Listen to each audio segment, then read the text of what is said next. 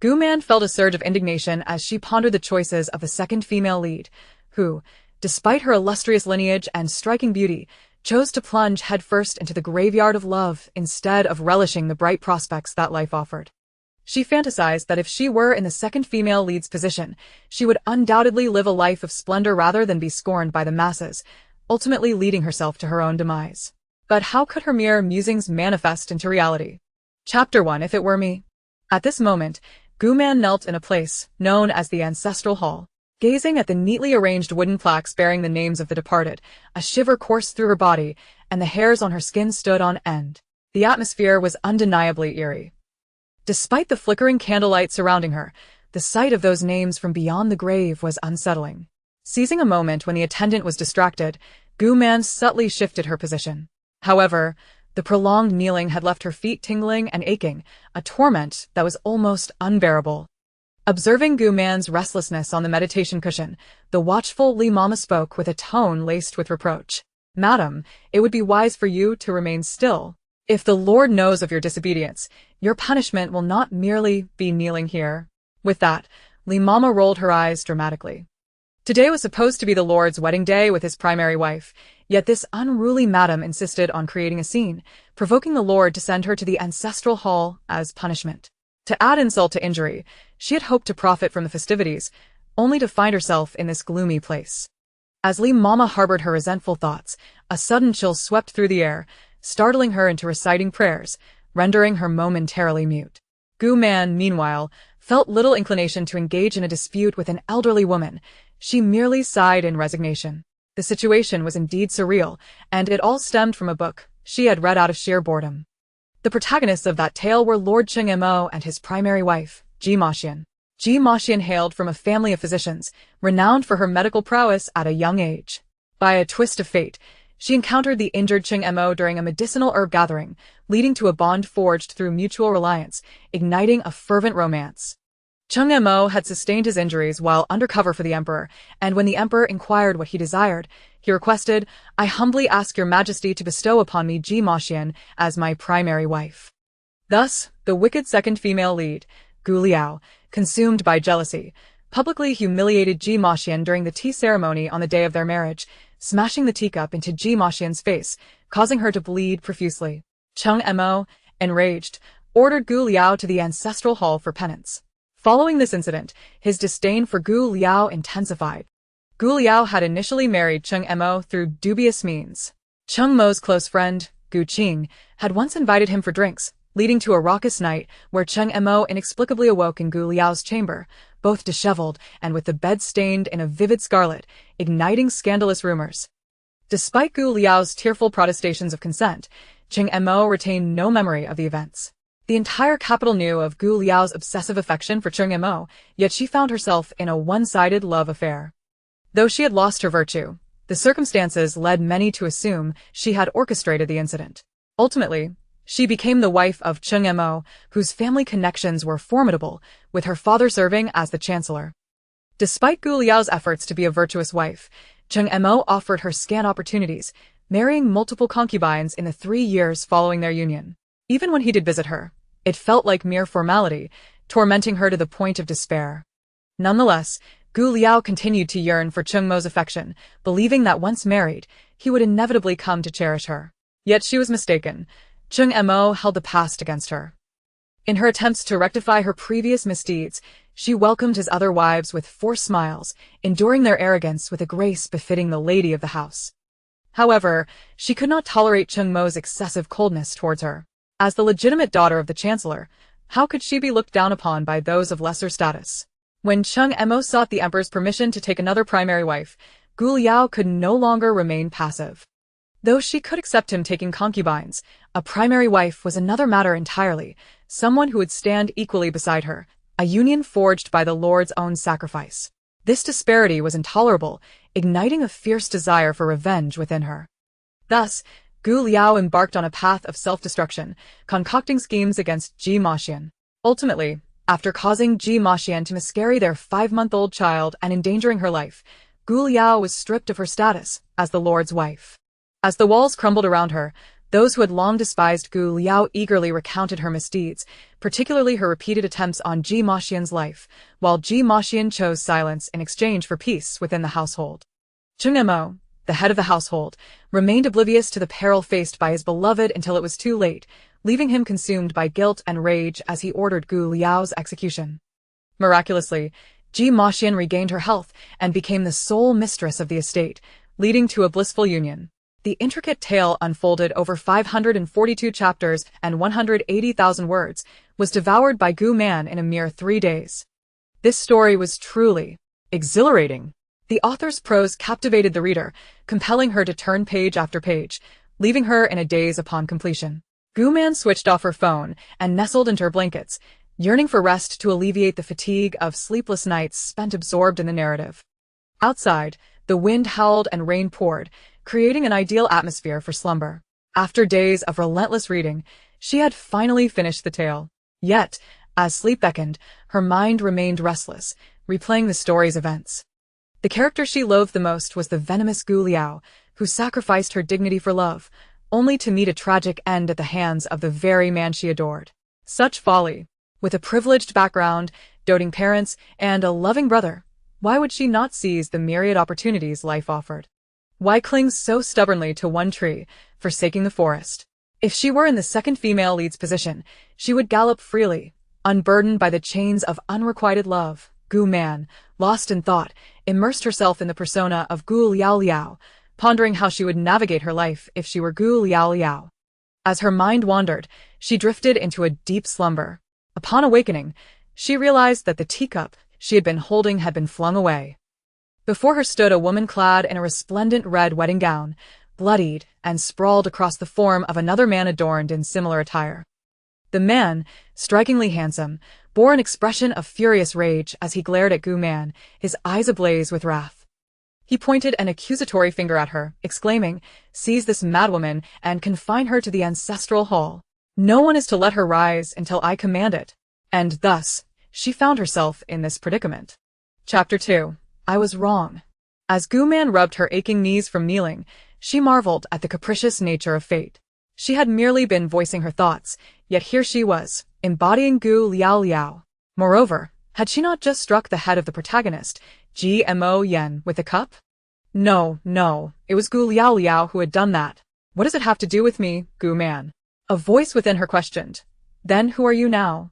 Oh heavens, I am indeed Gu Liaoliao. Gu Man, feeling a surge of frustration, tugged at her hair. What was she to do? According to the narrative, Cheng Mo would soon arrive to demand an explanation, and Gu Liaoliao, unrepentant, would ultimately be relegated to the side courtyard for reflection. Life in the side courtyard would be far from pleasant. Gu Liaoliao had long harbored grievances against Cheng Mo for marrying a secondary wife, and being dispatched to the side courtyard would undoubtedly be a slap in the face for her, as well as a means to establish the new lady of the Ho residence's authority, making it clear who held the lord's favor.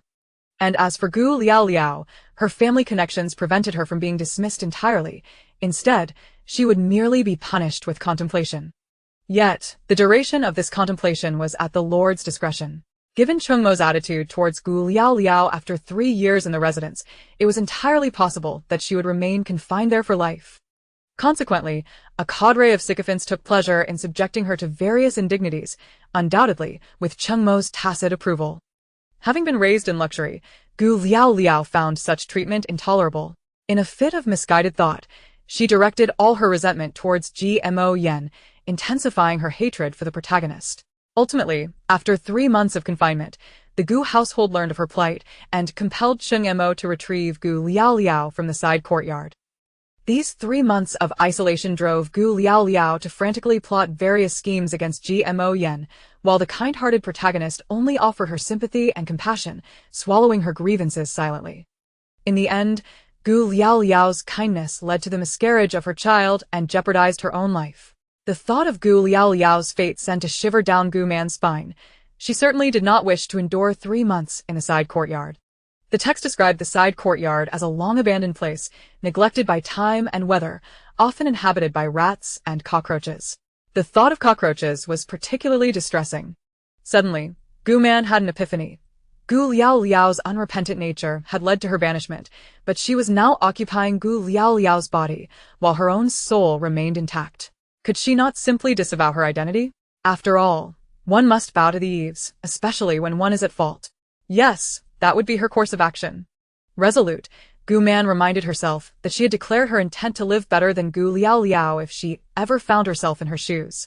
Now was the pivotal moment to alter Gu Liaoliao's destiny. If she could cultivate a favorable relationship with the protagonist, securing a divorce should not pose a challenge. With a divorce in hand, her freedom would be assured. Yet, she had yet to contemplate what to do once she was free. She had heard tales of the South being quite lovely. As a native northerner, she envied the perpetual spring of that region. Yes, she would venture south. As she envisioned a bright future, a smile involuntarily spread across her face. Just then, the door of the ancestral hall was flung open with a resounding bang. Startled by the commotion, Gu Man turned to see Ching-Mo, his face dark and furious. Although handsome, he was quite fearsome when enraged. Gu Man instinctively lowered her head, pinching her thigh to stifle her tears.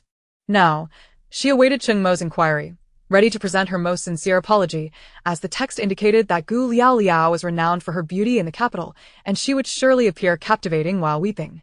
Though she had yet to behold Gu Liaoliao's visage, having been cast into this eerie ancestral hall, the delicate beauty of her hands alone suggested that Gu Liaoliao must be striking. After all, hands are a woman's second face, and if that second face is alluring, the first must surely be as well. Yet, if Gu Liaoliao's beauty were truly an advantage, she would not have fallen from Cheng-Mo's favor.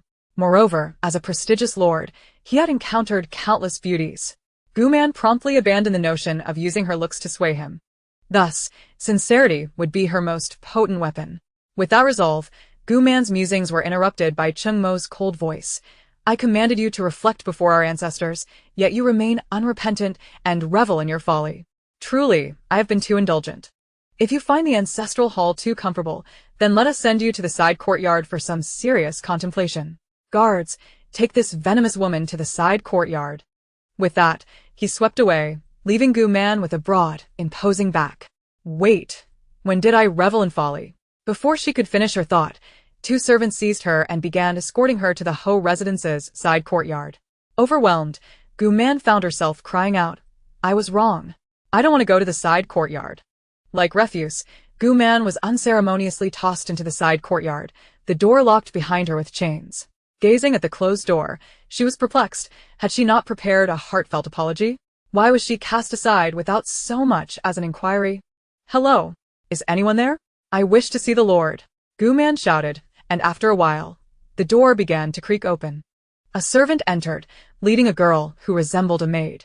The girl appeared to be around 16 or 17, thin and somewhat presentable, though her eyes were red as if she had recently wept. She reluctantly stepped inside, carrying a simple bundle. The servant spoke coldly. This is the young lady who pleaded with the Lord for a long while before he finally consented to send someone to attend to you. The Lord instructed her to ensure you reflect on your actions. You will remain confined until you acknowledge your mistakes. Gu Man quickly interjected, I realize my errors now. Please tell the Lord. The servant regarded her with skepticism, prompting Gu Man to plead fervently, hurry. Though the maid was an official wife of the Lord, and thus commanded some respect, the servant, wary of the consequences, hurried off to report to the Lord. Nonetheless, he dutifully locked the creaking wooden door behind him. Gu Man rolled her eyes heavenward, turning to the maid behind her. Perhaps her impatience was palpable, for the maid suddenly knelt before her, causing Gu Man's knees to ache. It is currently the height of summer, with the weather exceedingly hot. Listening to the crisp sound of the maid kneeling, one can surmise she is not clad in very thick garments. Such an act would surely leave her knees bruised for several days. Gu Man hurriedly helped the maid to her feet, yet the maid trembled like a leaf, utterly terrified to rise. Gu Man abandoned her previous actions, recalling the accounts from the book, wherein Gu Liao endured both overt and covert ridicule and disdain within the estate. To avoid inciting the ire of the Marquis, she swallowed her grievances, only to turn around and bully the very maids who served her.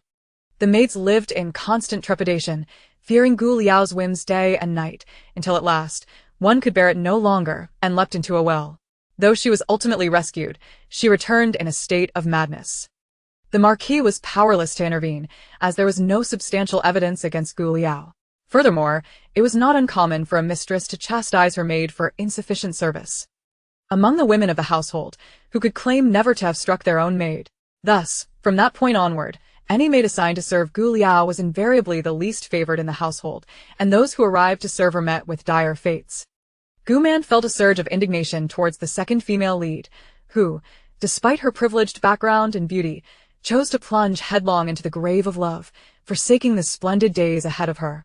She imagined that had she been in the second female lead's position, her life would have flourished, rather than being scorned by all and ultimately leading herself to ruin. Yet, how could such thoughts manifest into reality? Chapter 1 If It Were Me. At this moment, Gu Man knelt in a place known as the Ancestral Hall. As she gazed upon the orderly rows of wooden plaques bearing the names of the departed, a shiver coursed through her body, raising the hairs on her skin.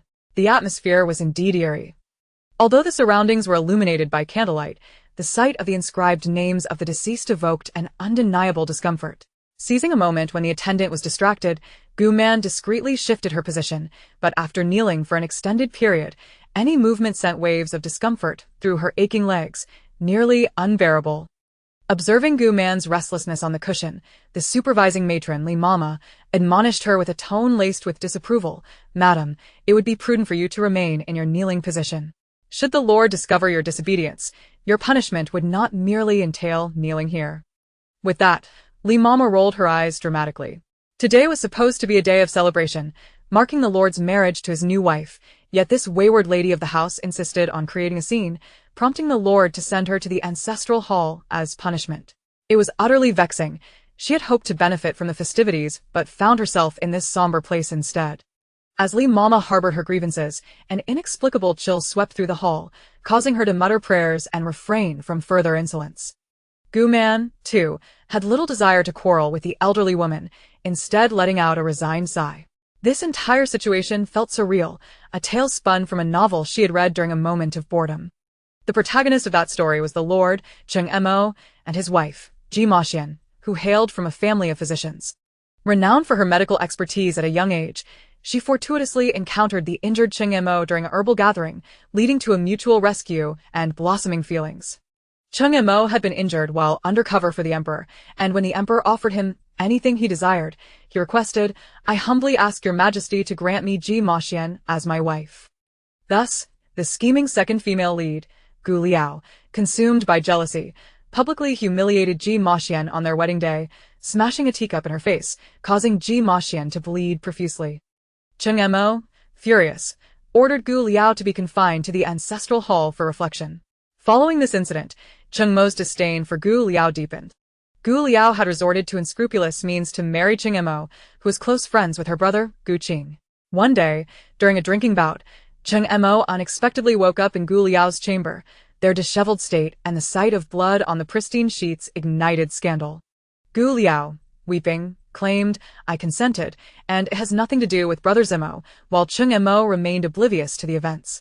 The capital buzzed with rumors of Gu Liao's obsessive love for Cheng Mo, yet their feelings were unreciprocated. Despite Gu Liao's loss of virtue, the circumstances seemed to frame her as the architect of her downfall. Nevertheless, her family's prominence, her father being a chancellor, compelled Cheng Mo to marry her. However, Gu Liao's actions were held in contempt, and despite her noble lineage, she faced disdain from within the household. Aware that her behavior had tarnished her family's reputation, she resolved to be a virtuous wife after marrying into the Cheng family. Alas, Cheng Mo offered her scant opportunities. Over 3 years, he took several concubines, leaving Gu Liao's presence in his chambers a rare occurrence, akin to a mere formality that tormented her. Yet, despite the anguish, she yearned for his affection, believing that once married, winning his love would be effortless. Unfortunately, Cheng Mo cared deeply about her past. In her attempts to redeem herself, Gu Liao greeted his concubines with forced smiles, enduring their arrogance, all while maintaining the composure expected of a lady of the house. However, she could not tolerate Cheng Mo's blatant indifference towards her. How could a dignified daughter of a chancellor be overshadowed by mere concubines? When he sought the emperor's decree for a formal marriage to another, Gu Liao could no longer remain silent. It was one thing to take a mere concubine, but a primary wife was to be her equal, a union forged at the cost of Cheng Mo's life. This disparity was unbearable, igniting her jealousy and leading her down a path of self-destruction. ultimately resulting in the miscarriage of Ji Maxian's child and her expulsion from the position of lady of the house.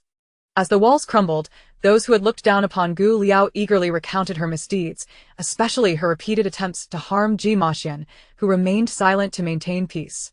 The lord, oblivious to the peril he had placed his beloved in, was consumed by guilt when the truth came to light. Enraged, he ordered Gu Liao's execution. Miraculously, Ji Maxian recovered and became the sole mistress of the Cheng household, leading to a life of sweetness for the two. Gu Man devoured the tale, 542 chapters and 1.8 million words of historical intrigue, within a mere 3 days. What a gratifying story it was. The author's prose was captivating, compelling one to devour chapter after chapter until exhaustion set in. Gu Man turned off her phone, nestled under her covers, longing to rest and alleviate the fatigue from her binge reading. Outside, the howling wind and rain provided the perfect backdrop for slumber, yet as she prepared to drift off, sleep eluded her, her mind replaying the story's events.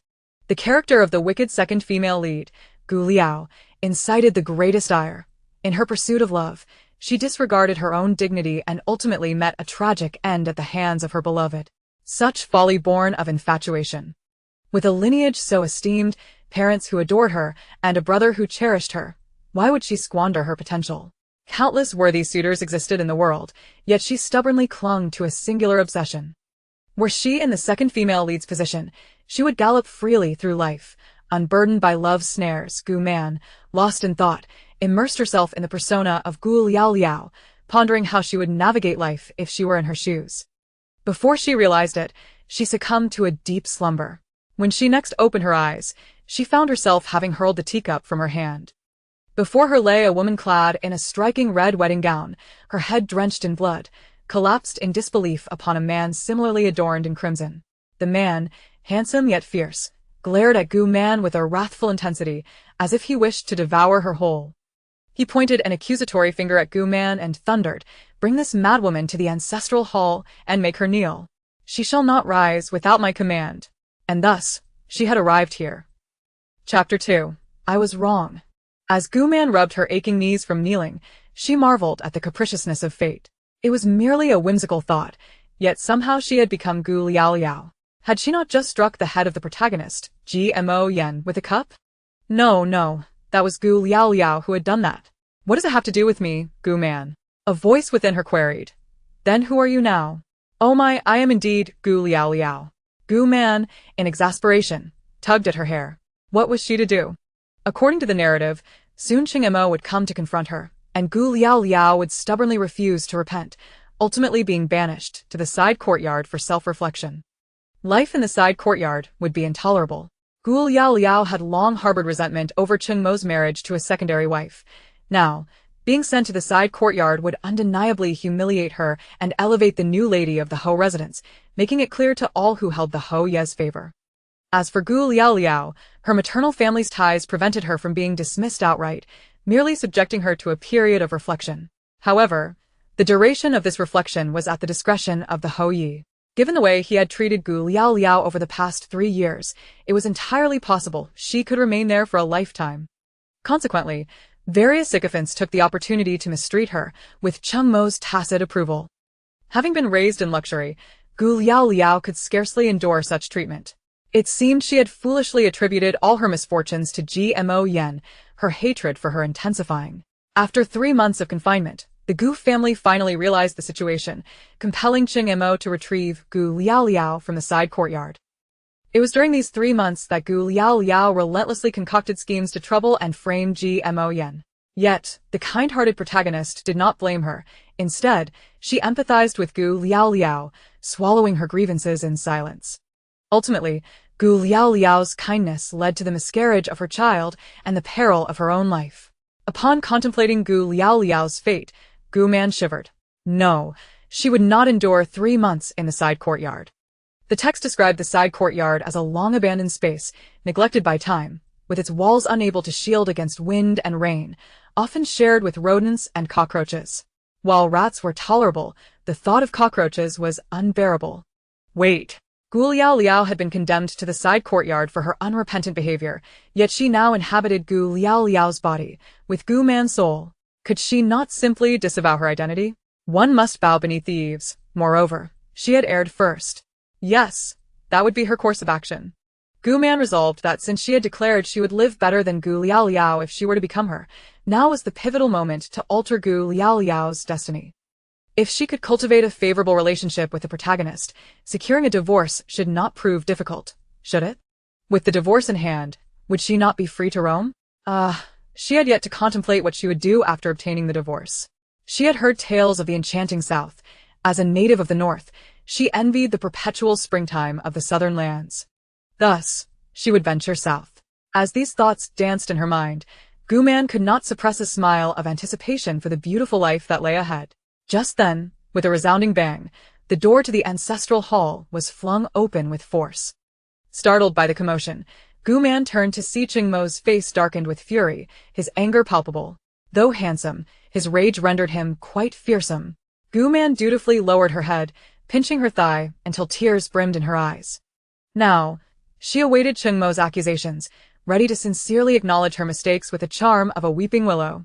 According to the text, Gu Liaoliao was renowned in the capital for her breathtaking beauty. Her tears must surely be captivating.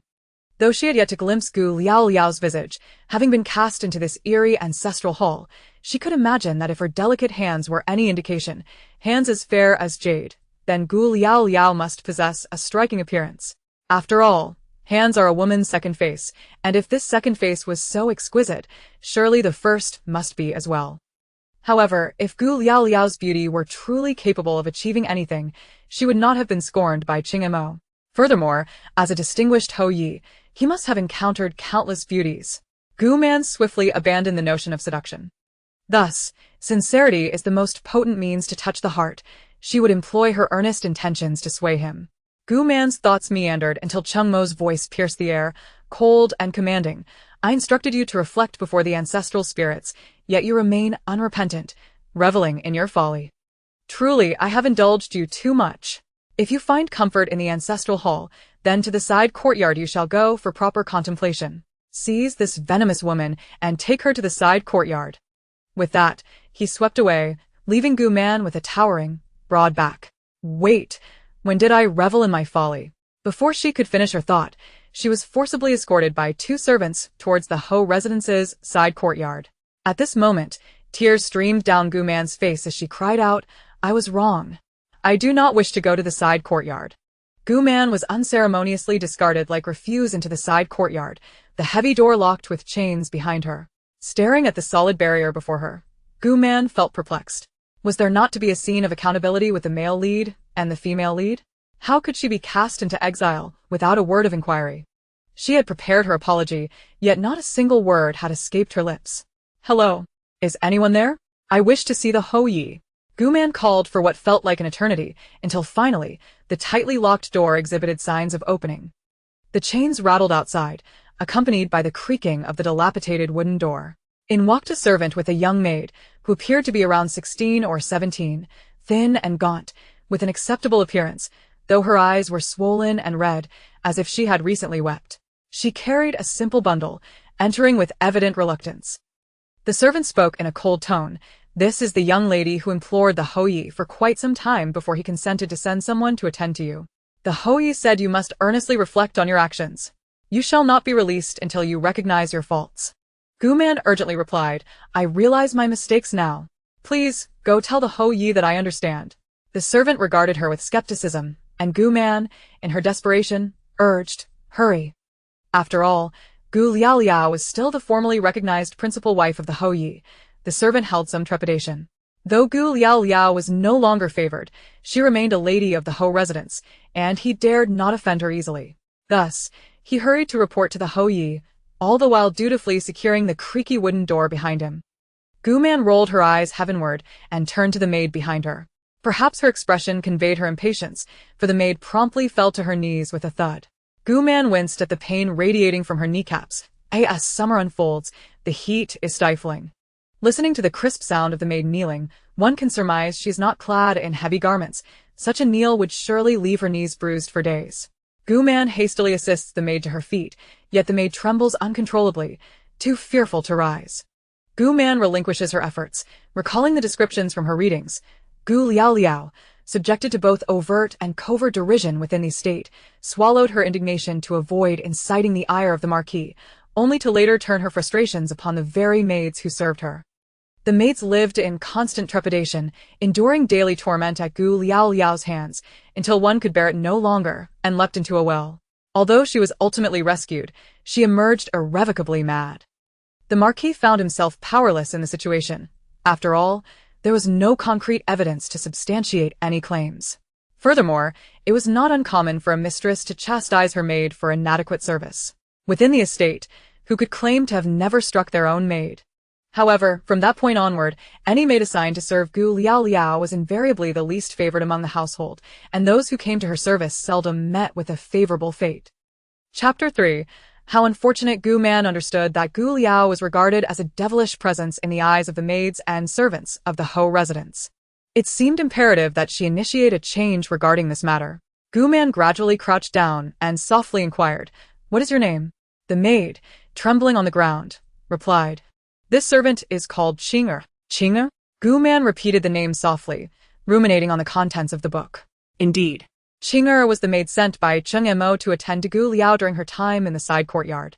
Cheng Montak, In an effort to secure a favorable impression of Gmo Yen, had instructed the maid who brought her to convey that this servant was a favor sought by Gmo Yen, setting up a comparison of poise. "Look at how she carries herself. And then look at you." Gmo Yen truly embodied the grace befitting the lady of the Ho residence.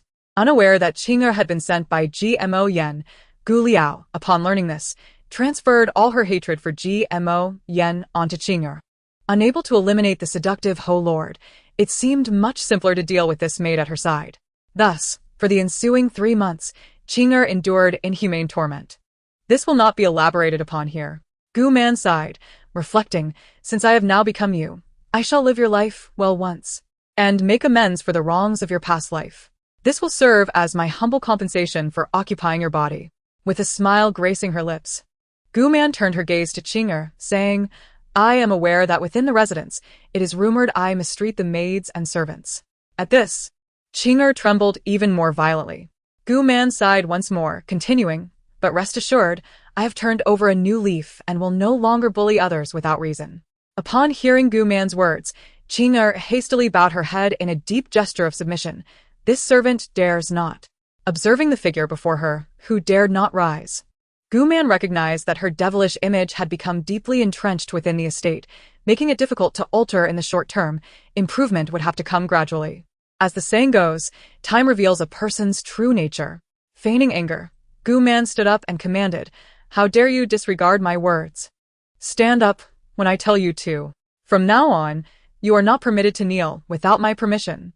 Do you understand?" Qing'er quickly rose, trembling. Just as Gu Man nodded in satisfaction, a familiar voice echoed from outside, laced with an icy chill. "This lord should not have heeded Yenu's words, believing that you, this viperous woman, could repent. Truly a waste of Yenu's good intentions. You shall remain in contemplation until death." As the last words fell, the sound of departing footsteps followed. "What on earth? How could I be so unfortunate?" Gu Man lamented as she looked skyward, hastily knocking on the door. "I merely wished for her not to continue kneeling. I did not bully her. My lord, please let me explain." But there was no response from outside. Leaning against the wooden door, Gu Man sank helplessly to the ground, realizing she was out of options. The misunderstanding had escalated. How could this person pass judgment without hearing the full story? Even eavesdropping requires comprehension. Contemplating her predicament, Gu Man recognized that she was indeed suffering the consequences of her own actions. After all, Gu Liao, the previous owner of this body, had left a rather unfavorable impression. Nevertheless, life must go on. The night had fallen, and she needed to consider how to spend the evening. With a sigh, Gu Man glanced at Qing'er, who was lost in thought, aware that her presence had led to the scolding of this seemingly devilish lady by the lord, who had even suggested confining her to death. Would the lady vent her frustrations upon her, leaving her in a dire predicament? As fear coursed through her, Qing'er forgot to weep. Reflecting on her position as the lowest-ranking laundry maid, she recalled how a careless misstep had angered the head matron, who then harbored resentment and sent her to serve the devilish lady. Although she had never encountered the lady, the tales of her terror were well known. Rumors spoke of how, at midnight, The lady would transform into a creature with a mouth as wide as a basin and teeth as sharp as a wolf's, devouring her maids whole. Or how she wielded a thorny whip to punish her servants, leaving nothing but bones in her wake. When she learned she was to serve the lady, Jiangnan had contemplated ending her life to escape such torment. Yet, when she grasped the scissors and aimed for her heart, she faltered. She feared death. What would become of her ailing mother? What of her siblings who needed to attend school? Her meager monthly wages were all that supported her family. With these thoughts, she abandoned the notion of taking her own life. Yet, when Gu Man's gaze fell upon her, Jiangnan regretted not having acted on her earlier impulses. Desperate to plead for forgiveness, she instinctively began to kneel, but Gu Man's sharp command stopped her. No kneeling. Jiangnan froze, half kneeling, unsure of how to proceed. Gu Man, exasperated, helped her to sit upon the bed. Jiangnan protested. This servant dares not.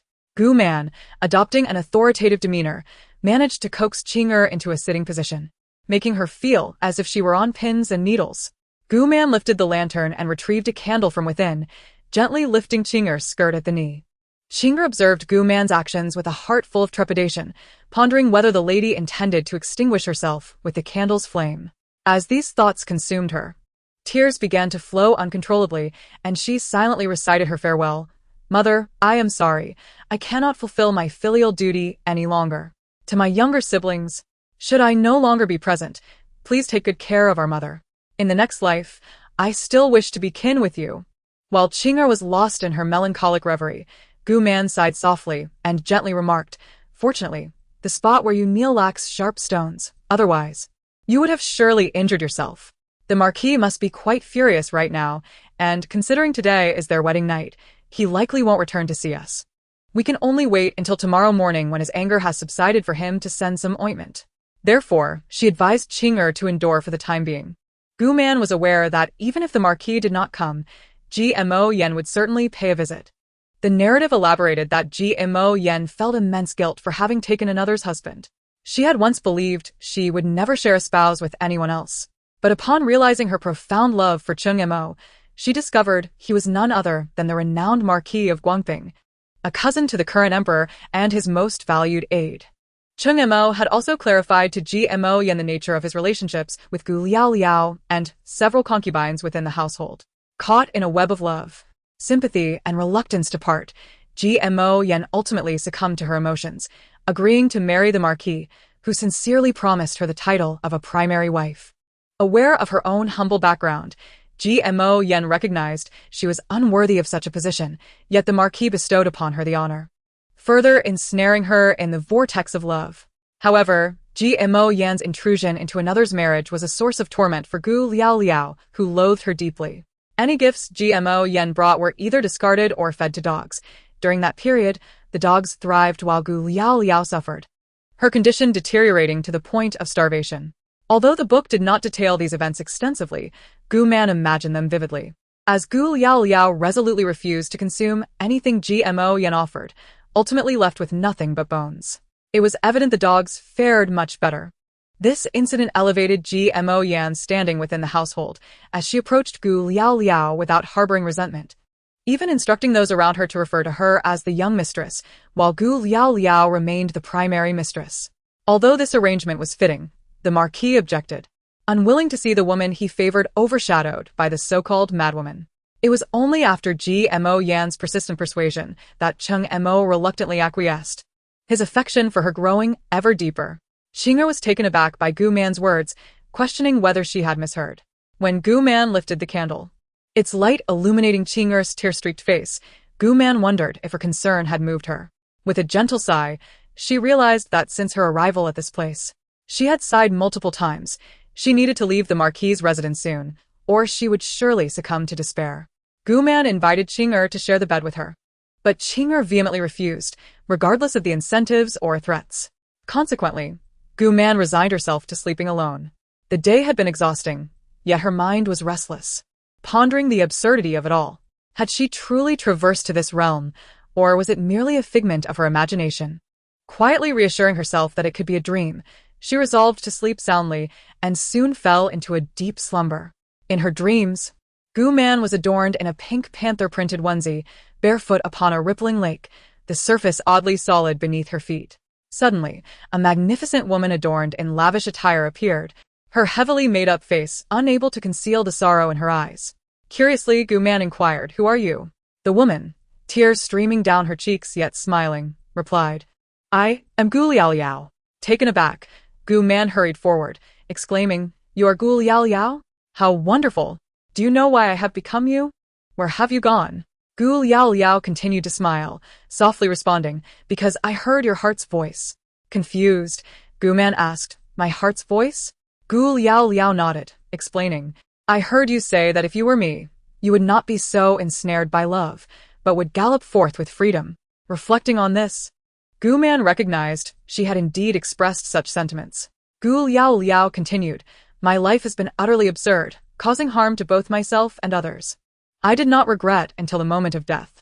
Yet in the face of death, I realized how ridiculous my existence had been. However, I became entrapped in the affections of brother Zmo. When I was lost in my confusion, I suddenly heard your voice. And you said you would not live as I did. So, I am curious, if you were me, what choices would you make?" Gu Man understood that Gu Liaoliao was filled with regret and sought her to alter her fate. She realized that had Gu Liaoliao been the one reborn, she would likely repeat her past mistakes. Gu Man smiled and assured Gu Liaoliao, "Do not worry, I will ensure you lead a life unlike any other." As her words faded, Gu Liaoliao's figure vanished, leaving a lingering thank you in the air. In reality, Gu Man lay on the disheveled bed, eyes closed, the corners of her mouth lifting as she softly uttered, "You are welcome." Chapter 5. A continuing struggle. By this time, dawn had broken. In the long summer days, Qing'er awoke shortly after the hour of the rabbit, intending to fetch water for her mistress's face. However, upon stepping outside, she realized that although there was a well, there were no basins or towels. Disheartened, she returned to the chamber, at a loss for what to do, when she overheard her mistress mumbling in her sleep. Unable to resist, Qing'er approached for a closer look. In the dim light of the previous night, she had not seen clearly, but now she noticed her mistress looked truly lovely, peacefully asleep.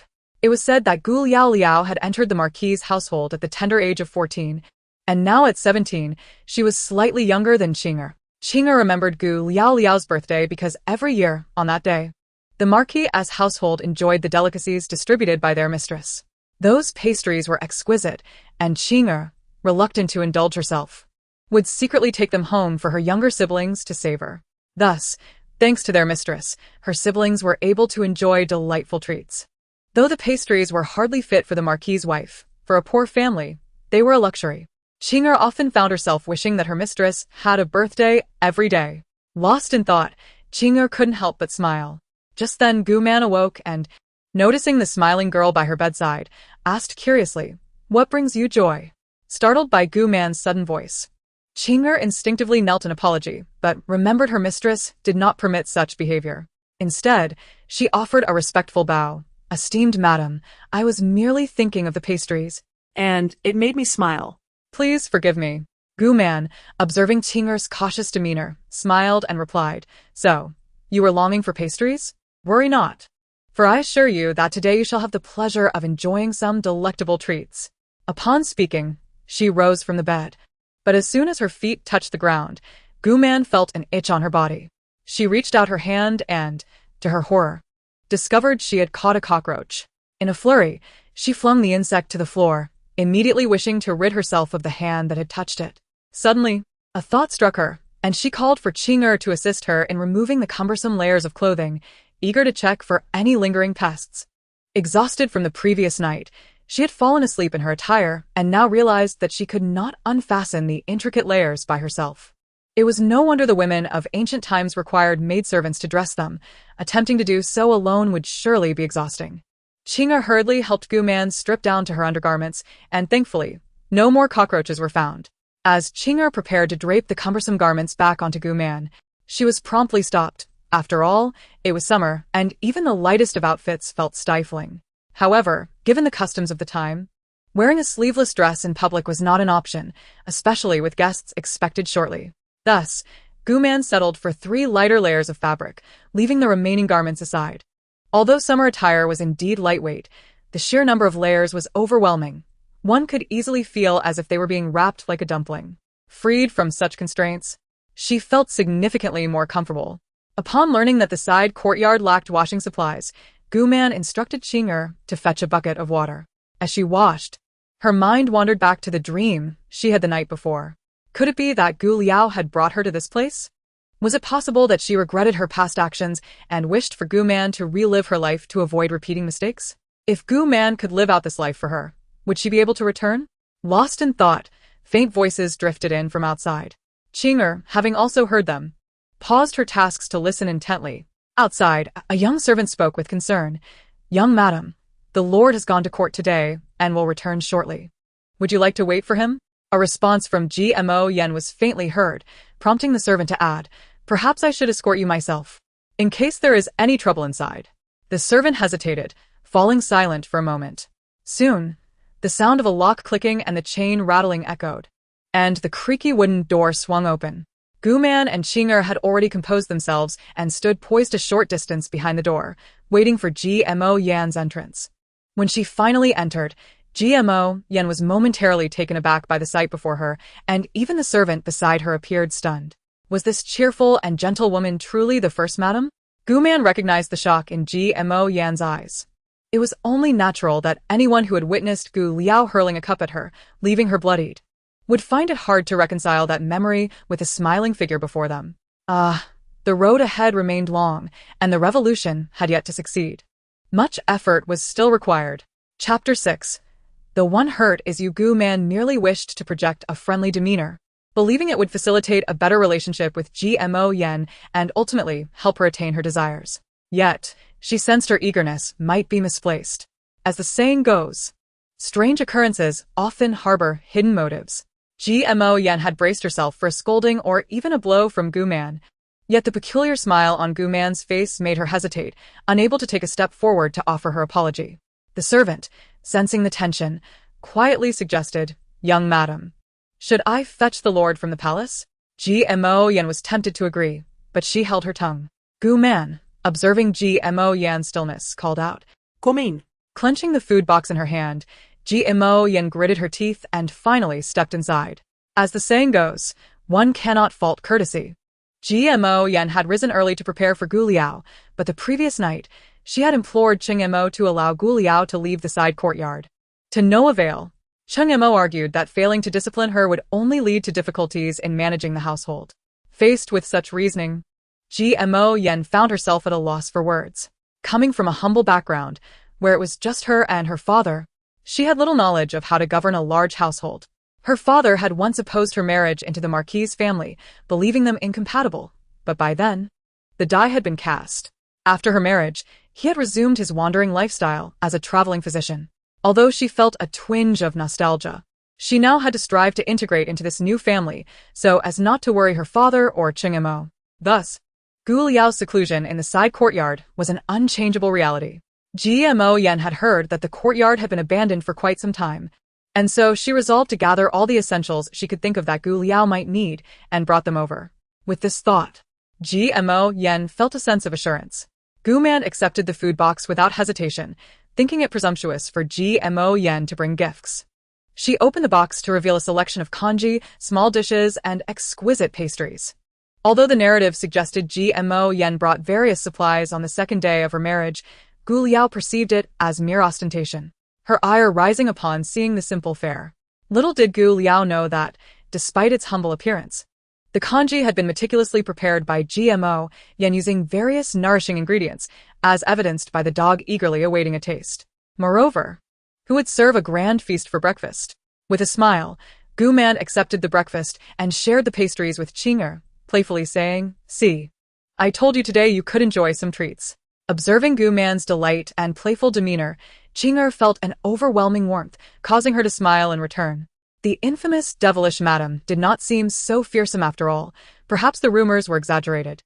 As Qing'er savored the pastries carefully, Gmo Yen stood by, momentarily dazed. Was this the same woman who had glared at her menacingly just the day before, leaving her bloodied? Noticing Moyanes stupor. Guman waved her hand in front of her, jolting Gmo Yen back to reality, her cheeks flushing with embarrassment. The nervous servant, drenched in cold sweat, had almost intervened earlier, fearing Gu Man might strike Gmo Yen, but thankfully, it was merely a wave of her hand without any ulterior motive. Yet, who could predict when Gu Man might unleash her wrath again? Thus, he tactfully suggested that the Lord would be arriving soon, encouraging Gmo Yen to return with him.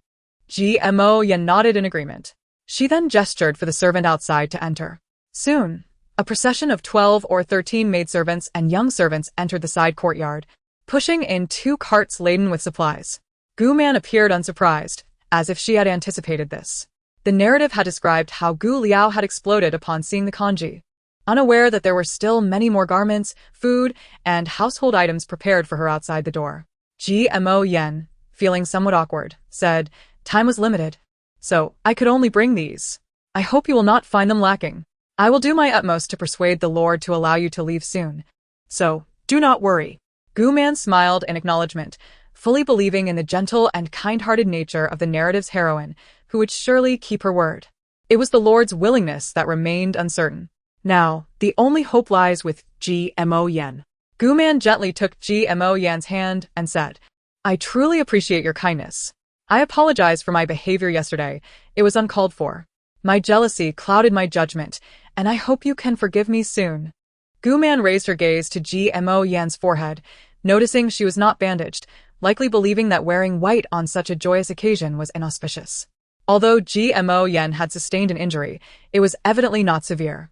Gu Man sincerely felt remorse for Gu Liaoliao, her eyes reflecting genuine contrition. Indeed, Gmo Yen, who had initially harbored doubts, was moved by Gu Man's earnestness and repeatedly assured her that she would persuade Qingmo to release Gu Man. Gu Man nodded. "I believe in you. It will be all right."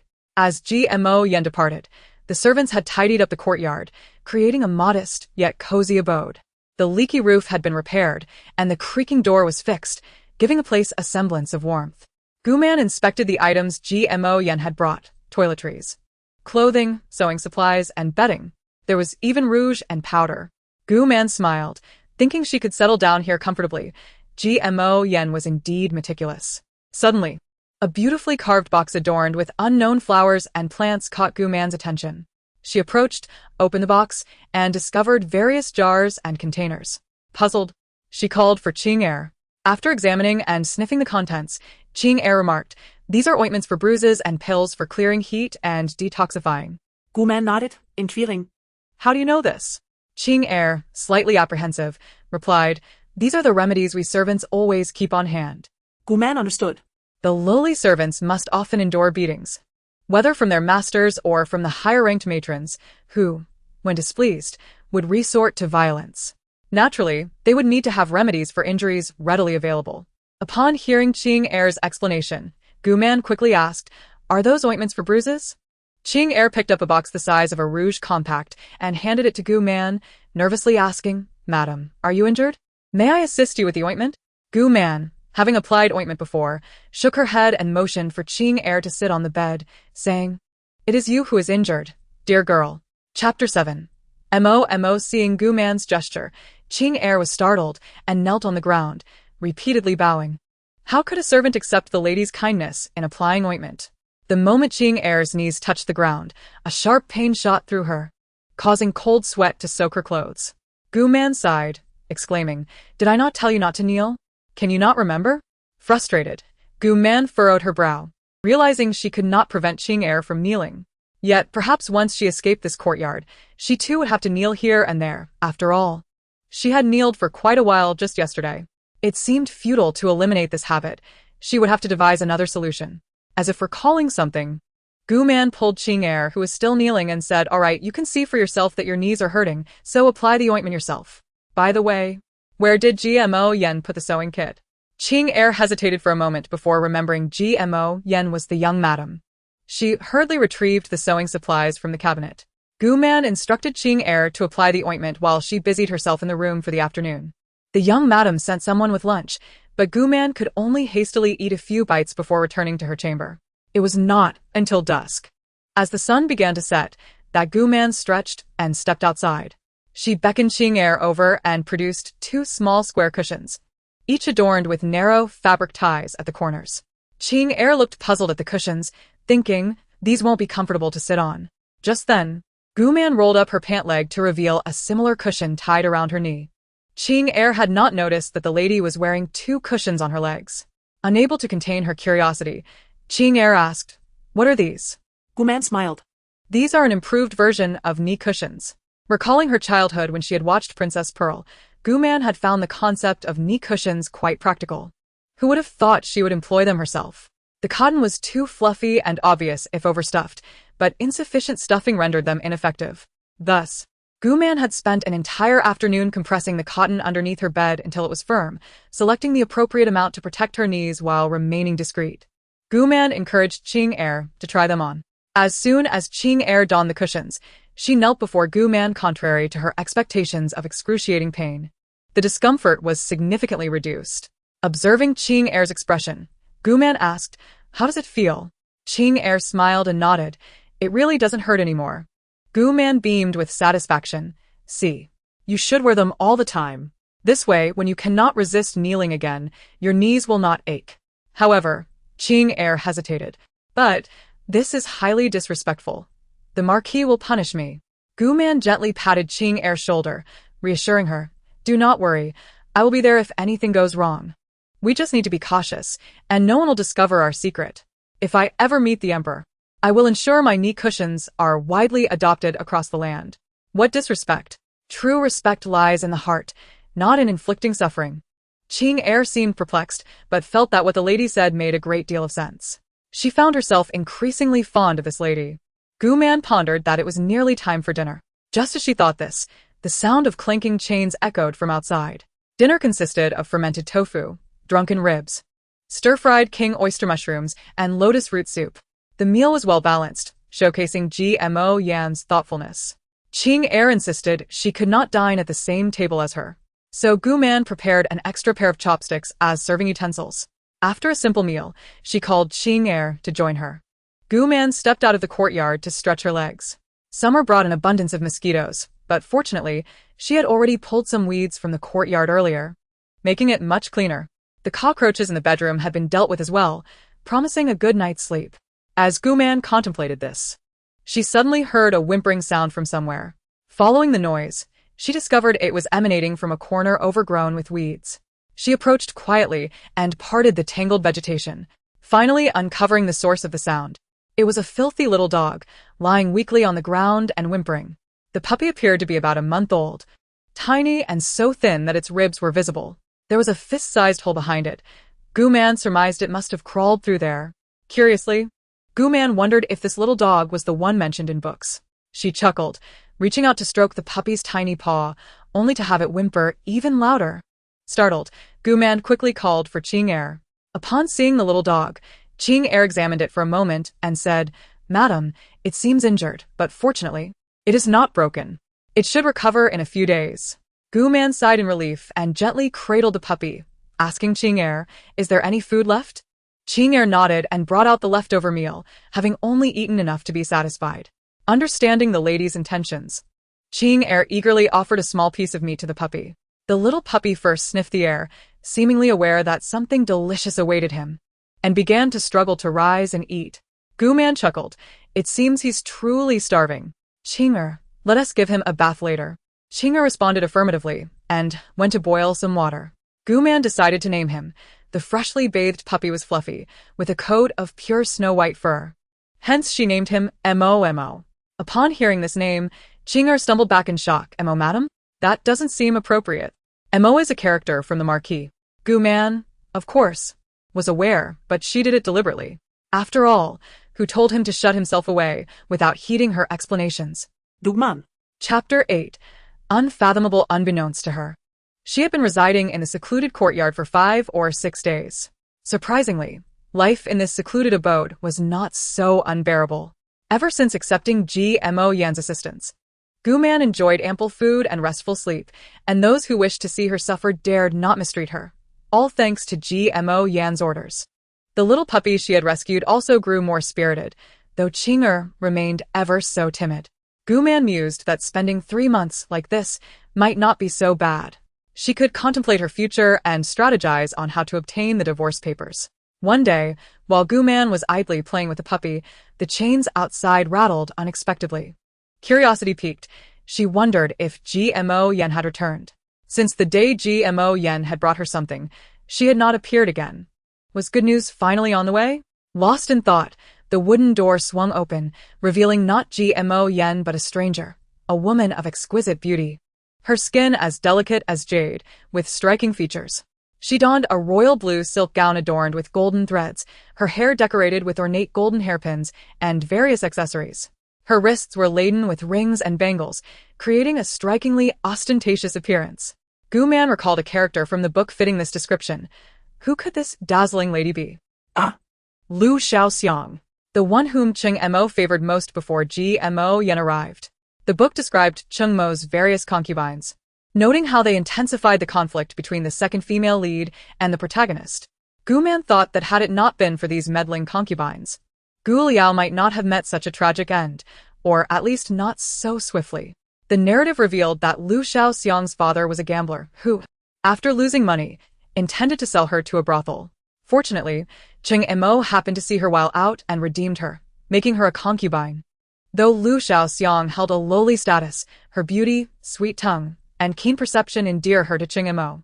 Since she was Cheng Mo's favorite, she naturally became Gu Liao's nemesis.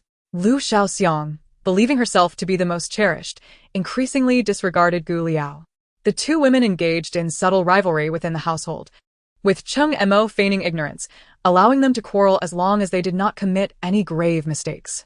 Gu Man was puzzled as to why Lu Xiaoxiang had come to seek her out. Was she here to mock Gu Liao? However, the book did not mention any visits during Gu Liao's 3 months of confinement aside from GMO Yan's. Embracing the philosophy of remaining unmoved by the enemy's actions, Gu Man glanced at Lu Xiaoxiang and resumed her playful antics with the puppy, Mo Lu Xiaoxiang, realizing Gu Liao was ignoring her. Felt a surge of anger, but then recalled that Gu Liao had always treated her this way. Lu Xiaoxiang thought resentfully, is Gu Liao truly so remarkable just because she was born into a good family? What is so impressive about that? It does not earn her my husband's affection. With this thought, Lu Xiaoxiang felt somewhat relieved, adjusting the hairpin in her coif and stepping into the small courtyard. She surveyed her surroundings and clucked her tongue.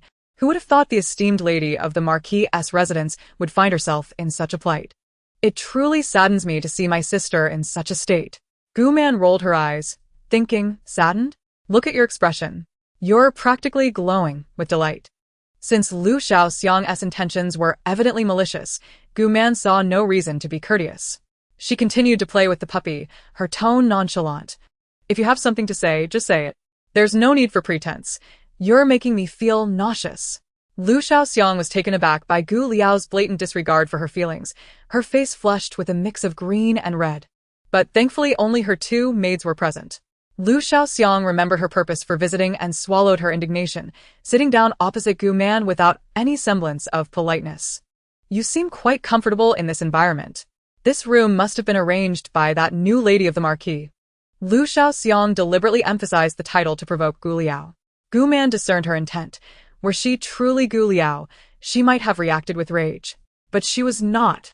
She still held a fondness for the protagonist, GMO Yen, and aside from her marriage to Cheng Mo, despite his numerous wives, everything else was quite agreeable. After all, this was ancient times. One could not judge the practice of polygamy through a modern lens. Gu Man replied, indeed. What of it? Lu Xiaoxiang stared at Gu Liao, astonished by her calm demeanor. Is this really Gu Liao? Did confinement alter her temperament? Lu Xiaoxiang queried in confusion. You haven't been swayed by GMO Yen, have you? Just for a few small favors. You seem oblivious to the reality. Do you even know what GMO Yen has been up to these past few days? Gu Man chuckled lightly. What else could she be doing? Learning to manage the household. The book noted that GMO Yen began overseeing the household affairs the day after her marriage, for only by mastering these could she truly become the lady of the Marquis' residence. Cheng Mo was indeed thoughtful. Noticing Gu Man's lack of reaction, Lu Xiaoxiang could no longer contain her excitement. The Marquis has entrusted GMO Yen with all household matters, including the accounts and keys to the storerooms. Do you comprehend what this implies? Gu Man shrugged indifferently. It means GMO Yen will be in charge of the Marquis' residence from now on. Lu Xiaoxiang sprang to her feet in excitement. You're aware? Then why are you still here? You are the true lady of this estate. Gu Man smiled serenely, I find it quite agreeable. Managing the household is exhausting. I'm glad to have someone to share the burden.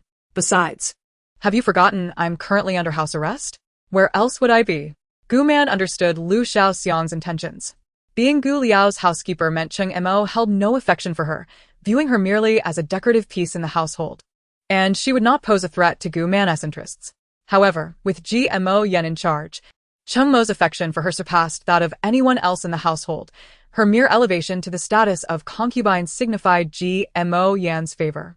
Should Mo Yen take charge, Gu Liao's share of affection would inevitably dwindle, compelling her to devise a plan. Today, Lu Xiaoxiang arrived believing that an enemy of her enemy could be an ally, attempting to manipulate Gu Liao into being the scapegoat.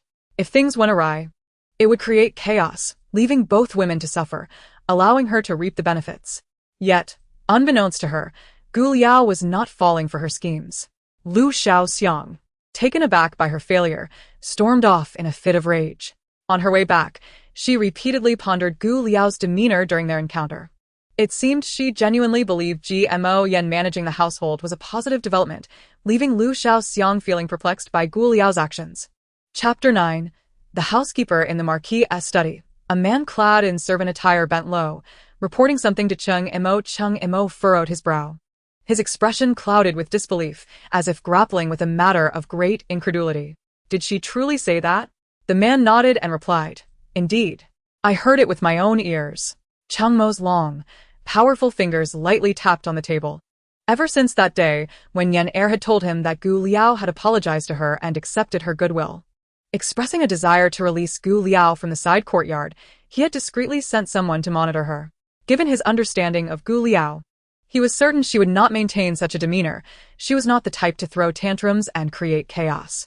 Yet in recent days, she had indeed been behaving herself, and in her conversation with Lu Xiaoxiang today, she had repeatedly expressed her approval of steward Mo Yen, which left him perplexed. Had she truly changed? Cheng Montag morgen uret. Then he instructed the man, You may leave now and continue to keep an eye on the movements of the madam. The man acknowledged and retreated. At that moment, the steward of the Ho residence, Liaoliao, entered, inquiring, My lord, since the madam recognizes her mistakes, why not release her? Otherwise, it may be difficult to explain to the Prime Minister. As the saying goes, family disgrace should not be aired in public. Hence the matter of Gu Liao's confinement had not been publicized. Cheng Mo pondered for a moment and shook his head. Let her remain confined for a while longer. Yan Er has just taken on her role as steward and is still unfamiliar with the affairs of the residence. We shall wait until she is accustomed to her duties before releasing Gu Liao, to prevent any disruption. However, in a month's time, the Queen's birthday would arrive. And as the madam's maternal aunt, it would be unavoidable for the Queen to inquire about her absence if Gu Liao were not released to attend the celebration. Linora Marquet. Cheng Mo's brows furrowed deeper, his frustration evident. Confining Gu Liao was a necessary measure. She had committed an offense. And he wished for Mo Yen to truly become the lady of the Ho residence. Thus, he had taken this opportunity to confine Gu Liao and strip her of her stewardship to pave the way for Yan Er. Cheng Montag seit. Lamenting the immense power of Gu Liao's family, which forced him to proceed cautiously. With the Queen's birthday approaching in a month, it was imperative for Yan Er to familiarize herself with the workings of the household and consolidate her authority. He would then find a suitable reason to release Gu Liao. Also, he instructed to keep a close watch on Lu Xiaoxiang to prevent her from causing any trouble for Yan Er. Li Nua's expression brightened, and after acknowledging his orders, he hurried off.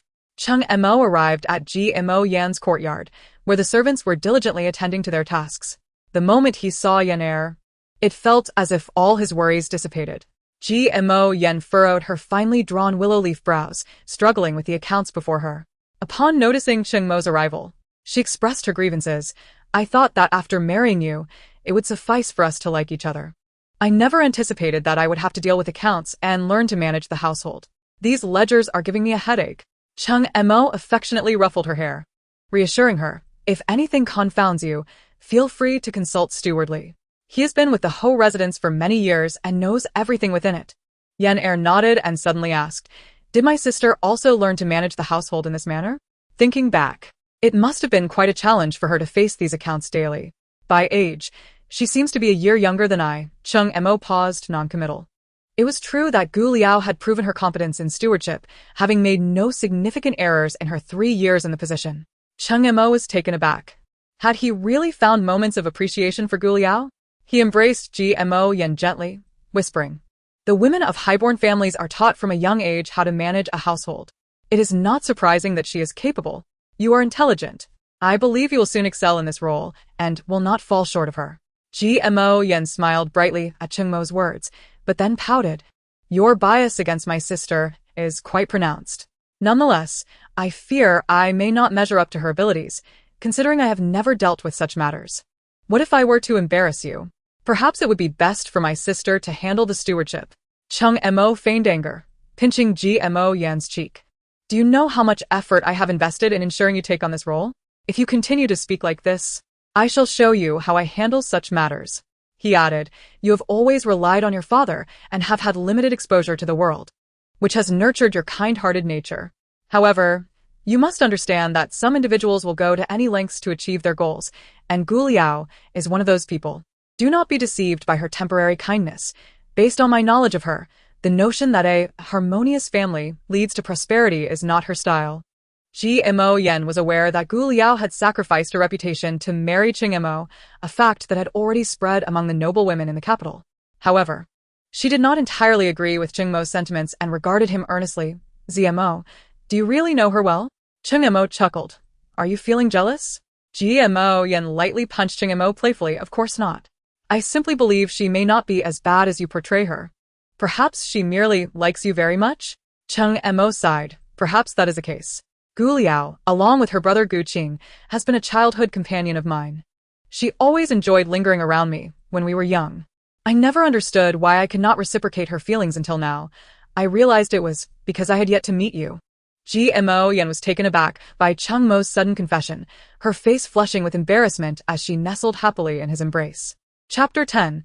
Let us divorce. Having been confined in the side courtyard for half a month, the little dog Mo and Qing Er, under Guman's care, were showing signs of weight gain, particularly Mo, who had transformed from a scrawny creature into a plump ball of fur, frolicking joyfully about.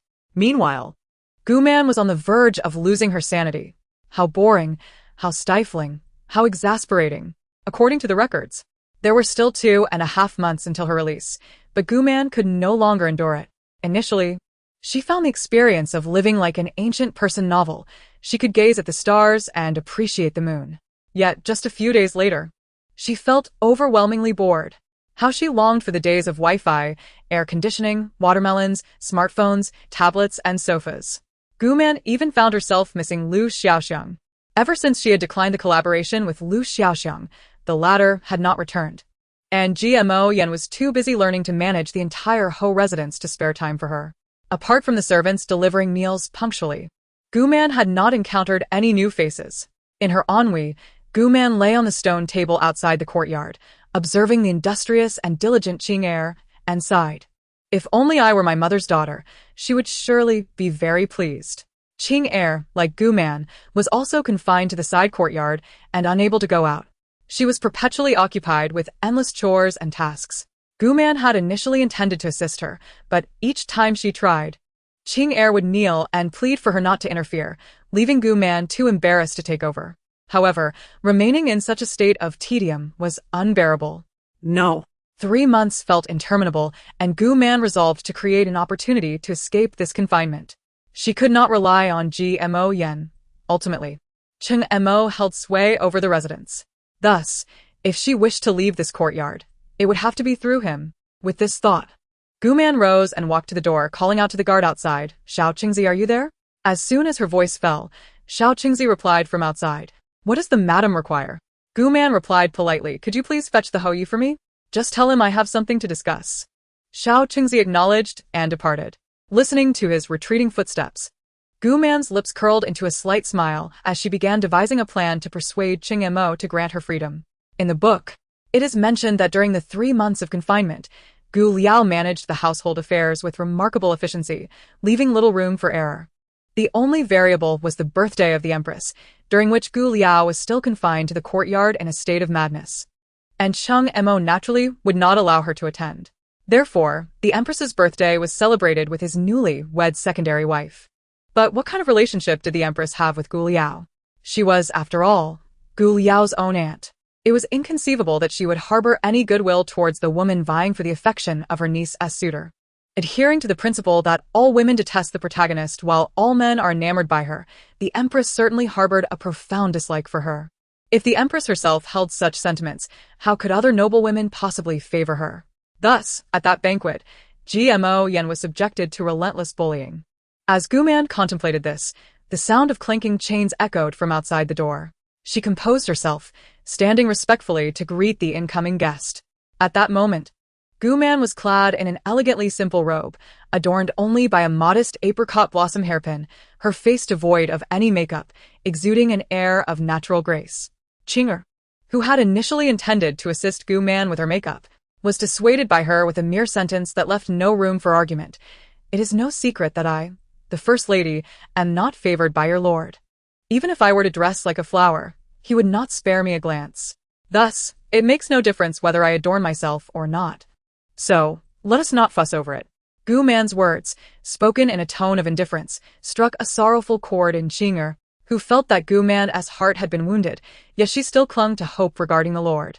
Through their interactions over the past few days, Qing'er increasingly perceived that the First Lady was not the terrifying figure as others described.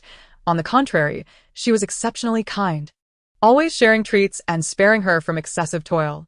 Even the little dog, Mo, had become increasingly lively under her care. She was genuinely a good and benevolent person. Why then did the lord harbor such an aversion towards her? Chung Mo entered with an unmistakable reluctance, only agreeing to come at Yan's insistence. Gu Man half kneeled, slightly nodded her head, and, emulating ancient customs, greeted the lord. This was the first time Qing'er saw the lord.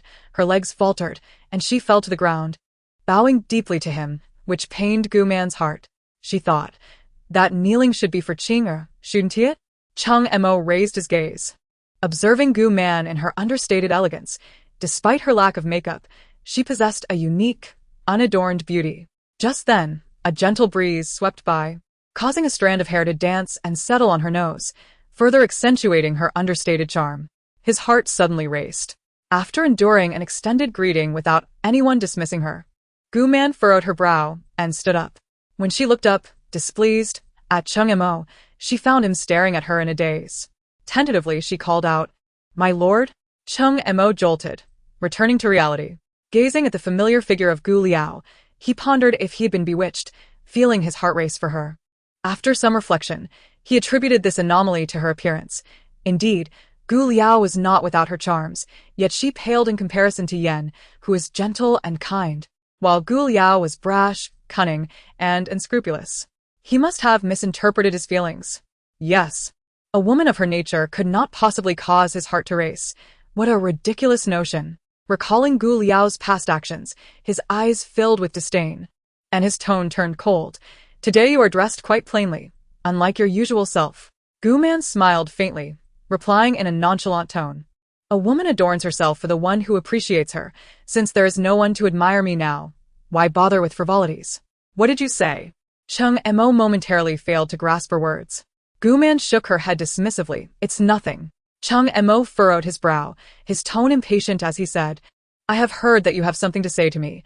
I hope your words merit my presence here. Otherwise, you shall not leave this place." Gu Man chuckled again, gesturing to the stone table where tea had been meticulously arranged. "Please, my lord, take a seat. Rest assured, what I have to say will surely keep you awake with delight tonight." Chung Mo regarded her with curiosity before taking a seat. Gu Man personally poured a cup of tea and handed it to Chung Mo, who hesitated for a moment before accepting it, his tone still impatient. "Speak quickly." Gu Man sat down, looking earnestly and sincerely at Chung Mo, saying, "My lord, let us part ways." Chapter 11. A resounding slap. Chung Mo, in the midst of sipping tea, was taken aback, sputtering the liquid towards Gu Man. Upon hearing her words, Qing'er, who had been nearby, widened her eyes in shock. Upon hearing Gu Man's exclamation of disdain, "What are you doing?" she snapped back to reality and rushed forward to wipe the tea from Gu Man's face. Chung Mo steadied his thoughts and waved for Qing'er to leave. She cast a worried glance at Gu Man before stepping outside and closing the courtyard door behind her. Chung Mo believed he must have misheard, fixing his intense gaze on the woman before him. asking in a deep voice, "What did you just say? Repeat that." Guman. Having been unexpectedly splashed with tea, felt disgusted and retorted, I said, "Let us part ways. If you are unwilling, you may write me a divorce letter instead." Cheng Emo seemed unable to fathom that Gu Liao would ever wish to separate from him, confirming once more, "You wish to part ways with me?" Guman nodded, yes. "I want to part ways with you." After days of reflection, I have finally realized that forcing something that does not fit will yield no sweetness. What I did to you previously was indeed wrong, and you have neglected me for 3 years. Consider that your punishment. Now that you have found the one you truly love, I too have let go of my obsessions. From this point forward, I will not entertain any unrealistic fantasies or expectations regarding you. Thus, the best outcome would be for us to part ways. After our separation, you can live freely with your beloved, enjoying a life of happiness together. Guman looked intently at Cheng Emo, asking, "What do you think? Are you not delighted?" She then produced paper and a pen from somewhere, presenting them to Cheng Emo. Come now, write it. Once the divorce letter is penned, we shall part on amicable terms, each pursuing our own happiness. Guman gazed at Cheng Emo with eager anticipation, but saw his expression darken, his gaze piercing as if he wished to bore a hole through her. Feeling apprehensive under his scrutiny, she thought, "Have I perhaps appeared too overly joyful? Logically, I should be heartbroken. Oh dear, I have been careless." Guman reconsidered, quickly adopting a sorrowful expression. Just as she was about to speak. However, Cheng Mo's gaze hardened, causing her heart to race. Suddenly, he seized her by the throat with a vice-like grip, his voice cold as ice. "Who are you really?" Guman struggled to breathe, attempting to pry his hand away while gasping, "I am Gu Liao. Who else could I be?" Yet, Cheng Mo's grip was unyielding, as though made of iron. With his brow tightly knitted, Cheng Emo watched as Gu Liao's face reddened. Suddenly, a realization struck him, and he released his grip on her neck. Gu Liao raised her hand to clutch her throat, gasping for fresh air, still reeling from the shock. When Cheng Emo suddenly yanked her collar, with a tearing sound, her garment was ripped open, exposing her fair skin to the air. Guman gasped in alarm, Instinctively reacting as she delivered a resounding slap across Cheng Mo's face. As the crisp sound rang out, both individuals present exchanged astonished glances. Outside the door, Qinger, hearing the lady's anguished scream, rushed to enter the courtyard to investigate, but was promptly pulled back by Xiao Qingzi, who admonished her quietly, "What are you doing?" "Inside is the Marquis. Do you wish to court death?" Qinger paused, then regained her composure. Indeed, it was the Marquis inside. What could she accomplish by entering? After a moment of reflection, she considered the formidable influence of the lady's family. Surely, even if the Marquis were furious, he would not go so far as to harm her. Yet, despite her reasoning, Qinger remained restless, pacing anxiously outside. Within the courtyard, Cheng Emo slowly raised his hand, touching the fiery spot on his face, incredulous as he gazed at Gu Man. "You dared strike me?" Gu Man, in a panic, waved her hands in protest. "I didn't mean to. You were the one who tore my clothes first. How could a Marquis engage in such behavior?" I lost control for a moment. I truly did not intend to. Gu Man felt as if she were on the brink of death. Had she really just slapped a Marquis? Good heavens. Guman. Have you not been confined long enough? Cheng Mo's face darkened, akin to a charred pot, as he bellowed in a fit of rage. "I have never seen that part of your body. I am a Marquis. I could have taken you right here in this courtyard, and what of it? You actually dared strike me. You are courting disaster." Gu Man was taken aback, unable to fathom how Cheng Emo could utter such shameless words. Enraged, she retorted, "Are you insane? I was speaking to you civilly, yet you first choked me, then tore my clothes.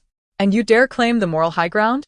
Furthermore, if you despise me so much, why would you tear my clothes?" Cheng Emo found himself at a loss for words, but soon recognized his own misstep. Softening his tone slightly, yet his words remained cold and harsh as he explained, "I merely wish to ascertain whether you are truly Gu Liaoliao. I recall you have a red cinnabar mole on your left chest, hence my need for confirmation." Gu Man rolled her eyes, exasperated. "So have you finished your examination? Did you see? I am indeed the genuine article. Gu Liaoliao. Spare me the pleasantries and write the divorce papers swiftly." Now composed, Cheng Emo straightened himself. Skutinitzin Guman. "You truly wish to divorce me? In the past, you went to great lengths, even sacrificing your reputation, to marry me, yet now you are requesting a divorce?" Liaoliao, what are you really up to? Upon realizing this, Cheng Mo's expression shifted. Furrowing his brow, he glared at her. I see now. You intend to entrap both me and Yenner. You want the world to believe Yenner is a jealous woman and that you are being compelled to divorce me, thereby inciting disdain for her. Am I correct? Gu Man furrowed her brow, incredulous at Cheng Mo's assertions. His imagination was exceedingly fertile. Cheng Mo continued, You might as well give up on that notion. I shall not allow you to harm Yenner in the slightest. With that, he angrily swept his sleeves and turned to leave. Gu Man, in a panic, thought, No, I cannot let him go easily after all that has transpired. If I let him leave without achieving anything, I would have lost tremendously. Today, I must ensure Cheng Mo does not exit this courtyard. Even if I cannot obtain the divorce papers, I must escape this confinement. Gu Man rushed forward, firmly blocking the wooden door of the courtyard. You cannot leave. I still have things to say. Cheng Mo, unwilling to engage further, disdainfully shoved her aside. Gu Man clung to the doorknob resolutely, shouting, The Empress is about to celebrate her birthday. Do you intend to let Gmo Yen confront my aunt alone? Upon hearing Gu Man's words, Cheng Mo indeed halted his movements. With arms crossed over his chest, he regarded her with an intense gaze. Gu Man swallowed her apprehension, feigning calmness as she spoke.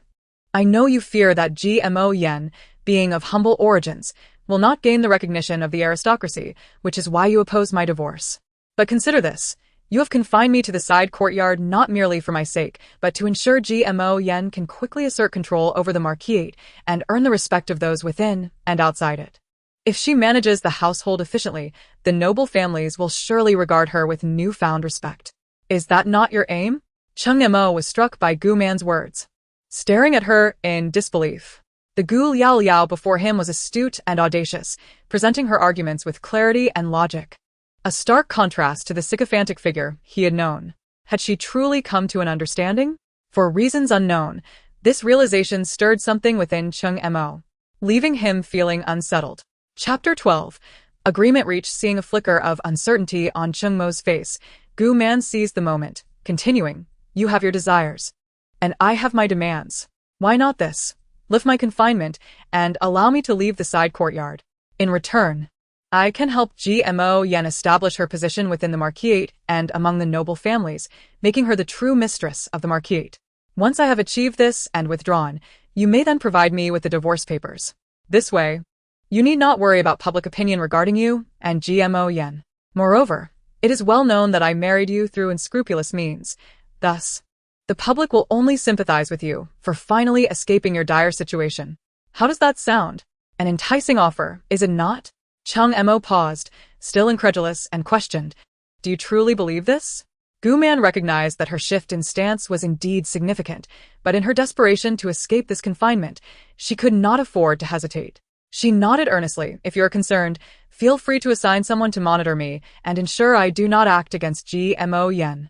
If I truly harbor any ill intentions toward her, you may confine me once more.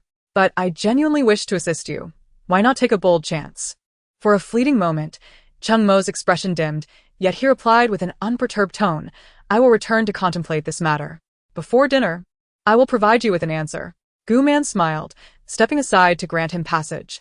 As Chinger observed the courtyard door swing open, she hurriedly peeked inside, only to see the Marquis emerging, his brow furrowed and his expression grim. Alarmed, Chinger felt her legs weaken, collapsing to her knees, not daring to raise her head. Only when the sound of his footsteps faded did she slowly rise.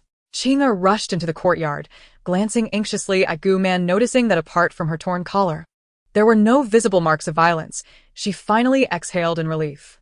Gu Man, smiling, gently petted Kinger's head, reassuring her, Ian fine, Kinger. How is your knee? Did you kneel for too long? Having heard the crisp sound of Chinger kneeling, Gu Man suspected she had not worn any knee pads. Indeed, Chinger lowered her head and shook it. Gu Man sighed, saying nothing further, merely instructing her to apply some ointment for bruises. After a while, Gu Man added, Chinger, please help me change into another outfit and gather our belongings. We shall leave this place by tomorrow night at the latest. Chinger looked at Gu Man in confusion, but eventually nodded. She could not comprehend the lady's intentions, but thought it best to follow her instructions. As expected, Cheng Mo provided his response punctually before dinner. The agreement was reached. However, Chung Mo insisted that their agreement be kept strictly between the two of them, known only to heaven, earth, and themselves, with no third party privy to it, including Mo Yen. Gu Man understood that Ching Mo did not trust her. Yet, Mo Yen was different. She was innocent and kind-hearted, but could easily be deceived by Gu Liao. Gu Man shook her head helplessly. Realizing why they were the main characters, their hearts and minds solely occupied with one another, fearful of even the slightest harm coming to the female lead. Poor Gu Liao. How could she not see through it? Lost in thought, a sudden sharp pain pierced Gu Man's heart, making it difficult for her to breathe. Qing Er, who had come to serve tea, noticed and hurriedly set the cup aside, her face filled with concern as she asked, "Madam, what is the matter?" Gu Man shook her head, signaling that she was fine. After a while, the pain subsided, and she steadied herself against the chair, slowly rising to the door. Gazing at the crescent moon in the sky and placing a hand over her heart, she murmured to herself, "I know letting go is not an easy task, but one must look forward, mustn't one?" Uncertain whether her words had any effect, Gu Man found the moon in the sky becoming increasingly blurred, and soon, a warm tear fell upon her hand. She wiped her face, realizing that the tears were not her own, but belonged to Gu Liao. After cleaning her face, Gu Man resolved that if she dreamt of Gu Liao that night, she would surely recount the tales of Wang Baochuan and Qin Xianglian's romantic exploits. Unfortunately, the night passed without dreams, and Gu Man did not see Gu Liao. The next day, Chung Mo ordered Gu Liao to be released from her confinement, lifting her restrictions. However, due to Gu Liao's previous misdeeds, specifically the incident on the wedding night that left the bride injured, the position of steward was still entrusted to the young mistress. Mo Yen, accompanied by several maidservants, stepped forward to greet Gu Man, bowing respectfully as she joyfully exclaimed, "Congratulations, sister, on your release from confinement." Gu Man smiled gently, helping Yan rise. "Thank you for taking care of me these past few days." Seeing the harmonious interaction between Gu Man and Mo Yen, the 7 maidservants behind them widened their eyes in disbelief. Was this still the same Gu Liao who had once been so arrogant and narrow-minded? Suddenly, someone from the back scoffed, taunting, "Oh, it seems this confinement was quite beneficial. Just the other day, she left someone bloodied, and now they act as if nothing ever happened.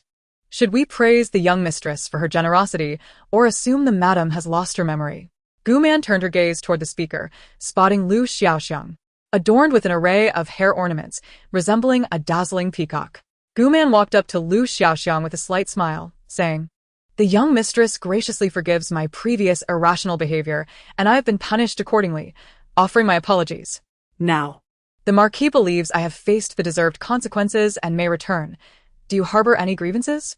If you wish to know whether confinement is a good thing, perhaps I should confine you for a couple of days to find out." Lu Xiaoxiang felt a strange pressure emanating from Gu Man, a rising fear gripping her heart. Yet, with so many people around, she straightened her posture, silently urging herself not to falter, and retorted, "What wrong have I committed to deserve confinement?" Gu Man's expression suddenly shifted, her tone growing cold as she replied, "You have overstepped your bounds by discussing matters concerning me and the young mistress.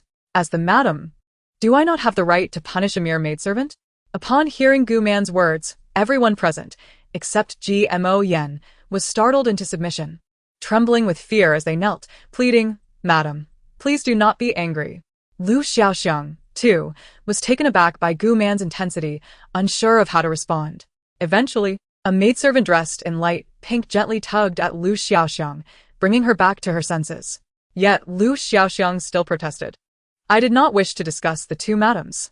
I was merely—" Lu Xiaoxiang lowered her head, struggling to find the right words to justify herself. Observing the cold sweat beading on Lu Xiaoxiang's forehead, Gu Man let out a cold laugh, realizing she was indeed one who bullied the weak. With a wave of her hand, she declared, "Enough. Today marks my freedom, and in good spirits, I shall not pursue this matter further.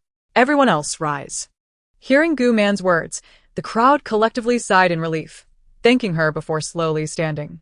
Mo Yen gazed at Gu Man with admiration, feeling a growing sense of inferiority as she observed the commanding presence of the Marquis' wife, realizing there were some things she could never hope to surpass.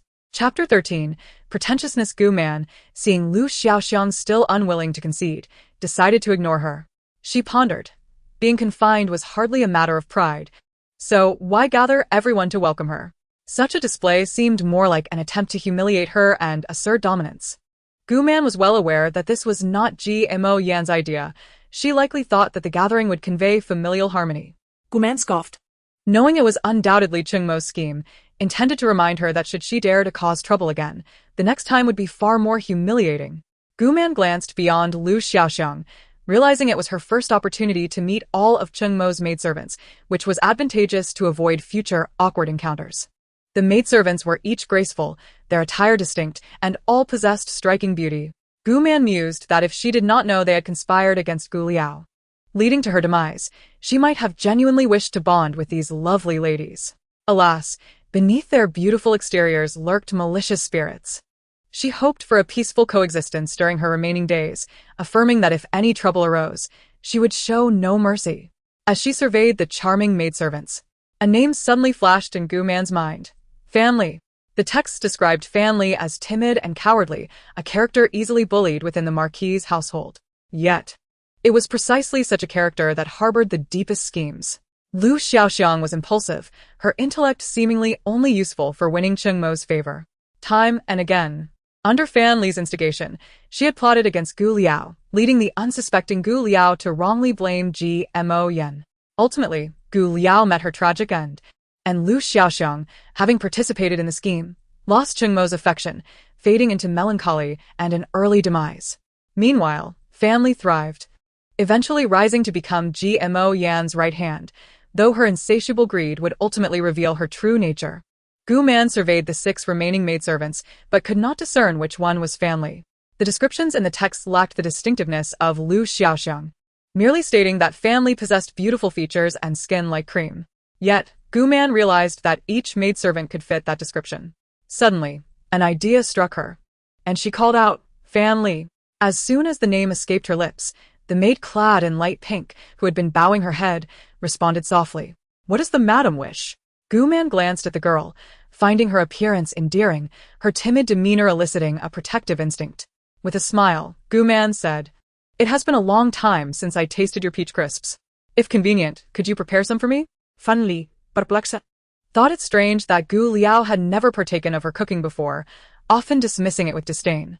Yet, she replied respectfully, Certainly. Thank you for your kindness, madam. Guman nodded.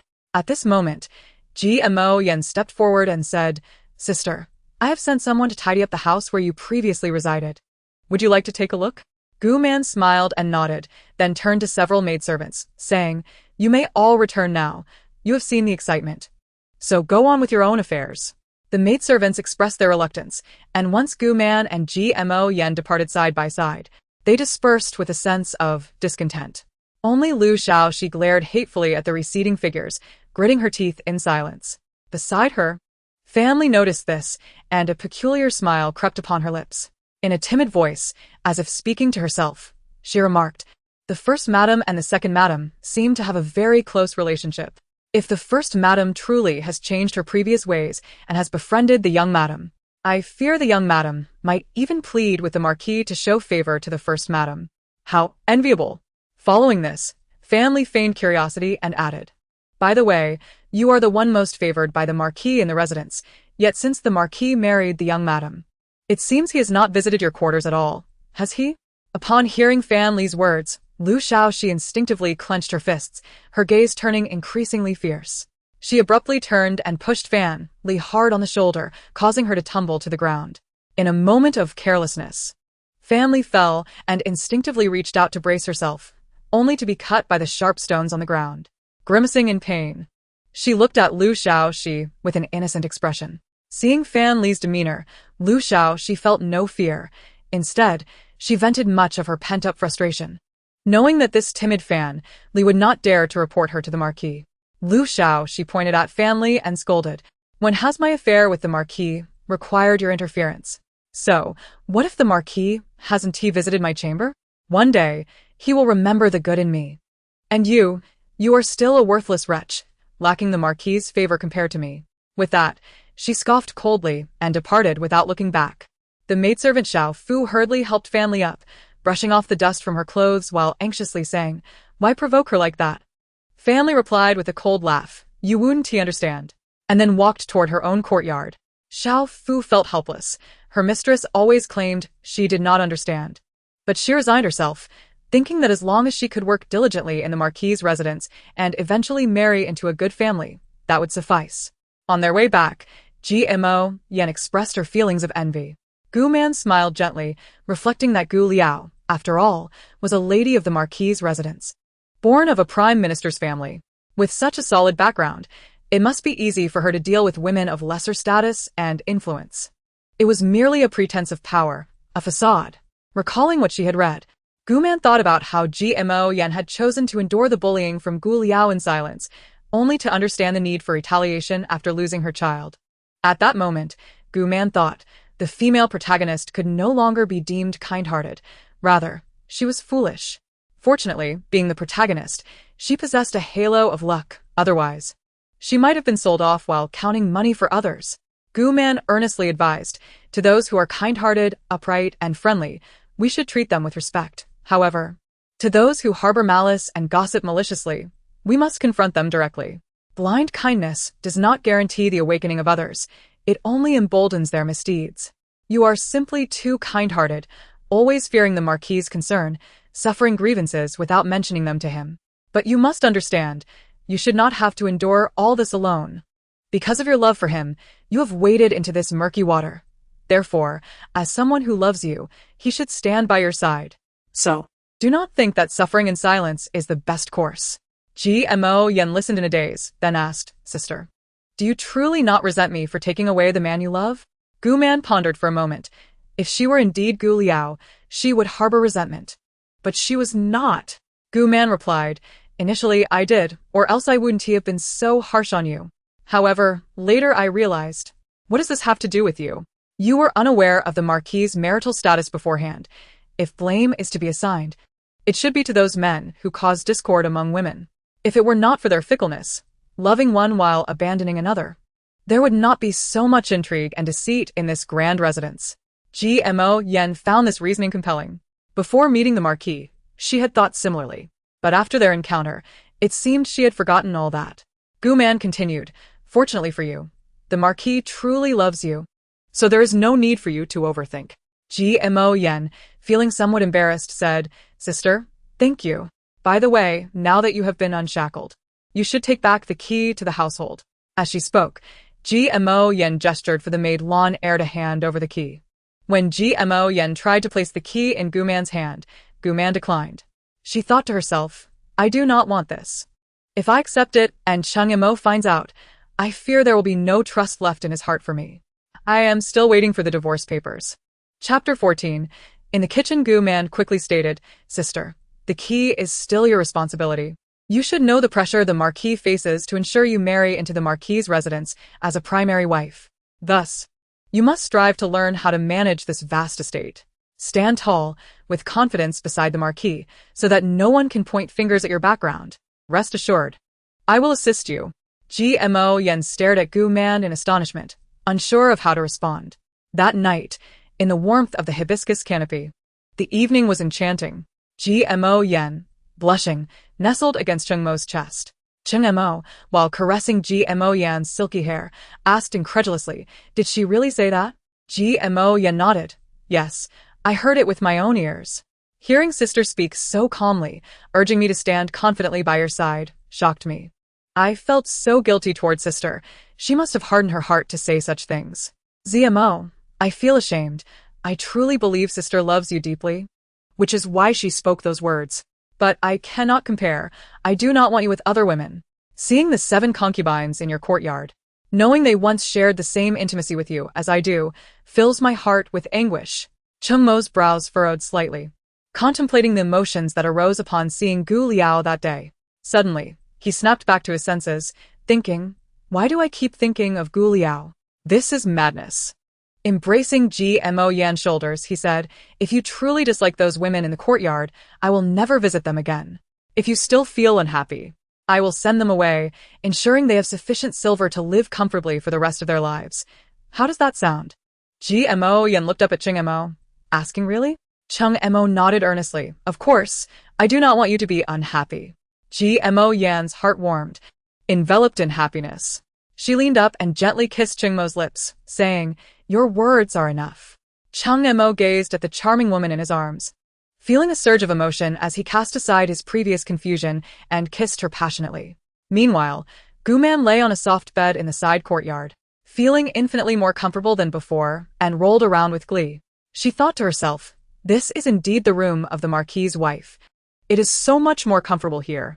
Beside her, Qing watched the delighted First Madam, her heart filled with sorrow and sadness. It was the First Madam's first day of being unshackled. Shouldn't the Marquis be there to accompany her? The First Madam must be feeling very downcast at this moment. Although she smiled on the outside, her heart was likely shedding silent tears. The more she thought about it, the angrier Qing became, feeling it was so unfair for the First Madam until she could no longer hold back her tears. As Guman rolled on her bed, she felt a pang of hunger. Just as she was about to rise and seek something to eat, she noticed Qing standing nearby, wiping her tears. Concerned, Guman hurried over and asked, "My dear Qing, why are you crying? Who has upset you? Tell me, and I shall seek vengeance on your behalf." As she spoke, she rolled up her sleeves, as if ready to engage in a brawl. Qing shook her head and shared her thoughts with Guman. Upon hearing them, Guman erupted into laughter, wiping away the tears on Qing face as she comforted her. "Silly Qing, there's no need to be sad for me. Your mistress is truly delighted at this moment. By the way, tell me, if I were to leave the Wufu, is there any wish you would like me to fulfill? Given your kindness and the tears you have shed for me, I, your mistress, will do my utmost to grant it." Touched by Guman's words, Qing shook her head and replied, "I do not wish for anything from you, my lady. I simply feel that you are too kind, and the Marquis fails to see that. I feel it is unjust on your behalf." Guman smiled and agreed, "Indeed, I feel the same way. Thus, I have decided not to dwell on the trivialities anymore, and will no longer be sorrowful over unworthy people and matters. You need not shed tears for them. Are you hungry? I am quite famished." Upon hearing this, Qing quickly responded, "I shall go to the kitchen and find something for you." Guman stopped her, smiling, "Today, I shall treat you to something special." Intrigued, Qing led Guman to the kitchen. Upon their arrival, the kitchen steward, Ho Chi, was startled and knelt in reverence upon seeing the mistress. The newcomers, unsure of her identity, followed suit after hearing the steward's words, thinking, "The mistress is in the kitchen? On her first day here, I heard she is quite fearsome and enjoys tormenting the servants." Even the new young lady was struck on the head with a teacup by her. Consequently, the younger servants buried their heads into the ground like ostriches, fearing to be chosen by the mistress for some task. Unaware of their thoughts, Guman addressed them. "Please rise. Which one of you is the head of the kitchen?" Ho Chi stepped forward, bowing respectfully. "I am the steward here. If you have any commands, my lady, just instruct your maid to relay them. There is no need for you to come all this way. The kitchen is full of smoke. Be cautious, lest it stains your garments." Guman returned his pleasantries with a smile before eagerly stating her request. "I find the weather excessively hot. Do you have ice, watermelon, and honey?" Ho Chi promptly replied, "Yes, indeed. Would you like chilled watermelon? We have some prepared in the kitchen. I shall fetch it for you." Guman waved her hand, saying, "No need. Just bring me the items I requested. I wish to prepare it myself." Ho Chi was momentarily taken aback, but quickly sent his apprentice to gather the requested items. Before long, they were brought to her. Guman then set to work, first juicing the watermelon, then mixing in the honey, and finally crushing the ice into fine shavings, which she placed in a transparent glass bowl. She poured the blended watermelon honey mixture over the crushed ice and adorned it with a glistening cherry, completing a refreshing bowl of watermelon slush. Observing the delightful creation, Ho Chi and the other servants gazed in astonishment, never having imagined that ice and watermelon could be prepared in such a way. Guman, pleased with their curiosity, took a spoonful and tasted it. Delightfully refreshing and absolutely delicious. She beckoned Qing over to try it. King stepped forward, scooping a small spoonful and placing it in her mouth. The sweet essence of watermelon flooded her palate, and the icy slush provided an exhilarating chill, instantly dispelling her discomfort from the heat.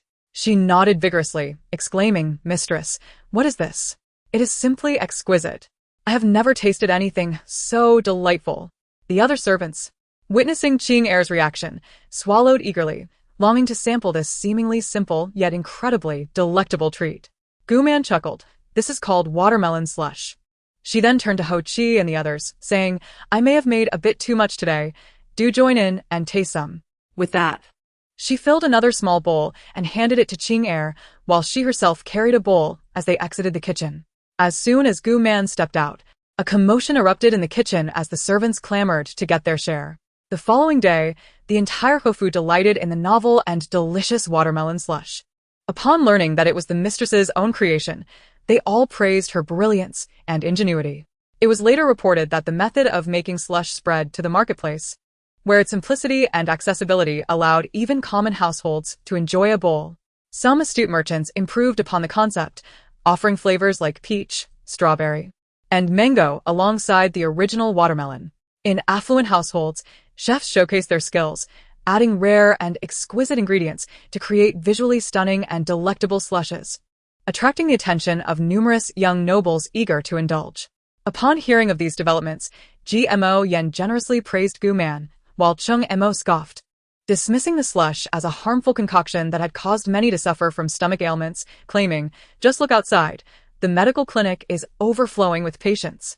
GMO Yen lightly chastised Chung Mo, defending Gu Man, it is those who overindulge that suffer, not my sister. You are being utterly biased. Chung Mo remained noncommittal and changed the subject, asking, by the way, has she been managing the Wofu for you these past few days? Ji Montagyan nodded. Her eyes filled with admiration. Thanks to my sister, I have grasped many accounting matters I previously found perplexing. Her explanations make everything clear. Cheng Montag retorted. It is not her brilliance, but rather your own cleverness that allows you to comprehend so easily. Ji Montagyan seit in Exasperation. Realizing that changing Chung Mo's bias against her sister would be a long and arduous journey, Gu Man, reviewing the expense records of the Wofu, explained to GMO Yen which expenditures were essential and which were optional, detailing how much to purchase and how to utilize it. GMO Yen nodded, diligently taking notes. Gu Man felt inexplicably familiar with the accounts, speaking fluently as if they flowed from some deep-seated memory, despite her usual inability to save money. The details of the accounts surged forth in her mind, akin to a person regaining memories upon encountering something familiar. Gu Man mused. Perhaps it is Gu Liao's consciousness aiding me. After all, I inhabit her body. Witnessing the towering stacks of accounts, it was evident how diligently and responsibly Gu Liao had managed the finances. Once Gu Man reconciled the final entry, she stretched and rubbed her sore shoulders.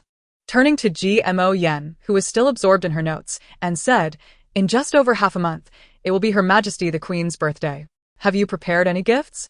GMO Yen, slightly bashful, nodded. The Marquis said he would prepare something for me. Then, anxious, she added, this will be my first time meeting Her Majesty. What if she does not like me? Gu Man thought to herself, of course she will. With a comforting smile, Gu Man reassured her, do not worry. With me by your side, Her Majesty shall not trouble you. However, why not prepare a gift for Her Majesty the Queen yourself? GMO Yen slightly furrowed her beautiful brows, expressing some difficulty as she spoke. The Queen holds a noble status and likely lacks for nothing. I truly do not know what to bestow upon her. Surely, the Marquis would understand better than I what kind of gift would be appropriate. Gu Man shook her head. The tome indicated that the gift prepared by the Marquis for GMO Yen was a luminous pearl discovered in the South Sea, exceedingly rare and precious, with no other like it in the world. Presenting it to the Queen would not be considered disrespectful, yet it was hardly extraordinary. Such a gem might appear remarkable at first glance, but it could not be carried around frequently. Once received, it would merely be stored away in the treasury. In an ordinary household, this gift would be seen as the finest, yet what marvels had the Queen not encountered? Thus, the Marquis's treasure held little practical value. If it were of no use, how could it make the Queen remember GMO Yen and grow fond of her? Gu Man pondered. To establish GMO Yen's standing among the noble families, she must first win the favor of the highest-ranking queen. If the Queen acknowledged GMO Yen, who would dare voice objections? Even if there were dissent, it could not be openly discussed. Observing Gu Man's expression, GMO Yen inquired, sister, do you harbor any thoughts on this? By the way, Your Majesty the Queen is your aunt. You must know her best. Please enlighten me. Gu Man smiled, having indeed contemplated this matter and prepared her strategy. The tome narrated how, after Gu Liao's demise, the enemy launched a sudden attack on the borders of the kingdom. The emperor dispatched troops for reinforcement, But alas, the national treasury was depleted, and the frontline faced pressing challenges without military funds or provisions. Consequently, the emperor called upon the entire nation to contribute donations to support the soldiers at the border. However, how could the impoverished spare funds? Even they struggled to feed themselves. Eventually, they managed to gather a mere few tens of thousands of taels of silver. While the dignitaries in the capital, who usually indulged in corruption, lamented their poverty when the time came to contribute. Jiangnan, as the emperor's right-hand man, fretted daily over fundraising for military pay. Thus, our heroine conceived a plan, since the nobility was reluctant to donate voluntarily. Let them be persuaded to part with their money willingly. Jiangnan, adept in medicine and gifted, quickly developed a remedy known as the condensing fragrance pill, which enhanced beauty and was gentle on the body. After creating it, she presented it to the queen, who, upon using it, found her skin remarkably smooth and delicate. Even the fine lines at the corners of her eyes had diminished, making her appear more youthful by at least 5 years. The queen, in collusion with Jiangnan, invited all the prominent ladies of the nobility to a banquet under the pretext of celebrating her birthday. When the guests witnessed the queen's transformation, they were astonished and clamored for the formula. Consequently, the queen disclosed the location to purchase the condensing fragrance pill, a shop controlled by Jiangnan, with a trustworthy individual acting as the proprietor. The noble women, after using it, spread the word, and eventually the silver was amassed. Through this endeavor, Jiangnan garnered the admiration of the aristocracy and became a national heroine in the eyes of the common folk. Guman turned to Jiangnan and said, "You have learned medicine from your father since childhood. Do you possess a formula that can enhance beauty and youthfulness?" Jiangnan was taken aback, her eyes widening in surprise as she exclaimed, "I have been researching such a formula recently." "How did you know, sister?" Guman smiled, acknowledging that Jiangnan was indeed already immersed in her studies. Guman continued, "I merely thought that women fear aging most. If there exists a way to delay it, it would be most desirable. It seems we share the same thought." Jiangnan nodded in agreement, realizing why she felt increasingly close to her sister, recognizing their many similarities. Guman responded with a smile and added, "If you truly create such a remedy, you could present it to the queen as a birthday gift, and undoubtedly, she would be pleased. Additionally, make sure to inform her that this gift is unique to her." Jiangnan looked at Guman, somewhat puzzled, but suddenly grasped the implication. Indeed, who would not desire such a marvelous item? Especially in a harem filled with 3,000 beauties, if everyone were to receive such a treasure, would not all become youthful and beautiful? If that were the case, how could the queen's uniqueness be highlighted? Guman nodded, acknowledging Jiangnan cleverness. She understood immediately. However, Guman had another consideration. This remedy was meant to address the impending crisis of foreign invasion 6 months hence. If Jiangnan were to produce the condensing fragrance pill now, it might displease the queen, and moreover, regulations prohibited officials from engaging in private trade. Although many officials secretly conducted business, it remained an illegitimate endeavor. Furthermore, Jiangnan would not engage in such activities. It would be wiser to wait 6 months, gaining the emperor's and queen's support, while enabling Jiangnan to secure recognition among the nobility, achieving 2 objectives at once. Chapter 16. The banquet time flew, and before long, the queen's birthday arrived. Jiangnan, having already researched the condensing fragrance pill, promptly immersed herself in its development upon Guman's suggestion. Sure enough, it wasn't long before she successfully refined the condensing fragrance pill. Jiangnan first tested it on herself, grinding the pill into powder, mixing it with water, and applying it to her face. Within mere moments, it absorbed into her skin. After a quarter of an hour, she washed away the excess powder, revealing skin that had grown even smoother and more delicate. With prolonged use, she appeared radiant without the need for makeup. The entire household marveled at Jiangnan transformation. She was already beautiful to begin with, but now she was even more enchanting. The other maids eagerly sought to discover the secret behind Jiangnan newfound allure. Yet they could glean nothing. Of course, this was also Guman's intention, to keep Jiangnan from revealing the secret too soon, lest this unique gift be compromised. Jiangnan initially hesitated, but it was Guman who reminded her of Chengmo's numerous efforts on her behalf and questioned whether she wished to stand proudly beside him, prompting the kind-hearted heroine to conceal the formula for the condensing fragrance pill. The queen's birthday banquet was scheduled for the evening. Guman, As the esteemed lady of the Marquis' residence and the Queen's niece, was naturally seated closest to the Queen. Jiangnan, Attending the Queen's banquet for the first time, was drawn to sit beside Gu Man. Both Gu Man and Gmo Yen felt a tinge of nervousness at their inaugural banquet, yet Gu Man, adept at leveraging her connections, maintained a facade of calm even as her heart raced. In truth, Gu Man was also excited at the prospect of perhaps encountering the second male lead from the tome. This character was the one Gu Man found most sympathetic throughout the narrative. He was the second prince of the realm, the Queen's second son. The second male lead held a distinguished position, possessed striking features, and exhibited an elegant demeanor. Most importantly, he was devoted in his affections, surrounded by no distractions. He remained steadfastly enamored with the heroine, and upon learning of her identity, he never acted inappropriately, instead wholeheartedly assisting her. Gu Man felt that the heroine would likely find greater happiness with the second male lead than in her current situation. The heroine, possessing remarkable medical skills, initially aspired to follow in her father's footsteps to heal and serve society, while the second male lead yearned to traverse the famed mountains and rivers of the world.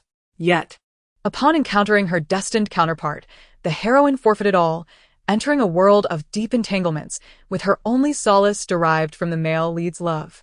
If the female lead were to be with the second male lead, she would no longer be confined within the oppressive confines of the mansion. Nor would she have to navigate the treacherous waters of deceit and treachery each day. They could traverse the world together. How delightful that would be. Gu Man mused. If today unfolds as the plot dictates, then Gu Liao will be imprisoned in the Vofu's side courtyard, unable to step outside, while Gmo Yen attends the banquet alone, only to be coldly ridiculed by the Empress and subsequently pushed into the pond in the Imperial Garden, nearly drowning. Fortunately, the second prince happens to pass by and rescues Gmo Yen, leading to an eternal bond. Even after discovering Gmo Yen's true identity, he continues to silently stand by her side, wishing her happiness from afar, eventually retreating to the southern region to live a leisurely life as a prince. As these thoughts crossed her mind, Gu Man hesitated, contemplating whether she should alter the narrative in order to protect Gmo Yen from harm. If she intervenes, Gmo Yen may never meet the second male lead. Could that potentially alter the development of the subsequent plot? Lost in thought, Gu Man suddenly realized, what plot? I am the greatest anomaly within this book. Even I, the villainous second female lead, have turned over a new leaf. What narrative remains?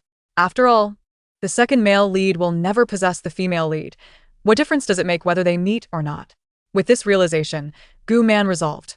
Today, I must ensure Gmo Yan's safety, shielding her from any harm, lest Gmo take my life. While she was engrossed in her thoughts, a eunuch's voice echoed from outside.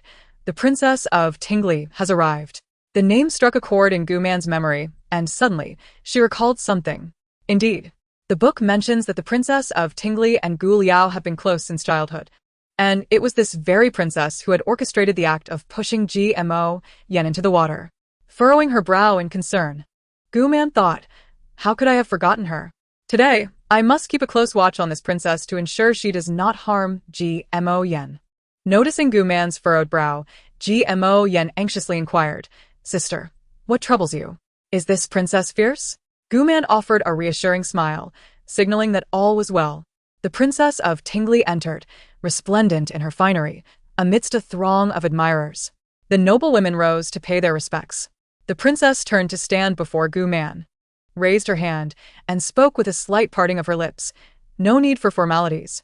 The noble women acknowledged her with gratitude before taking their seats, eager to witness the unfolding drama. Gu Man and Gmo Yen also stood, gazing up at the princess. The princess's attractive brow furrowed slightly as she scrutinized the silent Gmo Yen before coldly commanding, Lift your head. Following this, the Princess of Tingli cast Gu Man a glance that seemed to say, I will avenge you. Gmo Yen slowly raised her head, just as Gu Man was about to intervene. The princess suddenly sneered, Oh, what a pitiable beauty you are. No wonder Cheng Zmo disregards the opinions of the world and insists on making you his concubine. But alas, a mountain chicken will always remain a mountain chicken. It can never become a phoenix. Even if you momentarily find yourself in high places, you must carefully assess whether you can maintain your position. For now, Liao is magnanimous and willing to stand with you, but you must always remember your identity. Do not become complacent, for if you dare to bully Liao, not only I, But even my mother will not spare you. Gmo Yan's face flushed with embarrassment and fury at the princess's words, yet she could not retaliate. Gu Man quickly interjected, Your Highness is mistaken. One should not judge a person solely by their status, but rather by their virtue. Sister Yan is kind and intelligent, possessing remarkable medical skills. In my eyes, she is perfectly matched with the Marquis. The room fell silent as both the princess and the guests widened their eyes in astonishment. Did these words truly come from Liaoliao? Gmo Yan's eyes glistened with gratitude. She had not anticipated Gu Man would dare to speak on her behalf. Risking the princess's ire, the princess of Tingli, somewhat irritated, retorted, Liao, are you all right? She has taken your husband. Have you lost your mind? Gu Man understood the princess was speaking out of concern for her, yet the situation was far too convoluted. And she had promised Jiangnan to aid and protect Gmo Yan. With a playful smile, Gu Man took the princess's hand and said, My dear princess, my beloved sister, I know you mean well, but circumstances have changed. When I have the opportunity, I will explain everything to you, all right? The princess stubbornly replied, What is there to explain? You are too indulgent of Cheng Zmo. He takes advantage of your affection to casually wound your sincere heart. And you? You care for him so deeply that you defend this woman. You truly infuriate me. Just as the princess finished speaking, they heard the eunuch outside announce, The Empress has arrived. Thus, everyone in the banquet hall, including the princess, knelt in reverence, exclaiming, Long live the Empress. The Empress smiled and instructed everyone to rise, but upon noticing the princess's furrowed brow and flushed face, she inquired, Who has upset my Tingli? With a cold glance, she fixed her eyes on Gmo Yan beside Gu Man. Gu Man quickly bowed and replied, Your Majesty, I have had a misunderstanding with the princess, which has caused her distress. I have already assured her that I will explain everything when I have the chance. The Empress's expression softened slightly as she said, I see. Tingli, you and Liao have been close since childhood. Do not let small matters tarnish your sisterly bond. The princess remained silent, huffily taking a seat directly across from Gu Man. The Empress shook her head in exasperation. Once the Empress settled into the highest phoenix throne, the banquet officially commenced. Once more, the guests rose to offer auspicious words of blessing to the Empress. Subsequently, the noble women presented their gifts one by one. The Princess of Tingli was the first to present her gift, a string of prayer beads procured from a revered monk, which the Empress greatly admired. Next was Gu Man, who gifted the Empress the first volume of Dream of the Red Chamber. Gu Man had dispatched Qing Er to inquire around town. Discovering that this book did not exist in this era, she thought to herself, the Empress must find it quite dull residing in this secluded palace. Perhaps a book would alleviate her boredom. After explaining the book's content to the Empress, who appeared intrigued and satisfied, the Empress praised Gu Man profusely. When Gmo Yan presented her gift, the Empress's demeanor turned indifferent as she had a maid retrieve it. Jimon Takyan. Still offering the luminous pearl procured by Cheng Mo, noticed the Empress seemed about to speak, prompting Gu Man to interject. Your Majesty, there is something I wish to discuss with you privately after the banquet. The Empress, puzzled by Gu Man's intent gaze, nodded in acknowledgement. Subsequently, as others approached to present their gifts, the Empress swallowed her words. Each time she glanced at Gmo Yan as if to say something, Gu Man cleverly interrupted. Finally, the Empress realized Gu Man's deliberate actions and declared to the assembly, I am feeling a bit fatigued. I shall take my leave. Enjoy the rest of your meal. With that, the Empress departed, and a maid beckoned Gu Man to the palace for a private conversation. Gu Man rose, instructing Gmo Yan, Wait for me here. Do not wander off, and keep your distance from the pond in the Imperial Garden. She then turned to her attendants, Qing Er and Lan Er, and said, I will speak with the Empress. You too must ensure the safety of our young lady. I will return shortly. The two maidens nodded in agreement, affirming their understanding. Gmo Yan, somewhat perplexed by Gu Man's insistence on keeping her away from the pond, thought to herself that she had no intention of venturing there. The princess, standing alone at the head of the banquet, observed as Gu Man and Ji Maxian were summoned by the queen's attendant to her side, prompting her to rise and depart from the gathering. Upon reaching the queen's chambers, Gu Man performed a respectful bow, to which the queen responded with a gentle smile, saying, No need for formalities. You mentioned at the banquet that you wished to speak with me. What is it that requires my attention? Gu Man replied, Your Majesty, it is not I who has a matter, but rather, it is Siener who has something to present to you. The queen, intrigued, gazed at Gu Man and inquired. Liaoliao, I have heard that during the wedding of Cheng Mo and Ji Maxian, you caused quite a scene. Why do you now stand in such defense of her? This truly perplexes me. Gu Man understood that the queen's disdain for Ji Maxian stemmed from her affection for her niece. Had it not been for Gu Liaoliao, the queen would not have cared whether Cheng Mo married a celestial being or a commoner. Touched by this realization, Gu Man decided to share her thoughts with the queen. Your Majesty, I wish to part ways with the Marquis. The queen was taken aback, though she maintained her composure, asking, Liaoliao, 3 years ago, I earnestly advised you against marrying Cheng Mo, despite his noble status, as he did not cherish you. Yet you seemed bewitched, insisting on marrying him. Now, you suddenly expressed the desire to separate? Tell me, has Cheng Mo mistreated you? Gu Man shook her head, responding, Aunt, this is not a sudden decision. Over the years, I have finally grasped your wisdom. I once lacked understanding, but now I see things clearly. A fruit that is forced to ripen is never sweet. Rather than enduring this daily torment, it is better for the Marquis and me to part amicably and pursue our own happiness. The queen's eyes filled with compassion. Yet concern creased her brow. But if you separate from Cheng Mo, how will you navigate your life? Even in separation, who knows how the outside world will perceive you? This world is indeed harsh on us women. Observing the queen's distress, Gu Man promptly shifted the topic. Aunt, do not fret over what they may say. Perhaps you should first see the gift Sienna has for you. With a resigned sigh, the queen replied, Very well, since you are so earnest, let us see it. Gu Man smiled mischievously, withholding the gift for a moment, then leaned closer to the queen, saying, Aunt, feel my face and see if there are any changes. The queen chuckled and pinched Gu Man's cheek, affectionately commenting, My dear Liaoliao, you are indeed one of the finest beauties in the capital. If you were to change further, you might surpass even the celestial maidens. However, as soon as the words left her lips, the queen's expression shifted. She raised her hand to inspect it, then gently rubbed Gu Man's face in surprise. Liaoliao, you haven't applied powder, only a bit of lip balm? Gu Man nodded. The queen, unable to suppress her envy, remarked, Ah, youth is truly a blessing. Unlike me, soon to be in my 40s, I cannot compare to you young ones. Gu Man smiled and said, Your Majesty, you are not old at all. In truth, my complexion requires no makeup. It remains youthful and supple not merely due to our youth, but also because Sienna has developed a miraculous product called the fragrant essence pill. When applied as a mask, it rejuvenates the skin, ensuring it remains firm and radiant. This is the true gift Sienna wishes to present to you. Would you care to try it? Intrigued by Gu Man's words, the queen asked, Is it truly so wondrous? Gu Man affirmed, Indeed. Look at my face as proof. Sienna and I have already tested it on you. I assure you, there are no side effects. The queen, captivated by Gu Man's fair and firm visage, eagerly summoned a maid to prepare her face, while Gu Man personally applied the mask. After a quarter of an hour, the results exceeded Gu Man's expectations. Drawing gasps of admiration from those around them, the queen's complexion appeared significantly improved, with the fine lines at the corners of her eyes visibly softened. Gazing into the bronze mirror, she couldn't help but caress her face.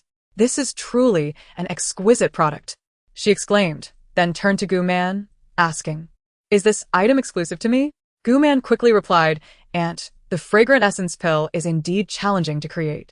Due to time constraints, Sienna managed to prepare only this small box and no one else has it. Only you? The queen nodded in satisfaction.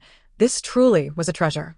If the women of the palace, already youthful, were to discover it, she would lose her advantage. Chapter 18. A fall into water. The queen stifled a dainty yawn. Observing this, Gu Man took her leave. Upon exiting the queen's chambers, she spotted Qing'er anxiously pacing outside. Upon seeing Gu Man, she hurriedly exclaimed, Madam, you have finally emerged. Young Madam has been taken to the imperial garden. Gu Man's heart sank. She thought, what is meant to happen will happen. Thus, she swiftly made her way to the imperial garden with Qing'er, eager to ascertain the situation. Approximately 15 minutes prior, as soon as Gu Man was called away by the queen, a group of noble young ladies approached Ji Maxian. One of them led the way, prompting Ji Maxian to stand. The young lady smiled and said, You are the newly married wife of the Marquis, are you not? Why are you sitting here alone? My sisters and I are planning to stroll through the imperial garden to unwind. Why not join us, young madam? Taken aback, Ji Maxian replied, The imperial garden? Didn't he, my sister, just advise me against going there? Seeing Ji Maxian's hesitation, the young lady's countenance shifted to one of displeasure, and she scoffed. Oh, could it be that our young madam looks down upon the humble status of our sisters and refuses to accompany us? Very well, let us go together. But do not sully the eyes of our Marquis's wife. The other noble ladies echoed her sentiments. Ji Maxian, sensing the pressure, quickly asserted, no, that's not it. I never said I didn't want to join. Since you all invite me so sincerely, how could I refuse? Upon hearing this, the young lady's eyes gleamed with a victorious light. She stepped forward, affectionately taking Ji Maxian's hand, exclaiming, in that case, let us enjoy the outing together. Ji Maxian smiled and nodded, proceeding with the group into the imperial garden. Observing this, King Er quietly instructed Lena. Stay close to young madam while I seek out the elder madam. Lana nodded, and while Qing'er slipped away unnoticed, she prepared to follow Ji Maxian to the imperial garden. However, two noble young ladies blocked her path, angrily declaring, our ladies are off to the garden. What business do you, a mere servant, have following along? Begone. Though Lana felt disgruntled, she dared not retort, for those attending the queen's birthday banquet were all figures of significance. Watching Ji Maxian being surrounded by the crowd, Lana refrained from raising her voice, knowing that this was the palace, where loud commotion could lead to punishment. Thus, she could only wait anxiously at the banquet for Qing'er to find the elder madam. Meanwhile, Ji Maxian navigated the delicate social dynamics among the noble young ladies. Before long, they arrived at the imperial garden. Remembering Gu Man's advice to keep a distance from the pond, Ji Maxian suggested, I have heard that at this time of year, the imperial garden is in full bloom, and there are said to be rare black peony flowers. Why don't we go see them together? The leading young lady shook her head, retorting, what is so remarkable about flowers and grasses? I have heard that someone from the south has presented 2 massive carp weighing 30 pounds to the palace. If we are fortunate enough to witness the carp leaping over the dragon gate, it would be a momentous occasion. Wouldn't that be a grand fortune, sisters? The others eagerly agreed. Indeed. We wish to see the koi as well. The woman continued, since all my sisters wish to see the koi. Shall we proceed to the pond? The others readily agreed. She then turned to Gmo Yen and said, since everyone desires to visit the pond, dear madam, let us adhere to the majority and accompany them to observe the koi. Without waiting for Gmo Yan's response, a throng of people surrounded her and made their way toward the pond. Gmo Yen furrowed her brow slightly, pondering to herself, it seems that I can only take one step at a time. Upon reaching the pond, they spotted the Princess Ting Li and a palace maid standing on the bridge, peering down as if searching for something. The group approached them. The leading woman bowed first to the princess, followed by the others. She then gestured for Gmo Yen to step forward and inquired with a playful smile, what is the princess up to? The princess, with urgency etched on her face, replied, I had indulged too much in wine and sought solace here, but in my carelessness, I dropped the earring gifted to me by my mother into the pond. It was a birthday gift for my 17th year. The crowd, upon hearing this, glanced at the princess's earlobe and noticed that only one earring dangled from her ear. The princess continued, thus, I have been searching here, but the light is dim, and I cannot discern where it fell. Perhaps you could assist me in locating it? Might it still be in the pond, or has it been swallowed by the koi? For reasons unknown, a sense of foreboding gripped Gmo Yen, and she instinctively wished to distance herself from the pond. However, with a throng of people surrounding her, retreat was not an option. The leading woman declared, in that case, let us help the princess search. No sooner had she spoken than the already narrow wooden bridge became crowded with people, those in front bending to peer into the water, while those behind pressed forward. Gmo Yen, wishing to escape, found herself unable to simply watch as everyone leaned over, so she too slightly bent forward to glance into the depths below.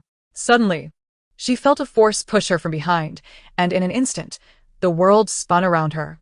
With a splash, Gmo Yen fell into the pond. By the time Gu Man arrived, Gmo Yen had already plunged into the water, and gasps erupted from the crowd on the bridge. One woman dramatically exclaimed, oh no! The young madam of the Marquis's household has fallen into the water. Is there anyone? Quick, save her! At that moment, Princess Ting Li casually remarked, really? Where have all the guards gone? I shall report their negligence to my father. A cacophony of chatter ensued, yet not a single soul genuinely sought to rescue Gmo Yen. Meanwhile, Gmo Yen thrashed about in the pond, her strength waning. Gu Man, in a panic, scanned the area, thinking to herself, shouldn't the second male lead appear at this moment? If he doesn't come soon, GMO Yen might drown. Having never learned to swim, she feared that if she jumped in, she would not only fail to save GMO Yen but might also endanger her own life. Yet, it appeared that GMO Yen was truly on the verge of drowning. Resolving that she could not bear to witness GMO Yen perish, Gu Man steeled herself, took a deep breath, closed her eyes, and leaped into the water. In the same instant, she heard another splash. Frustrated, Gu Man inwardly cursed. Couldn't you have come a second sooner? As she submerged, overwhelming fear engulfed her, and she felt water fill her mouth and nose, her consciousness fading. Eventually, she felt a tight grip around her neck as someone yanked her out of the water. Gasping for fresh air, Gu Man expelled a torrent of pond water and opened her eyes to see a familiar handsome face, his gaze icy and filled with fury as he exclaimed, "You can't swim, and yet you attempt to save someone? Not only that, but you jumped in with your eyes closed? Are you out of your mind?" Later, she learned from Qing Er that after she jumped into the pond, she had merely floundered in place, barely a meter from the edge. Gu Man buried her face in her blanket, mortified. Please, no more of this embarrassment. Chapter 19. Misunderstanding. After Cheng Mo pulled Gu Man from the water, Princess Ting Li hurried down from the bridge and approached, asking, "Are you alright? What were you thinking? You can't swim.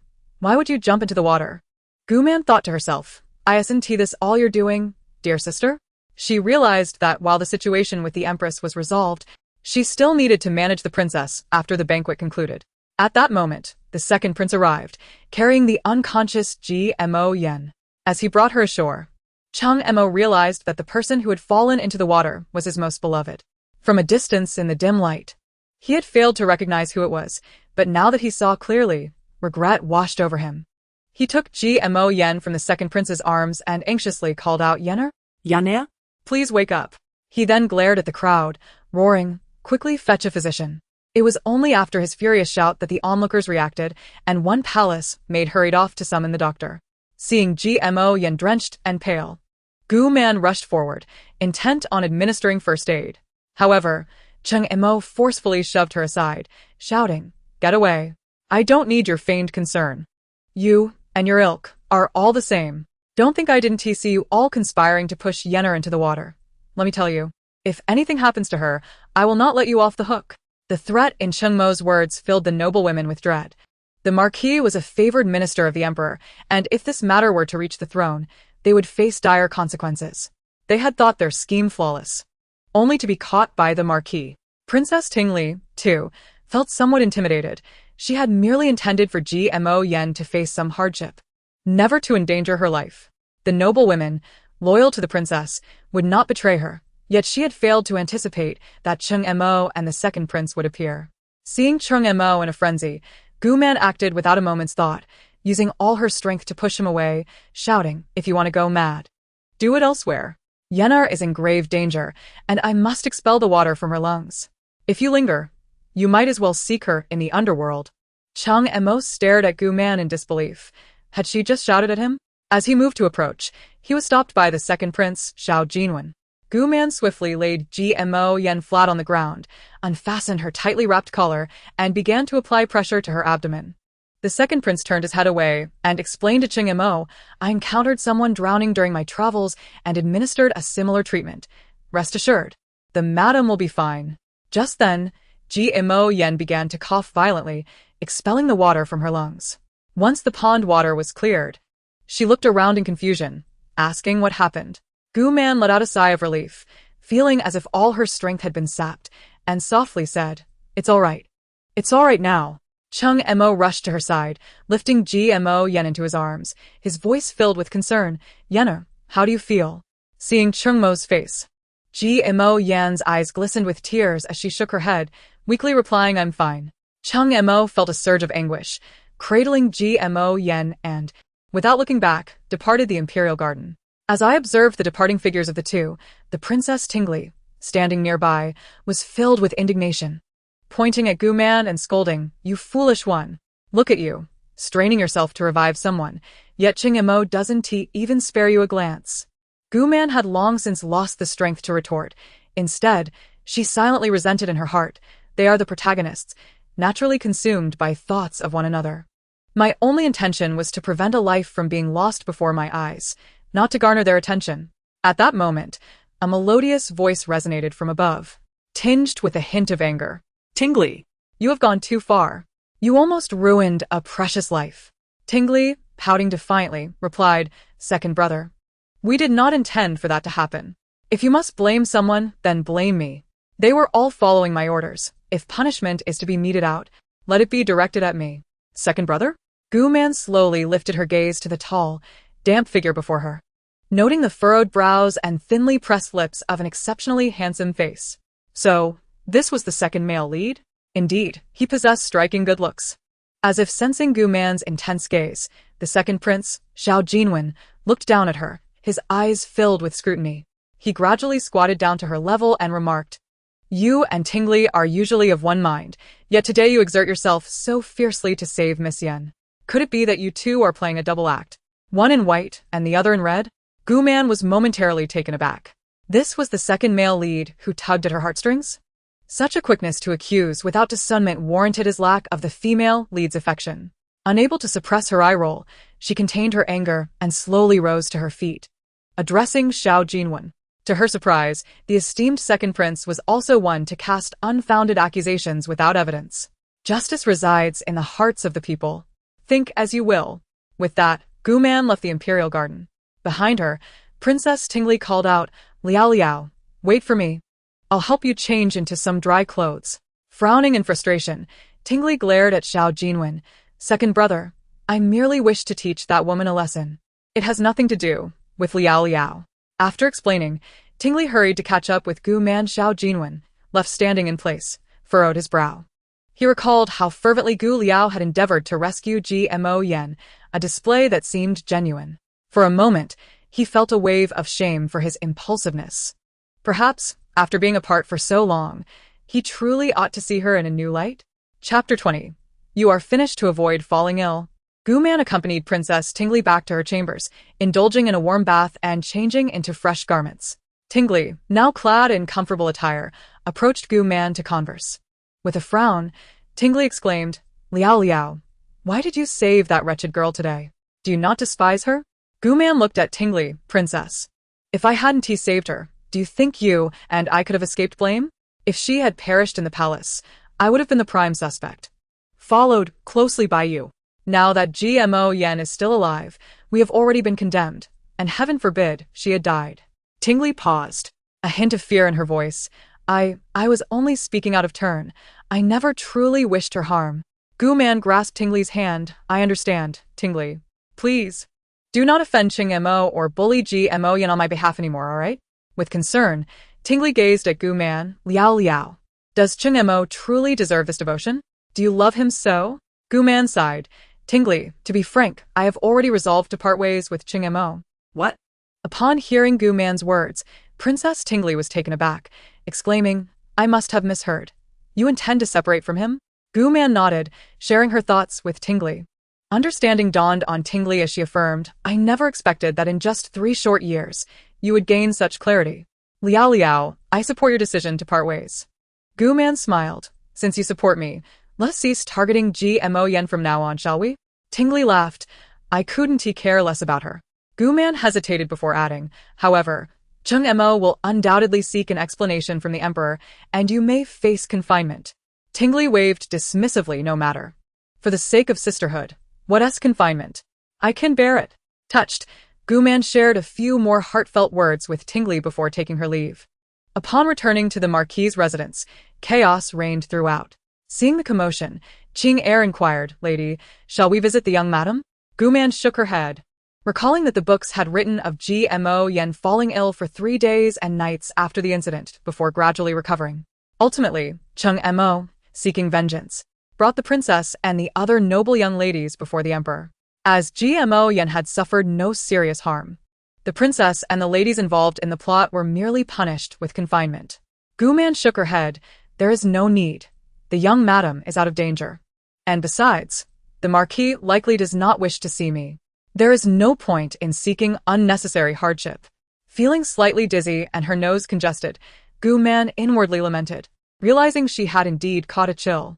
Returning to her room, Qing Er noticed Gu Man's face flushed with an unusual hue and hurriedly asked, "Madam, are you unwell?" Gu Man waved her hand. "I'm fine. Just a bit feverish. A nap should suffice."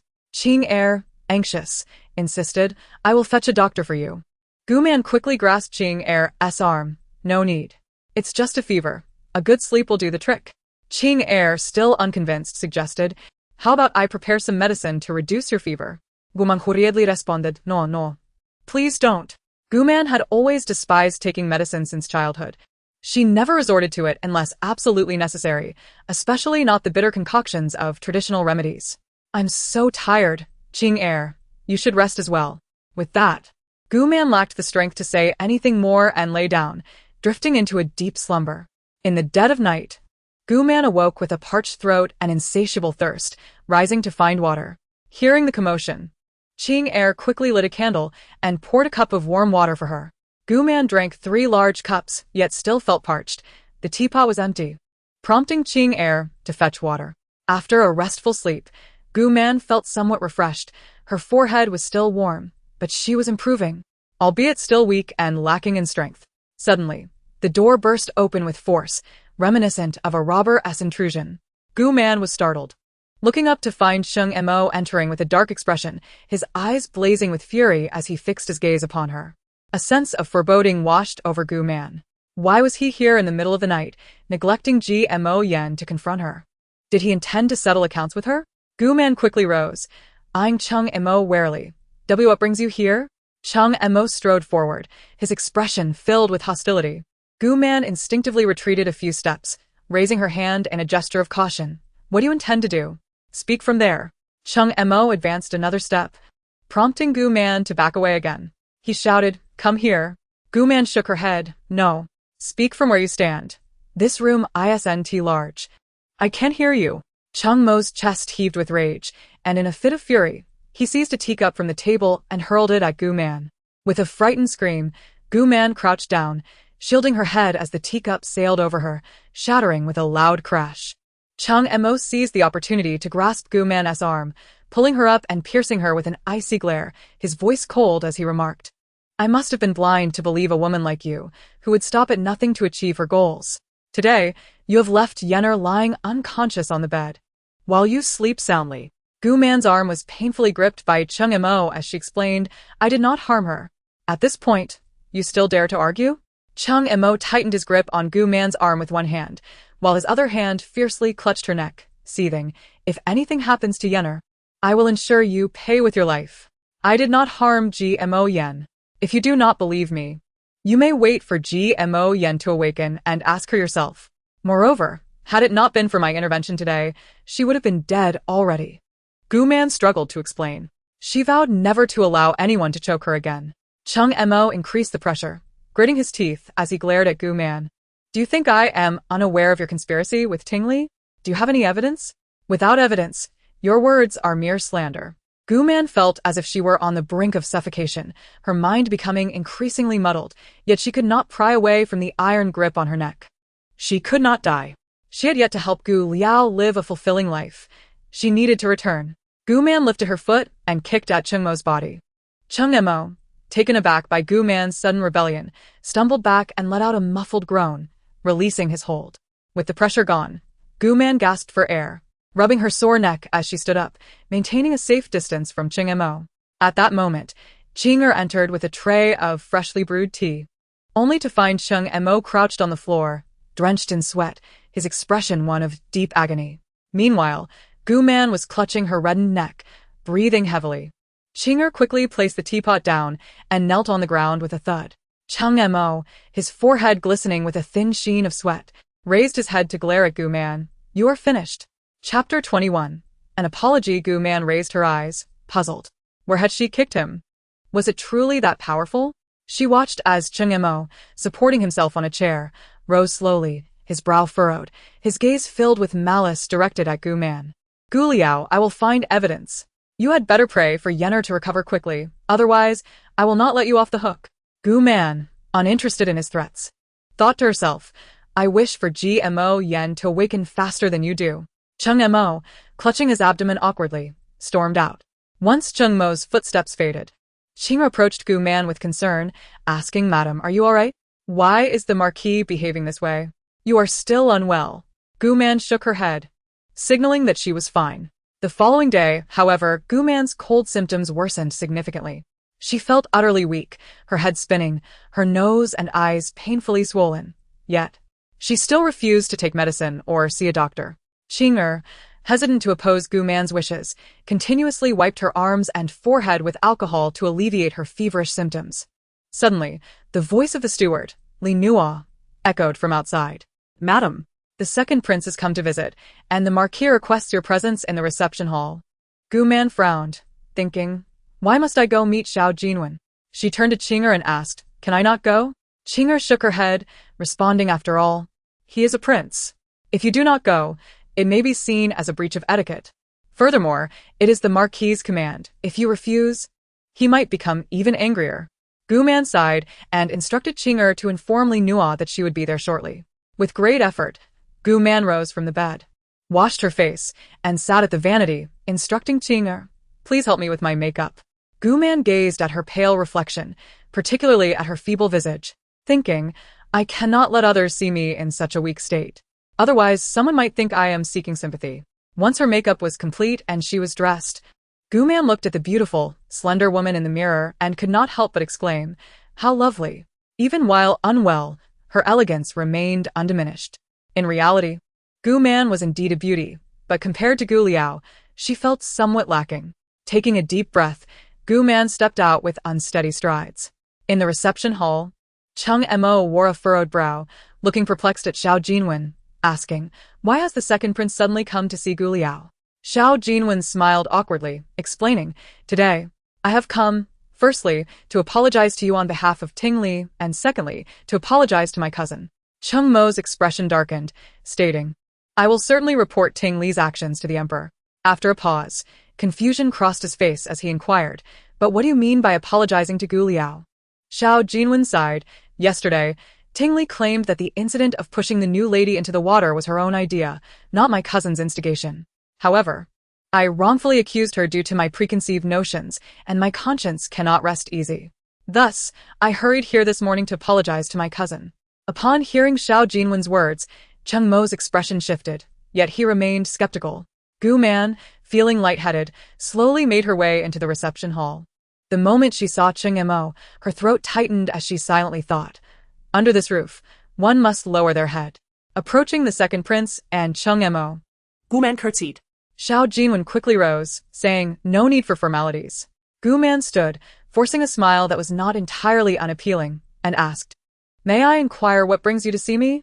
Xiao Jianwen, momentarily flustered, respectfully clasped his hands and apologized. "Cousin, I have come today to extend my apologies." "Apologies?" Gu Man was bewildered. Xiao Jianwen nodded, stating, "Yesterday, I should not have accused you without evidence. Such behavior is unbecoming of a gentleman. I spent last night awake, resolved to apologize to you today, and I hope you can forgive me." Seeing Xiao Jianwen's earnest demeanor, Gu Man's anger toward him dissipated somewhat. She recognized that Ting Li and Liaoliao had grown up together, both spoiled and headstrong. Given the events of yesterday, it was entirely within Liaoliao's character to act so. Thus, even if Ting Li was the mastermind, many would still suspect Liaoliao of orchestrating the affair behind the scenes. Both Xiao Jianwen and Cheng Mo understood Liaoliao well, which led to their misunderstanding. However, Cheng Mo was different. She did not harbor any affection for him. But Xiao Jianwen was different. She had genuinely shed tears for him while reading.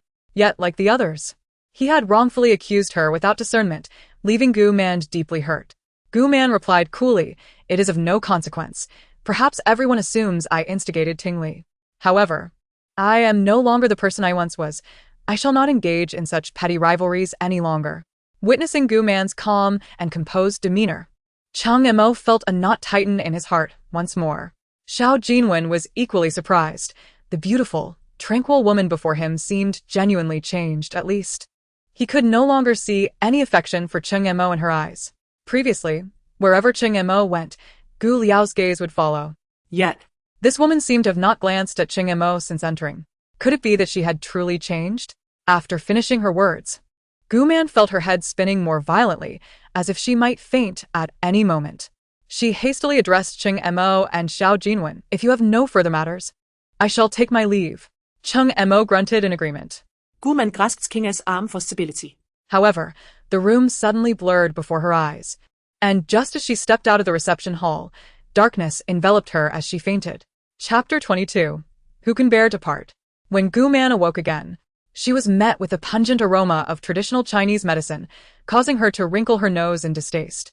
She propped herself up in bed, noticing that the lamps in the room were already lit, and Qing'er was approaching with a bowl in hand. Thus, she inquired of Qing'er, "What time is it now? Am I not in the reception hall? How did I end up here?" Upon seeing Guman awaken, Qing'er excitedly rushed forward, exclaiming, "Madam, you are awake." Placing the medicine on the stool, she continued, "Madam, it is now 1/4 past the hour of Su. You have been in a deep slumber for nearly 4 hours. I was truly frightened today. You had just left the reception hall and barely taken a few steps before fainting."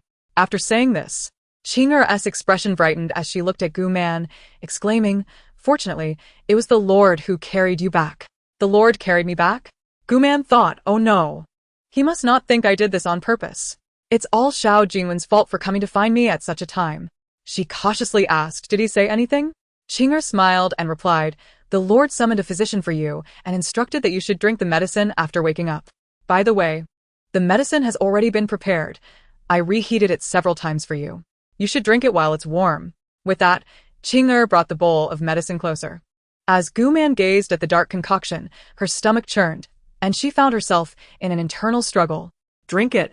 But this medicine is truly bitter and makes one feel nauseous. Don't drink it. What if I faint again and embarrass myself?" After gritting her teeth, Guman finally accepted the bowl of medicine. Closing her eyes, she was about to bring it to her lips when she suddenly heard Qing'er joyfully exclaim, "The Lord." Her hand hesitated, and Guman opened her eyes to see Cheng Mo approaching, dressed in ordinary attire, standing tall with one hand behind his back. "What brings you here?" Guman asked in surprise, momentarily forgetting her manners. Cheng Mo frowned slightly and coldly replied, "This is my residence. I can go wherever I please without needing to report to you. Are you all right? You're not hurt, are you?"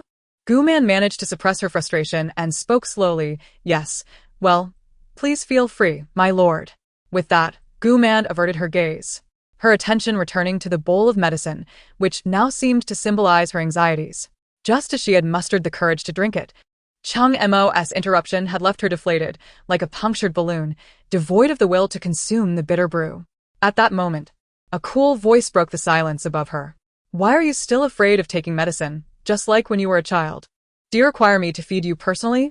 Guman looked up to see Cheng Mo had approached the bedside, pondering if Liaoliao had also been fearful of taking medicine. "When I was young," she mused, "did Cheng Mo often feed Liaoliao her medicine?" Lost in thought, she suddenly felt the bowl slip from her grasp. Cheng Mo took it, sitting at the edge of the bed, his long, fair fingers stirring the concoction before lifting a spoonful toward Guman's lips, his movements fluid and practiced. Guman was momentarily stunned, transfixed by Cheng Mo's presence. Noticing his growing impatience, he commanded coldly, "Open your mouth." As if under a spell, Guman found herself complying, her mouth instinctively opening. In an instant, the bitter taste of the herbal medicine flooded her mouth, and she couldn't suppress a gag, exclaiming, "No, no. It's too bitter." Cheng Mo looked at her in confusion, saying, "When you were little, I always fed you this way, and you never complained about the bitterness." Guman wiped her mouth and thought, that was when Liaoliao harbored affection for you, no matter how bitter it was, it felt sweet. Taking the bowl from Cheng Mo, she resolved, "Since this medicine must be consumed, I might as well gulp it down all at once. Taking it spoonful by spoonful is unbearable." Closing her eyes and expelling a deep breath, Guman pinched her nose and tilted her head back, swallowing the concoction in 2 swift gulps. Witnessing her actions, Cheng Mo was taken aback. In their childhood, when Liaoliao fell ill and was required to take medicine, no amount of coaxing from her family could persuade her to drink it. Yet, whenever he was present, she would willingly comply. Though she insisted on him feeding her spoon by spoon, even as her face contorted in bitterness, she would stubbornly declare, "It's not bitter at all. The medicine you feed me is sweet." Suppressing the rising nausea, Guman stole a glance at Cheng Mo. The atmosphere in the room had grown awkwardly silent. Qing'er dared not raise her head, and Guman felt uncomfortable. Having been in this place for over a month, she had yet to experience such a calm and peaceful interaction with Qing'er, who seemed in no hurry to leave. To break the tension, Guman sought to initiate a conversation, asking, "How is Yen'er?" Upon hearing the name Gmo Yen, Qing'er was jolted from his reverie, a hint of embarrassment flashing across his eyes. He furrowed his brow and replied slowly, "She woke for a while in the evening, took her medicine, and then fell back asleep." Guman nodded, acknowledging his words, but silence fell once more in the room. Qing'er showed no signs of departing. Guman felt compelled to ask again, "Why exactly did you come to my courtyard?" Qing'er was momentarily taken aback by the question. Why? He himself didn't know why he had come here. By the time he realized it, he was already at the door. Pausing, he racked his brain for a reason, and suddenly, a serious expression overtook his face as he said, "I came to ask you if what you said that day in the side courtyard was sincere?" Guman considered her previous words. "Oh, about the divorce." She nodded, affirming yes. Qing'er gazed intently at her, seemingly searching for something in her eyes. But Guman's gaze was unwavering and earnest. Qing'er's expression turned to disappointment as he turned away, though he could not decipher the source of his own discontent. "Why?" Qing'er suddenly asked. What? Guman was perplexed by his inquiry. Qing'er raised his head to meet her gaze again, repeating, "I ask you why?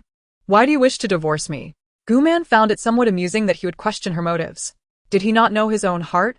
"My lord, surely you understand my feelings better than I do." Qing'er paused, his eyes flickering. Guman feigned ignorance and continued, "My lord, I have liked you since childhood. To spend even a moment longer with you, I would endure the bitterest of medicines. As long as it was you who fed it to me, it would taste sweet. To marry you, I risked my reputation. In this Marquis, I strive to be a prudent, graceful Marquis, watching you take concubines one after another. Though I felt furious, I could only pretend to be magnanimous. I believed that if I behaved this way, you would love and cherish me, recognizing my sincerity. Yet, when I witnessed your interactions with Gmo Yen, seeing you genuinely care for someone, I realized I had been deceiving myself all along. I could never earn your affection. My presence only reminds you of past grievances, causing you to despise me. If that is the case, then I shall liberate myself and set you free." With that, Guman forced 2 tears from her eyes, thinking, "How's that? Aren't you moved? Do you think my reasoning is sound?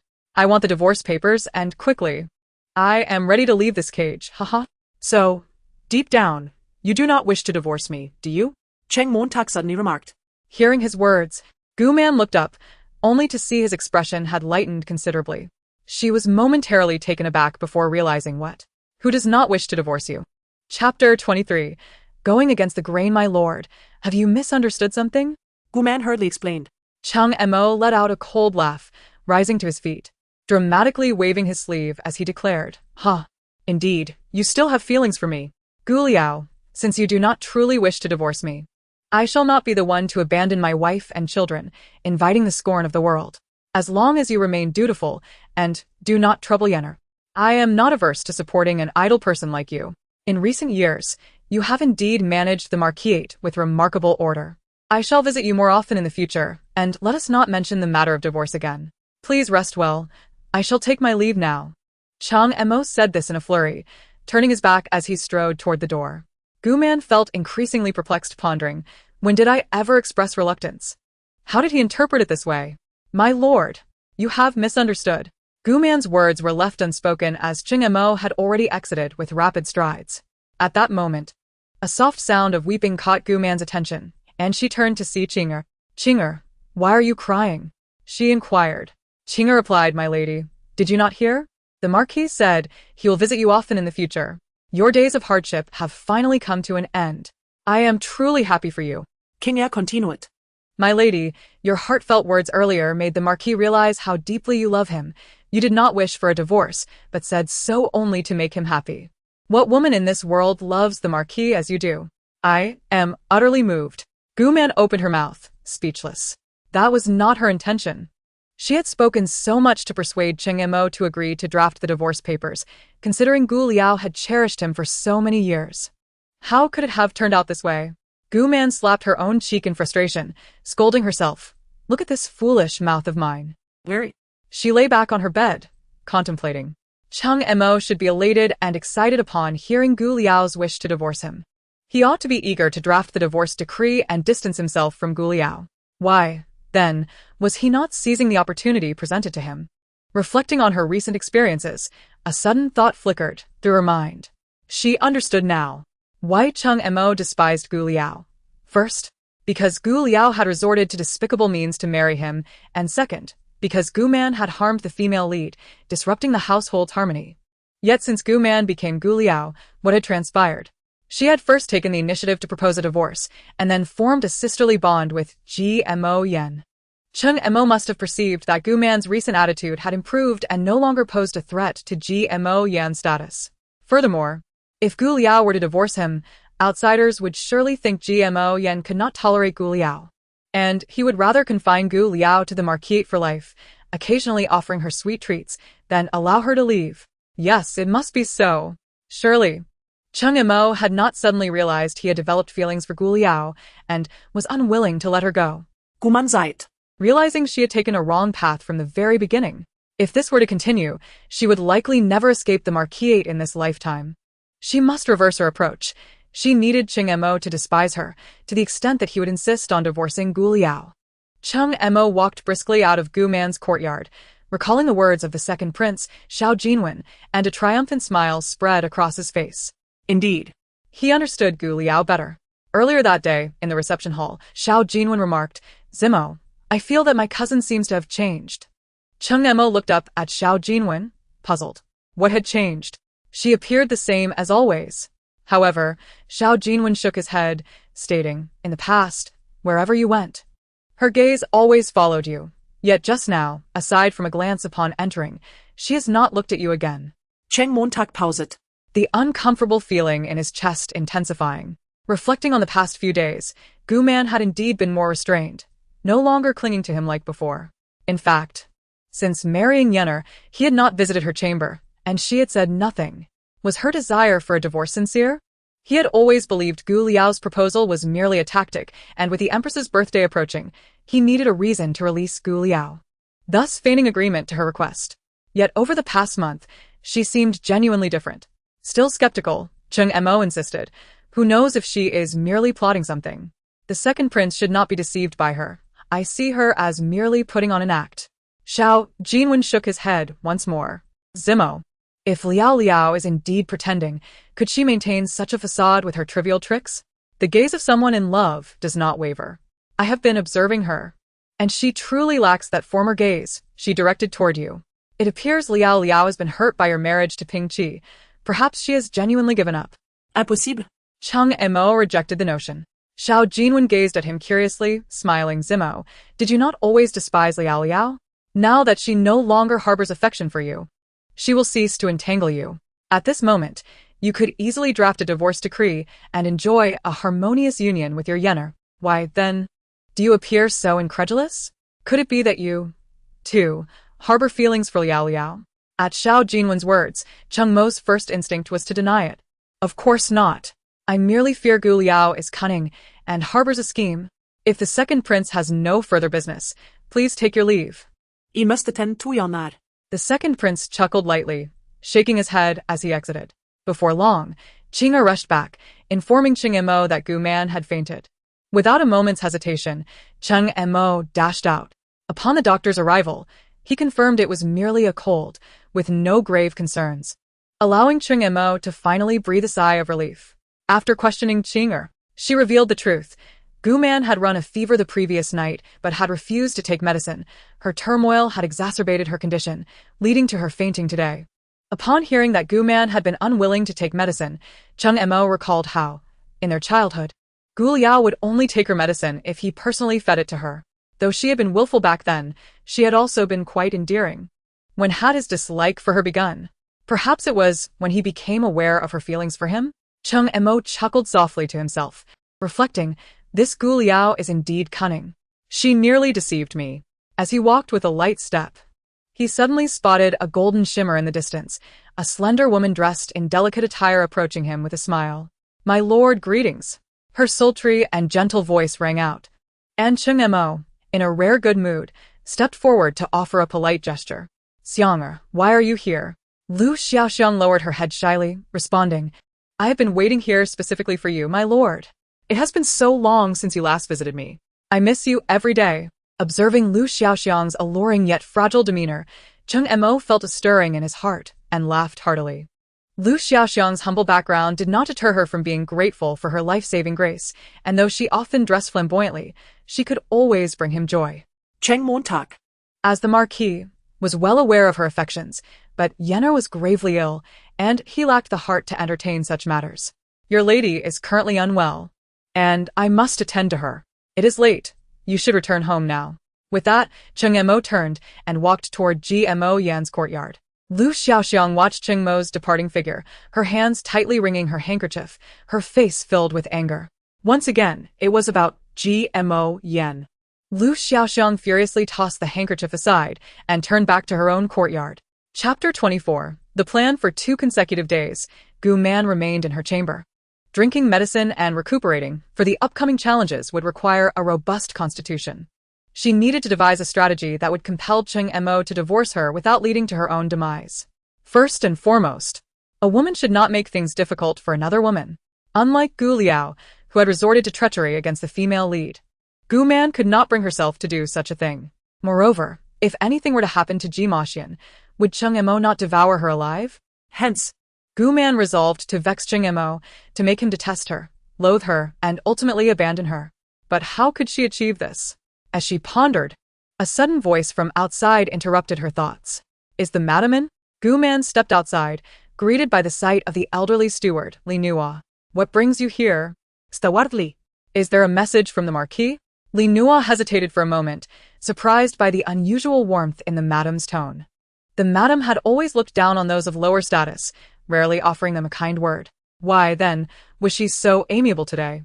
Setting aside his puzzlement, Li Nua replied respectfully, Madam, the Marquis invites you to lunch with the young lady. Gu Man smiled and asked, Is Yenner feeling better? Madam, the young lady is no longer in any danger, Li Nua assured her. Good. Please inform the Marquis that I shall prepare and join shortly, Gu Man said, nodding as Li Nua acknowledged her and departed. Suddenly, an idea struck Gu Man, and she called out to Qinger. Qinger, help me with my makeup.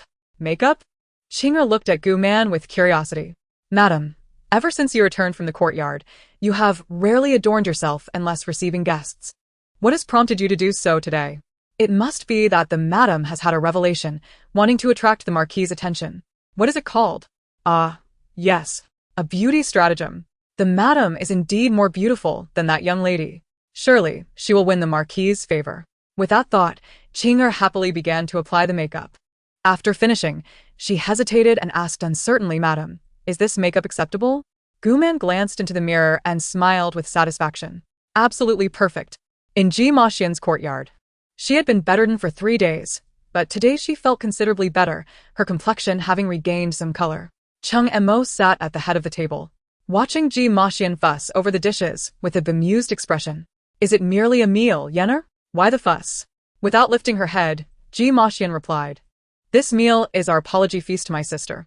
I must ensure it is perfect. You ought to maintain a pleasant demeanor with her. Do not scowl the moment you see her, for it was you who wronged her, was it not? Cheng Mo's face darkened. This lord apologized to her? A historical marvel. Even if I have erred, I could find another way to make amends. Do you expect me to say sorry? No need for you to speak. Yimoxian asserted. We are one in marriage. I shall handle it. You may simply remain nearby. Cheng Mo fell silent. Moments later. A cheerful voice rang out from outside. Sister Yenna, I have arrived. Both turned in surprise, their eyes widening upon seeing Gu Man, adorned in extravagant attire. Her hair piled high and decorated with vibrant flowers. Her eyes were accentuated with blue eyeshadow, and her cheeks flushed with rosy blush, while her lips bore a vivid hue. What can one say? In the realm of the Lotus Lantern, she resembled the wife of Sun Wukong. Ji Maxian was taken aback, contemplating. Has a new trend in makeup emerged during my days of confinement? Gu Man deliberately approached the Marquis, standing close as she curtsied. Long live the Marquis. She then twirled playfully, exclaiming, This is my own design for today's look. What do you think?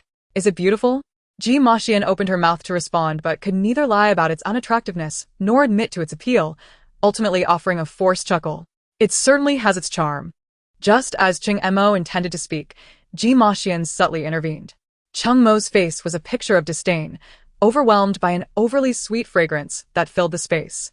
Ji Maxian had never favored such scents in her quarters, but Gu Man's arrival had transformed the atmosphere entirely. Cheng Mo waved his hand in front of his nose, irritated. How much perfume did you apply? Not much, I assure you. It must be the fragrance of the flowers in my hair. The blossoms are blooming beautifully. Gu Man leaned closer, her floral adornments almost touching him, prompting him to push her away in disgust. Do you not like it, Marquis? I dressed up just for you. Gu Man feigned innocence, knowing full well that Cheng Mo detested heavy fragrances and cosmetics, finding them vulgar. Yet, most women relished in their use. When he met Ji Maxian, she did not wear makeup, only a subtle natural scent, making her stand out as unique. Gu Man's elaborate appearance was meant to provoke, to utterly repulse him. Staring at the ostentatious Gu Man, for reasons unknown, Cheng Mo's mind drifted back to the time they were in the courtyard, where she wore simple attire and no makeup, exuding pure beauty. Today, however, her appearance was unbearable. The cloying scent of her perfume only added to his nausea, ruining the exquisite dishes before them. Ji Maxian felt dizzy from the overwhelming fragrance, but could not voice her discomfort. Instead, she attempted to shift the conversation. Sister, please take a seat. The Marquis had the kitchen prepare your favorite dishes today. Seeing Cheng Mo's grim expression, Gu Man secretly delighted in her success. How could he not be utterly repulsed? She sat down, feigning surprise. Is this all for me, Marquis? I must indulge. But I wonder, why are you treating me so kindly? She batted her eyes adorned with bright blue eyeshadow, gazing at Cheng Mo with a playful grin. At that moment, Cheng Mo desperately wished to flee. Just then, Steward Li Nua entered, reporting, Marquis, the young lady from Lu's courtyard requests your presence, as she is unwell. Cheng Mo seized the opportunity as if it were a lifeline, rising abruptly. Is that so? I must go check on her. You two continue your conversation without me. Without another word, he hastily exited. Gu Man struggled to contain her laughter, and once Cheng Mo was out of sight, she burst into hearty laughter. Chapter 25. Allergy. Ji Maxian watched Gu Man's uncontrollable laughter with a mixture of confusion and curiosity. As Gu Man calmed down, she shed her outer garment and handed it to Qinger. Quickly, take this away. It suffocates me. Once Qinger removed the garment, the room's air felt significantly fresher. Ji Maxian? Witnessing this, began to understand Gu Man's motives. Sister, your outfit today, was it intentional? Gu Man nodded, a grin spreading across her face. What do you think? Surprising? Isn't it? Ji Maxian remained puzzled. But why? Realizing Gu Man's deliberate actions, Ji Maxian boldly pointed out, Sister, while it's true that women adorn themselves for those they wish to impress, your approach may not attract the Marquis. Instead, it could alienate him. Ah? That's precisely the effect I desire. Gu Man replied nonchalantly. What? Ji Maxian could hardly believe her ears. Gu Man turned to Ji Maxian, saying, Yenner, though you call me sister, I am actually younger than you. I ought to address you as sister. Today, I wish to share my true feelings. I intend to divorce the Marquis. Ji Maxian stared in disbelief. Sister, why would you say such a thing? I have heard of your affection for the Marquis. Why would you wish to part ways? Is it because of me? Gu Man replied. It has nothing to do with you. Even without you, the Marquis would never harbor feelings for me. I have suddenly come to realize that rather than squandering my time on someone who does not love me, it is far more graceful to let go. Life within this Marquis' residence feels stifling and devoid of freedom, hence, I yearn to depart. Gu Man added, in truth, my ability to leave the side courtyard was due to the Marquis' promise. He vowed to grant me a divorce and my freedom, provided that you were accepted by the prominent families. Yet now, he has gone back on his word and refuses to give me the divorce letter. Naturally, I cannot sit idly by. Thus, I devised this scheme to make the Marquis view me unfavorably, hoping he would dismiss me. Ji Moyan looked at Gu Man, questioning, Sister, do you truly wish to part ways with the Marquis? Gu Man nodded. Ji Moyan remained silent, lost in her thoughts. Meanwhile, Cheng Mo arrived at Lu Xiaoxiang's courtyard, where he found her resting on the bed, with her eyes closed. The maid, Xiaoling, approached the bed and announced, Miss Lu, the Marquis has arrived. As soon as the words left her lips, Lu Xiaoxiang slowly opened her eyes. With Xiaoling's assistance, she propped herself up weakly, her almond-shaped eyes glistening with moisture as she softly exclaimed, "Marquis, you've come? I thought I would never see you again." Cheng Mo stepped forward, intending to offer comfort, but halted upon seeing Lu Xiaoxiang's exquisitely made-up face. Instantly, the image of Gu Man's clownish visage flashed in his mind, darkening his expression as he inquired of Xiaoling, "Have you summoned a physician? What ailment does she suffer from?" Xiaoling hurriedly replied, "Not yet. Miss Lu is likely suffering from a fever, thus." "Humph."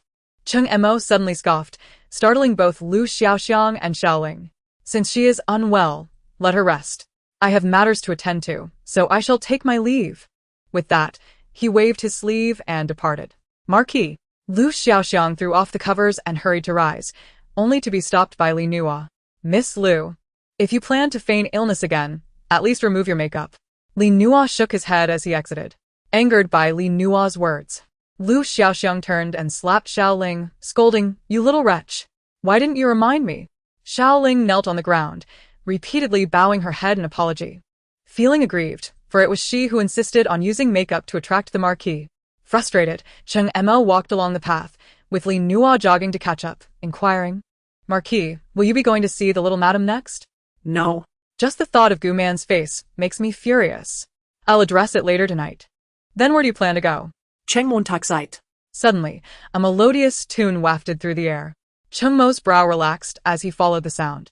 In the courtyard, a woman clad in a pale pink dress sat in a pavilion, lost in the music she was creating. The gentle, sorrowful notes lingered in the air. As the performance concluded, Cheng Mo couldn't help but applaud. The woman, hearing the applause, looked up and, upon recognizing Cheng Mo, hurriedly rose to greet him, kneeling in respect. "Li Er welcomes the Marquis." Cheng Mo helped her to her feet, smiling. Li Er's skill on the zither has become increasingly refined. Li Er's cheeks flushed slightly as she gently replied, "You flatter me, Marquis. Did you come specifically to see me? What brings you here at this time? Have you had lunch?" Cheng Mo omitted the first question and shook his head, "Not yet." A fleeting shadow of disappointment crossed Li Er's face, quickly replaced by her usual smile. "I haven't eaten either. Perhaps the Marquis could join me here?" Cheng Mo nodded. "That would be agreeable." Li Nua, seeing this, rushed to the kitchen to make preparations. Before long, lunch was served. Li Er stood beside Cheng Mo, carefully arranging the dishes. Cheng Mo said, "You should sit and join me." After thanking the Marquis, Li Er cautiously took a seat beside him. Watching Cheng Mo eat elegantly, she inquired, "Is the little madam's health improving? I feared I might disturb her rest, so I did not visit. I hope she does not hold it against me." Cheng Mo nodded. "It is kind of you to worry. The little madam is quite understanding and will not blame you." Li Er smiled. Indeed, ever since the little madam arrived, the Marquis's residence has been filled with more laughter than ever. Nearby, Li Nua mused to himself, "The little madam is too lenient. Many benefit from her kindness. And even if caught misusing resources, the penalties are light. Those individuals must be quite pleased." Sigh. When the elder madam was in charge, there were far fewer troubles. Cheng Montag, however, did not dwell on these thoughts. Hearing Li Er praise Ji Moyen brought him joy, and he placed a piece of fish on her plate, softly saying, "Yuan Er has only been in the residence for a little over a month and lacks acquaintances. If you have time, do spend some time with her." Li Er's expression momentarily froze at the sight of the succulent fish, but she soon took a small piece and gently said, "Yes, Marquis. I need a boy maid, Xiaofu." Saw this and wished to intervene but was too late. After lunch, Li Er played a few more pieces for Cheng Mo, and before they knew it, evening approached. Cheng Mo rose to leave, and upon noticing, Li Er quickly asked, "Marquis, will you not stay here with me tonight?" Cheng Mo smiled, gently patting her hand. "You seem tired today. I shall visit again another day." With that, he turned to depart. Li Er watched his retreating figure, her eyes reflecting an unidentifiable emotion. Xiao Fu hurriedly approached, saying, "Mistress, you must take this medicine. Otherwise, you will suffer again tonight." As she spoke, Xiao Fu lifted Li Er's sleeve, revealing her arms covered in red spots, and anxiously exclaimed, "Why did you eat that fish? Have you forgotten about your seafood allergy?" Li Er offered a pained smile. "I remember, but what of it?" Yet the Marquis seems to have forgotten. Chapter 26. A shared slumber as night fell. Cheng Er prepared the bed for Gu Man and approached her while she was removing her makeup, saying, "Madam, Why did you bring up the divorce with the little madam again today? I thought you had abandoned that idea. Gu Man smiled. I told her to facilitate my plans. Yen Er is a good girl, and I enjoy her friendship. By confiding in her, I can alleviate her wariness towards me. Furthermore, my resolve to divorce has never faltered. Qing Er was puzzled. Why must you divorce the Marquis? You love him so. But your Marquis does not love me. Moreover, he and Yen Er are destined to be together, while I am merely a minor character maintaining their relationship. Now that their bond is solid, I have communicated with the Empress and the Princess, and they will no longer trouble her. Soon, she will gain the recognition of the eminent families, at which point I will become the most superfluous presence in this Marquis' residence. I must leave before the situation becomes even more awkward. But you are the Marquis' esteemed wife. How could you be superfluous? Gu Man laughed. Qing Er, you are still young and do not understand. Tell me, have you ever pondered what you wish to do in the future? Qing Er thought. The little madam is even younger than I. How can she speak so maturely? I hope to save enough money to support my brother's education, then marry off my sister. Afterward, I will find a good family for myself, have a son and a daughter, and lead a life of hard work during the day and rest at night, living life to its fullest. Gu Man, hearing this, chuckled.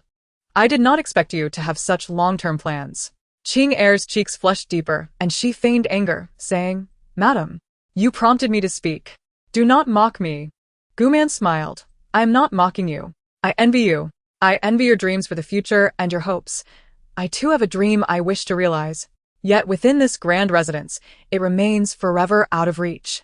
Though I am referred to as the esteemed wife, I am merely a title without substance. Stripped of this title, I am nothing in this Marquis' residence. If I were to languish through life in a daze, would that not render my existence meaningless? Gu Man declared, I aspire to pursue my goals relentlessly, just as you do. Therefore, I must leave this marriage. No sooner had she spoken than the door swung open with a loud bang. Both Gu Man and Qing Er were startled, their gazes drawn to the entrance, where Cheng Emo strode in, his face a stormy shade of blue. Gu Man felt a wave of dread wash over her. She hoped that he hadn't overheard her conversation with Qing Er.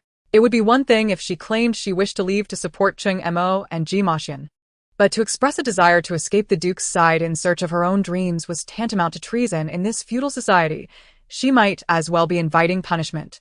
With trembling hands, Gu Man cautiously inquired, Duke, when did you arrive?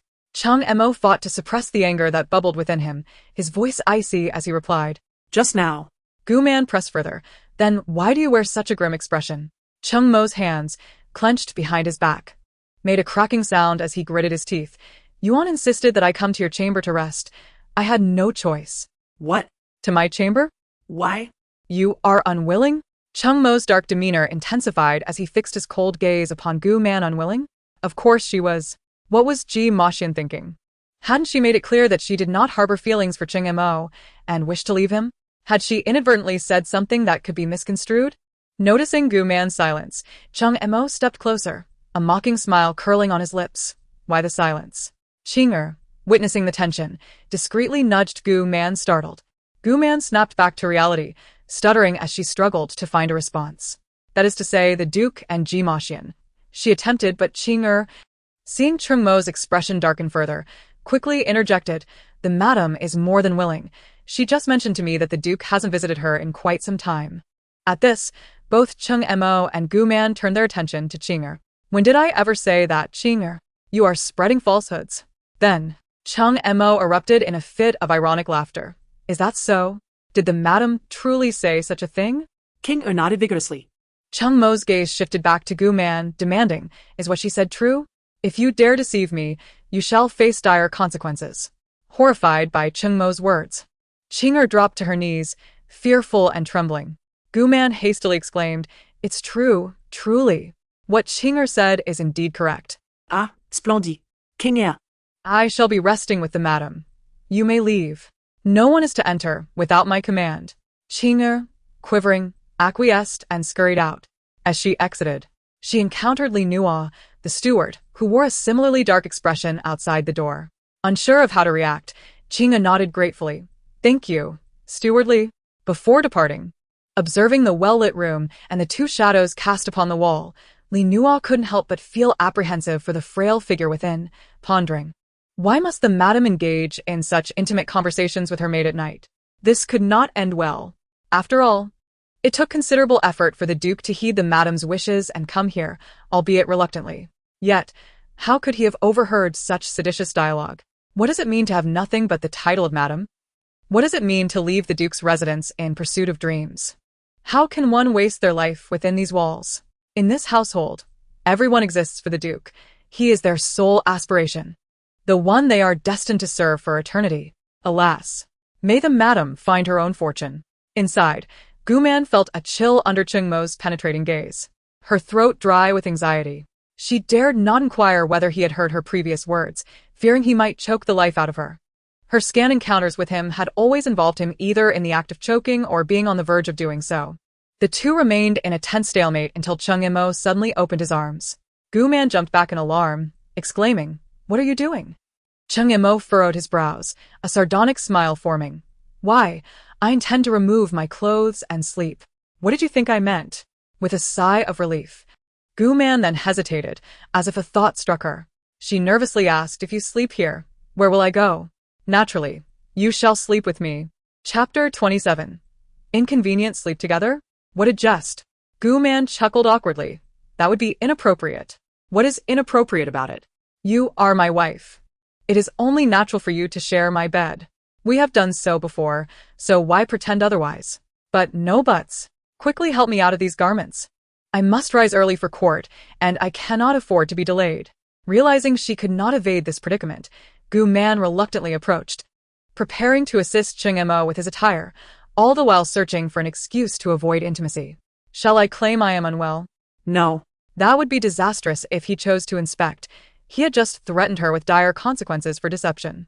Cheng Mo stood tall, easily over 6 feet, while Guman, though not short, still felt dwarfed beside him. Being so close to him for the first time left her breathless. Cheng Mo observed Guman, who seemed distracted. She had shed the suffocating makeup of the day, wearing only a light nightgown that subtly accentuated her figure. Her hair, hastily gathered with a wooden hairpin, exuded a fresh and elegant simplicity reminiscent of her time in the side courtyard. A delicate floral scent lingered about her, far superior to the cheap perfume she had worn earlier. Cheng Mo suddenly pondered why he had not noticed before that Guman was, in fact, quite beautiful. Reflecting on the evening, he recalled his intent to rest with Ji Maxian, only to be rebuffed on the grounds of her incomplete recovery. She had urged him not to overlook Guman and to visit her instead. Cheng Mo had welcomed the suggestion, but upon his arrival, he found himself privy to Guman's conversation with Qing'er. Had she truly given up on him, as Xiao Jinwen had suggested, simply because he had married Ji Maxian? Since Guman had expressed her desire to leave him for Ji Maxian, he found his attention inexplicably drawn back to her. Yet, how could it be that he had once found her so disagreeable? Lost in thought, Cheng Mo failed to notice that Guman had already removed his outer garment, leaving only his nightwear. Guman, meanwhile, had thought of an excuse and called out softly, "Duke." Cheng Mo snapped back to attention, asking, "What is it?" "Well, I have just recovered from an illness, and the physician advised that it would be inconvenient for us to engage in that." Cheng Montag chuckled, taking in Guman with a bemused gaze. "What do you mean by that?" Guman's face flushed crimson, and she internally cursed. What a lecherous man. Why must he feign ignorance? How could one even voice such a thing? "That is precisely what I mean. I cannot engage in that." Having finished undressing him, she declared, "You should rest early. I shall take my leave." As Guman turned to depart, Cheng Mo seized her wrist, leaning in close to whisper, "Fear not. I shall be cautious." Cautious of what? Before she could finish her thought, Guman felt herself lifted off her feet as Cheng Mo swept her into his arms, striding toward the bed. "Duke." "The physician said it is inadvisable. We must heed the physician's advice." Cheng Mo snorted dismissively. "I only heed my own counsel." With a thud, Guman found herself thrown onto the bed, and Cheng Mo descended upon her. Guman cried out in terror, "Duke, please, do not act recklessly. Listen to me. I truly find myself in a predicament." As soon as the words left her mouth, a sharp sound cut through the air, and Guman felt a sudden chill at her chest, exposing her fair skin and the vibrant red of her undergarment. "Ah!" "Scoundrel!" With a resounding slap, Chung Emo halted his actions, covering his cheek in disbelief as he gazed at the person beneath him.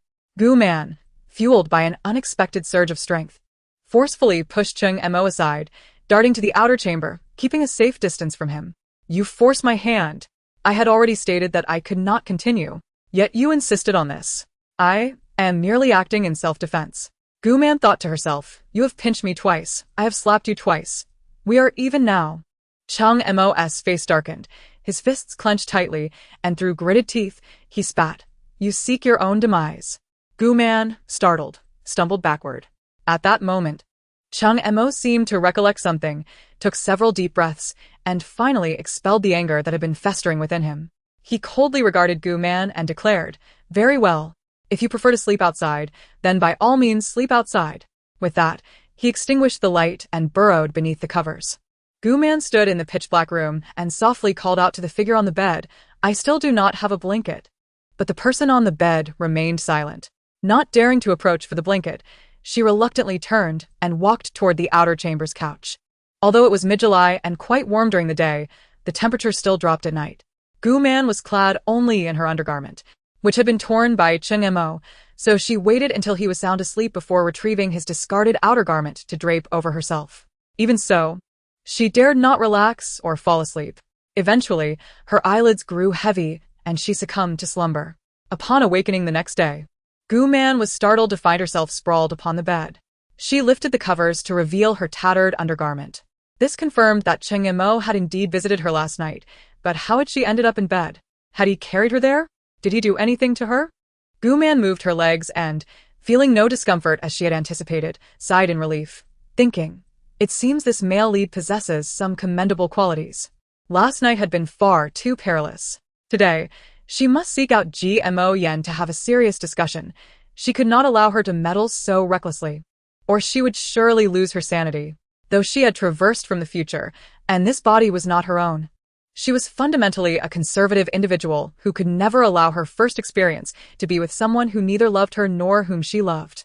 It was simply unacceptable for her mentally. Just as Gu Man prepared to rise, Qing Er entered with a basin of water. Upon seeing Gu Man awake, she joyfully exclaimed, I knew the madam would awaken soon. I have prepared your washing water, and breakfast is ready as well. After you freshen up, please join me for your meal. Today, the kitchen has prepared preserved egg and lean meat porridge along with assorted buns. You must come and taste. Gu Man nodded, tidying up as she inquired, what time is it now? When did the Marquis leave? As Qing Er arranged the breakfast, she replied, it is currently 1/4 past the hour of C. The Marquis departed around 1/4 to the hour of Mao and instructed me not to disturb the madam, saying you had been restless all night and needed your rest. After saying this, Qing Er suddenly looked at Gu Man with a mischievous smile, her face flushing. Gu Man realized she had misunderstood and quickly clarified. I slept on the outer couch last night while the Marquis was in bed. Although I am unsure how I ended up waking in bed, I assure you, nothing happened between the Marquis and me last night. Hearing Gu Man's words, Qing Er expressed her disappointment, saying, Madam, why did you not seize the opportunity? The Marquis has come to your courtyard. Surely, you should have had him leave you with a child or two. Then, you would have security within this estate. And you need not worry about your standing here. Gu Man found herself at a loss for words. So, after all that I said yesterday, you only remember this one line? With a sigh, she resolved not to explain further, hastily consuming a few bites before telling Qing Er, hurry and tidy up. We must go visit the young madam shortly. Just as she finished speaking, she noticed Qing Er had not moved, and she looked up to see her hesitating. Gu Man set down the bun she had bitten into and asked, what is it? Perhaps the madam should wait for another day to visit the young madam. King Er suggested, why? Earlier, when I went to fetch water, I overheard the maid, Xiao Cui, say that several young ladies went to the young madam's courtyard early this morning, and they all appeared quite displeased. I fear they might be seeking trouble with her, and I do not wish for you to be dragged into it. Upon hearing Qing Er's words, Gu Man inquired, is the information accurate? King Er nodded. Gu Man stood up and declared, let us go find the young madam. However, Qing Er expressed her concerns. What if something dangerous occurs? Gu Man reassured her, do not worry. I am the madam. Do they dare to do anything to me? It is the young madam I am concerned about. Given her kind-hearted nature and tendency to only share good news, she might be bullied by those women. I shall go lend her my support. With that, Gu Man quickly gathered her belongings and made her way to Gmo Yan's residence. As Gu Man made her way halfway there, she spotted several elegantly dressed women approaching from a distance, all with smiles on their faces, chattering merrily as they headed toward her. Seeing this, Gu Man swiftly pulled Qing behind a rockery to hide. At that moment, several concubines led by Liu Shaoxiang approached. One of the unnamed concubines flattered Liu Shaoxiang, saying, "Today, we owe it to Sister Liu for devising this palace intrigue. Otherwise, we would not have been able to share in the spoils from the young madam. Should the Marquis visit our quarters in the future, we will be sure to remember your kindness." Liu Shaoxiang adjusted the heavy hairpin atop her head, speaking with a mixture of pride and resentment. Ever since that little madam entered the household, she has monopolized the Marquis, preventing him from visiting us. Now, in her bid to appease the madam, she has allowed the Marquis to come to us. However, we all serve the Marquis, and since the young madam is in charge of the household, she must understand the importance of fairness. Otherwise, we shall continually lament our grievances in her courtyard until she is turned upside down. I shall not bear the surname Liu, if we do not. Gu Man pursed her lips, surprised that news of Qing visiting his quarters had spread so swiftly. But it made sense. These women were undoubtedly vigilant, keeping a close watch on the Marquis's movements. At that moment, another unnamed concubine chimed in. Indeed, Sister Liu is wise to think of such a clever scheme. The young madam will not dare to monopolize the Marquis any longer. The others echoed her agreement. Gu Man observed the group of concubines passing by, counting 6 in total. Who was missing? Just as she pondered this, she noticed Liu Shaoxiang pause and turned back to look. Gu Man's heart raced. Surely Liu Shaoxiang had not discovered her eavesdropping behind the rockery? Just then, Liu Shaoxiang spoke up. Family said she had an upset stomach. Why has she not returned yet? The other concubines shook their heads. Liu Shaoxiang shrugged. Forget her then. I instructed Shaoqin to prepare an abundance of fruits and pastries. Let us all go together to celebrate our initial victory. The other concubines laughed in agreement and began to leave in a group. Once they had departed, Gu Man let out a sigh of relief and stepped out from behind the rockery. Qing, puzzled, asked, "Why did the madam hide from them?" Gu Man replied, "How else could I have heard what they were saying? How could Lady Gu know that those concubines would say such things?" It's a typical trope in literature. Where there's eavesdropping, there are bound to be juicy tidbits. Tropes? Tidbits? Enough of that. Let's hurry and find Yenner. Gu Man pulled the still bewildered Qing towards Ji Maxian's courtyard. As they arrived, they found Fan Li seated in the reception hall, adorned in a delicate pink dress. Upon seeing Gu Man, Fan Li was initially taken aback, then rose to greet her with a bow before bidding farewell to Ji Maxian. Gu Man watched Fan Li exit the courtyard, pondering. Didn't Liu Shaoxiang just say she was suffering from diarrhea? How did she end up here? Something's amiss. At that moment, Ji Maxian approached, though her gaze towards Gu Man bore a hint of unusual emotion, which dissipated almost instantly as she smiled and said, "Sister, what brings you here?" Gu Man noticed the fleeting expression, but, as Ji Maxian chose not to address it, she felt compelled to clarify the matter. Although she was uncertain of Ji Maxian's intent in sending Qing to her room, she could not allow any misunderstandings to fester between them. After all, the notion of sharing a husband was something no woman could easily accept, regardless of how kind Ji Maxian might be.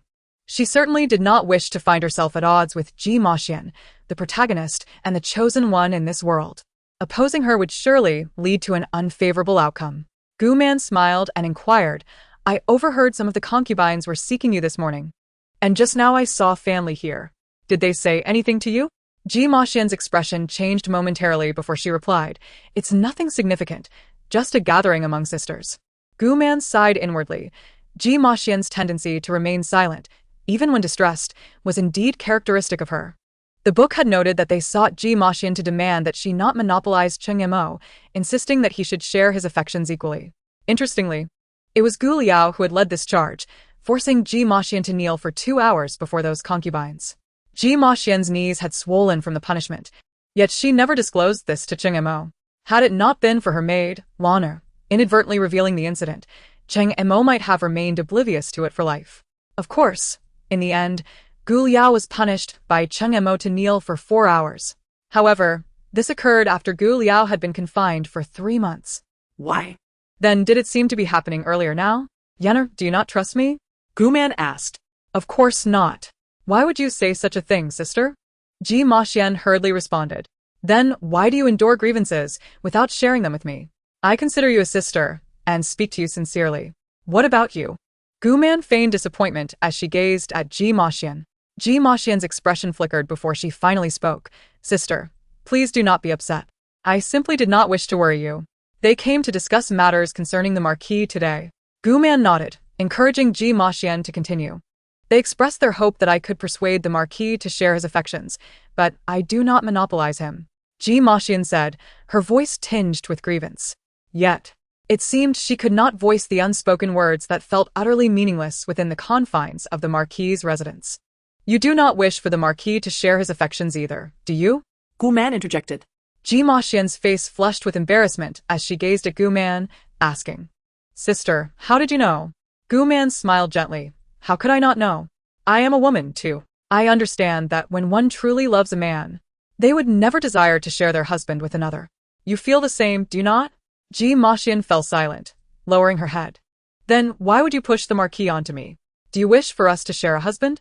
Ji Maxian's gaze dropped, her eyes glistening as she whispered. Because I know you care for the Marquis deeply and would willingly sacrifice your happiness for his. Meanwhile, I have taken your husband from you. So, you are attempting to compensate for my loss with the Marquis? Ji Maxian quickly shook her head, then nodded. Regardless of the reasons, she felt guilty for having taken Gu Man's husband first, and thus, to atone, she was willing to share him. However, with 7 other women in the household, was it reasonable to divide one man into 9 parts? Did love also need to be divided into 9 portions? She once believed she could accept sharing a husband, but upon noticing the empty space beside her, she realized she could not. Thus, even when facing someone she regarded as family, Gu Man, she could not help but cast furtive glances filled with awkwardness. Yenner, I do not know how to counsel you. If I were in your position, I might not fare better than you. However, one thing I must clarify is this. From the moment I stepped out of the side courtyard, I no longer held any feelings for Chingmo. Not because of you or anyone else, but solely because of him and his indifference towards me over 3 long years. I have come to terms with it and decided to let go. This disappointment has accumulated day by day. It is not your presence that caused it. Even without you, I would have ended things with Chingmo. Therefore, you need not push the Marquis onto me any longer, nor do I wish for us to share him. I refuse. As for the others, I cannot assist you. After all, they are also Chungmo's women. I can only say, if you can accept sharing him with them, you must adjust your mindset. If you cannot, then you must speak to Chingmo about it. I believe he will manage the concubines well. For his love for you is genuine. Gu Man was not a saint, nor did she wish to complicate her own life. She merely expressed her thoughts as a fellow woman. How she chose to navigate her path was her own decision. Ji Maxian looked at Gu Man and asked, Sister, do you truly not have feelings for the Marquis anymore? What about last night? Gu Man nodded. Indeed. Then added, but nothing happened between us last night. The Marquis was furious. He said you drove him to me, and he spent the entire night fuming without even glancing my way. Gu Man intentionally lied, not wishing to cultivate any negative thoughts in Ji Maxian's mind. Sure enough, Ji Maxian's expression brightened considerably, and her gaze towards Gu Man grew warmer. Upon hearing Gu Man's words, Ji Maxian felt a weight lift off her shoulders.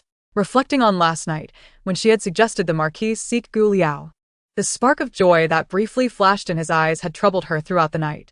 Had she misinterpreted the situation, overthinking it? At that moment, Gu Man added, so, why was family here? Did she not come with the others to pressure you into dividing Chingmo among them? Ji Maxian sighed and replied, she came along. But after they all left, family returned and assured me she would not compete for the Marquis. She came with them out of necessity. If she hadn't joined them, she would have been bullied by the others. So, she is here to pledge her allegiance? Gu Man followed up on Ji Maxian's words. Ji Maxian nodded in affirmation. Gu Man let out a cold laugh. The most cunning woman was finally extending her hand to Ji Maxian. The book noted that family, with her clever schemes, ultimately gained Ji Maxian's trust, but during her pregnancy, her true intentions were revealed. It turned out that after Chingmo had been with Liaoliao and the other concubines, he would toss a contraceptive pill into the incense burner, ensuring that none but Ji Maxian could conceive. However, family found herself with child, leaving only one possibility: she must have engaged in an illicit affair, thus resulting in her pregnancy. Consequently, She was executed by Chung Mo. Gu Man remarked, Yenner, family is a person of profound cunning. It is unwise to form a close bond with her, lest you attract trouble in the future. Gmo Yen, puzzled, responded, Sister, why do you say such things?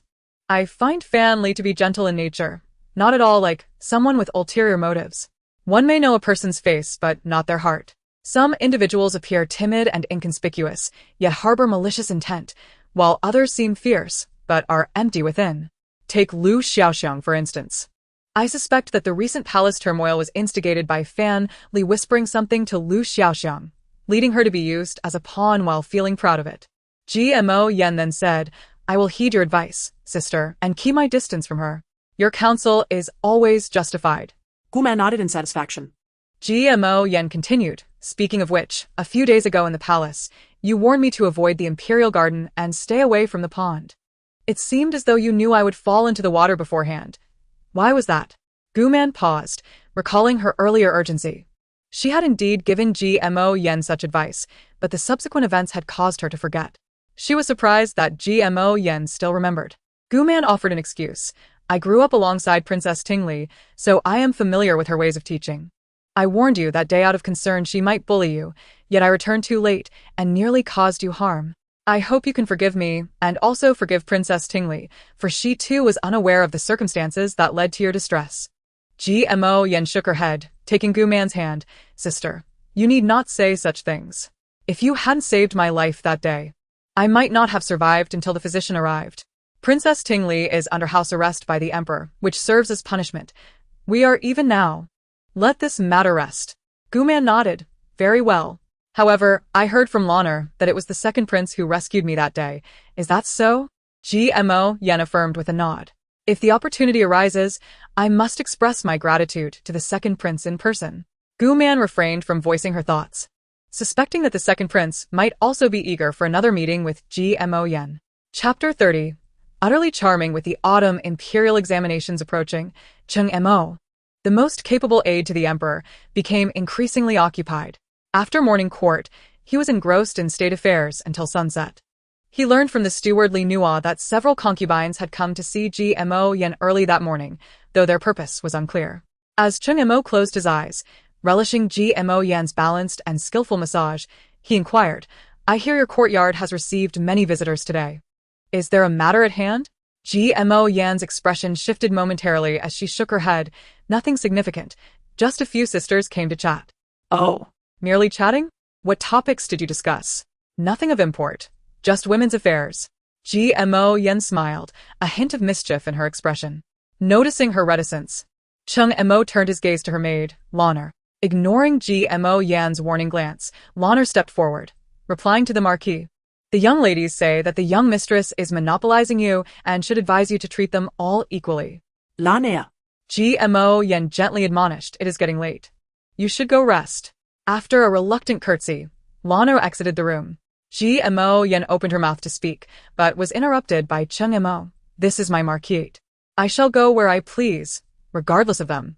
I have said that if you mind their presence, I can dismiss them all. Gmo Yen shook her head. When I agreed to marry into the Marquis, I prepared myself to share you with others. Besides, they are not wrong. I have indeed kept you to myself for too long. Chung Mo pulled Gmo Yen closer, looking earnestly into her eyes. You truly do not mind? Ji Montak Yan, Lost in thought, suddenly asked, if I were to express my discontent, would you consider sending my sister away from the Marquis? Cheng Montag paused, responding slowly, Yanner. She is different. Gmo Yan's heart sank, and with a hint of bitterness, she questioned, what makes her different? Her family holds great power. Her father is the current prime minister, and her brother holds a position in the court, not to mention her aunt, the reigning empress. If it were possible, I would have never married her. Now, seeking a divorce or separation is not so simple. Gmo Yan gazed intently into Chung Mo's eyes, hoping to discern something, yet found nothing. Finally, she nestled against him. I was only speaking whimsically, my lord. I can accept sharing you with others, as long as your heart belongs solely to me. That alone suffices. Chung Mo tenderly caressed her back. That is, of course, the case. However, after uttering those words, an image of another person unexpectedly flooded his mind. On the second evening, After completing her evening rituals, Gu-man dove into her bed, exhausted from sitting on the outer couch all night. Finally, she could enjoy a good night's sleep in her own spacious bed. Just as she was lost in thought, a knock sounded at the door. Qing'er approached to open it, and upon seeing the visitor, she was about to kneel when they halted her, gesturing for her to leave. Curious, Gu-man inquired, "Qing'er, who is it?" "It is the Marquis." Upon hearing his voice, Gu-man hurriedly got out of bed, gazing at Qing'er, who appeared at ease, and thought, "Why has he come again? Does he have no other women? What of Jiangnan? Did yesterday's conversation mean nothing? Marquis, what brings you here?" Was it Yenna who sent you? Qing'er sneered, "Perhaps, perhaps not. What of it? Were you not the ones who sought Yenna, urging me to share my affections?" "I did not," Gu-man quickly replied. Qing'er's expression darkened, his gaze icy. "Indeed, you did not. Must I have come of my own volition?" Qing'er suppressed his anger. "Have I been too indulgent with you? Are you so unwilling to serve me?" Gu-man took a step back, feigning calmness. "Yes, I am unwilling. If the Marquis is displeased, then please divorce me." Cheng Montag snorted. "I have already stated that I do not wish for others to gossip about me, claiming I am fickle." Gu-man scoffed. "Even if you were fickle, it would only count if you had once cared for me. When have you ever shown affection towards me? When did you become so concerned about how others perceive you?" Qing'er was taken aback, responding angrily. "Even if I do not care for you, you are still my woman. What must I do to rid you of this desire for divorce?" "How?" Gu-man retorted. "Do you think I can simply decide that? I want you to divorce Jiangnan and all the women in the courtyard. If you can fulfill that, then I shall remain silent." Gu-man mused. "What will you do? Are you capable of letting Jiangnan go?" As predicted, Qing'er seethed. "Since you are so unwilling to serve me, then remain there and see how long you can endure. As for divorce, dream on." With that, he shed his shoes without removing his outer garments and slipped into the sheets. "That is my bed." Yet the man on the bed ignored her. Unwilling to relent, Gu-man directed her frustration at Qing'er's back. "I have already settled matters with the Empress and Princess Tingli. Soon Jiangnan will be accepted by noble families, and you will not suffer any disgrace. If that is the case, why not let me go?" The man on the bed remained silent. Gu-man, incensed, ultimately retreated to the outer couch. In the darkness, the man on the bed slowly opened his eyes. As Gu-man aptly remarked, the Empress has recently been lavish in her praises for Jiangnan, largely in the hope that Qing'er might beseech the Emperor to lift the confinement of Princess Tingli. Nevertheless, this serves as a positive omen for Jiangnan, indicating her successful recognition by esteemed families. Naturally, outsiders dare not critique a dignified Marquis, especially since he has never been concerned with others' opinions. However, inexplicably, he found himself averse to hearing Liaoliao incessantly demand a divorce decree or separation letter. Prior to her requests, he had genuinely despised her, to the extent of wishing for her disappearance, hoping she would vacate the Marquis and remain forever distant from him. He was undeniably filled with disdain. Yet now, he discovered an unexpected reluctance to let Liaoliao depart from the Marquis from his side. He even dared not envision the Marquis devoid of the clamor brought by Liaoliao. Why was this so? Lost in a myriad of thoughts, he failed to notice the dawn breaking. Qing'er slowly rose, quietly approached the edge of the bed, and gazed at Gu-man, who lay curled up under a light outer garment, peacefully asleep. A smile unconsciously graced his lips. In the past, after completing his official duties, he had never desired to stay overnight in her chambers and had never seen Liaoliao's sleeping visage. At that moment, she appeared exceedingly endearing. Qing'er gently lifted Gu-man and placed her back onto the bed, then quietly exited. Chapter 31. The Dark Horse. When Gu-man awoke the following day, she found herself still in her own bed. An overwhelming frustration washed over her. Subsequently, every few days, Qing'er would visit Gu-man's quarters before retiring for the night, but he no longer requested her company. He would occupy the bed while she remained on the couch, and each morning, she would find herself waking up in the same manner. Eventually, the women in the courtyard, who initially harbored resentment towards Jiangnan, began to transfer their animosity onto Gu-man. Observing her listless demeanor only fueled their ire. Little did they know the extent of Gu-man's daily suffering. Of course, Jiangnan was well aware. Finally, the autumn examination was approaching. In the days leading up to it, Qing'er was tirelessly preoccupied, ultimately finding no time to return home and residing outside the Marquis to attend to his affairs. At last, Gu Man could enjoy a peaceful night's sleep.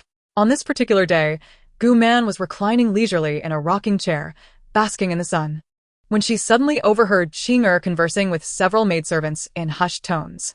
She beckoned Xing'er over to inquire. "Madam, it is Xiao Cui who mentioned that the imperial examination is about to commence, and a throng of candidates from all over the country has gathered outside. It is quite lively out there. Is that so?"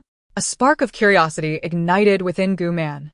Just then, Ji Maxian entered, smiling as she asked, "What is the commotion about?" Gu Man promptly rose to greet her. "I've heard that there are many candidates gathering outside for the examination. It's quite the spectacle. Shall we not join in the merriment? Is that wise?" Ji Maxian hesitated, torn between excitement and caution. What harm could it do? Staying cooped up in this Marquis is stifling. Let us don then as attire and sneak out. No one will recognize us. Ye Moxian, Having grown up in a carefree manner, found herself constrained since arriving at the Marquis. Now, with Gu Man's encouragement, her spirit was stirred, and without much persuasion, she readily agreed. Before long, Gu Man and Ji Maxian had changed into their disguises. Upon leaving the Marquis, they experienced an unprecedented sense of freedom.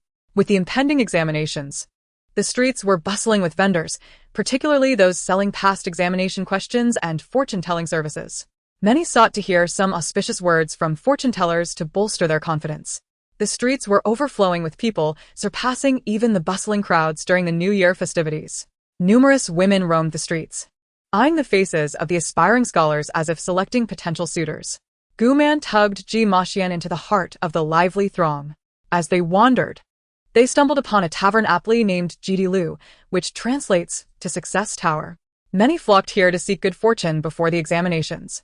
The establishment boasted 7 stories, the first floor for common diners, the second featuring a betting game set up by the owner, wagering on which candidate would emerge as the top scholar. This betting game had become a tradition at the tavern. The third and fourth floors served as dining areas for the candidates, while the remaining 3 levels provided accommodations. Upon entering the tavern, Gu Man and Ji Maxian were approached by a young man dressed as a waiter, who appeared to be in his 20s and greeted them with a sycophantic smile. Noticing their elegant attire, he inquired, "Are you gentlemen new here? Perhaps here to place a bet?" bet. "What sort of bet?"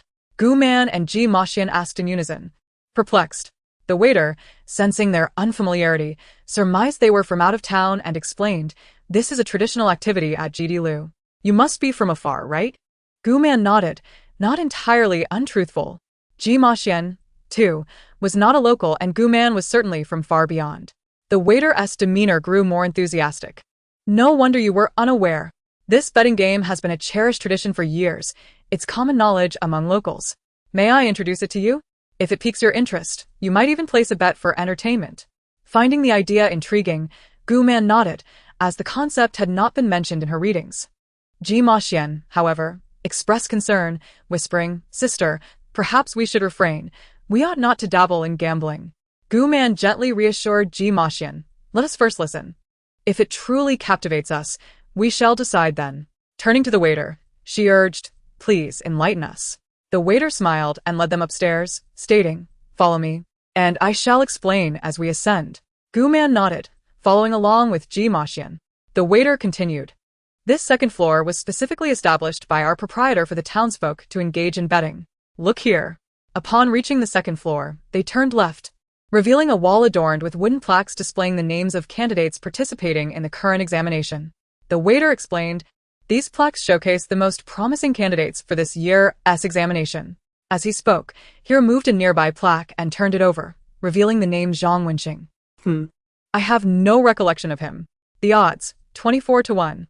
Gu Man, recalling the names of the top 3 candidates mentioned in her readings, surveyed the wall and suddenly inquired, "Is there a plaque for Liu Chongqing?" The waiter became animated, exclaiming, "You know Liu Chongqing?" Gu Man nodded affirmatively, and the waiter continued, "Indeed, with such talent, it is no wonder his reputation precedes him." He then retrieved Liu Chongqing's plaque from the highest row and handed it to Gu Man. She examined it, noting the odds, 2 to 1. "Isn't it said that 9 out of 10 gamblers lose? The most likely candidates have the lowest odds." The waiter hastily explained, "Everyone knows of our esteemed Liu. This year, he is destined to claim the top spot." Thus, his odds are lower. However, dark horses often emerge in the examinations. It is entirely possible that an underdog candidate might succeed unexpectedly. Gu Man nodded, affirming the truth of the matter. This year, there was indeed an unexpected dark horse that left everyone astounded.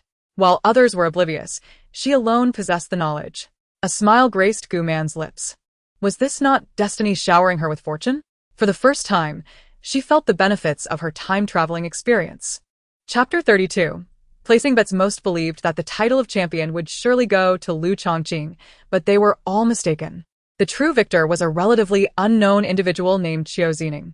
Moreover, this Qiu Zining had a minor connection with Gu Man's companion, Ji Moyan. According to the narrative, all men were drawn to the heroine. It was written that Qiu Zining, a fallen scholar from a humble background, was the poorest among this year's candidates.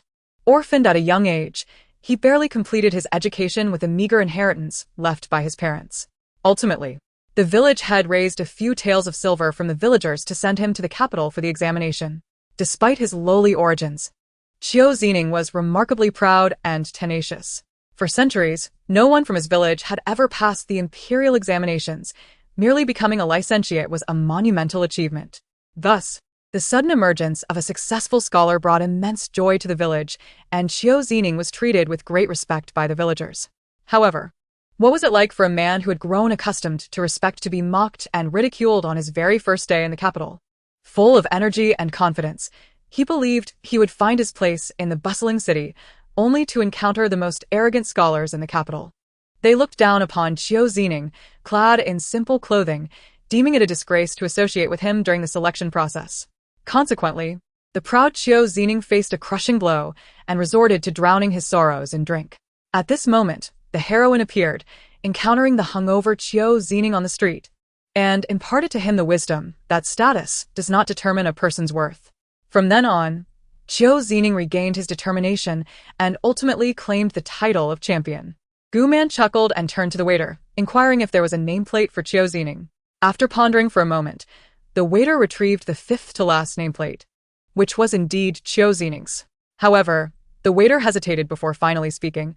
This Qiu Zining is quite obscure. How could a gentleman like you choose to bet on him? Do you perhaps know him? Gu Man remained silent, flipping the nameplate over to reveal. Odds, 1 to 200. Her eyes sparkled with delight. Waiter, where can I place a bet? The waiter, smiling, gestured for her to follow. Ji Moyan tugged at Gu Man's sleeve and whispered, Sister, I thought you weren't going to bet? Gu Man replied softly, Just this once. I promise I won't bet again. By the way, do you have any silver? Join me in placing a bet, and we shall both profit. Ji Moyan shook her head. I can't. My father told me gambling is forbidden. There are only 0 times and countless times in gambling. Sister, please don't gamble. Rest assured, I guarantee this is the first and last time. Gu Man insisted, disregarding her companion's protests as she followed the waiter onward. The entire second floor was bustling with gamblers, including several candidates from this year's examination, rivaling the lively streets outside. The waiter led Gu Man and Ji Moyan to the most crowded area. After squeezing through the crowd, they encountered an exceptionally long table, manned by record keepers and cashiers. Gu Man counted 20 people, 10 tables. Nearby, a portly man in simple clothing declared to the record keeper, I wish to place a bet on Liu Chongqing for 2 taels. A short, thin man beside him laughed heartily. Who doesn't he know that Liu Chongqing has the lowest odds? What difference does it make if he wins? The portly man ignored the thin man's mockery and confidently asserted, even the smallest mosquito is still meat. If I bet 2 taels and Liu Chongqing becomes the champion, I'll gain 4 taels and profit 2. This is what I call a conservative win. The thin man chuckled awkwardly and fell silent. Gu Man found the portly man's reasoning quite sound. The waiter explained the betting rules to Gu Man and Ji Moyan. The first option allowed for random betting. Regardless of whether the chosen individual became the champion or the runner-up, the odds remained the same.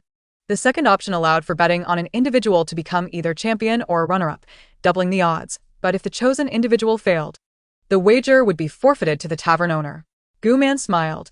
Of course, she chose the second option. She produced 2 100-tael silver notes, lamenting, If only I had brought more. Though Gu Man lacked the favor of Qingmo, her dowry was plentiful. Turning to the record keeper, she announced, Here are 200 taels. I wish to bet on Qiu Zining for the championship. As soon as her words fell, a hush blanketed the surroundings. People at the table, the waiter, and others nearby gazed at her in disbelief. Suddenly, a roar of laughter erupted from the crowd. One man, laughing heartily, pointed at Gu Man, exclaiming, "Where did this foolish child come from, betting on that impoverished scholar Qiu Zining? If he succeeds, I, Lu Xiang, will chop off my head and kick it like a ball." In the entire capital, who could doubt that this year's champion would be Lu Chongqing, the son of the minister Lu? Others echoed the sentiment, believing Gu Man was squandering her money. 200 taels. Surely, she could not be sane. Gu Man chuckled inwardly, thinking, what does this NPC in the book have against me? I am aware of the grand conclusion. Beside her, Ji Moyan appeared anxious. After all, 200 taels could buy a considerable amount of precious herbs. Sister, should you reconsider? The odds are against you. Please don't gamble. Gu Man shook her head resolutely. Moyan, lend me 5 taels. I'll repay you later.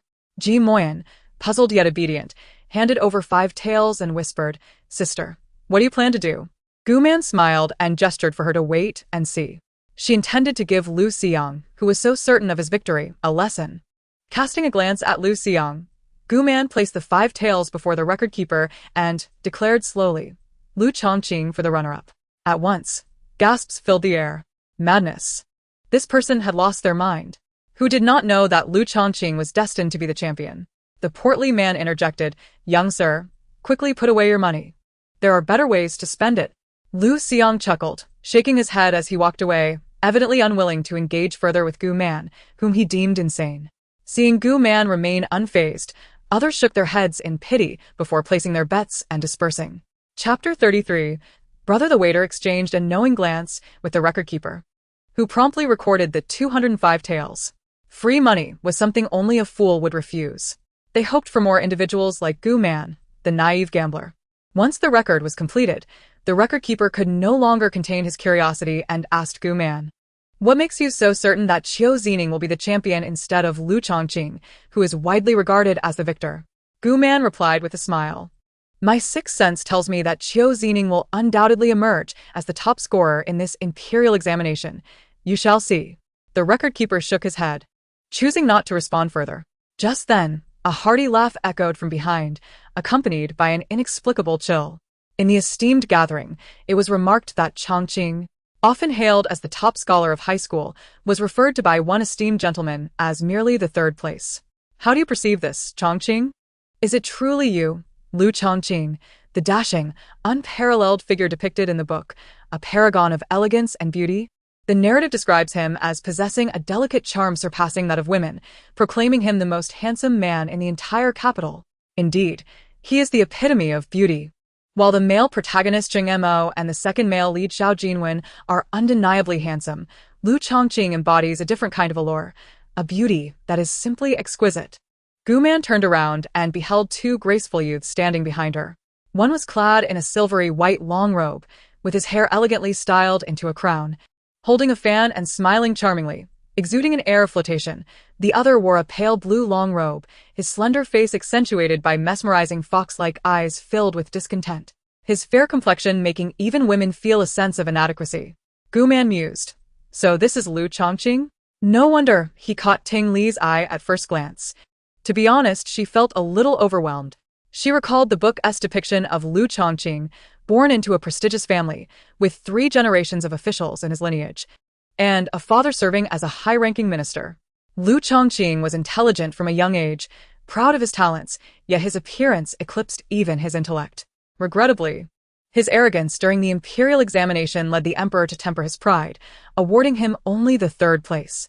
Later, at the Qiongling banquet hosted by the emperor, he caught the attention of Princess Ting Li. However, he was unwilling to be a caged bird and resolutely refused the emperor's marriage proposal. Ultimately, he did marry Ting Li, yet their life together was fraught with difficulties, culminating in a separation.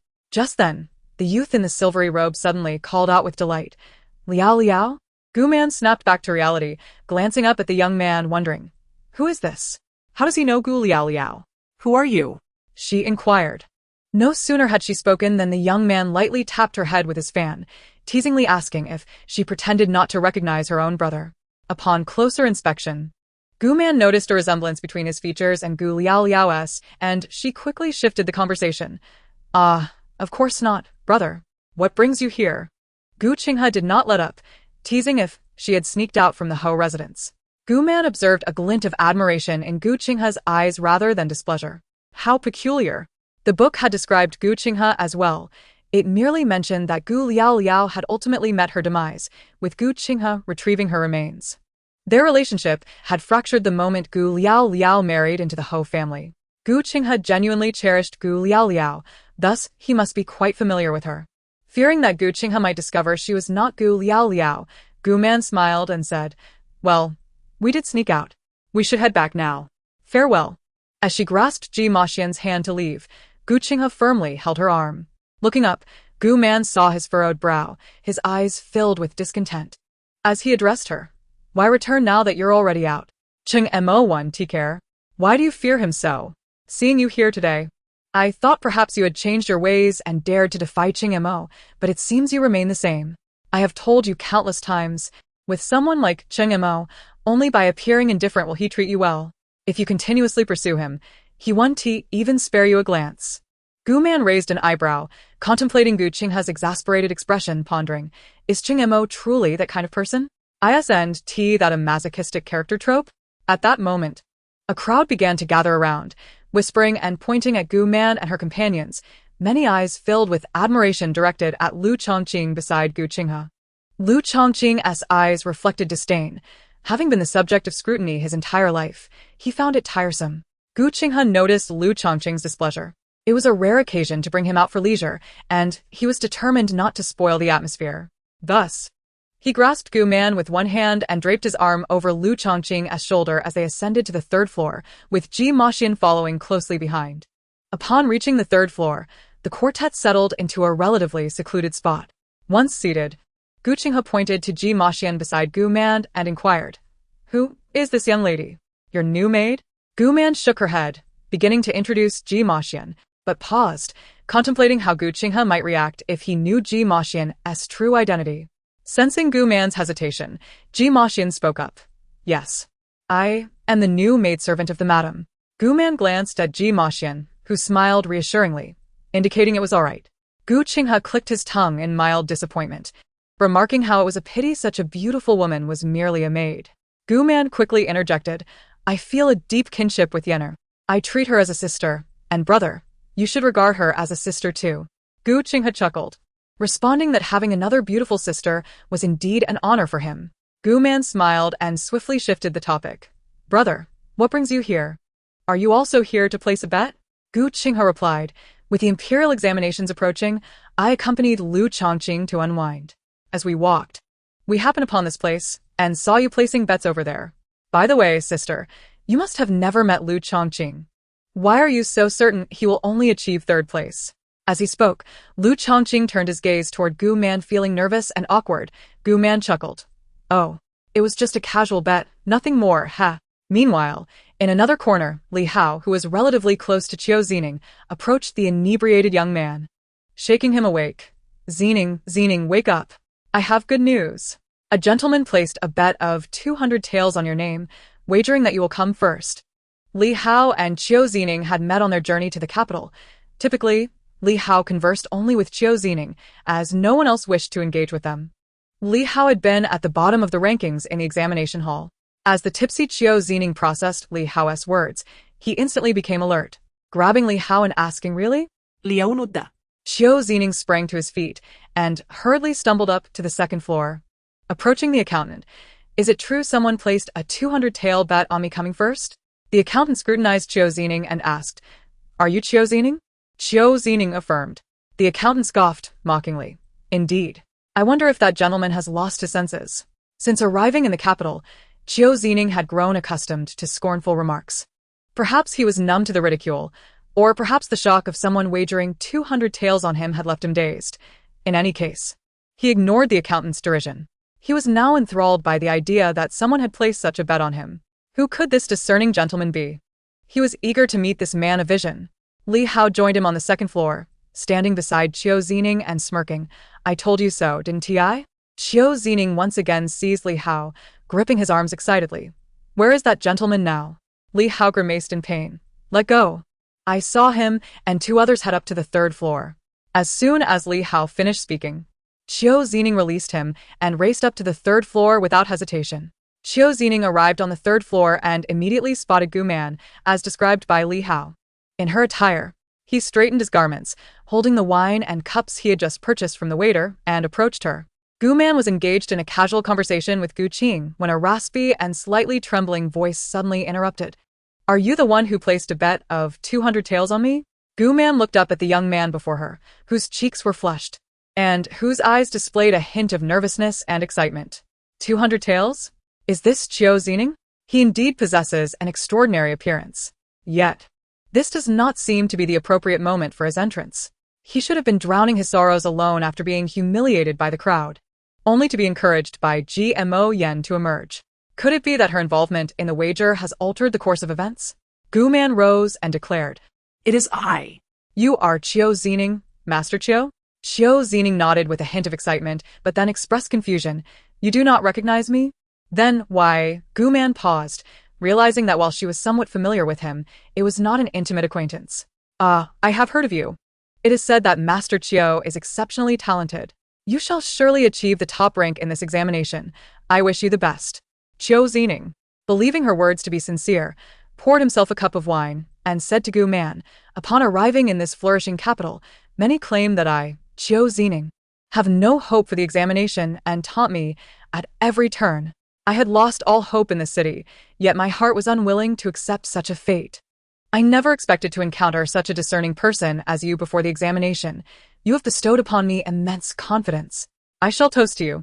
As soon as he finished speaking, without waiting for Gu Man's reply, he raised the cup and drank it all in one go. Then placed the wine jug on the table, saying, This jug of wine is for you, my dear guest. Enjoy it. Following this, Qiu Zining bid farewell to Gu Man and the others. Is he leaving just like that? Gu Man thought, unable to respond in time. She gently set the cup she had just picked up back on the table. He just said that her actions had given him confidence. Did that mean she had usurped GMO Yan's role? Would this cause her any trouble? The book noted that after Qiu Zining achieved the top rank, he became the center of attention. To women, he was quite handsome, with striking features. To men, as long as Lu Chongqing did not win, they would be satisfied. Lu Chongqing was indeed a figure they could not compete with, and he often offended others, which made him the laughingstock of the capital. Consequently, they were even more fond of Qiu Zining. However, in the end, Qiu Zining, consumed by an unrequited love for GMO Yen, became obsessive and even kidnapped her. Ultimately, it was Lu Chongqing and Cheng Mo who joined forces to capture him, stripping him of his titles and relegating him to a commoner, forbidding him from participating in elections for 3 generations. Reflecting on Qiu Zining's tragic fate, Gu Man felt a twinge of pity. He was yet another lovesick soul. Unfortunately, our heroine is destined for the male lead alone. Now, the tides have turned, and it is Gu Man who has given him confidence. Yet she is unlikely to see him again in this lifetime, especially since she is disguised as a man and will certainly not be recognized. Qiu Zining will no longer harbor feelings for GMO Yen. He should be able to thrive as a top scholar. Gu Qing took the jug of wine, opened the lid, and sniffed it, nodding in approval. This is premium Zweiking, judging by this gentleman's attire. He must have spent a significant portion of his savings to purchase this jug. Lu Chongqing snorted disdainfully, looking at Gu Man. Is this the one you believe will achieve the top rank? Hardly impressive. It seems your 200 taels will go to waste. No. It should be 200 taels for a jug of Zweiking. Gu Man smiled softly, acknowledging that while Qiu Zining's talent slightly lagged behind Lu Chongqing's, had it not been for Lu Chongqing offending the emperor, he would undoubtedly be the top scholar. How about you, Brother Chongqing? Place a wager with me. Very well. What shall the stakes be? Lu Chongqing replied with a hint of disdain. Gu Man recalled the matter concerning Princess Tingli. Although she was headstrong and willful, she had shown genuine kindness toward Gu Liao, indicating she was not a malicious person. If she could assist Princess Tingli in some way, that would be wonderful. Gu Man proposed, if I win, you must comply with any request I make, without refusal. Lu Chongqing scoffed, are you suggesting I commit murder or arson without refusal? Rest assured, excluding all illegal activities and anything that would tarnish our reputations. Gu Man clarified. Lu Chongqing nodded. That sounds reasonable. He continued, if I win, you must do the same. Comply with any request of mine without refusal, excluding illegal activities and anything that would damage our reputations. Agreed. A promise is a promise. Let our witnesses be Yenner and my brother. Whoever reneges will be a little dog. Gu Man extended her pinky. Lu Chongqing frowned, finding the childish gesture distasteful, yet reluctantly extended his pinky to hook with Gu Man's, sealing the agreement. Seeing his sister's confident and radiant demeanor, Gu Qing felt a surge of pride. This is how a sister should be. However, fate had played cruel tricks, placing her in the path of her natural adversary. Contemplating this, his resentment towards Cheng Mo intensified. Following the wager with Lu Chongqing, the atmosphere at the table became noticeably more amiable. However, time swiftly passed, and Gu Man and GMO Yen knew it was time to return. After bidding farewell to Gu Qing and Lu Chongqing, Gu Man and GMO Yen made their way toward the Marquis' residence. Both of them had enjoyed a delightful day, discussing plans for their next outing. As they walked, they suddenly spotted a familiar figure not far away. The figure appeared somewhat furtive, clutching a bundle as they hurried into a shop. Gu Man glanced up and noticed the shop bore a large pawn sign. GMO Yen also recognized the individual and inquired, Sister, is that the girl from Lu Xiaoxiang's courtyard, the maid Xiaoqin? Chapter 35. The argument. Gu Man nodded in affirmation. It was indeed Xiaoqin. But why was she at the pawn shop? Was she pawning something? Gu Man and GMO Yen quietly hid nearby, and once Xiaoqin, looking anxious, left with a bag of silver, they entered the pawn shop. At that moment, the pawn shop owner was busy sorting through the items Xiaoqin had just pawned, a smug expression of having gained an advantage on his face. Gu Man looked over and saw a pile of gleaming jewelry, the very pieces Lu Xiaoxiang adored and often wore. Lu Xiaoxiang frequently touched her headdress, and whenever she did, Gu Man could not help but follow her hand, making her quite familiar with Lu Xiaoxiang's jewelry. Upon noticing Gu Man and GMO Yen, the pawn shop owner quickly tucked away the bag of jewelry, plastering a smile on his face as he approached them, eagerly asking, Gentlemen, are you looking to pawn something or perhaps purchase an item? Gu Man replied. I noticed the jewelry you were holding earlier. How much is it? The pawn shop owner smiled. You have a discerning eye. This jewelry was pawned by someone who has no intention of redeeming it. I acquired it at a high price. Since you appear unfamiliar to me, if you like it, I will sell it to you at the purchase price. I hope you will visit my humble shop often. Gu Man smiled, but remained silent. Upon returning to the Marquis' residence, Gu Man gazed at the table full of sparkling jewelry. Some pieces were rather old-fashioned, yet their patterns and textures were well-preserved.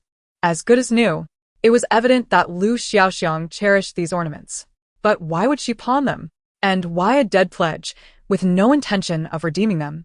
Did Xiaoqin steal them? Gu Man shook her head. That was unlikely. With so many pieces, all of Lu Xiaoxiang's favorites, Xiaoqin would not be foolish enough to steal so many unless she planned to flee immediately after pawning them. Moreover, when Gu Man and GMO Yen returned to the residence, they encountered her in the courtyard. Thus, it must be that Lu Xiaoxiang desired this herself. Does she truly need money? Within the manor, provisions for food, drink, and clothing are uniformly distributed, apart from the occasional gratuity given to the servants. There is rarely a need for currency, yet she claims to be in dire need of it? How peculiar. Upon Qing Er's return, she discovered Gu Man lost in thought, gazing at a pile of jewelry. The jewelry glimmered brilliantly, and it perplexed her why the first madam had acquired so many adornments, especially since the madam herself had expressed a disdain for wearing jewelry, claiming that hair ornaments caused her discomfort. Furthermore, the jewelry appeared exceedingly extravagant, hardly reflecting the first madam's taste. It seemed more aligned with Lu Xiaoxiang's preferences. Qing Er gently called out to the first madam, and as Gu Man regained her focus, she approached and said, Madam, the money has been delivered to the young madam. Gu Man nodded and instructed Qing Er to put away the jewelry. To be honest, as Gu Man held the heavy bag of jewelry, she found herself utterly bewildered. Why was she assisting Lu Xiaoxiang in redeeming these ornaments? After 2 months of acquaintance, Qing Er had become noticeably bolder, occasionally indulging in playful banter with Gu Man. Madam, when can we enjoy the osmanthus candy again? Osmanthus candy was a delightful treat Gu Man prepared in her leisure time. During dull moments in the manor, She often concocted various dishes to pass the time, and she relished the art of cooking. She had even envisioned opening a restaurant in Jiangnan once her divorce papers were secured. Gu-man smiled and said, "If you wish for it, I shall prepare it for you right now." Qing-er clapped her hands joyfully, exclaiming, "You are truly wonderful, madam." Gu-man led Qing-er to the kitchen. And before long, the osmanthus candy was ready. She divided it into 3 portions, one for Gmo Yen, one to remain in the kitchen, and the last for Qing-er to take back to share with her companions. Qing-er happily accepted the osmanthus candy, thanked Gu-man, and eagerly went to find her friends. Meanwhile, the kitchen steward, Steward Q, thanked Gu-man with a broad smile. Although the men in the household were not fond of sweets, their wives and children adored them and often praised the first madam's culinary skills. Gu-man felt a twinge of guilt for interrupting the kitchen staff's work without having to wash the pots and dishes afterward. Thus, she left some of her homemade treats, considering it a form of compensation for their labor. After exiting the kitchen, dusk was approaching. The vibrant sun sank lower, and the weather became more pleasant. Gu-man strolled leisurely toward her courtyard, but was suddenly startled by a low commotion nearby. Eager to uncover the source of the noise, she strained her ears and moved closer. Not far away, a plainly dressed woman was embroiled in a tussle with a man who appeared to be in his 40s. The man, dressed modestly, exuded a disreputable air. Beside them stood a maid, desperately attempting to pry the man's hand from the woman's arm. Although Gu-man could not see the woman's face, she recognized the maid as Liu Shaoxiang's attendant, Shao Qin. Could it be that the plainly dressed woman was Liu Shaoxiang herself? This was unimaginable. Liu Shaoxiang would never venture out without adorning herself like a dazzling peacock. What on earth was happening? Gu-man leaned in to eavesdrop. She heard the man jangle a bulging purse and address Liu Shaoxiang. "Don't try to tell me you don't have a single coin to your name. You've been in this manner for 3 whole years. How could you have saved so little? Do you think I'm a fool? Listen, I'll be back in 3 days for another 100 taels. Or else, don't blame me for being ruthless." 100 taels? Liu Shaoxiang cried out sharply, then glanced anxiously around to ensure no one was watching before lowering her voice. "Do you think I run a bank? Where could I possibly get 100 taels? Today as 50 taels were barely scraped together from selling all my jewelry and clothing. Are you trying to drive me to my grave? Those ornaments only fetched 50 taels? The pawnshop owner had taken 100. That scoundrel." Gu-man seethed with indignation. At that moment, the man chuckled insolently. "That's your problem now. Don't forget. It was you who had me imprisoned 3 years ago. Now that I'm out and have no means of support, you've enjoyed your comfort in this manner for 3 years. It's time you made amends. I'm simply asking for a few coins to ensure a comfortable old age." "Why be so stingy?" he threatened. "In 3 days, if you don't produce the 100 taels, I'll gather a gang to shout all sorts of slanderous things outside the manor daily. Just imagine what the Marquis would think of you then." Liu Shaoxiang retorted angrily. "It was the Marquis who sent you to prison. If you have the guts, go harass him." The man laughed derisively. "Do you think I'm foolish? As long as my good daughter takes care of me, why would I provoke the Marquis? However, if you want to ensure I have a comfortable life, then the money must be provided. Otherwise, neither of us will live peacefully. Enough talk. I'll return in 3 days, he said, shaking the purse triumphantly as he sauntered away toward the back door. Gu-man quietly withdrew from the scene. Chapter 36. Taking action, Gu-man hurriedly returned to her courtyard and called for Qing-er. "Qing-er, how much do you know about Liu Shaoxiang?" Qing-er shook her head. "I arrived at the manor a year ago, so I'm not very familiar with her. However, there are many old matrons who have been here for quite some time. They might know something. Why does the madam ask about this all of a sudden?" Gu-man pinched her chin thoughtfully, shaking her head. Inquiring with the matrons would not do. She couldn't let anyone know she was investigating Liu Shaoxiang's past. But who among them would be discreet enough to understand the inner workings of the household? Suddenly, a name flashed in Gu-man's mind, and Qing-er seemed to have the same thought. Stewardly. Marquis. Gu-man looked at Qing-er. "What Marquis? I'm trying to avoid him, at all costs." Qing-er chuckled, thinking to herself, "I only wish for the madam to have more opportunities to interact with the Marquis." The next day, Qing-mo, who had been extremely busy, finally found a moment to return to the manor but was soon on his way again. Before leaving, he unexpectedly glanced at Gu-man, which left her utterly perplexed. After such a long absence, why not spend some time with your beloved Yener? Why come to me? Gu Man naturally did not greet Cheng Mo warmly, and he departed in a huff after only a few minutes. As she watched the Marquis' retreating figure, Gu Man softly remarked, "Safe travels, Marquis. No need to see you off. Don't come back." Steward Li sigaw Blesley. Preparing to follow Cheng Mo out when Gu Man called him back. "Steward Li, please wait. I have something to inquire." Steward Li glanced toward the door. And Gu Man quickly added, "It'll be quick, just one question." Steward Li smiled and nodded. "Of course, madam. Please ask. Do you know how Liu Xiaoxiang came to the manor?" The book mentioned that Liu Xiaoxiang's father intended to sell her to a brothel, but Cheng Mo intervened and redeemed her. However, since Liu Xiaoxiang was not a pivotal character in the narrative, the book did not elaborate on the details surrounding her entrance into the manor. However, today she overheard that man say it was the Marquis and Liu Xiaoxiang who sent that man to prison. What could this possibly mean? Li Nua felt a surge of doubt in her heart, uncertain why Gu Man would inquire about Liu Xiaoxiang. Yet, she maintained a respectful demeanor and began to respond. It turned out that after the Marquis had redeemed Liu Xiaoxiang, her father, Liu Da, was unwilling to accept it. He reasoned that even if Liu Xiaoxiang were sold to a brothel, she was still his own daughter.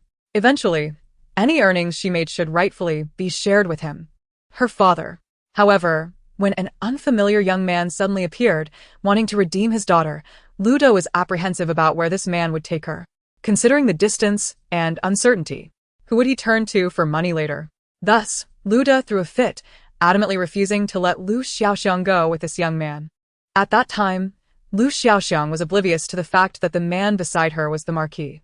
She merely saw his extraordinary appearance and thought that following such a man, even as a mere foot-washing maid for life, would be worthwhile. She instantly declared that she would rather die than part from Cheng Mo. Upon hearing this, Liu Da, without hesitation, lifted his shoe sole to strike Liu Xiaoxiang. However, in his clumsiness, he accidentally hit Cheng Mo instead. Cheng Mo's face darkened as he looked down at Liu Xiaoxiang and asked, "If I were to send your father to prison for reformation, would you object?" Liu Xiaoxiang immediately shook her head, declaring, "No. Sir, you have purchased me today. I am yours and have nothing more to do with him. Regardless of how you choose to deal with it, I will feel nothing." Subsequently, Liu Da was taken away by the officials and imprisoned. Gu Man nodded upon hearing this, realizing there was more to the story. She then asked, "So, Liu Xiaoxiang was sold to the Marquis' residence? Where is her contract of sale?" Li Nua's confusion deepened as she replied, "It should be with the young madam. You were the one who kept it before, have you forgotten?" Gu Man chuckled awkwardly. No, I simply couldn't recall at the moment. "Thank you, Chief Li, for taking up so much of your time." Li Nua smiled and said it was no trouble, then hurried off to catch up with Cheng Mo. Cheng Mo was waiting at the gate of the Marquis' residence for Li Nua. When she arrived, he inquired, "What did the First Lady want with you?" Li Nua recounted her conversation with Gu Man in detail. Cheng Mo frowned upon hearing this, asking, "What does she want with Liu Xiaoxiang? Did the person we sent to watch her report back?" Li Nua explained, "Initially, we feared that Liu Xiaoxiang might pose a threat to the young madam, so we kept someone watching over her. However, seeing that Liu Xiaoxiang remained calm, and given the staff shortage in the residence, the Marquis ordered me to withdraw that person. Thus, we are unaware of any developments." Cheng Mo nodded, suggesting, "Then let us send someone to inquire further." With that, Cheng Mo mounted his horse and departed.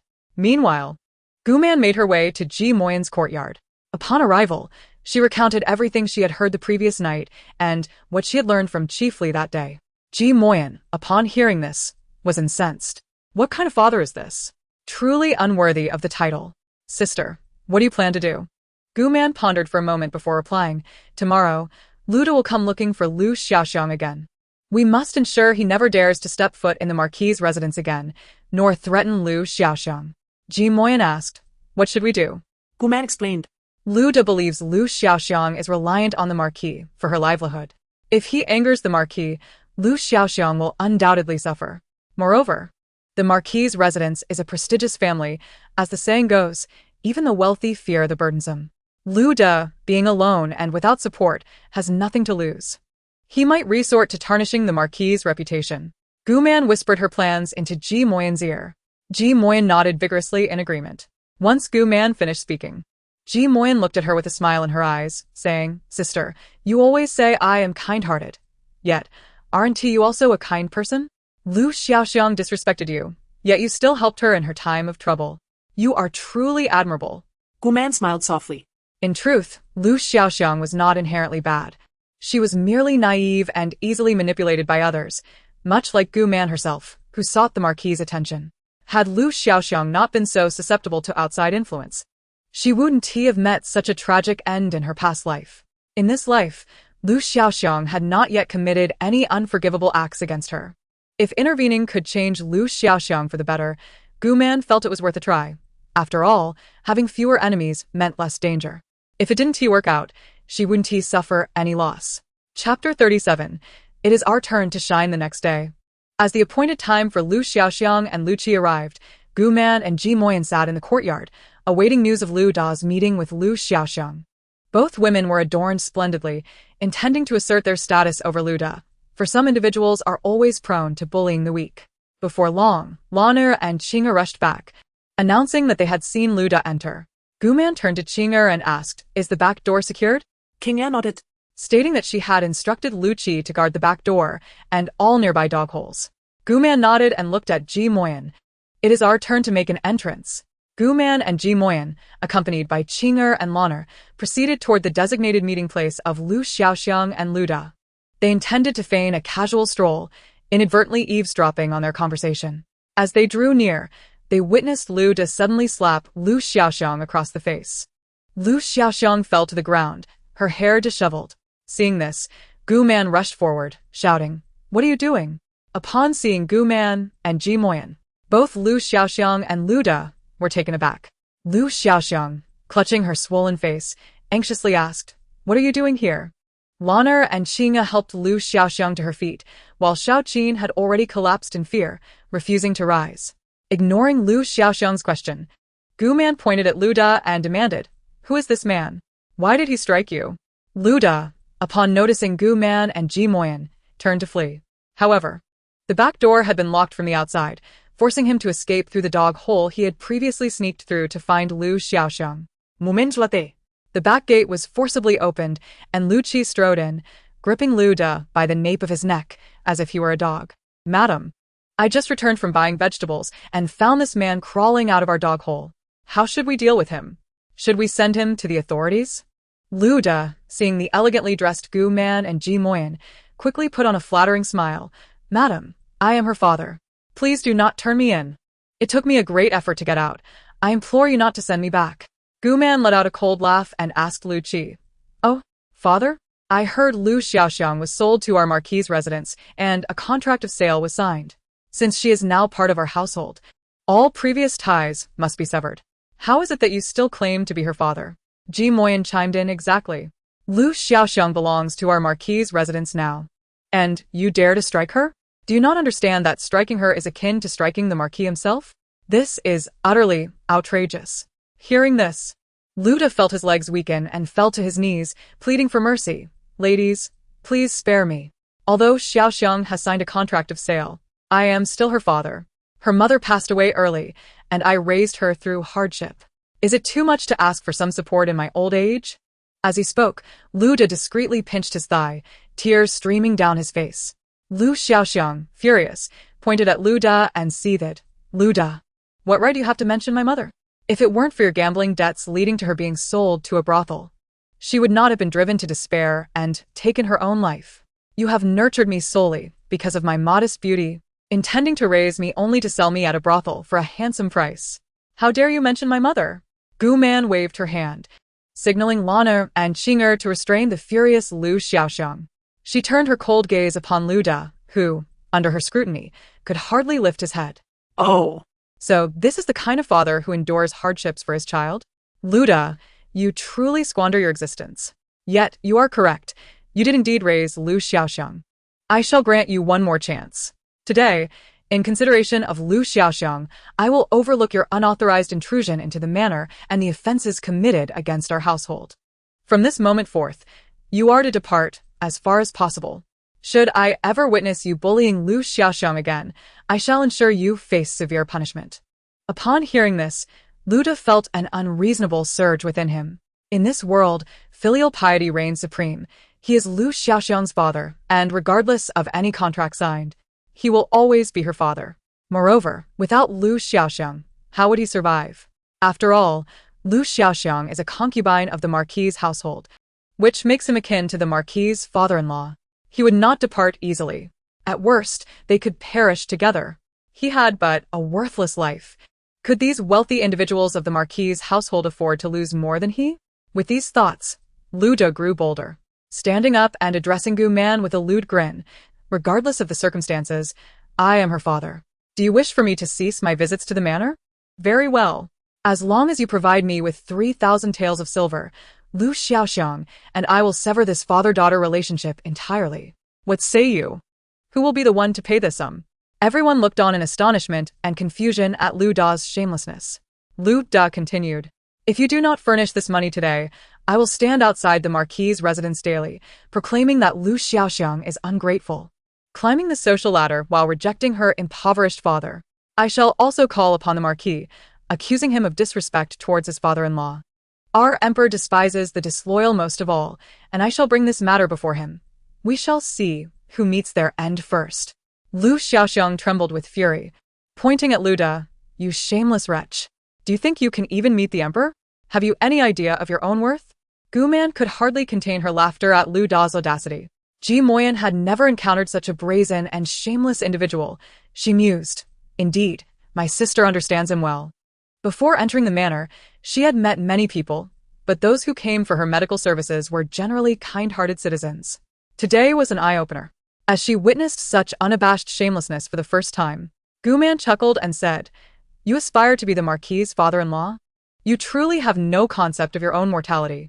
You simply see Lu Xiaoxiang as a concubine of the Marquis' household, hoping to extract benefits from her. And even scheme against the Marquis? With that, Gu Man produced a contract from her sleeve and handed it to Lu Xiaoxiang, saying, Lu Xiaoxiang, this is your contract of servitude. Today I, on behalf of the Marquis, grant you your freedom. Henceforth, you shall have no further ties with the Marquis' household, nor with anyone else. However, considering you have served the Marquis, should you wish to remain in the manor, you may do so. If you do not wish to stay, you are free to leave at any time. Just remember, from this day forth, any occurrences in your life shall have no connection to the Marquis' household. Lu Xiaoxiang trembled as she accepted the contract, feeling the weight of the thin piece of paper in her hands. She looked at Gu Man. Her eyes filled with an indescribable emotion.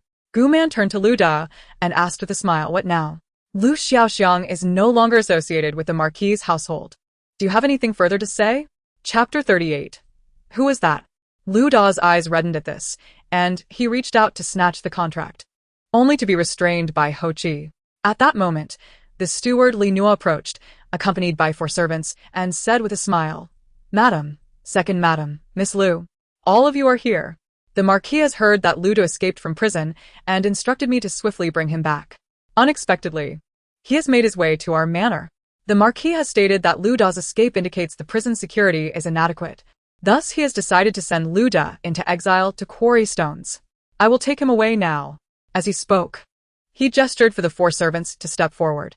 Upon hearing Li Nua's words, Lu Da protested. I did not escape. The prison warden released me due to my good behavior over the past 3 years. I have the warden to vouch for me. Linok shook glad, producing a pouch from his sleeve, and said, The Marquis has already discovered that the warden, Zhang San, accepted a bribe from you, totaling 50 taels. Here it is. Neither more nor less. He then approached Lu Xiaoxiang and continued, This should belong to Miss Lu, right? Now it is returned to its rightful owner. Lu Xiaoxiang stared blankly as she accepted the pouch, unsure of how to express her feelings. Li Nua's expression grew serious as he looked at Lu Da and added, Zhang San has confessed everything. He is currently waiting outside to accompany you to quarry stones. Let us not waste any more time. We aim to reach the quarry in half a month. With that, without giving Lu Da a moment to react, the 4 servants seized his arms and legs, carrying him away.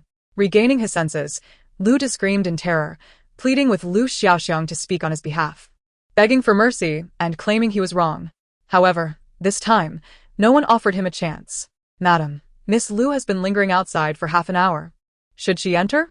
King Er inquired, peeking outside. At that moment, Gu Man was in the courtyard sketching food illustrations, preferring the outdoors over the stuffy indoors. Autumn had arrived, bringing a pleasant coolness, and a gentle breeze caressed her, making it quite comfortable. Thus, Guman enjoyed her time outside. She added the final touches to her 8 treasures soup illustration and smiled in satisfaction, reveling in her leisurely pace. Lu Xiaoxiang hesitated for a moment, steeling herself before stepping inside. Guman prepared to draw her second illustration, acknowledging Lu Xiaoxiang's entrance with a greeting before resuming her work. Suddenly, a thud sounded as Lu Xiaoxiang knelt beside Guman. Hearing the noise, Guman set down her brush and looked at her. "What are you doing?" Guman gestured for Qing'er to assist Lu Xiaoxiang in getting up. However, Lu Xiaoxiang shook her head, unwilling to rise. "This is my contract of servitude. I return it to the madam. Please, do not cast me away." Guman was slightly taken aback. "You do not wish to keep this contract? You do not desire your freedom?" Lu Xiaoxiang shook her head. "If I leave the Marquis' household, I am unsure what I would do. I fear I would fare worse outside. Although I am ostensibly unfree here, compared to the outside world, the Marquis' household is my best refuge." Guman understood. She had no intention of forcing Lu Xiaoxiang to leave. The contract had merely been a means to deter Lu Da from pursuing her. Now that the matter was resolved, and since Lu Xiaoxiang wished to remain, holding on to the contract would provide her with a sense of security. Guman instructed Qing'er to take the contract and said, "Understood. I do not intend to drive you away. I will accept this contract on behalf of the young lady. You may rise." Lu Xiaoxiang slowly stood, but did not immediately depart, appearing hesitant to speak. "Do you have something to say?" Guman asked. Lu Xiaoxiang bit her lip, seemingly struggling to find the words. After a moment of inner conflict, she finally spoke. "That day, the madam and the young lady were not merely passing by, were you? If it were a coincidence, why would you carry my contract with you? Additionally, it was already evening. Who buys vegetables at such a late hour? It must have been arranged by you, right? And Li Nuo and the Marquis." Lu Xiaoxiang paused before continuing. "In any case, I am grateful to the madam and the young lady for your assistance that day. I was foolish to think that my temporary favor from the Marquis made me superior, often opposing you. From this day forward, I shall be obedient and will never again be arrogant due to my favor. Nor shall I compete with you for the Marquis' affection. I can only hope that the esteemed lady can forgive my past transgressions." With these words, Lu Xiaoxiang knelt down once more. Guman, caught off guard, felt a twinge of embarrassment for having overlooked certain details. She had not anticipated that Lu Xiaoxiang possessed such meticulous thoughts. Guman rose to assist Lu Xiaoxiang, stating, "It is all in the past, and there is no need to mention it again. However, I must clarify one matter. I do not wish to receive your gratitude without merit. Ultimately, it was Lord Ho who came to your aid, and I did nothing deserving of thanks. You should express your gratitude to Lord Ho instead." Lu Xiaoxiang nodded with a flushed face. At this moment, she was dressed simply, adorned only by a modest blue hairpin, appearing remarkably unembellished compared to before. Her humble demeanor evoked a profound sense of reflection in Guman. Lu Xiaoxiang expressed her gratitude to Guman once more before departing. Just a few steps out of the courtyard, she heard Qing'er calling from behind. "Lady Lu, please wait." Lu Xiaoxiang halted and turned to face Qing'er. "Does the esteemed lady have further instructions?" Qing'er smiled as she handed a parcel to Xiao Qin beside Lu Xiaoxiang, saying, "The esteemed lady wishes for the items to be returned to their rightful owner. She also mentioned that she prefers the former, glittering version of Lady Lu, and that there is no need for a special thank you. This matter is concluded, and no one should mention it again." Lu Xiaoxiang and Xiao Qin recognized the familiar parcel and understood its contents. They finally comprehended how Guman had learned of the entanglement between her and her father. Initially believing that Guman had sent someone to monitor her, they were surprised to find it had been exposed due to pawning jewelry. Lu Xiaoxiang raised her head, only to see that Qing'er had already departed. She then offered a respectful bow toward Guman's courtyard, leaving with tears of gratitude in her eyes. The imperial examination had finally concluded, and now began the anxious wait for the results. The papers were under the jurisdiction of officials responsible for grading, allowing Cheng Mo, who had been preoccupied for some time, to finally return home for a well-deserved rest. Upon hearing this news, the household of the Ho was filled with a mix of joy and sorrow. Many rejoiced, but it seemed that only Guman felt disheartened. However, today marked Cheng Mo's first day back, and it was only natural for him to visit Ji Maxian's courtyard. After all, absence makes the heart grow fonder, allowing Guman to enjoy a few more days of comfort. Yet, was there no one to inform her of the figure approaching, clad in dark blue silk? moving leisurely with a smile gracing his lips. At that moment, Cheng Mo's expression was rather inscrutable, his brow furrowed, appearing neither particularly happy nor displeased. Upon entering the gates of the Ho residence, Lu Xiaoxiang stood at the entrance to greet him. She had come to express her gratitude regarding her father's matter and had even prepared some pastries for him. Exhausted, he had been longing to see Ji Maxian, eager to reunite with her. However, when Lu Xiaoxiang mentioned Liaoliao, he unexpectedly blurted out, "How about I visit your courtyard?" Lu Xiaoxiang was taken aback yet touched, realizing that the Lord held her in his thoughts. To reach Lu Xiaoxiang's residence, he would inevitably pass through Gu Man's courtyard. Cheng Mo walked past without casting a glance. Yet, upon arriving at Lu Xiaoxiang's quarters, he lingered for less than a quarter of an hour before departing, only to find himself standing outside Gu Man's courtyard. Observing the solemn expression on the Lord's face, the steward Li Nua pondered. The Lord barely spent any time in Lady Lu's courtyard, yet has lingered here for nearly a quarter of an hour. Will he enter or not? But he dared not voice his thoughts, silently accompanying the Lord instead.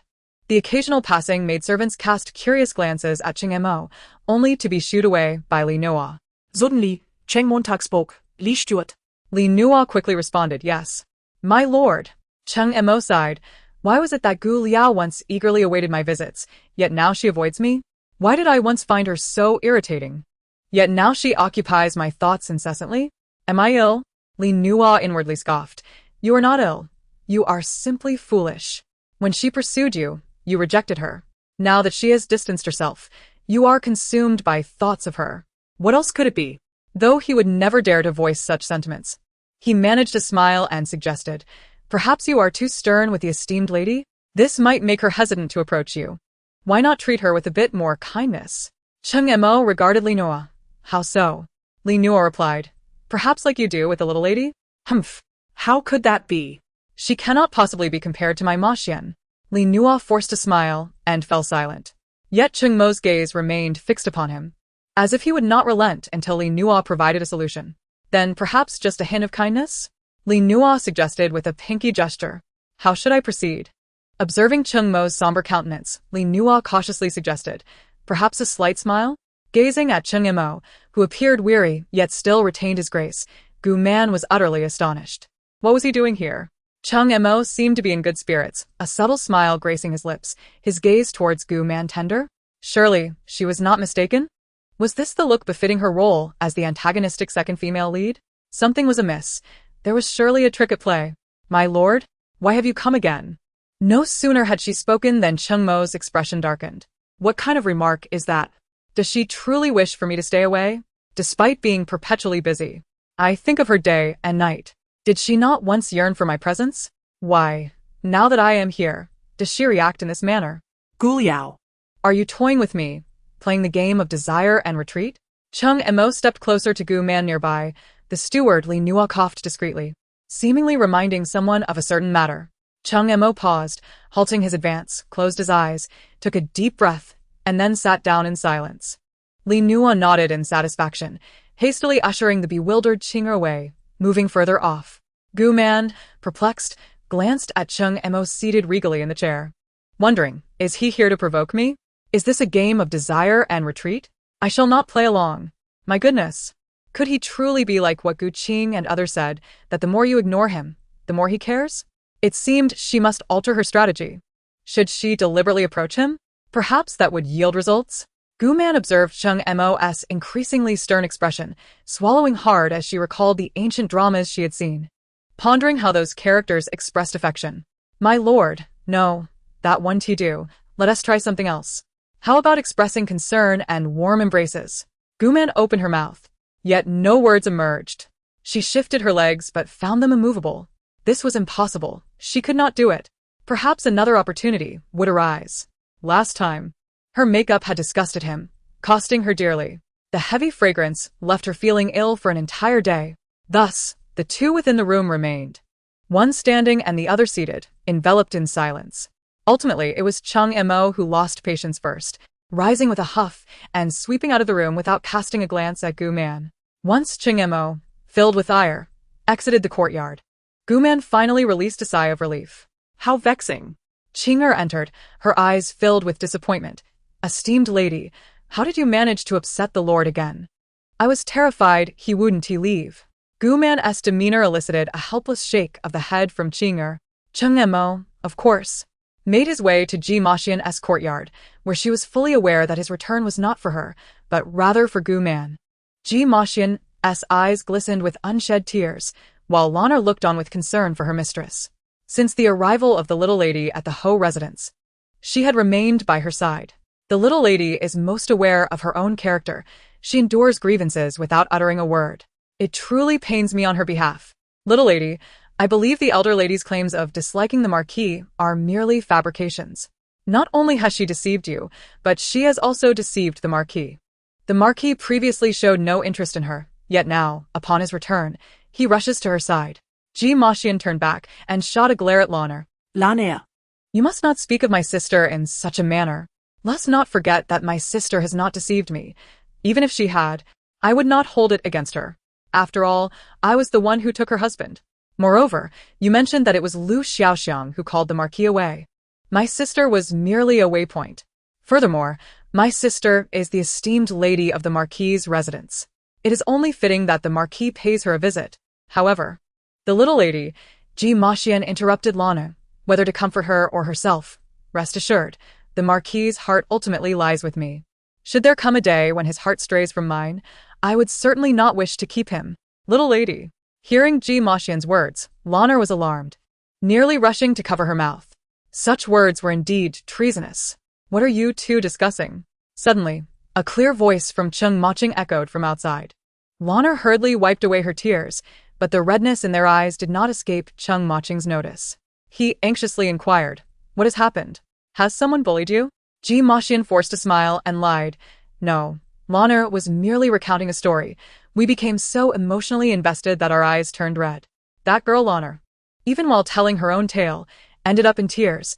Perhaps she could become a storyteller in the future." Cheng Maching glanced at Lana, who nodded in agreement. She could not report to the Marquis about her surveillance of him. That alone was enough to warrant her demise 100 times over. Cheng Maching felt relieved. Ji Maxian always brought good news, and fortunately, she had someone like Lana who could not conceal her grievances to inform him about Ji Maxian's affairs. Cheng Maching chuckled. Such a delightful story. Why not share one with me as well? Lana was taken aback. How could she possibly tell a story? Ji Maxian quickly interjected, "Marquis, you must be weary after your return to the residence. Please rest well first. Once you have recovered, you may summon Lana to entertain you with a tale." Cheng Maching nodded in agreement. 3 days later, the imperial edict was finally announced. As Guman had anticipated, Qiu Zining emerged as the most unexpected dark horse of the year, astonishing everyone by becoming the top scholar. Even more surprising was Lu Chongqing, who achieved the 3rd place. In an instant, the capital was abuzz with discussion. The day after the announcement, Cheng Maching returned to court. The emperor had granted him a 3-day leave, during which he had spent his time resting at Ji Maxian's side. To Guman's astonishment, Lu Xiaoxiang had visited her courtyard for 3 consecutive days, conversing with her and comforting her not to be disheartened. Guman smiled. She was not only untroubled but found joy in the thought of Cheng Maching remaining in Ji Maxian's courtyard for eternity. However, others likely did not share her sentiment, as there were always envious eyes fixated on Ji Maxian's courtyard, pondering how Cheng Maching would eventually emerge. Yet, they waited from dawn until dusk, only to find that Cheng Maching remained steadfastly in Ji Maxian's courtyard. Ji Maxian was well aware that, besides Guman, 7 other women in the residence were eagerly awaiting the Marquis's attention. Nevertheless, for some reason, she did not wish for Cheng Maching to leave her side. She felt a sense of trepidation. Yet, she could not pinpoint what exactly she was afraid of. Taking advantage of Cheng Maching's absence, Guman sent a message to Ji Maxian, inviting her to accompany her to the Jianshi building to collect her winnings. However, due to discrepancies in the household accounts, Ji Maxian declined the invitation. Consequently, Guman had to go alone. The streets were no longer as bustling as before, though there were still many passers-by. Upon arriving at the Jianshi building, she observed some candidates leaving dejectedly with their bundles, likely having failed the examination. Some were relatively composed, while others wept uncontrollably, tearing their books to shreds and lamenting, 10 years of hard study. Why has this happened? However, the patrons of the tavern seemed accustomed to such scenes, paying little mind as they continued their activities. In addition to the despondent candidates, there were also gamblers who had lost their fortunes, cursing incessantly. Gu Man, Still dressed as a man, was met with indifference from the waiter, who, upon seeing her, feigned ignorance and retreated to the kitchen. Gu Man paid no heed and ascended to the second floor, where she found the person responsible for dispensing the winnings. The individual wore a sly expression, adorned with a goatee and a prominent black mole on his cheek, which lent him an air of treachery. Upon recognizing Gu Man, he inquired about the betting slip. After she presented it, he appeared shocked at first, then forced a smile, saying, "Please wait a moment. I shall fetch your silver notes. It would be impractical for you to carry such a large sum. Exchanging it for notes will be much more convenient." Gu Man nodded, appreciating his thoughtfulness. Surveying the second floor, she noticed several individuals exchanging their winnings, including the portly man she had encountered earlier, who was gleefully clutching for taels of silver. Lu Xiang, on the other hand, walked away with a furrowed brow, likely having made an incorrect bet upon spotting Gu Man. He hurriedly covered his face with a fan and descended the stairs. Gu Man waited for the attendant to return, but as the number of people dwindled, the man finally appeared, accompanied by a robust, corpulent gentleman clad in luxurious brocade. Behind them trailed 7 or 8 men wielding wooden clubs, all of whom bore menacing expressions. Gu Man sensed trouble. Were they planning to renege on their promise and withhold her winnings? Gu Man had placed her bet on the top scholar, which doubled her payout, netting her a substantial 8,000 taels. This was no insignificant sum. Yet, considering the multitude of commoners participating in the wager, the tavern owner surely had earned far more than that. Could he truly afford to lose such an amount? As she pondered, the rotund proprietor waved his hand, signaling his subordinates to encircle Gu Man. Gu Man remained composed, gazing steadily at the plump owner, questioning his intentions. The owner grinned widely, his flesh quivering with his laughter. And he wheezed, "What does this mean? Can you not guess? You wish to deny the debt." The owner laughed even more raucously, clapping his hands. "Indeed, you are a perceptive individual. How could one be so astute, claiming that Qiu Zining became the top scholar, when it was indeed true? Impressive. I commend your intelligence. Since you are so clever, I shall not resort to force. Please, do come this way." The portly merchant gestured invitingly. He intended for Gu Man to leave the Jinsher building on her own. At this point, the second floor was entirely empty. Should Gu Man refuse to comply, she would likely meet a grim fate without anyone to witness it. Gu Man sighed. It appeared she had no choice but to swallow this loss. However, 8,000 taels. With this sum, she could easily establish a shop in the south. 8,000 taels. Had she known, she would have brought companions along. But who could have anticipated that the Jinsher building would resort to such tactics? Humph. As long as there are green mountains, one need not fear a lack of firewood. She would certainly return. The plump proprietor was equally surprised by Gu Man's swift capitulation, as she made no attempt to resist. He felt a twinge of apprehension and remarked to the man beside him, "This one is quite astute, isn't he? If it were an ordinary person, would they willingly part with 8,000 taels? Who exactly is this person? Has he offended someone he ought not to have?" The man beside her chuckled, saying, "Rest assured, shopkeeper, I see him merely as an ordinary fellow. His reluctance to resist is certainly a sign of cowardice. Just look at him. He resembles a little chick, clearly too timid to confront you." The plump shopkeeper, upon hearing this, wore a smile on his face, nodding in agreement as he looked at the man with satisfaction. Gu Man, gritting her teeth, emerged from the GD building, her face shadowed by gloom. In stark contrast to her inner turmoil, the road ahead was alive with the sound of firecrackers and the clamor of drums. Children shouted joyfully, "The top scholar is parading. Come and see the top scholar." The faces of the onlookers were radiant with joy, and some parents earnestly advised their children, "Study diligently, so that one day you too can don the red robe and wear the black cap like the top scholar." The children clapped their hands in delight. Gu Man trailed behind the crowd, her gaze fixed on Qiu Zining, who rode proudly at the front on a white horse. His face was alight with the triumph of being the top scholar, his hands clasped in salute as he graciously acknowledged the well-wishers along the route. Following closely behind him was our second-place scholar, equally jubilant. In stark contrast, Lu Chongqing, who brought up the rear, wore a dark expression, as though this parade was not a grand honor, but rather a public shaming, a means to trample his pride into the ground. Gu Man understood him well. A favored child of heaven, He had been revered since childhood, with everyone proclaiming him the destined top scholar. Yet now, it was likely that those who once lauded him were secretly deriding him. He must be feeling quite despondent. Perhaps Gu Man's earnest gaze resonated with him. As Lu Chongqing turned to meet her eyes, and they exchanged a look, Gu Man smiled back, not a mocking smile, but one that conveyed, "You have done exceptionally well." Perhaps he sensed her sincerity, as the corners of his mouth lifted slightly in a faint, elusive smile. Chapter 41. The Crown Prince after witnessing the festivities. Gu Man returned to the Marquis' residence, only to find an opulent carriage stationed at the entrance. Who could it be? She hurried to the door to inquire with the guards. The guard replied respectfully, "It is His Royal Highness the Crown Prince, along with the second prince and Princess Tingley." What? Princess Tingley has been released from confinement so soon? And the Crown Prince as well?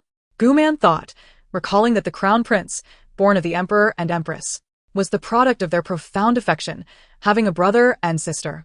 The text described Crown Prince Xiao Jini as not only exceptionally handsome but also endowed with remarkable literary and martial prowess. His only shortcoming was that since his ascension as Crown Prince, he had yet to achieve any military victories, causing some ministers to harbor dissent.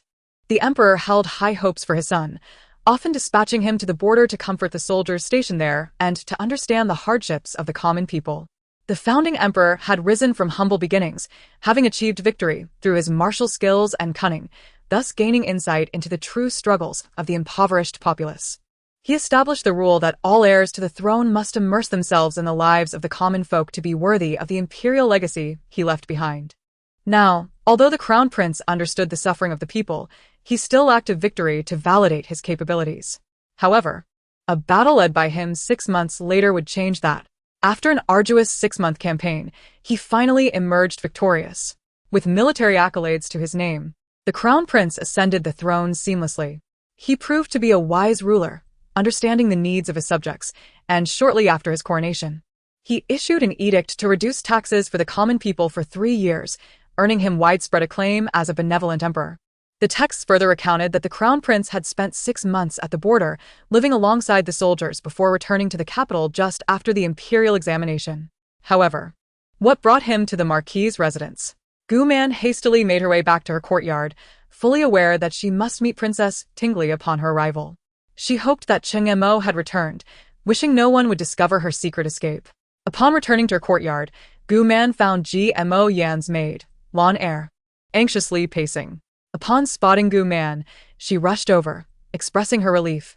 "Madam, you have finally returned. You and the Marquis have been absent, and I was nearly beside myself with worry." "The Marquis isn't back yet?" Gu Man inquired, as it was unusual for him to be away at this hour. Lan Er admitted she was unaware of his whereabouts. As Gu Man changed her attire, she listened to Lan Er explain His Royal Highness the Crown Prince, the second prince, and Princess Tingley made an unexpected visit. The young madam has never encountered such esteemed individuals and is quite nervous.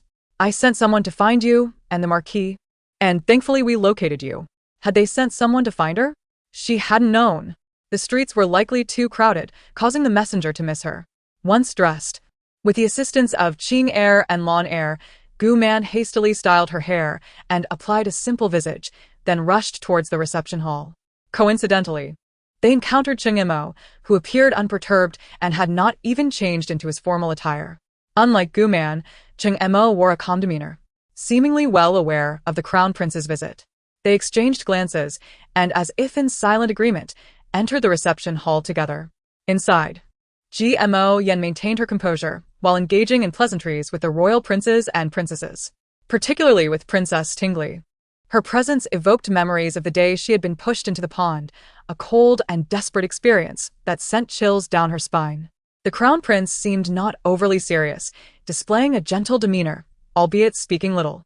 In contrast, the second prince, Xiao Jinwen, radiated grace and charm, creating a refreshing atmosphere in their conversation. Sensing Mo Yan's apprehension, Xiao Jinwen inquired about her medical training and the cases she had treated, which eased her tension considerably as she spoke passionately about her profession. Mo Yan had intended to express her gratitude to Xiao Jinwen for saving her life, but with the instigator present, she refrained, fearing it would create an awkward atmosphere. Upon Cheng Mo and Gu Man's entrance, Mo Yan felt a sense of reassurance wash over her. Gu Man greeted the two princes and the princess with a respectful bow, while Cheng Mo remained motionless, seemingly indifferent to the breach of etiquette. Yet, no one seemed to mind his lack of decorum. Princess Tingli joyfully rushed to Gu Man's side, enveloping her in a warm embrace. "I missed you dearly." Gu Man smiled in return. "I missed you too. Didn't you just spend 3 months in confinement? How is it that you're out already?" Gu Man inquired. Before anyone could respond, Cheng Mo cast a displeased glance at Crown Prince Xiao Jini, sarcastically remarking, "Your Highness, you are truly impartial, showing no favoritism at all." Xiao Jini, fully aware of Cheng Mo's implication, found himself in a predicament, caught between his beloved sister and his heartbroken mother. He could only endure the 6 months of hardship at the border, hoping that the emperor would be moved by his suffering and allow Princess Tingli's early release. Although he did not find the experience of being at the border particularly burdensome, the emperor, compassionate towards both son and daughter, consented to this arrangement. His late return from court today was due to a discussion with the emperor regarding this matter. Xiao Jini turned to Cheng Mo, stating, "I brought Tingli here today so she could personally apologize to your new wife." With that, he cast a meaningful glance at Tingli. Tingli immediately understood. Walking to Gmo Yan's side with a sincere and earnest expression as he said, "Madam Ji, that day was my fault. I should not have played tricks on you or allowed others to push you into the pond. I truly apologize. I was reprimanded afterwards by my father, mother, and brothers. My father had intended to confine me for 3 months, but due to my mother's recent ill health, he released me. Please forgive me." Listening to Ting Li's apology warmed Gu Man's heart. At this moment, he still took the time to speak well of her. Indeed. Gmo Yan's gaze towards Gu Man was filled with gratitude. Seeing Ting Li's heartfelt apology, Gmo Yan, being soft-hearted, quickly responded, "There is no need for the princess to be so formal. I am perfectly fine and do not hold any grudges against you." Ting Li smiled, "Thank you." Gu Man sighed in relief. They had come to the Ho residence to apologize. Xiao Jini looked at the still unwell Cheng Mo and continued, "We understand that mere apologies lack sincerity, so today my father granted my second brother and me a day off. We wish to take you, your new wife, and Liaoliao to enjoy an autumn outing. Would you be willing to do me the honor?" Xiao Jini lowered himself, addressing Cheng Mo as I, which conveyed his sincerity. Cheng Mo was not one to dwell on matters excessively. Given the situation and the emperor's word, further dissatisfaction would be futile. Considering that Gmo Yan had not left the Ho residence in a long time, and he himself was too busy with official duties to take her out, he agreed. Gu Man was ecstatic at the prospect of an autumn outing.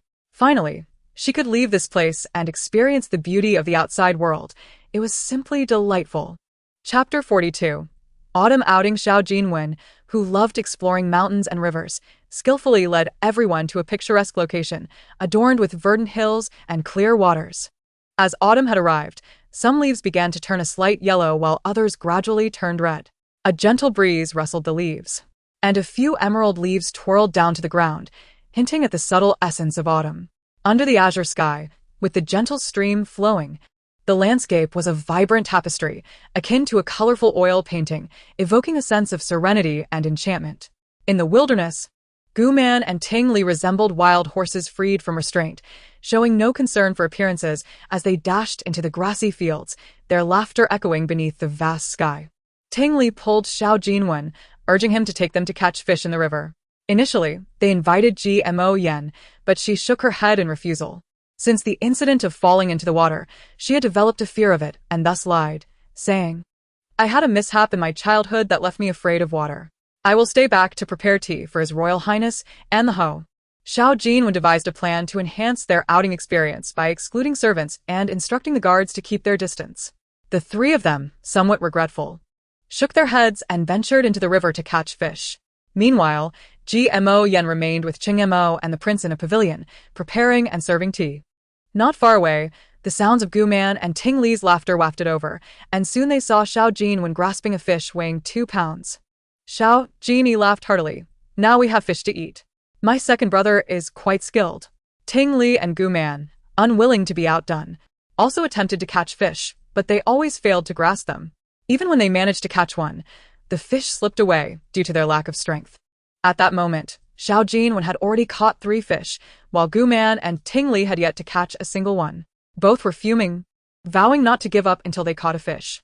Watching the three of them having such a delightful time nearby, Prince Xiao Jin-yi couldn't help but be affected, bursting into hearty laughter.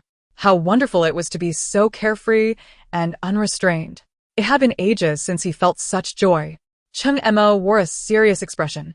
As the crown prince, pursuing mere amusement was undoubtedly a misfortune for the kingdom.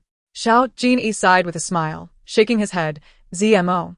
You truly dampen the mood. Can't you feel anything looking at them? When we were young, you, I, and Qing he would rush into the water without a care.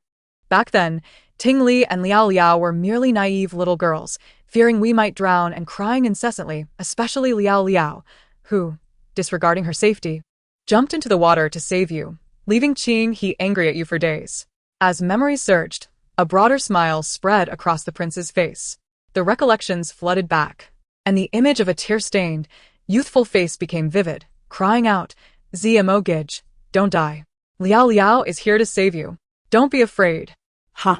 How foolish. A smile suddenly appeared on Cheng Mo's face, a smile that pierced GMO Yan's heart. That was a memory belonging solely to him and her, one in which she had never existed. The various childhood memories seemed to burst forth like a dam, filling his mind. And the image of that innocent face gradually transformed into the current Gu Liaoliao, struggling to catch fish in the stream with a stubborn and unyielding spirit. In his memories, Gu Liaoliao's gaze had always been so ardent and sincere, as if her beautiful eyes contained only him. But what of the present Gu Liaoliao? As Xiao Jinwen had said, it seemed he could no longer see that expression in her eyes. His heart sank suddenly as Cheng Mo regained his senses. Those were all matters of childhood. Why dwell on them? Xiao Jin-yi smiled, seemingly recalling something, and turned to Cheng Mo. Is Qing he still not speaking to you? Cheng Mo remained silent, redirecting his gaze to Xiao Jin-yi. Your Highness, why not share your experiences from the past 6 months in the northern frontier? I would like to see if you have made any progress.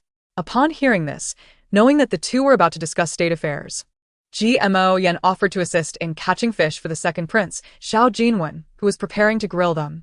Cheng Montak nodded. Xiao Jin-yi admired GMO Yan's departing figure, praising, your new wife is quite clever. However, with such a delightful companion by your side, Liaoliao must be heartbroken. Tingli told me that Liaoliao once expressed a desire to part ways with you. Seeing you so concerned for your new wife today, I can understand Liaoliao's feelings. Cheng Mo's expression turned cold as he retorted, this is a matter of my family and has nothing to do with the crown prince. Let us discuss official matters. Xiao Vini Chaklet. The Taboo clan is developing rapidly. I fear they may launch an attack on our borders within the year. Cheng Mo frowned. Is this news reliable? Xiao Vini nodded. In the past 6 months, the Taboo leader has repeatedly sent soldiers across our borders, likely making plans to act soon. Cheng Mo asserted, if that is the case, we must prepare to respond at any moment. Xiao Jin laughed. I've been waiting for this battle for far too long. Mo Yan approached Xiao Jinwen to assist him, and the two worked harmoniously together. Xiao Jinwen often traveled to various places, sometimes finding himself without lodging and sleeping outdoors, thus acquiring the skill of cooking. Mo Yan, needing to gather herbs in the mountains, sometimes cooked on site. Though they were not very familiar with each other, Xiao Jinwen loved to talk and ensured the atmosphere remained lively, preventing any awkwardness. Seizing the moment, Mo Yan expressed her gratitude. Thank you, Your Highness, for saving me that day. I have been wanting to find an opportunity to thank you in person, and now I finally have it. Xiao Jinwen smiled. There is no need to thank me. Just consider it atonement for my disobedient sister. Ji Montakyan smiled faintly. Xiao Jinwen regaled Mo Yan with tales of the new and amusing experiences he encountered while traveling through mountains and rivers, which captivated her heart. Mo Yan wore a face full of envy, lamenting the lost opportunity to witness firsthand the intriguing people and events she had heard about. Xiao Jinwen paused for a moment, lifted her gaze towards Mo Yan and inquired, is your current life in the Marquis' residence what you truly desire? Mo Yan was momentarily taken aback by the question. Was this the existence she yearned for? Certainly not. Once, she had dreamed of wandering through mountains and rivers, traversing the ends of the earth in search of medical wisdom. Yet now, she found herself confined within the Marquis' estate, sharing a husband with several other women. The man who once professed to love only her seemed to be changing as well. Mo Yan let out a bitter laugh, pondering whether it mattered if things were as they were. Xiao Jinwen detected a hint of melancholy in Jima Yan's words. Before she could respond, Gu Man's voice rang out. I caught it, I caught it. Ting Li, hold its tail. I can't control myself. At long last, with their combined efforts, Gu Man and Ting Li managed to capture a hefty fish weighing 5 pounds. The two of them, brimming with pride, strode towards Xiao Jinwen and Jima Yan with heads held high. In Chapter 43, titled Money, Ting Li proudly dangled the wriggling fish before Xiao Jinwen, declaring, Look at this. This is the fish that way and I caught together. It must be larger than any you've ever caught. Xiao Jinwen swallowed her unspoken words, smiling at Ting Li and Gu Man. Very well, you both are the best. Jima Yan playfully plucked a fish scale from Gu Man's hair, saying, Go change your clothes. You might catch a chill. Gu Man nodded with a smile. At that moment, Gu Man and Ting Li were barefoot, drenched and smeared with mud. Cheng Montak. Watching Gu Man's muddy state from the pavilion was instantly filled with anger and scolded. What kind of decorum is this for a young lady? Running into the river to catch fish and getting all dirty. Gu Man and Ting Li turned to Cheng Mo in unison, retorting, Mind your own business. Ignoring Cheng Mo's darkening expression, they made their way to the carriage. Cheng Mo, infuriated, slammed his palm on the stone table, sending ripples through the teacup. Xiao Jinyi chuckled softly at the scene. Once Gu Man and Ting Li had changed, they returned to join Jima Yan and Xiao Jinwen. Xiao Jinwen had already prepared the fish, most of which was now cooking, leaving only the one caught by Gu Man and Ting Li. They had agreed that Gu Man would personally showcase her skills by preparing a spicy fish head for them to savor. After half an hour, the fish feast was ready. Gu Man suggested they spread out a cloth and sit on the ground to avoid overcrowding the pavilion. Everyone found the idea amusing and nodded in agreement, except for Cheng Mo, who felt out of place. Ultimately, it was Jimo Yan's persistent coaxing that managed to bring the awkward fellow to sit with them on the ground. Thus, a sumptuous luncheon commenced. The most popular dish was Gu Man's spicy fish head, a delight none had tasted before, prompting inquiries about her recipe. Proud Cheng Mo, however, refrained from trying the dish, only relenting when Jimo Yan fed him a piece, after which he stubbornly declared, It's not good. Gu Man rolled her eyes at him. The wine, brought by Xiao Jinyi, was robust, having been sourced from the frigid northern border, where spirits are notably strong and spicy. In contrast, the capital's wine was rich and sweet. With spirits high and the emperor granting a day of leisure, they indulged without reservation. Cheng Mo, however, seemed to have taken a wrong turn, downing cup after cup with a scowl. Jimo Yan attempted to dissuade him but eventually ceased her efforts. Gu Man and the other ladies took a sip, finding it unpleasant, lacking any sweetness, and chose instead to fly kites and gather flowers. Meanwhile, Xiao Jinwen sipped her drink slowly, tasting a bittersweet essence, her sorrowful gaze fixated on a particular individual. As dusk fell, both Xiao Jinyi and Cheng Mo were thoroughly intoxicated. Xiao Jinwen, the only sober gentleman, responsibly assisted them into the carriage. The carriage was spacious enough for all 6 of them. Despite their inebriation, Cheng Mo and Xiao Jinyi maintained decorum, their upbringing evidently ingrained in them. Though the pervasive scent of alcohol lingered uncomfortably, Gu Man lifted the carriage curtain for some fresh air.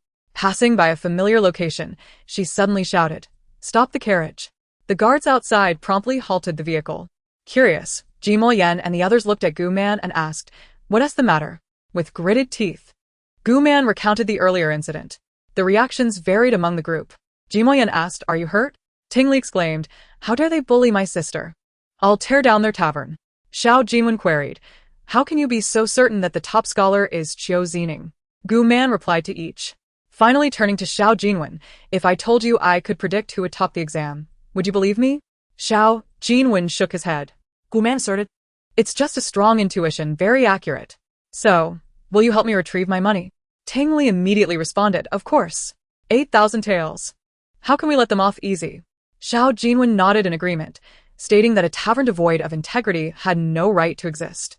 Thus, Gu Man, Ting Li, and Xiao Jinwen, along with a few concealed guards, stormed into the examination hall, leaving Jimo Yan to tend to Cheng Mo and the crown prince, Xiao Jingyi. In the carriage, with night still young and meal times not yet upon them, the inn was rather empty. Upon entering the tavern, the attendants eagerly welcomed them, recognizing the elegantly dressed young men and women as likely wealthy patrons, thus preparing to exploit them. The attendant failed to recognize Gu Man in her disguise. Once she revealed her identity, The attendant finally realized she was indeed a woman. Bring your manager out. Gu Man commanded assertively. The attendant hurried off to find the manager. Shortly after, a portly manager appeared, flanked by a dozen burly attendants, swaggering and cursing. What of it? A woman? I'll strike you just the same. The manager glanced at Gu Man, who, in female attire, bore a more alluring and vibrant appearance than in her male disguise, momentarily taken aback with a lascivious thought. However, he quickly regained his composure, aware of the gravity of the situation. Fatty, return my money. Gu Man demanded angrily. The manager looked at her dismissively, thinking that with 2 women and 4 men, they could easily overpower them. What money? He scoffed. Gu Man retorted, you act as if you don't know me. I'm the one who bet on Qiu Zining to be the top scholar. Now that I've won, you refuse to pay up. Let me tell you, I may have been weak earlier, but today I have brought reinforcements. If you don't return my money, don't blame me for being rude. The manager sneered. You say you are, so you are? Where's your proof? Show me. Ting Li interjected angrily. The receipt was taken by you. How can we present it? The rotund shopkeeper remarked. I fear I cannot comply. The rules of our establishment dictate that proof is paramount. If everyone were to make baseless claims against me, how could I possibly conduct business? Gu Man retorted angrily. Many witnesses saw me place my bet. They can attest to my wager. The shopkeeper sneered, then by all means, summon one. Let us see if anyone will corroborate your claim. Xiao Jinwen, ever the hothead, interjected. Why waste words on such a scoundrel? A good beating ought to teach him a lesson. With a swift motion, he commanded the 3 guards behind him. Go. The shopkeeper immediately rallied his servants, confident in their numbers, 12 against 3. What followed was a chaotic melee, swiftly devolving into a one-sided brawl. The guards, untrained and unseasoned, stood no chance against the elite royal guards. Soon, they lay groaning on the ground, nursing their wounds. The guards wielded their skills with precision, delivering blows that inflicted excruciating pain without visible marks, thus concealing their methods from the enemy. The shopkeeper endured a couple of strikes himself. Meanwhile, the few scattered patrons in the room had long since retreated in fear. Gu Man approached the shopkeeper, demanding, well, will you return the money? Despite grimacing in pain, the shopkeeper stubbornly refused, stating, unless you produce evidence, I shall not part with a single coin. How brazen! Gu Man mused. In this vast capital, where could she possibly find a witness? She glanced at Ting Li and Xiao Jinwen, sighed, and conceded. This man is truly reckless. We've vented our frustration. Let's depart. It seems the 8,000 taels are fated to elude me. I've never even won a 5-coin lottery ticket, let alone 8,000 taels. Alas, I accept my fate. Ting Li and Xiao Jinwen, recognizing the futility of the situation, acquiesced. They were, after all, a prince and princess of the palace, and the crowd outside was numerous. Any who recognized them would surely embellish the tale. Xiao Jinwen reassured her, do not fret, this dishonorable behavior is not new. Once we return, I shall send someone to investigate. He will undoubtedly be made to return your 8,000 taels. Gu Man nodded. Ting Li, unable to contain her frustration, kicked the shopkeeper in the side, releasing her pent-up anger. Just as they prepared to leave, they encountered a familiar figure, the newly crowned scholar, Qiu Zining. Dressed in a pristine light gray robe, he radiated vitality and joy, a stark contrast to the disheveled appearance they had seen only days prior. Yet, how could he be here after parading earlier that day? Upon spotting Gu Man, Qiu Zining's eyes seemed to gleam. It truly is you. I have awaited your arrival. Had I not overheard your conversation with the shopkeeper, I would scarcely have believed it. You are a woman. Gu Man was momentarily taken aback. Before she could respond, he continued, I must thank you for your encouragement that day. You predicted I would succeed, and your words instilled in me great confidence. When I saw my name on the list, I thought of how I must repay you upon our next meeting. Fate has been kind. Xiao Jinwen, observing the exchange, quickly deduced that this was indeed the scholar who had triumphed in the examinations. Ting Li, too, connected the dots, realizing Gu Man had wagered on his success. She turned to Qiu Zining. So, you are aware of her wager? Qiu Zining regarded the beautiful woman before him, feeling a twinge of displeasure at her familiarity, given his esteemed status. Yet, mindful of Gu Man's presence, he restrained his feelings and replied patiently, yes, before turning to Gu Man with a gentler tone. Might I inquire your name, esteemed lady? Gu Man offered a faint smile, though an unsettling premonition lingered in her heart. Ting Li seized Qiu Xining's arm and declared, "Listen here, rotund shopkeeper. We now have a witness." Caught off guard by Ting Li's unexpected strength, Qiu Xining stumbled slightly, momentarily losing his composure, a most unbecoming display for one of his standing. Irritation bubbled within him, and his brow furrowed in annoyance. How rude! The shopkeeper, upon recognizing Qiu Xining, feigned unconsciousness. Gu Man exited the tavern, clutching a thick stack of silver notes, her spirits lifted as she dismissed her earlier unease. Outside, Qiu Xining trailed closely behind her. Gu Man turned to him, saying, "There is no need for gratitude, Scholar Qiu. I acted merely on a whim. The true reason lies in your remarkable talent. You need not dwell on this matter. Now that you have testified for me, we are even, yes? Night has fallen. Where shall you rest?" Qiu Xining felt a tumult of emotions at her words, an unsettling feeling in his chest. He did not wish for their relationship to be merely transactional. "Your kindness cannot be repaid with such a simple act," he began. Gu Man's apprehension deepened at his words, sensing something amiss. Just then, Xiao Jinwen interjected, addressing Gu Man. "Madam, it grows late. I fear the Marquis may be anxious for your return." His emphasis on Madam and Marquis was deliberate, ensuring Qiu Xining grasped the implications. Gu Man exchanged a glance with Xiao Jinwen, realizing he too had sensed the underlying tension. She subtly nodded in acknowledgement, and he returned her smile. As a man, he understood Qiu Xining's intentions well. From the moment he had entered the tavern, the scholar's gaze had been fervently fixed upon Gu Man. A look of longing that was all too familiar to him, reminiscent of how his mother gazed at his father, filled with love and devotion. His mother loved his father wholly, while his father, though a good ruler and father, was not a devoted husband. Unlike his father, he was not willing to share his heart. There was room in it for only one person. Yet that person remained unattainable. How had he fallen for Ji Maxian? Perhaps it was the moment he saved her from drowning, when she weakly uttered, "I truly apologize for the trouble." He had been taken aback. Even in peril, she had expressed concern for a stranger. What kind of person was she? In the dim waters of the pond, her features had been obscured. Only once they reached the shore did he behold a countenance so exquisite that it was impossible to forget after a single glance. Such a kind-hearted soul. Indeed, heaven has treated her well. However, when Chung Emo abruptly seized her from his embrace, he realized that the gentle and beautiful lady was, in fact, the talk of the town, his new wife. In that moment, his heart shattered. Chapter 45. You cannot die indeed. Qiu Xining was taken aback by Xiao Jinwen's words. Stammering an incomplete response, "Why, you are the Marquis' wife." Gu Man nodded, for the first time recognizing that the title of Marquis' wife held some merit, serving as a shield against unwanted advances. Qiu Xining's eyes dimmed instantly, unable to fathom what he had heard and seen. After a moment of daze, he bowed respectfully to Gu Man, apologizing profusely, "I am truly sorry for disturbing you, madam. It is getting late. I shall take my leave." Gu Man nodded, observing Qiu Xining's despondent demeanor. Rather than feeling pity, a sense of fear enveloped her. The book described how Qiu Xining fell for Ji Maxian upon hearing her words. Yet, upon discovering that Ji Maxian was the lady of the Marquis' residence, any chance of being together vanished, leading him to obsession and nearly resulting in catastrophe. But now, since Qiu Xining was in love not with Ji Maxian but with her, did it not mean she had become the potential victim of such a calamity? Gu Man finally discerned the source of her unease. No, to ensure her safety, she must take all necessary precautions. After all, when Ji Maxian was kidnapped, Chung Emo had specially petitioned the emperor to dispatch the imperial guard to search for her. Yet, given her relationship with Chung Emo, if she and Qiu Xining were to have a second child, would he even bother to send someone after her? Relying on others is less reliable than relying on oneself. She must devise a plan to dissuade Qiu Xining from such thoughts.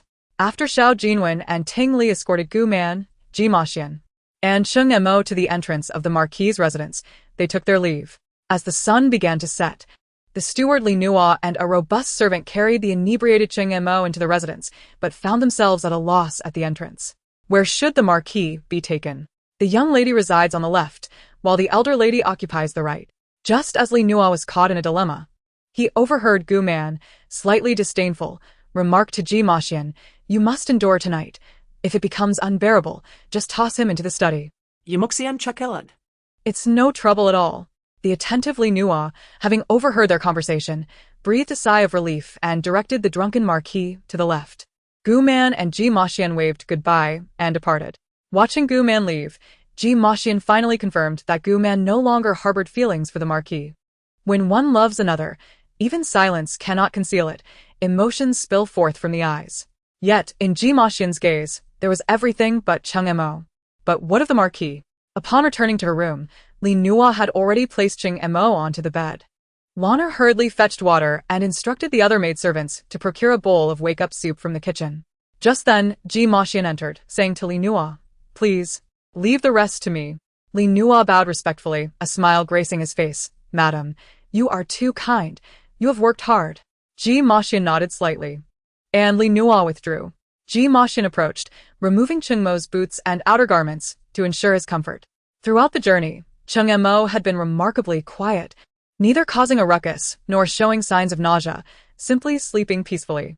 Before long, Lanner returned with water. Ji Maxian cleaned Cheng Mo's face and hands, then fed him half a bowl of the wake-up soup. After a flurry of activity, night had deepened. Lanner, observing the busy young lady, expressed concern. "Madam, you should rest." Ji Maxian nodded. "You too, Lanner. Go rest now." Lanner obediently nodded, ensuring the windows were securely closed before departing. Ji Maxian wiped the beads of sweat from her forehead, gazing at the handsome man lying on the bed, her mind swirling with thoughts. Since their acquaintance, she had never witnessed him in such a drunken state. For whom could this be? With a bitter smile, Ji Maxian rose to tidy herself.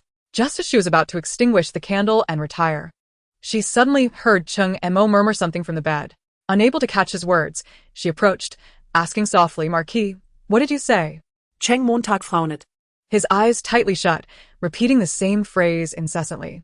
Ji Maxian leaned closer, and after a moment, she finally discerned his words. Yet that sentence struck her like a thunderbolt, leaving her frozen, unsure of how to react. He said, "Liaoliao, I'm fine. Don't cry." In his dreams, Cheng Mo returned to his childhood when he was 14, and Gu Liao was but 7. He, along with Xiao Jini, Gu Qinghe, and others, grew up together, sharing a mischievous spirit. Each day, they were sent to the palace school, which they found unbearably dull. Thus, they concocted a scheme to feign illness, insisting that the three be allowed to stay behind. The Empress and the Prime Minister's wife, fond of their daughters, consented. However, unbeknownst to the adults, these mischievous children clandestinely escaped to the river outside the city to fish. The river was shallow, barely reaching the boys' knees. Gu Liao and Ting Li, too timid to enter, remained on the bank to guard their clothes and shoes. The three boys, delighted by their companions' reluctance to join, intended to keep them out of trouble. They had not meant for Gu Liao and Ting Li to accompany them, but Gu Qinghe, being a doting brother, surrendered to Gu Liao's pleas.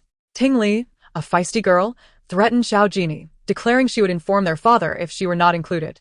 With no choice, they brought her along. Yet, as Gu Liao and Ting Li had joined them, it was only a matter of time before their escapade was uncovered. Thus, the boys decided to compete in catching fish. Whoever caught the least would confess to the adults that they were the masterminds behind this truancy. A small fish, about the size of a palm, darted through the clear waters, and both Cheng Mo and Gu Qinghe spotted it simultaneously, refusing to yield to one another as they lunged forward. Unfortunately, they failed to catch the fish and ended up colliding, dazed and tumbling into the river. Gu Liao, witnessing this from the shore, grew anxious and rushed into the water without pausing to remove her shoes. However, being so small, at 7 years old, she only reached Cheng Mo's chest. Upon entering the water, it surged up to her thighs, frightening her into tears, preventing her from moving forward. Crying and shouting, she called, "Zimo Gij, don't be afraid. Liaoliao is coming to save you." Meanwhile, Cheng Mo and Gu Qinghe, sitting dazed in the river, peeked above the surface at Gu Liao, who stood merely a step away on the shore, both wearing expressions of disbelief. Gu Liao, too scared to open her eyes, trembled like a leaf, tears and snot streaming down her face, yet she resolutely shouted, "I'm coming to save you, Zimo Gij." Hearing her words, Gu Qinghe's face darkened. Realizing his beloved sister's first instinct in danger was to save someone else, not her own brother. Fuming with indignation, Cheng Mo, finding Gu Liao's predicament amusing yet deeply touched, approached her and said, "Liaoliao, stop crying, I'm fine. Upon hearing his voice, Gu Liao finally dared to open her eyes. Upon seeing Cheng Imo, she threw her arms around him, crying out, Zimogij, if you die, I cannot marry you. I don't want you to die. Cheng Imo furrowed his brow and released Gu Liao. Chapter 46. Settling accounts. Ji Maxian lay in bed, having not slept a wink throughout the night. The man beside her seemed on the verge of awakening, prompting Ji Maxian to close her eyes and feign sleep. Yet she could not help but listen intently to his every movement. He seemed to lean slightly to the side, gently exhaling warm air from his nose, causing a tickling sensation on the strands of Gmo Yan's hair. It appeared he gazed at her for an extended period before sighing, apprehensive about waking her, and quietly descended from the bed. His footsteps gradually faded away, followed by the soft creak of the door opening, and then the sound of it closing. Gmo Yan abruptly opened her eyes, glancing at the now empty space beside her, still warm from his presence, and a tear fell down her cheek. What was the reason for that sigh? Gmo Yan seemed to grasp it partially, yet not entirely. The Mid-Autumn Festival was merely days away, and everything that needed to be prepared had been done according to past customs. However, everything seemed in order, yet the accounts were awry, no matter how she calculated. This year's expenditures were more than double that of previous years. Surely, the prices couldn't have risen to such an extent? In her distress, Gmo Yan, who had always hesitated to trouble Gu Man, found herself compelled to seek her assistance. As Gu Man scrutinized the expenditures recorded in the account book, her brows furrowed deeply. The servants had clearly been submitting outrageous claims. Did a box of mooncakes truly cost 10 taels? Were they filled with gold? And the new clothes for the concubines, 100 taels for a single piece? Were they adorned with gold trim or stitched with golden threads? Even the most precious yun brocade wouldn't exceed 100 taels. How could the concubines afford such extravagant garments?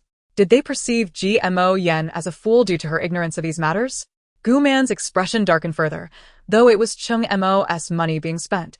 She could not allow them to bully Gmo Yan in her presence. The character of Gmo Yan in the book was often criticized by Gu Man for her naive kindness, yet kindness is not a crime.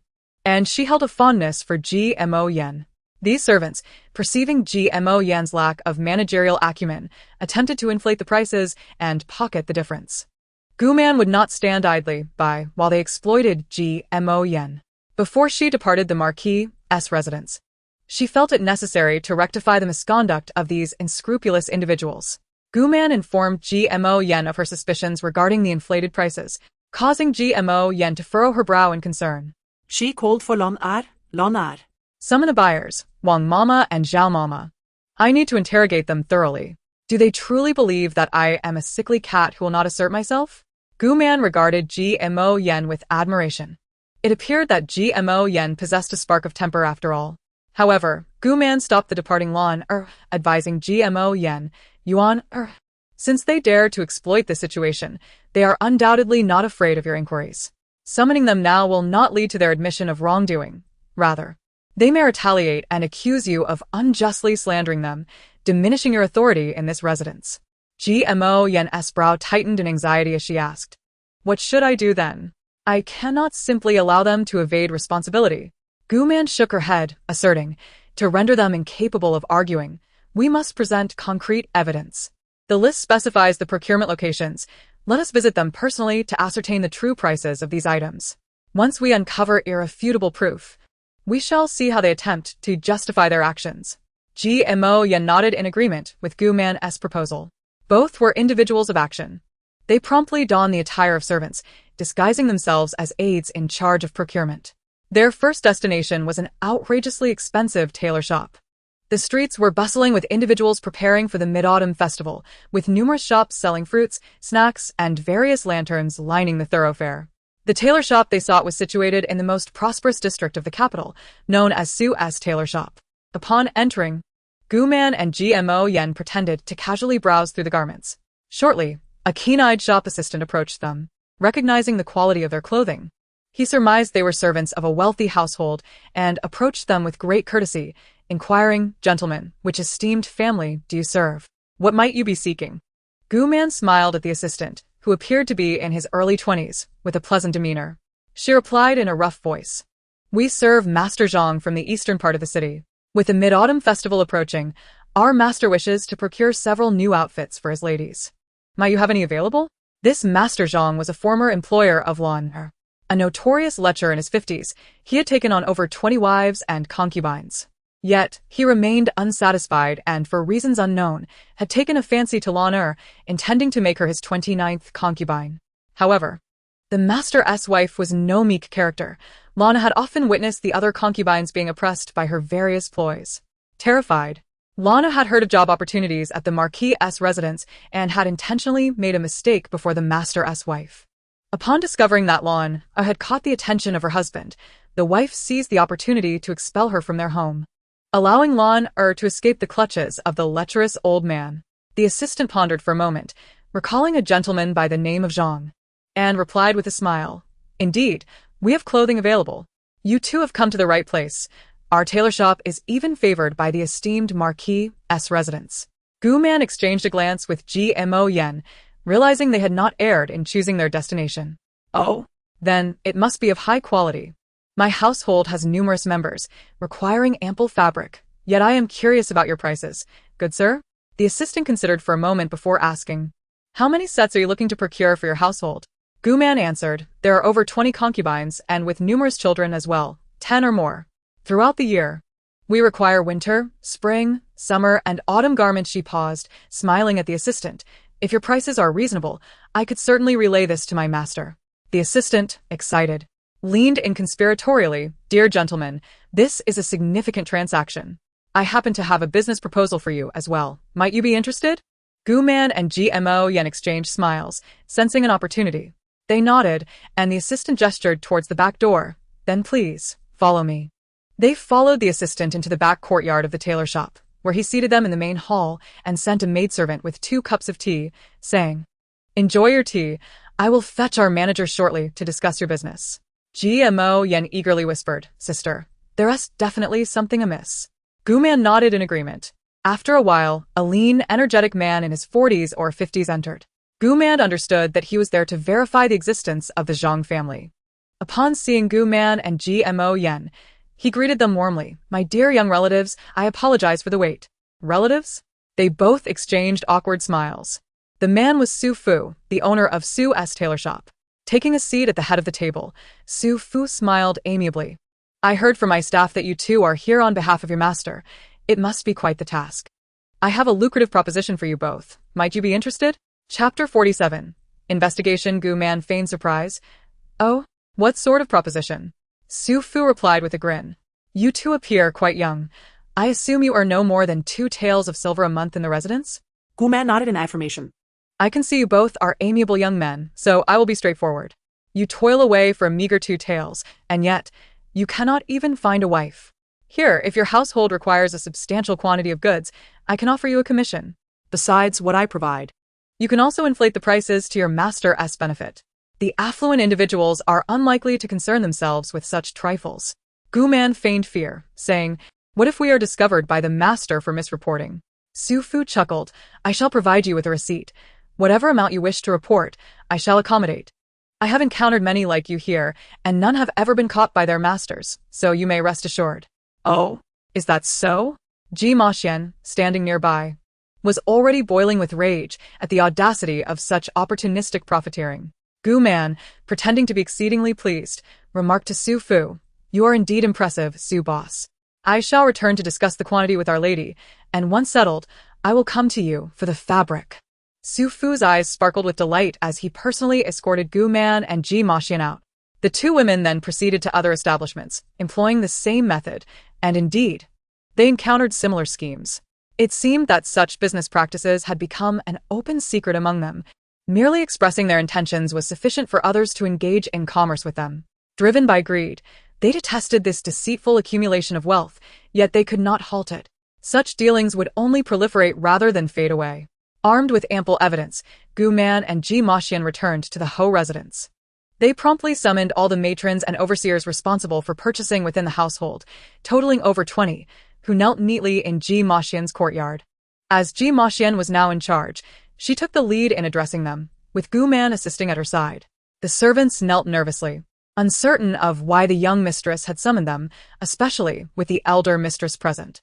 Rumors had circulated about the close relationship between the elder and second mistress, and it appeared there might be truth to them. Some of the older, more seasoned individuals remained somewhat composed, ruminating that they had not exposed any incriminating evidence and therefore had no reason to panic. Ji Maxian exchanged a glance with Gu Man, who subtly nodded, indicating that they could commence. Ji Maxian, her tone somewhat frosty, addressed the matron responsible for purchases, Wang Mama, along with Xiao Mama and Manager Li, saying recently, "While reviewing the account books, I discovered that the prices for items purchased this mid-autumn festival have risen significantly compared to last year. Could the three of you provide an explanation?" The trio exchanged glances, startled by Ji Maxian's sudden inquiry. How could the young mistress inquire about such matters? However, emboldened by their illicit gains, they felt no fear of scrutiny, believing they had sufficient receipts to shield them. Xiao Mama was the first to respond with a smile. "Young mistress, you may not be aware, but times have changed. Prices have surged dramatically this past year, and with the Mid-Autumn Festival approaching, costs have become quite alarming. Hence the increase compared to previous years." Ji Maxian turned her gaze to Wang Mama and Manager Li, asking, "Is that so?" Both kneeling figures nodded in agreement. Wang Mama lifted her head, chiming in, "Indeed, young mistress, Xiao Mama speaks the truth. You may not be privy to market conditions outside the estate. If you doubt it, you may examine the purchase receipts, which detail every transaction and its corresponding price." Manager Li nodded in affirmation as well. Ji Maxian's smile widened, yet her eyes remained icy, inducing an unsettling chill among them. This was the first time they had witnessed such a demeanor from the usually gentle young mistress, which emboldened them to engage in their dubious activities. They believed her naivety would allow them to deceive her with their usual rhetoric. However, they had not anticipated her summoning them to address this issue, especially with the elder mistress silently observing, seemingly detached. Yet, was not the elder mistress present to support Ji Maxian? Did this mean that the rumors of discord between them were unfounded? Various thoughts began to swirl in their minds. Ji Maxian let out a cold laugh and turned her attention to the others. "And what about you? Do you have anything to add?" The remaining servants responded in unison. "Indeed, it is as she says." Ji Maxian smiled. "Yet, I have heard that certain shops can fabricate purchase receipts, inflating the price from 1 tael to 10. Have any of you encountered such a practice?" Upon hearing her words, the kneeling figures' hearts raced, and sweat beaded upon their foreheads. How did the young mistress learn of their clandestine dealings with merchants? Regardless of the reason, they could not confess. Doing so would inevitably lead to punishment. Ji Maxian's insinuation suggested hearsay without solid evidence, and if they vehemently denied it, she would have no means to penalize them. "Never heard of it." "Truly never heard of it?" "Indeed, we have not." They nodded, with a bead of sweat trickling down Manager Li's brow, though he dared not wipe it away. Ji Maxian sighed in disappointment. "I had provided you with an opportunity." A sense of foreboding crept into the hearts of those present, and indeed, Ji Maxian suddenly flung a stack of purchase receipts to the ground, her voice rising sharply. "What a remarkable claim of ignorance. While you may not have heard of it, I have witnessed it firsthand. Today, I, along with the elder mistress, have already investigated the places you procured goods from, and I am well aware of the dealings between you and the merchants. As long-serving members of the household, you should know that without concrete evidence, we would not go to such lengths to summon you for questioning." Panic ensued among those in the courtyard. They could hardly fathom that the elder and second mistress would have personally conducted an investigation. Chapter 48. Punishment. What further words do you have? Ji Maxian interrogated fiercely. The crowd trembled on the ground. Wang Mama and the others attempted to protest, their voices quaking. "Young mistress, this is truly unjust. Others may engage in such practices, but we are innocent." The others in the courtyard echoed their cries of injustice. Xiao Mama, her voice tinged with tears, pleaded, "Young mistress, we truly know nothing of this. We implore you to discern the truth." The remaining servants joined in.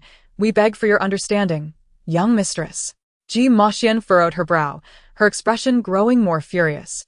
Gu Man, observing the chaotic clamor, commanded silence.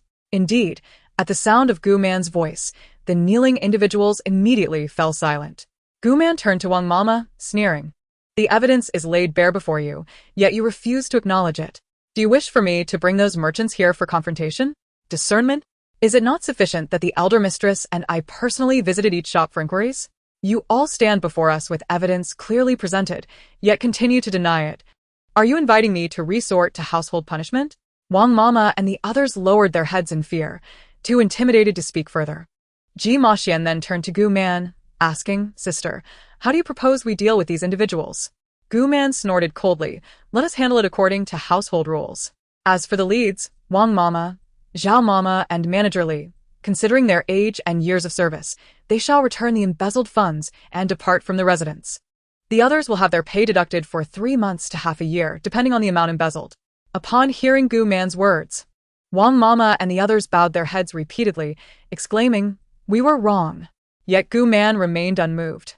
Previously, they had been given opportunities, yet they still refused to acknowledge the undeniable truth before them. Thus, it was no wonder that her heart hardened. Had it not been for their insatiable greed, they would not have stirred up such trouble. In fact, there were many like them in Ofu, as the saying goes, "Clear waters harbor no fish," who would toil diligently without some personal gain. However, one must not be excessively greedy. Today, as actions served merely as a warning, if left unchecked, the vast Hofu would inevitably descend into chaos. She intended to make it known throughout the Vofu that GMO Yen was not to be trifled with. When Wang Momo and the others saw Gu Man's indifference, they turned their attention to GMO Yen. They all knew her to be kind-hearted and soft, otherwise they would not dare to brazenly accept bribes. Wang Momo knelt before GMO Yen, weeping profusely as she pleaded, "Young madam, I beg for your forgiveness. I am over 50 years old, my 2 sons are unworthy, and my grandson is still young and ignorant. If I lose this job, my family will not survive. Young madam, please spare us and give us another chance." Zhao Momo crawled to GMO Yen's feet, crying and begging, "Young madam, I have served in the Wofu for 20 years, always diligent in my duties. This time, I acted foolishly and made a grave mistake. Please grant me another opportunity. I implore you, young madam." The group continued to cry and bow, each more fervently than the last, until their foreheads bled. A sight that struck GMO Yen with horror. Indeed, her heart softened again. GMO Yen glanced at Gu Man's sister. "Should we give them another chance?" Gu Man shook her head, asserting that if they were forgiven today, they would only become more audacious in the future. If they dared to err, they must have anticipated the consequences from the moment they made their mistake. If they wished to challenge the rules of the Gofu, then they must be dealt with according to those very rules. Observing the 3 prostrating before her, GMO Yen hesitated, but Gu Man interrupted her. "That's enough. Bring them away." The stewards approached, dragging away the unwilling Wang Momo and her associates, their pleas for mercy echoing until they faded into the distance. Only then did Gu Man speak again.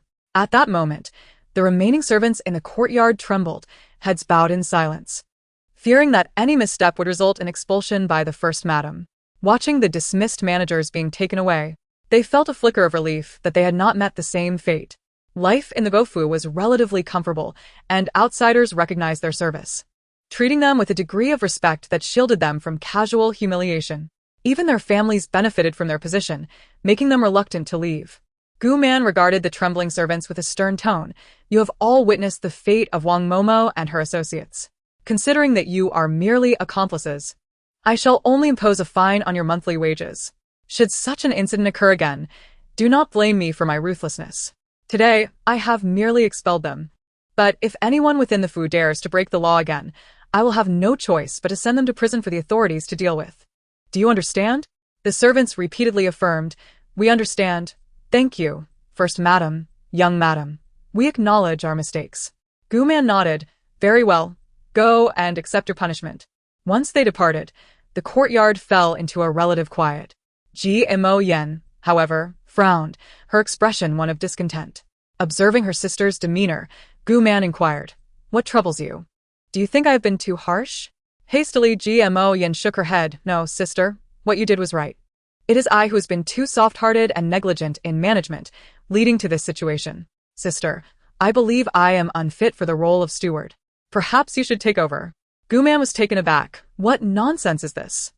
My primary goal is to leave the Wofu, not to take on such a burdensome responsibility."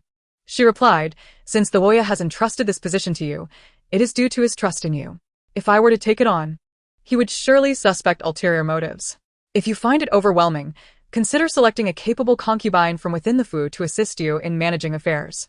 GMO Yan's eyes brightened. "That's a good idea. But who should I choose?" Gu Man shook her head. "I am unsure, but She beckoned GMO Yen closer and whispered, "Just ensure it is not family." GMO Yen nodded, signaling her understanding. Chapter 49. Testing within the Fu. There were 7 concubines. Excluding Lu Xiaoxiang and family, Guman was not particularly familiar with the other 5, as they had merely played minor roles, often appearing without much significance. Thus, Guman and GMO Yen had to observe each one carefully to find a suitable candidate to assist GMO Yen in her stewardship. Previously, each concubine would pay their respects to the first madam every morning, but since Guman's arrival, this exhausting ritual had been abolished.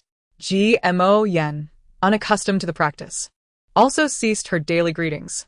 In the past, Liaoliao had been favored by Mo, and as she watched woman after woman being brought into the Fu, her jealousy burned fiercely. The daily greetings had become a source of annoyance, often leading to kneeling or reprimands. The concubines suffered greatly. Now that the morning salutations were no longer required, they relished the newfound leisure. Today, Guman and GMO Yen invited several concubines for tea, including family. They could guard against her in secret, but could not overtly isolate her, as family had yet to commit any egregious acts. Or, at least none that had come to their attention. Unlike Lu Xiaoxiang, who was somewhat naive and easily swayed, Fan Li was truly cunning. Previously, it was family who had instigated discord between Lu Xiaoxiang and Gu Liao, leading to their mutual disdain and causing both to fall out of favor with Mo. Fortunately, Lu Xiaoxiang possessed enough wit and skill to avoid being despised like Gu Liao. The concubines arrived, each nervous and quiet, heads bowed, creating a very serious and oppressive atmosphere. Guman had intentionally created this tension to assess who among them could be trusted with responsibilities, summoning them unexpectedly. Any timid individuals would surely feel anxious, thus proving unfit for managing the vast Fu. Guman lifted her teacup, brushing the floating tea leaves with a lid before taking a delicate sip, all while her peripheral gaze scrutinized the movements of the gathered women. Among the last 2 concubines, one wore red and the other green, both with their heads lowered so low that Guman could barely discern their features. Only knowing one was named Hong Ying and the other Lu Wu. Both of them were brought back by Mo when they were selling themselves to bury their fathers. One of them clenched her fist while the other twisted her handkerchief, trembling with anxiety. Alas, these 2, so timid, pass. Next were Hong Ying and Lu Wu, who appeared more composed. One had a vacant gaze, lost in thought, while the other frowned, displaying a hint of impatience. The one with the vacant gaze was named by he, the most striking among the concubines. It was said that a local tyrant had taken a fancy to her, intending to abduct her as a concubine, even injuring her father in the process. Fortunately, Mo happened upon the scene and drove the tyrant away. Grateful for Mo's life-saving intervention and fearful of his daughter being bullied again, her father insisted on giving her to Mo as a concubine or maid. Thus she was brought along. A pitiable soul, perhaps worthy of consideration. The other was named Jean Lian, rumored to have come from a thieving background. One day, while attempting to steal, she crossed paths with Mo and was caught. Realizing Mo was a high-ranking official, she claimed to have been abducted by human traffickers in her youth and that many other children were also taken. Subsequently, she assisted Mo in capturing the traffickers' hideout. When Mo inquired about her reward, she expressed her desire to stay by his side. Recognizing her capacity for change, she was also worthy of consideration. Guman inquired, "Have you 2 received any education? Are you able to read?" Both shook their heads. "Pass." Next, family directly passed. This left only Lu Xiaoxiang and another young lady named Qiushi. Qiushi, the eldest present at 20, had a lineage that once boasted high-ranking officials, but her descendants had fallen into disarray, leading to her current plight. Her family aspired to regain their former glory, yet instead of diligently pursuing education and examinations, they foolishly sought to climb the social ladder by presenting their most talented daughter to Mo orphaned at a young age. Qiushi was raised by her uncle. Posez signe à jointe disposition. Even though she knew her family intended to use her as a bargaining chip for a marriage contract, she never resisted. The only time she mustered the courage to advocate for herself was when Mo initially intended to refuse her. She pleaded with him to accept her, hoping to escape her uncle and aunt's cruelty. With no other options left, these 2 would be tried. After exchanging pleasantries with the concubines, Guman feigned fatigue and sent them away. The concubines left, puzzled, wondering if that was all, just a simple conversation. Once they had departed, Guman discreetly summoned Lu Xiaoxiang and Qiushi. She asked them, "Have you two received any education?" Can you write? Both nodded. Guman and GMO Yen felt a surge of joy. Guman continued, "The reason I called you here today is to seek your counsel on a matter." Both were bewildered when had the affairs of the two ladies required their input. Guman explained, "The Mid-Autumn Festival is approaching, and the household has spent quite a bit of silver on preparations. In previous years, we would distribute bonuses to the servants during the festival, but this year, our finances are quite strained. Thus, my lady and I are considering canceling the customary bonuses. What do you think?" Guman looked at them, and Qiushi smiled slightly, stating, "Madam is considering the household's welfare. The servants should naturally understand your difficulties. I believe it is a sound decision." Guman furrowed her brow slightly. "What if I were to say that your bonuses would be cancelled as well?" Qiushi maintained her amiable smile, replying that everything was at the discretion of the lady. Guman pursed her lips and turned to Lu Shaoxiang, only to find her face scrunched up in distress, as if she were grappling with something. "Lu Shaoxiang, what do you think?" Upon hearing Guman's question, Lu Shaoxiang looked up, her expression pitiful as she said, "If I disagree, will you be upset?" Guman smiled. "That would depend on the reasoning behind your response." Lu Shaoxiang paused, seemingly summoning her courage, and replied, "I disagree. Take my maid Xiao Qin for instance. Her family relies on her meager monthly wages to survive. If she could receive an additional bonus, her family would fare better. The same goes for Qing heir by your side and Lan heir beside the young lady. Is that all for the sake of others? Do you have no selfish motives?" Lu Shaoxiang's face gradually flushed, stammering, "Of course, who wouldn't want more money?" After speaking, she quickly looked at Guman. "If you think my words are inappropriate, please disregard them." However, Guman's expression showed no signs of displeasure, but rather a hint of pleasure. "You do have a point. Very well. The bonuses will remain as usual. You may return." Lu Shaoxiang and Qiushi were left somewhat bewildered, questioning if that was truly all there was to it. On their way, Qiushi remarked to Lu Shaoxiang, "Sister Shaoxiang, how could you go against the lady's wishes? What if she seeks revenge?" Lu Shaoxiang stopped in her tracks, casting a cold glance at Qiushi. "The lady is not someone you should speak of so casually. Besides, she invited us to share our thoughts. She is not that kind of person." Qiushi pouted, internally thinking, "Usually you are the one who gossips about others. Yet now you are so protective? Truly a peculiar individual." In GMO Yen's chamber, Guman remarked, "Qiushi is too obsequious, unwilling to voice any discontent, making it difficult for her to share the responsibilities of the household. Lu Shaoxiang, though brave, lacks steadfastness. However, comparatively, only Lu Shaoxiang can be nurtured. If she proves inadequate later, we shall have to devise another plan." GMO Yen nodded in agreement. News of Lu Shaoxiang's intent to learn household management from Guman and GMO Yen quickly spread, and everyone realized the true purpose of Guman's invitation. Each regretted it deeply. Family was particularly incensed, believing she was the most qualified among them to learn household management. She had sensed something amiss that day, but could not pinpoint what it was. Why would Guman prefer to teach a rival instead of me? Fan Li's eyes brimmed with resentment as she repeatedly jabbed at two cloth dolls which had the names of Guman and GMO Yen affixed to them. The maid Xiao Fu stood nearby, too afraid to speak. The Mid-Autumn Festival arrived swiftly, and the Qiongling banquet, originally meant for scholars, was merged with the festivities of the festival. As a royal family member, the Duke's household was naturally invited to the palace banquet. Guman initially intended to feign illness to avoid attending, wishing to escape the prying eyes and whispers of the crowd regarding her and GMO Yen. However, Princess Ting Li seemed to sense her reluctance and promptly sent her an invitation, insisting that Guman must attend.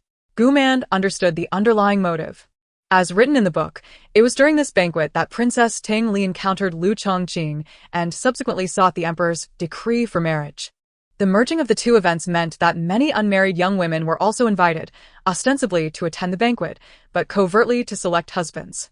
The scholars, unaware, stood like commodities, being evaluated by a throng of young ladies. Otherwise, given the temperament of those literati, there would surely be bloodshed in the palace. As the banquet commenced, the hall resonated with the sounds of drums and music, accompanied by graceful song and dance.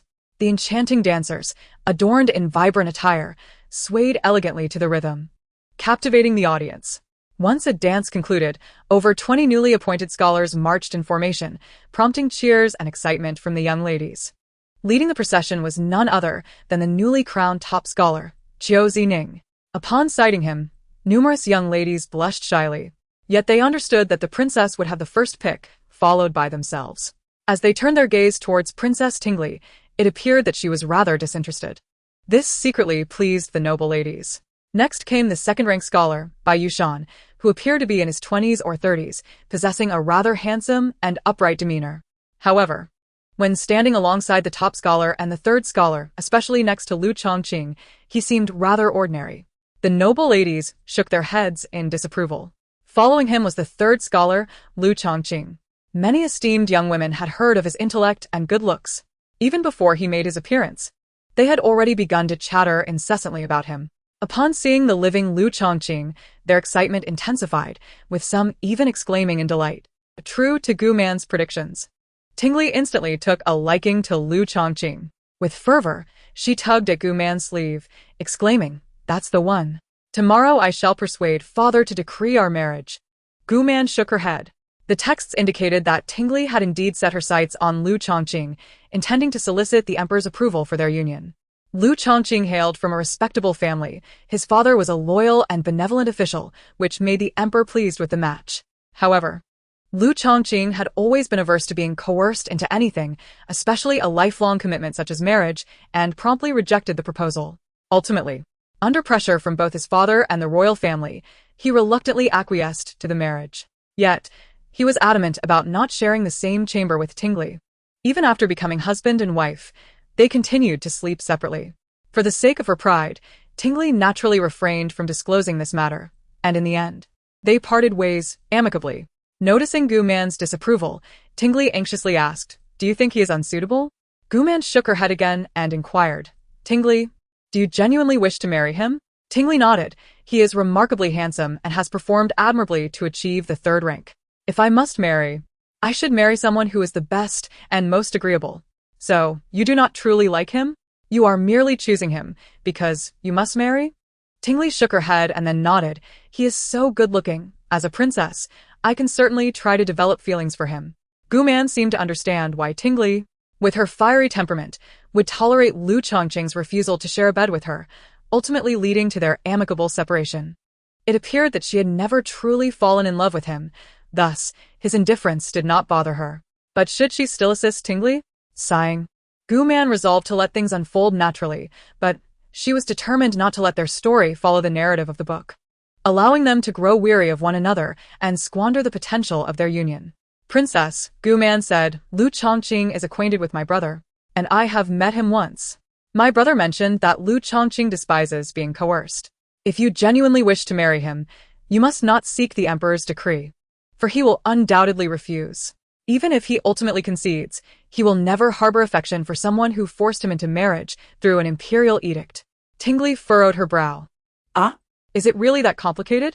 Gu Man, smiling wryly, replied, "Princess, if you sincerely desire to marry him, I do have an idea." Tingli, filled with excitement, grasped Gu Man's hand and asked, "What is your idea?" Gu Man suggested, "Let me ask my brother to invite Lu Chongqing out so that you two can become acquainted and cultivate your feelings. At that point, you can charm him into asking the emperor for your hand. Wouldn't that be even better?" Tingli nodded eagerly in agreement. What a splendid idea. This princess shall not be defeated. Chapter 51. A quarrel having made plans, Gu Man and Tingli were suddenly approached by a small eunuch who hurriedly bowed before Tingli, then turned to Gu Man and Gmo Yen, stating, "Madam, young madam, there is news from your household. It appears that 2 of your maids have engaged in a fight. You are urgently requested to return." "What? A fight?" Both Gu Man and Gmo Yen were taken aback. Hadn't everyone in the household always been well-behaved? They usually only exchanged light banter. How could it escalate to physical confrontation? Gu Man quickly inquired, "Who was involved?" The eunuch replied it was said to be Lu Xiaozhu and Fan Xiaozhu. What could have provoked them to fight? Gmo Yen asked, "Have you informed the Marquis?" The eunuch shook his head, explaining that he hadn't had the chance, believing it to be an internal matter, and thus came to inform the 2 young ladies first. Gu Man nodded, rising to her feet. "Let us not inform the Marquis just yet. I will return to assess the situation, and we can discuss it if he asks." Gmo Yen stood as well, saying to Gu Man, "Sister, I will accompany you." After a moment's thought, Gu Man agreed. Upon reaching the palace entrance, they spotted a nervous servant of Li Nua pacing anxiously outside. Seeing Gu Man and Gmo Yan's carriage, his expression softened somewhat. Gu Man inquired about the situation at the Marquis' residence, to which he replied, "It is unclear what provoked the two young ladies. They suddenly began fighting. Steward Li Nua was unable to intervene and sent me to find you both." The palace was not far from the Marquis' residence, and soon they arrived back. Upon entering the courtyard, they found Lu Xiaozhu and Fan Li taking a break after their altercation. Fan Li's hair was disheveled, her clothing in disarray, and one side of her face was swollen, clearly having endured a slap. In contrast, Lu Xiaozhu appeared relatively unscathed apart from some wrinkled clothing, suggesting that it was she who had been assaulting Fan Li. What on earth transpired? Gu Man approached, staring at the two, and asked, "What are you doing?" Upon seeing Gu Man, Lu Xiaozhu's face lit up, and she scrambled to her feet, presenting a white cloth doll she had been clutching, which bore the birth details and name of Gu Liao. Gu Man noticed a deep bite mark on Lu Xiaozhu's raised hand, which was still bleeding, looking far worse than the swelling on Fan Li's face. Meanwhile, Fan Li, upon seeing Gu Man and Gmo Yan enter the courtyard, became increasingly flustered. Gu Man, having followed dramas for years, recognized the doll as a malevolent curse. It involved inscribing the birth details and name of a person one despised, then piercing it with a silver needle, thus affecting the individual, potentially harming their lifespan or even causing death. However, this seemed rather far-fetched. Could such a doll truly bring about death? Gu Man found it hard to believe, but for the people of this era, such an act was considered extremely vicious. If such a thing were to occur in the palace, the perpetrators would face severe punishment. It was clear how significant this matter was in this time period. Gmo Yan gasped upon seeing the doll, her voice trembling with anger as she exclaimed, "Who did this? How could someone be so malicious?" Lu Xiaozhu pointed accusingly at Fan Li. "It was that wretched Fan Li. I came to bring her wine, only to find her using a needle to stab a doll. I thought it was merely an ordinary doll, but I never expected it to be such a nefarious curse." Fan Li, seeing the situation, hastily defended herself. "It wasn't me. Madam, young madam, I swear it wasn't mine." In her heart, she thought, "Only Lu Xiaozhu, her maid, and I witnessed her with that doll. Lu Xiaozhu despises Gu Man most, so if I deny it, everyone will believe the doll belongs to Lu Xiaozhu. Madam, young madam, that doll did not come from my quarters. I am wronged." Fan Li knelt upright, exuding a sense of innocent defiance. Those unaware of the truth were swayed by Fan Li's demeanor, believing that Lu Xiaozhu was the one who had wronged her. Listening to the crowd's murmurs, Lu Xiaozhu furiously shouted, "It was clearly I who snatched it from Fan Li. It is hers, and my maid, Xiao Qin, can testify for me." The maids in the courtyard, who had been quietly observing, upon hearing of the fight, had closed their doors to avoid involvement. now.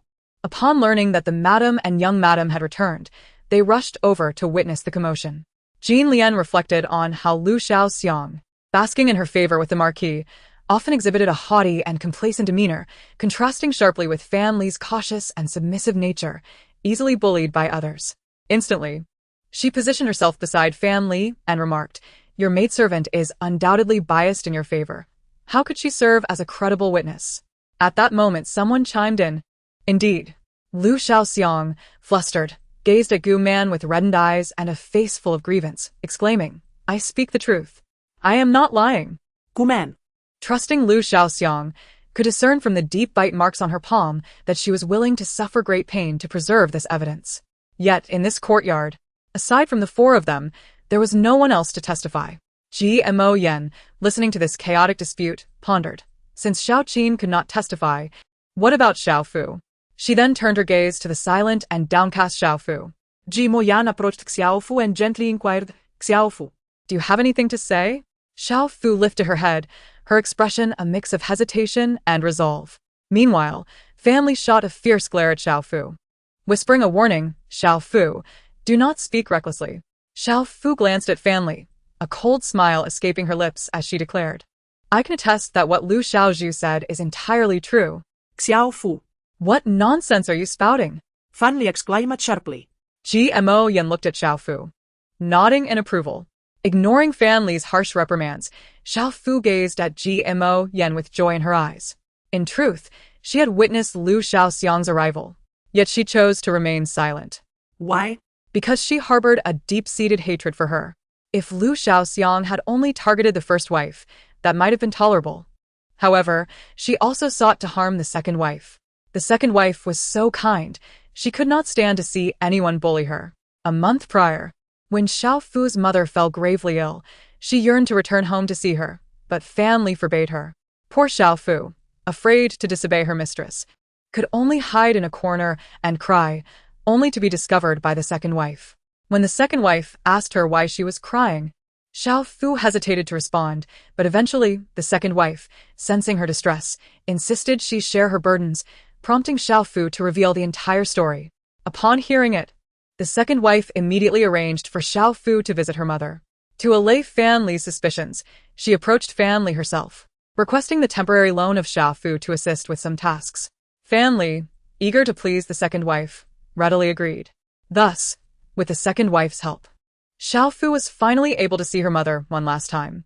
From that moment on, the second wife became a benefactor Xiao Fu vowed to repay for the rest of her life. Chapter 52.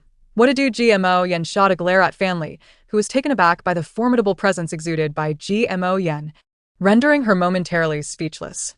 The onlookers were astonished by Xiao Fu's testimony, their gazes toward Fan Li now tinged with suspicion. The courtyard fell silent. At that moment, Jean Lian interjected, could it be that Xiao Fu has been bribed by Liu Shaoxiang? The statement sent ripples of doubt through the crowd. Guman cast a cold glare at Jean Lian, thinking, this person truly is a troublemaker. However, Guman could not prevent her query. In fact, many others might harbor similar doubts. Merely the injury on Liu Shaoxiang's hand was insufficient to validate her claims. Jean Lian, intimidated by Guman's piercing gaze, fell silent and lowered her head. Hearing Jean Lian's words, Liu Shaoxiang fumed, threatening to tear her apart for spreading such nonsense, but Gu Man intervened. Xiao Fu, Feeling wronged by Jean Lian's insinuation, turned to GMO Yen and said, I have further evidence to prove that Fan Li not only intends to harm the first wife, but also seeks to harm the second wife. The crowd gasped at Xiao Fu's assertion, and a curious concubine named Bai He chimed in, then why not present it at once? Xiao Fu nodded and began to rise to fetch the evidence, but Fan Li yanked her back, preventing her from standing. This action only fueled suspicions that Fan Li was guilty and feared Xiao Fu might indeed unearth something incriminating. Observing this, Gu Man instructed a servant to restrain Fan Li. Once freed, Xiao Fu addressed the assembly, please follow me. The crowd, along with the restrained Fan Li, entered her chamber. There, Xiao Fu skillfully retrieved from beneath a pillow a doll made of the same fabric as the one Gu Man held. The sole difference was that the doll in Xiao Fu's possession bore GMO Yan's name and birth date. Upon seeing this, Fan Li could no longer contain herself. Unleashing a furious tirade against Xiao Fu, hurling insults and declaring, you wretched maid, you shan't succeed in framing me. That was not placed by me. Yet this time, no one believed her. Silence enveloped the room as they awaited Gu Man and GMO Yan's verdict. Gu Man turned to Fan Li and asked, do you have anything to say? Fan Li looked up, opened her mouth, but ultimately said nothing. The evidence was laid bare before them, leaving her speechless. Gu Man turned to GMO Yen and stated, this matter also involves you. How do you propose we handle her? GMO Yen furrowed her brow and replied, first, we shall confine her until the Marquis returns to decide her fate. Gu Man nodded in agreement with GMO Yan's suggestion. After witnessing this spectacle, the assembly finally departed, satisfied. Gu Man accompanied Liu Shaoxiang to tend to her wounds, leaving only GMO Yen, Fan Li, and their two maidservants in the courtyard. GMO Yen regarded Fan Li and asked, why have you acted in this manner? What have we done to invoke such hatred from you? Fan Li feigned a look of grievance, saying, second mistress, it was not me. It was Xiao Fu and Liu Shaoxiang who conspired against me. As she spoke, Fan Li glared at Xiao Fu, a flash of hatred crossing her features as she incredulously questioned, Xiao Fu, have I not treated you well? Why would you wish to harm me? Xiao Fu lowered her head in silence, her heart filled with loathing. GMO Yen coldly retorted, Fan Li, cease your pretense. One must own up to their actions. I understand that one does not harbor unwarranted animosity. If you can provide a reason that convinces me, I might speak favorably on your behalf to the Marquis, considering your previous service. You know I am compassionate. I am here to afford you this opportunity. Do you wish to accept it? Fan Li hesitated, lifting her gaze to GMO Yen. There was no trace of emotion in GMO Yan's eyes. She simply regarded her with quiet intensity. Family remained silent for a long while, and GMO Yan stood, stating, "If you choose not to speak, I shall not press you further. The Marquis should be returning soon. I will take my leave." As GMO Yan prepared to exit, she heard Fan Li's voice, laced with resentment, call out, "I am the daughter of a governor." GMO Yan paused, turned, and looked down at Fan Li, who knelt on the ground. With her back straightened, she gathered her disheveled hair and continued, "My father had only one daughter, and he cherished and loved me, teaching me to read and write, and employing the finest matrons to instruct me in the skills of managing a household. However, my father was exposed for corruption and executed publicly, while the women in our family were condemned to become courtesans. On the eve of his downfall, my father secretly hid me, allowing my maidservant to impersonate me. Subsequently, when I found myself destitute and starving on the streets, I encountered the Marquis, who took me in." Fan Li seemed to reminisce about happier times, a smile gracing her features as she added, "Sometimes I feel fortunate that, had it not been for that upheaval at home, I might never have had the chance to meet the Marquis. He is a wonderful man. From the moment I laid eyes on him, I fell in love. I would do anything for him." Yet, Fan Li's expression shifted to one of bitterness as she glared at GMO Yan, declaring, "Ever since you entered the Marquis's residence, he has favored only you. It was bad enough that you sat in the position of the principal wife upon your arrival. Though Liaoliao is one thing. What about you? I am skilled in music, chess, calligraphy, and painting, yet why do I fall short compared to you, a mere country girl?" Fan Li spoke to GMO Yan as if conversing with herself, a bitter smile gracing her lips. "I merely wished for the Marquis to pay more attention to me, to love me more, yet he does not even remember my seafood allergy." She lifted her gaze to GMO Yan, her voice laced with resentment. "Do you wonder why I harbor animosity towards you? It is because you monopolized the Marquis's affection. Ever since you arrived, he has scarcely visited our quarters. And Liaoliao, you chose the simple-minded and physically robust Liu Shaoxiang over me to manage the Marquis's household? I am undeniably the most suitable candidate." Her gaze drifting into the distance, lost in thought. After a prolonged silence, she softly replied, "I understand. The night is deep. You should rest well." Upon returning to her own quarters, GMO Yan replayed Fan Li's words in her mind. It seemed everyone was saying that ever since she arrived, the Marquis's residence had changed. First, Liaoliao, who had once been willing to tarnish her reputation to marry Imo, suddenly declared her indifference towards him. Then, Liu Shaoxiang, along with a throng of concubines, pressured her to relinquish her claim on Imo, as he had treated everyone equally before. And now Fan Li, her presence seemingly the catalyst for such turmoil. Did her arrival not signify her integration into this family, but rather the disruption of its original harmony? Was her existence a blessing or a curse? Previously, she had believed that mutual love between herself and Imo sufficed. Yet it appeared far more complicated than she had anticipated. What was she to do? Must she truly separate from Imo? The thought terrified her. She feared that if she distanced herself from him, she would no longer be the one he cherished above all others. Should she demand that he expel the women from his residence? Yet, they had done no wrong. They were merely women who loved him. What course of action could she take? Chapter 53. Something awry. GMO Yan's brow was tightly knit, her thoughts in turmoil. It was not until Imo returned, softly calling her name, that she regained her composure. He looked at her with evident concern. "Yenner, why are you crying?" Hearing his words, GMO Yan hastily wiped away her tears with her handkerchief.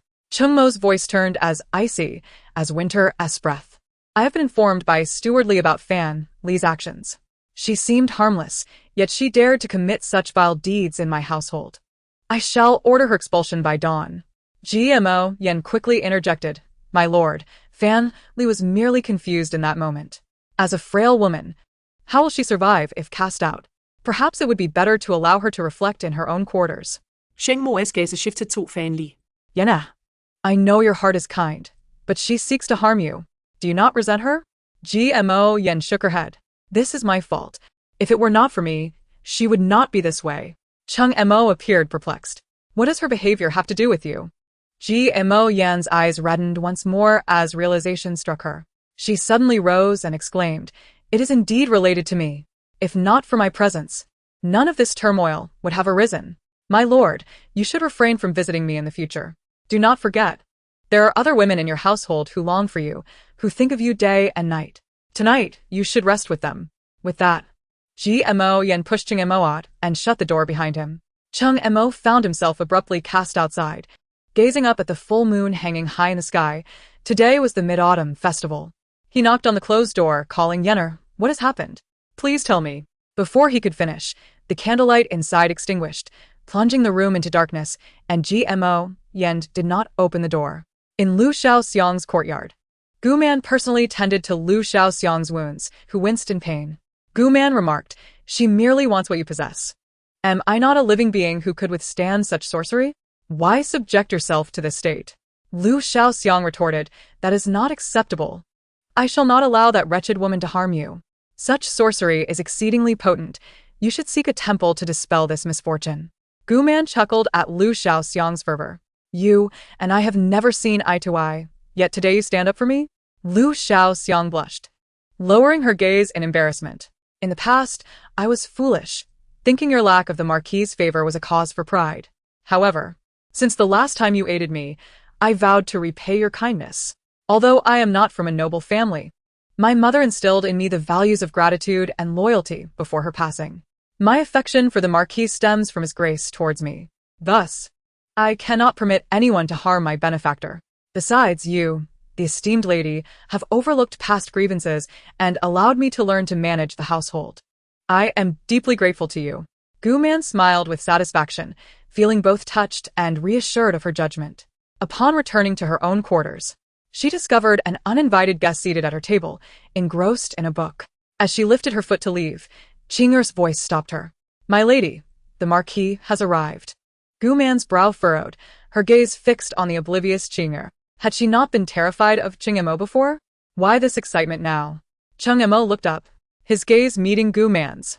With no escape, Guman reluctantly performed a half-hearted curtsy. Qing'er whispered in her ear, my lady, the Marquis is here. Seize this opportunity. I shall take my leave and not intrude on your moment. Wait, Guman began, but Qing'er, grinning, exited the room. Do not go. Guman steeled herself. Addressing Cheng Mo, my lord, why have you come so late? Cheng Mo set down his book and gestured for her to approach. Come here. No, no. This is quite fine. You may speak. I can hear you from here. Cheng Montag es brow furrowed. I shall not bite you. Guman stubbornly shook her head in refusal. Cheng Montag es frown deepened. Will you come of your own accord, or must I personally bring you here? After a moment's contemplation, Guman decided it was best to approach him. She settled on a stool a short distance away, maintaining silence. Come sit beside me. Reluctantly, Guman inched her stool closer. Cheng Mo's expression tightened. Do you not comprehend simple words? Suppressing her anger, Guman looked at Cheng Mo. My lord, do you have a matter to discuss? Cheng Mo paused before speaking. Yenner cried. Do you know why? Guman was taken aback. Cried? Why? She shook her head. Cheng Mo continued. You were with her all day. Do you not know? Why did Fan Li resort to sorcery against both of you? What grievance does she hold against you? Guman pursed her lips. Shouldn't you ask Fan Li that? Why inquire of me? She may know something. No. She seemed to possess some knowledge. She understood why Fan Li despised Gu Liao and Gmo Yen. The last words in the book read, Fan Li harbored feelings for Cheng Mo and wished to be the sole woman by his side. By eliminating the two of them, she could rise as the most likely candidate for the position of the new Marquis' wife. Ultimately, was it not all because of Cheng Mo? Guman silently rolled her eyes. My lord, you should direct that question to Fan Li. I cannot speak for her. As for why Yenner wept, you ought to ask her. Moreover, it is late. Why do you not go to comfort her? She must be feeling sad right now. You should be by her side. Cheng Mo's thin lips pressed into a straight line. She does not wish for my company. Why? How would I know? The relentless urgency compelled her to insist that he depart without delay. If she forbade his company, would he simply acquiesce? What if she awaited his return to soothe her? My lord, do go comfort her. Guman urged.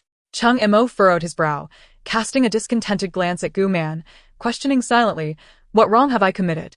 Moreover, it was he who had been ousted from her presence. Cheng Mo promptly silenced himself, his expression betraying a hint of irritation. Oh, So you were expelled by Jiangnan? Gu Man remarked, rising to her feet. Then perhaps I shall go check on her. Absolutely not. Chung Mo exclaimed, slamming his palm onto the table as he stood abruptly. What was amiss with him today? Gu Man found herself in a predicament, neither standing nor sitting comfortably. Why had he suddenly become enraged? Cheng Montak's countenance shifted, Displaying a hint of grievance as he gazed at Gu Man. Why must I go console her? Ah? Gu Man thought he had not been heard correctly, so he reiterated, I ask you, why should I comfort another woman? At this moment, Gu Man was torn between amusement and exasperation. It was not that she had misheard him. Rather, she failed to comprehend his implication. Was he blaming her for nudging him towards another woman? And that woman, no less, was the beloved for whom he had risked his life to petition the emperor. Could it be that Chung Mo was inebriated?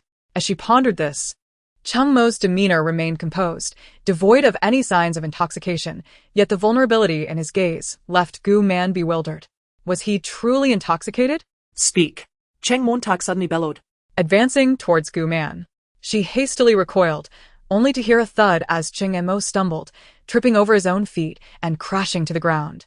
A muffled groan escaped him, leaving Gu Man momentarily stunned. Will you not hurry and assist me up?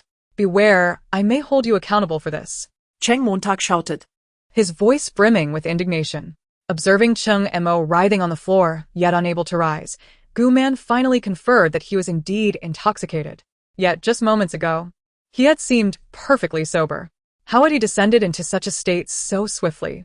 If she ignored him, would she face repercussions? After deliberating, Gu Man stepped outside, only to find the courtyard devoid of anyone. She contemplated summoning Qing'er for assistance but hesitated, fearing that she had already retired for the night. Very well. I shall show some mercy today and help you up. Gu Man approached and carefully turned Cheng Mo over, only to discover a flush adorning his pale cheeks, and a sizable bruise forming on his forehead, a result of his earlier fall. Once flipped, Cheng Mo proved to be quite unruly, grasping her sleeve and incessantly questioning. Why aren't you angry? Do you no longer care for me? Utilizing all her strength, Gu Man managed to place the unruly Cheng Mo onto the bed, ultimately feeling too fatigued to even remove his outer garment. With a sigh, she addressed him, I have shown you all the compassion I can muster. Wear your clothes to sleep. If you feel discomfort, I am powerless to assist. Contemplating further, she draped a quilt over him. As she turned to leave for the outer chamber, Cheng Mo's hand suddenly tightened around hers, his incoherent ramblings continuing. Liaoliao, do you no longer care for me? Attempting to extricate herself, Gu Man found his grip unyielding, as if it were forged of iron. With no other recourse, she settled on the edge of the bed and gently replied, Of course, I cherish you. I cherish you to the extent that I could never relinquish my feelings, even in death. However, I am not the Gu Liaoliao of your Cheng Mo. Do you still hold affection for Gu Liaoliao? How can you do this? You have already wounded her heart. Must you also inflict pain upon Jiangnan? Time slipped away, and it was uncertain whether Cheng Mo had absorbed her words, but ultimately, he released her hand. The following day, Gu Man awoke in bed, only to find that the man who had occupied it had vanished without a trace. In her dreams, she had sensed someone watching her, though she could not discern if it had been merely a figment of her imagination. Had he truly heard her words from the previous night?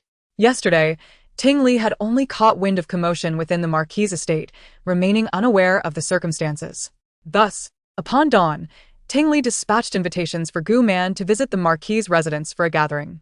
As Ting Li had yet to marry, she continued residing within the palace, which served as one of her motivations for hastening her nuptials. Being under her parents' constant scrutiny was utterly dreadful. Gu Man chuckled softly, pondering how ignorant she was of her own fortune, longing for her parents after having spent 2.5 months in this place. Ting Li, ever the gossip-monger, seized Gu Man's arm and urged, Quickly, tell me why your family's concubine was embroiled in a brawl. With no choice, Gu Man recounted the events to Ting Li, who, upon hearing, slammed her palm against the table, exclaiming, That wretched woman. Why not cast her out of the estate? Why allow her to wreak havoc in the Marquis' household? Gu Man flinched at Ting Li's sudden outburst, calming her racing heart before attempting to stabilize her friend. It's all mere superstition. It poses no real threat. Let her remain confined. She shan't stir up significant trouble. Gu Man reflected that Jiangnan had been the last to leave Fan Li's courtyard yesterday. Perhaps Fan Li had said something that caused Ji Maxian to reconsider. Ting Li pouted, noticing Gu Man seemed unfazed, and withheld further comments. Suddenly, she became hesitant, inquiring, "When will you arrange for me to meet Lu Chongqing?" Gu Man laughed, realizing this was likely the true motive behind Ting Li's invitation. Had she become so enamored after just one encounter? Ting Li's cheeks flushed, tinged with a hint of reproach as she replied, "Is it not your fault for not allowing me to seek my father's permission for marriage? You have no idea how many young ladies have discussed Lu Chongqing since you left. If someone else snatches him away, I shall hold you accountable for a lifetime." Gu Man chuckled, assuring her, "Rest easy. Lu Chongqing, with his pride, will not easily take to anyone." The text indicated that Lu Chongqing had dedicated himself to serving the country following his separation from the princess, and whether he later married remained unknown. Ting Li asserta. "I am simply anxious. Write to your brother now and invite him." Gu Man found herself ensnared by Ting Li's persistence. After sufficiently teasing her, she finally penned the letter under Ting Li's watchful eye. Having practiced calligraphy in her previous life, Gu Man excelled at imitation. To avoid revealing her true identity, she had spent considerable time perfecting Gu Liaoliao's handwriting. Her diligence rivaled that of a student preparing for exams. Once she affixed the concluding signature, she solemnly presented the letter to Ting Li, playfully inquiring, "Leader, are you satisfied?" Ting Li beamed at the letter, nodding vigorously, "Very satisfied. Absolutely in love with you." Without delay, Princess Ting Li dispatched someone to deliver the letter to the Prime Minister's residence. Upon receiving the letter, Gu Qinghe was overwhelmed with emotion, nearly moved to tears. It had been ages since her sister had written to her. Her heart raced, her hands trembled, only to find the contents of the letter had nothing to do with her. Gu Qinghe felt yet another fissure form in her already fractured heart. Nevertheless, she consoled herself, thinking, after all, she is my dear sister. Gu Qinghe quickly penned a response, for simple characters, "I shall not fail you." The agreement with Gu Qinghe was set for noon the following day at the finest establishment in the capital, the Drunken Spring Pavilion. In these days, Lu Chongqing found himself with ample free time, as the emperor had yet to issue a formal appointment, making this a rare moment of leisure. After spending many days cooped up in his quarters, Lu Chongqing initially intended to decline Gu Qinghe's invitation. However, upon learning that Gu Liaoliao would also be present, he promptly acquiesced. In recent days, he has wished to avoid everyone, yet he yearned to see Gu Liao once more. A wave of bitterness washed over him. He hadn't anticipated that her words would prove true. He had indeed only achieved the title of a mere third place. Upon receiving this news, everyone, including his father, sighed in disappointment as they cast their eyes upon him before departing. He was acutely aware that, out of sight, countless individuals were likely mocking him. He felt a profound sense of loss and humiliation. He never aspired to be the top scholar. He thought that as long as he could serve his country, his decade of arduous study would not be in vain. However, those around him incessantly praised him, declaring him the top scholar. Gazing into the expectant eyes of those around him, he found himself momentarily entranced, believing he ought to be the top scholar. He must be the top scholar. Yet, he did not fulfill the expectations of others and attain that coveted title. The very individuals who had once flattered him now looked upon him with disappointment, pity, and scorn, as if he were a criminal, enduring their glances like a slow execution. On the day of the parade, he unexpectedly encountered Gu Liao again, thinking she would gloat over her victory and join others in ridiculing him. Yet she did not. Instead, she was the first to encourage him. Though it was merely a smile, he felt her gaze conveyed that he had done remarkably well. During his days of seclusion at home, he pondered a singular thought. Was it merely a title? Did his third place finish truly reflect his capabilities? He resolved to demonstrate to those who had secretly derided him that Lu Chongqing would not be defeated so easily. Before noon, the Zui Chunlu was bustling with business, teeming with patrons. Fortunately, Gu Qinghe had already reserved a private room. When Gu Man and Ting Li arrived, Gu Qinghe and Lu Chongqing had already taken their seats. The private room was spacious, and opening the window revealed the vibrant streets of the capital. Upon seeing Princess Ting Li, both stood to greet her. The princess, upon spotting Lu Chongqing, beamed broadly, forgetting to offer the customary greetings. Noticing this, Gu Man gently nudged Ting Li, prompting her to respond, "No need for formalities. Today, there are no princesses. Just treat me as an ordinary person." Gu Qinghe, taken aback, gazed at the soft-spoken woman in disbelief. wondering if this was truly Ting Li. After not seeing her for some time, had she changed? In his memory, Ting Li was a headstrong and boisterous young woman. But the person before him now exhibited poise and spoke with gentle grace, truly resembling a princess. Recalling a letter from his sister, which mentioned that Princess Ting Li admired Lu Chongqing's literary talents and wished to see him, Gu Qinghe understood. This admiration was clearly for Lu Chongqing himself. As they settled in, Gu Qinghe astutely arranged for Ting Li and Lu Chongqing to sit together, followed by Gu Man and himself. Observing Lu Chongqing's composed demeanor, devoid of any trace of despair, Gu Man realized he had come to terms with his situation. She knew Lu Chongqing was not one to covet vanity.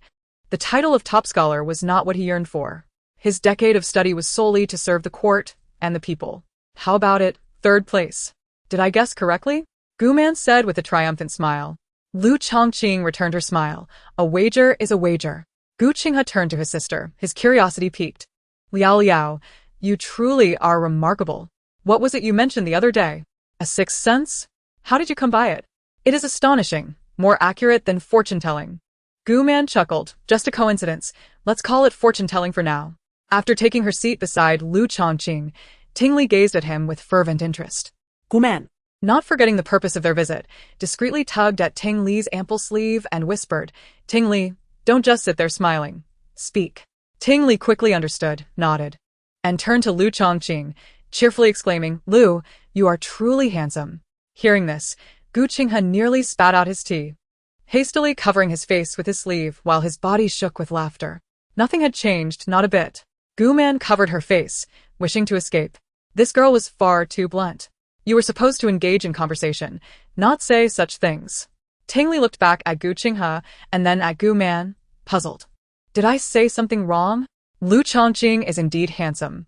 Lu Chongqing was momentarily taken aback, then blushed deeply. Though he had received compliments before, it was the first time someone had praised him so directly in front of him. He composed himself and smiled. Thank you for the compliment, princess. I am curious to know why you invited me today. Ting Li waved her hand dismissively, smiling. There is no particular reason.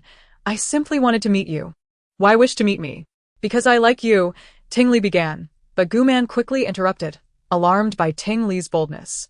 This girl was far too rash. Confessing on their first meeting might scare him away. Ting Li was startled by Gu Man's abrupt interruption and turned to see her making frantic gestures. Understanding the hint, she quickly corrected herself. I meant to say, I admire your literary talents. Yes. Your reputation for literary prowess is renowned throughout the capital, even praised by the crown prince. Lu Chongqing smiled awkwardly.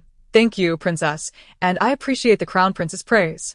Ting Li, undeterred, continued the awkward conversation. Not at all. What does Lu Chongqing enjoy doing in his spare time? Reading, he replied. Isn't reading quite tedious? not really. Gu Qinghe beckoned Gu Man closer, whispering, Liaoliao. Does Ting Li fancy Lu Chongqing? Gu Man nodded. Gu Qinghe sighed. I foresee this as a challenge. Confused, Gu Man asked, what makes it difficult? Gu Qinghe lowered his voice. Do you know what type of woman Lu Chongqing likes? Gu Man shook her head. Gu Qinghe lightly tapped her head, saying, You brought her here without knowing? To pursue someone, you must first understand their preferences. Gu Man realized her oversight. She had never courted anyone.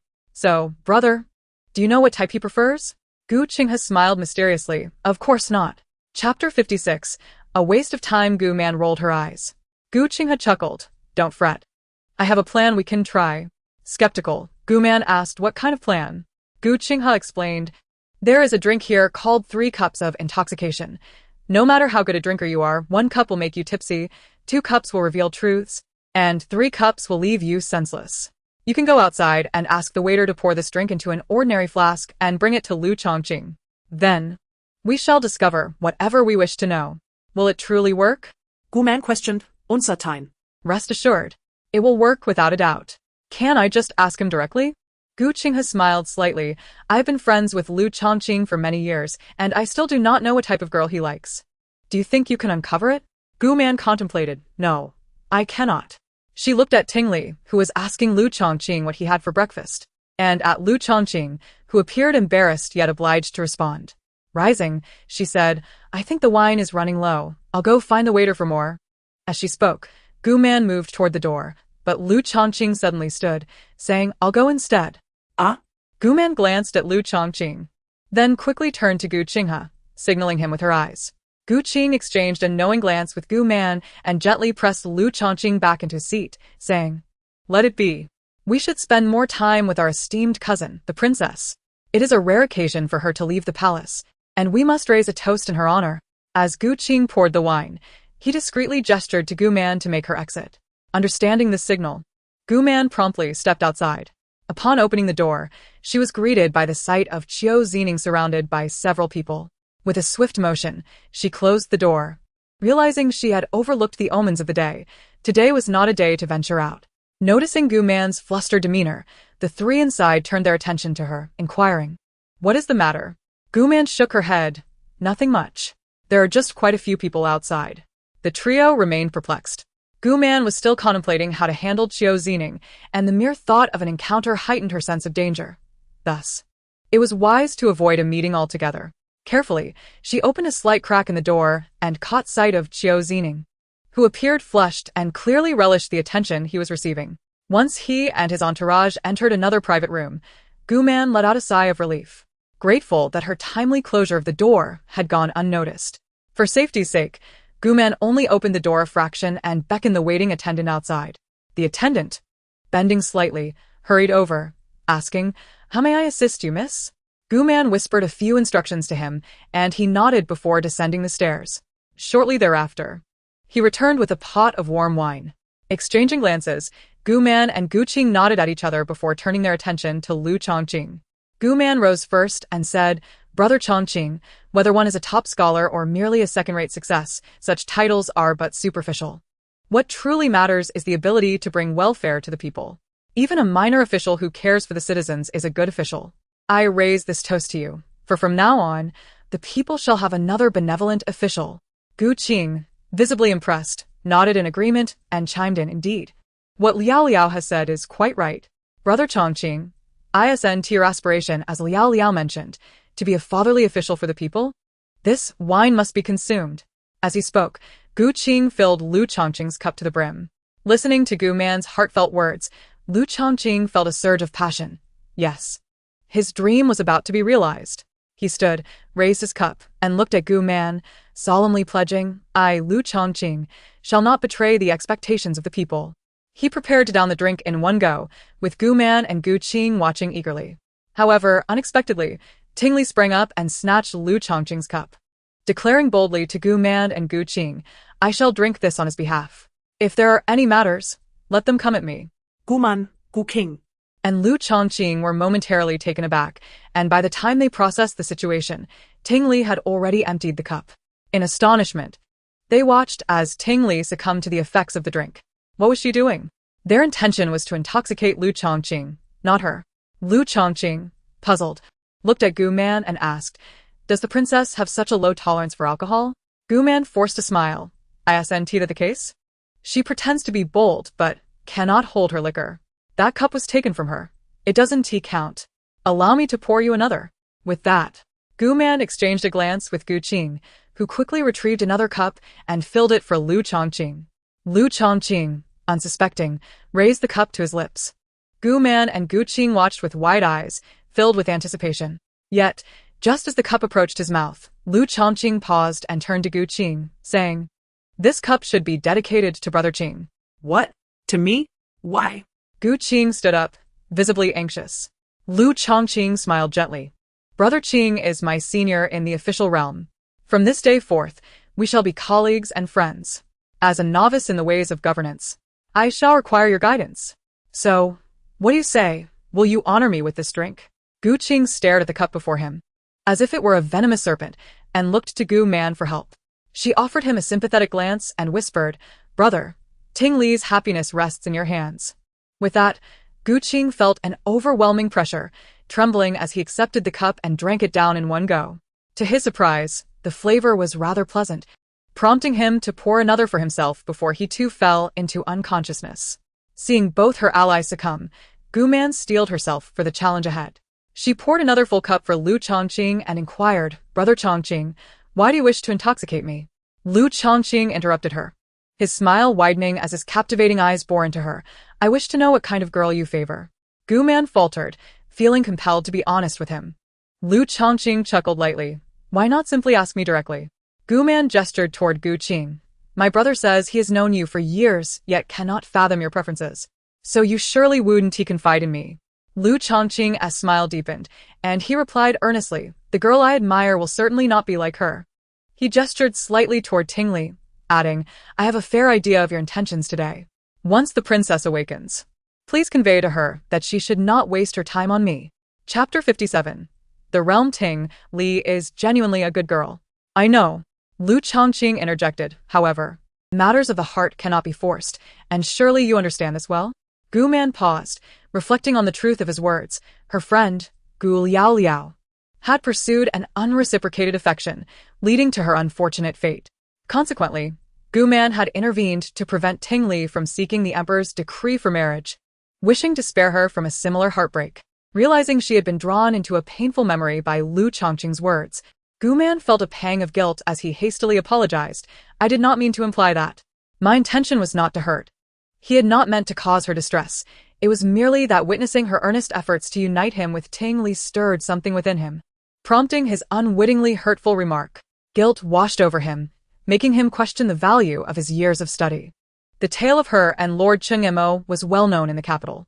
Before he met Gu Qing, he had derided such women who would go to any lengths, sacrificing their dignity. But after spending time with Gu Qing, he recognized the man's integrity and thoroughness, understanding why he was a respected official. In contrast, how could such a family raise a daughter like that?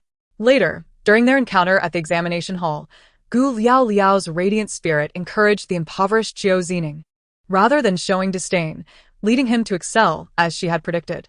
By the time of the procession, Lu Chongqing's perception of Gu Liaoliao had completely transformed.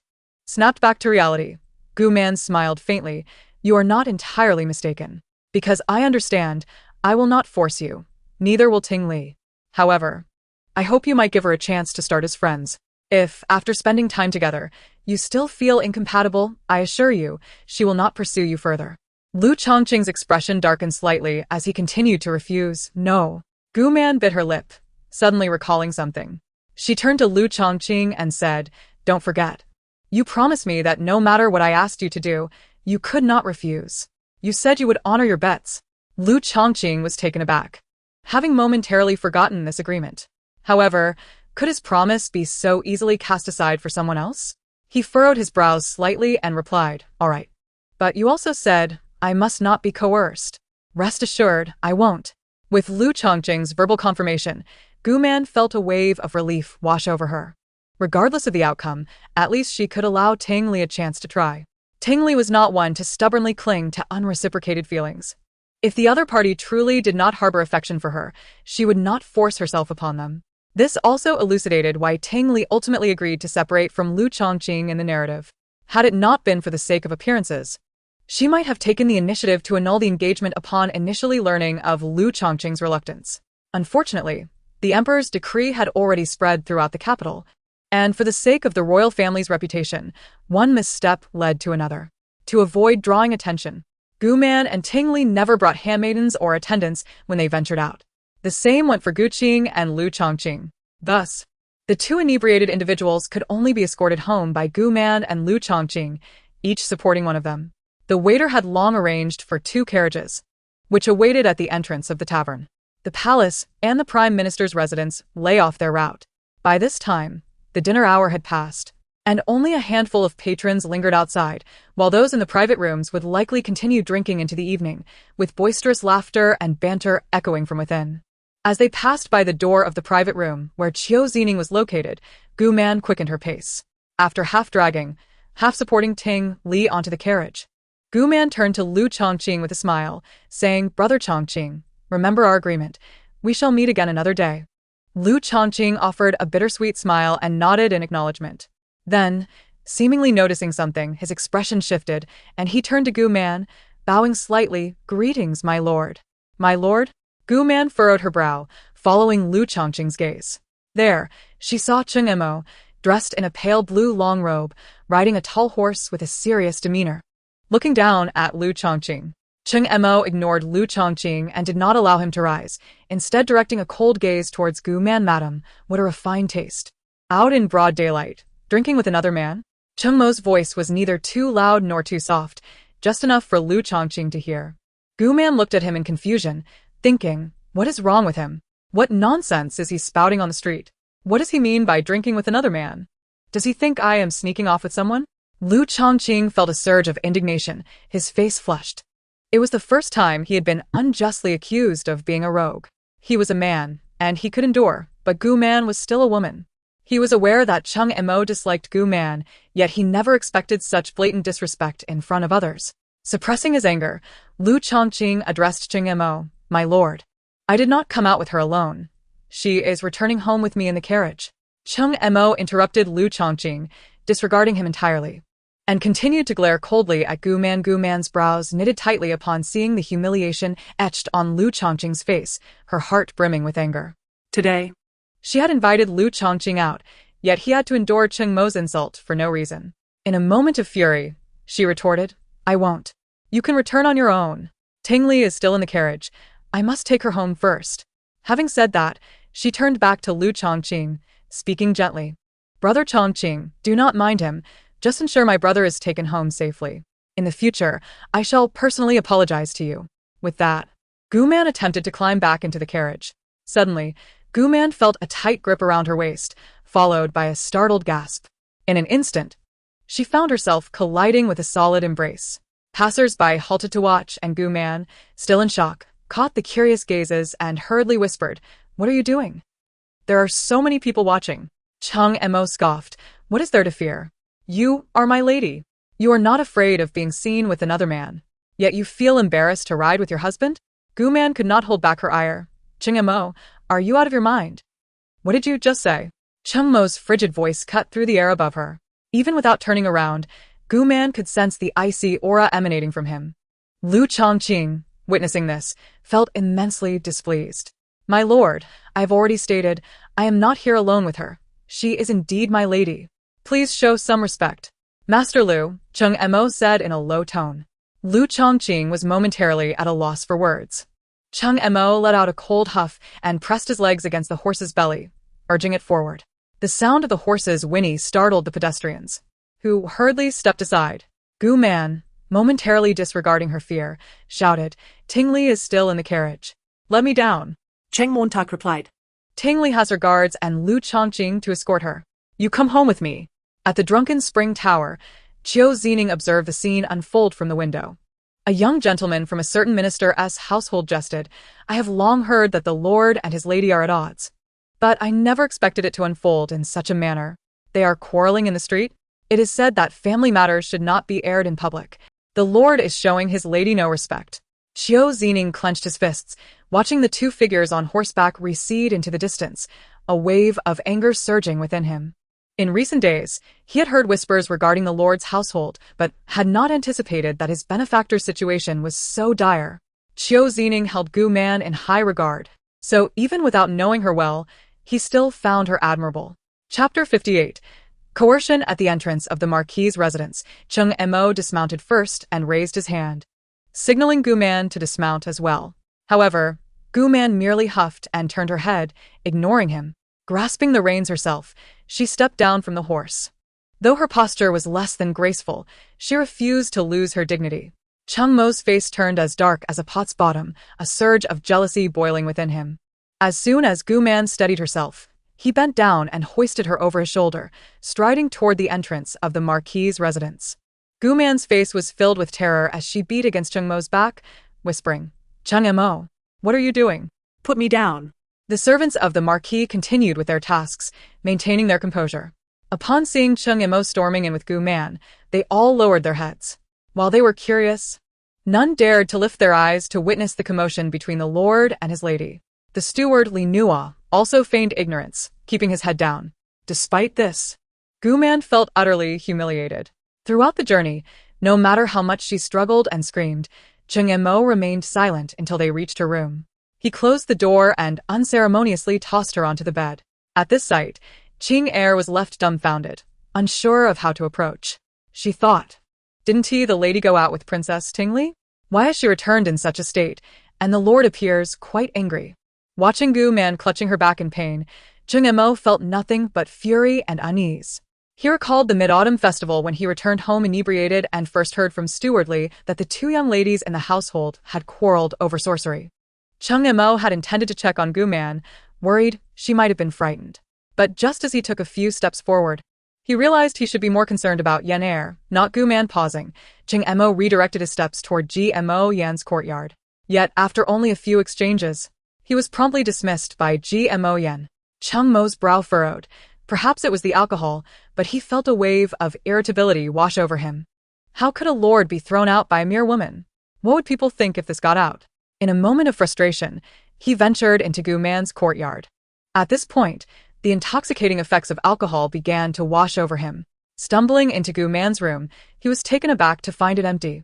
Consequently, Cheng Mo quietly settled in, awaiting her return. After a prolonged wait, when she finally appeared, he feared she might cast him away. So, he clumsily accused her of upsetting Yan Er. His words were merely a facade, a desperate attempt to catch a glimpse of discontent and jealousy in her eyes, to validate that she still cared for him. Indeed, she appeared quite displeased, yet her dissatisfaction stemmed from his unreasonable antics, not from jealousy. She even suggested he should comfort another woman.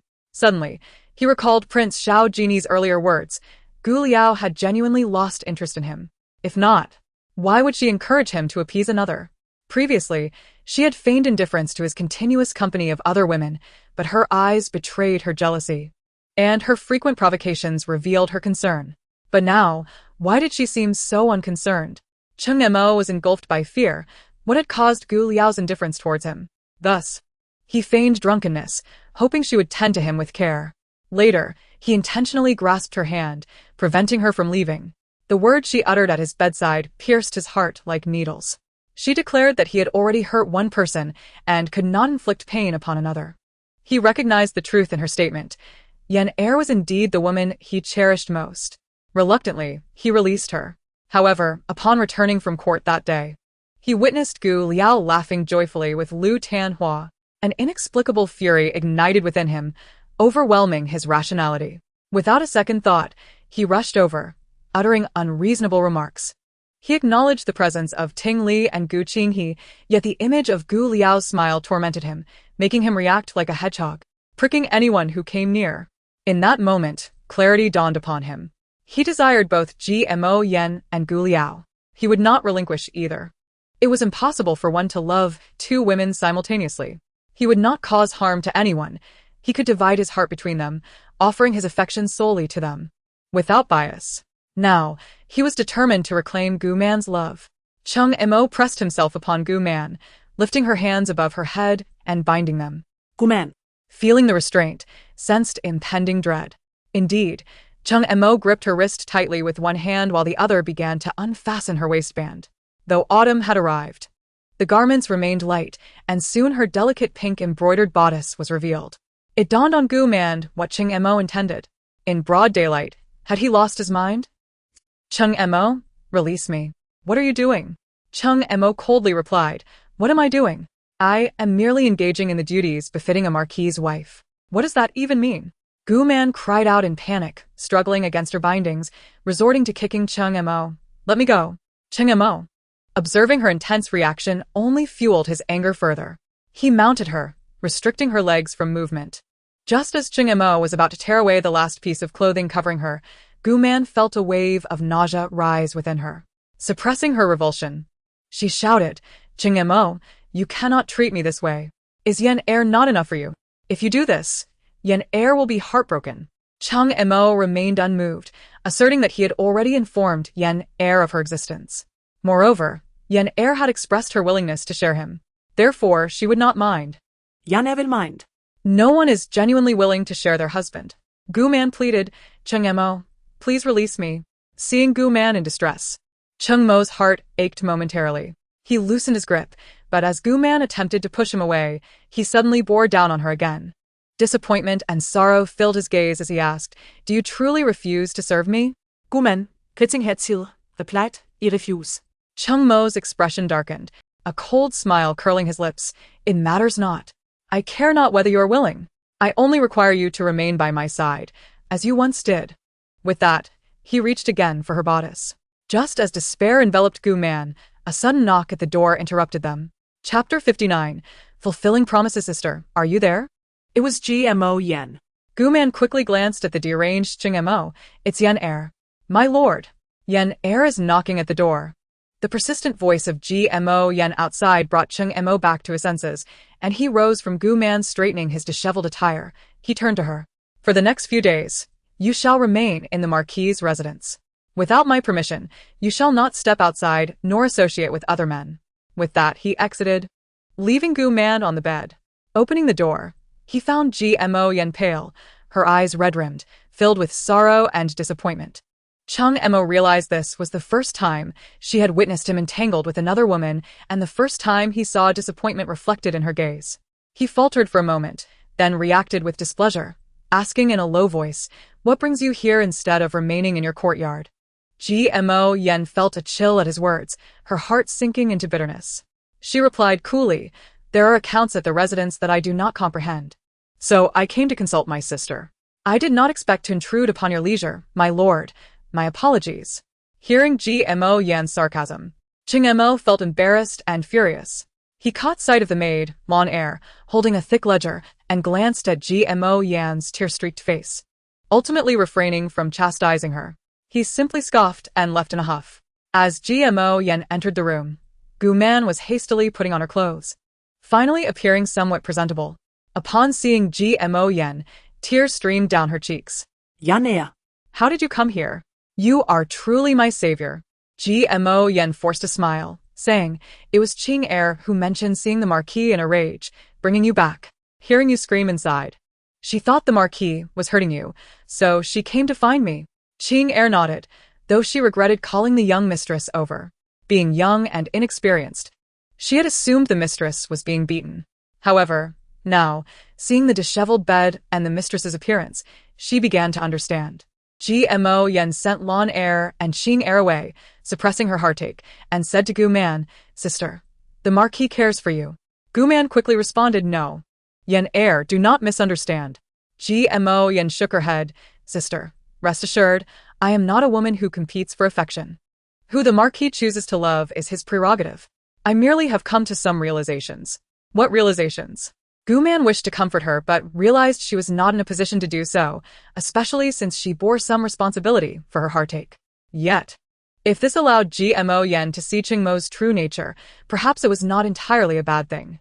GMO Yen forced a bitter smile and said, "Sister, there's no need to worry. Please rest well. I will visit you again another day." With that, she walked away, lost in thought. Gu Man felt as if she had survived a catastrophe. Even now, recollecting the events sent chills down her spine.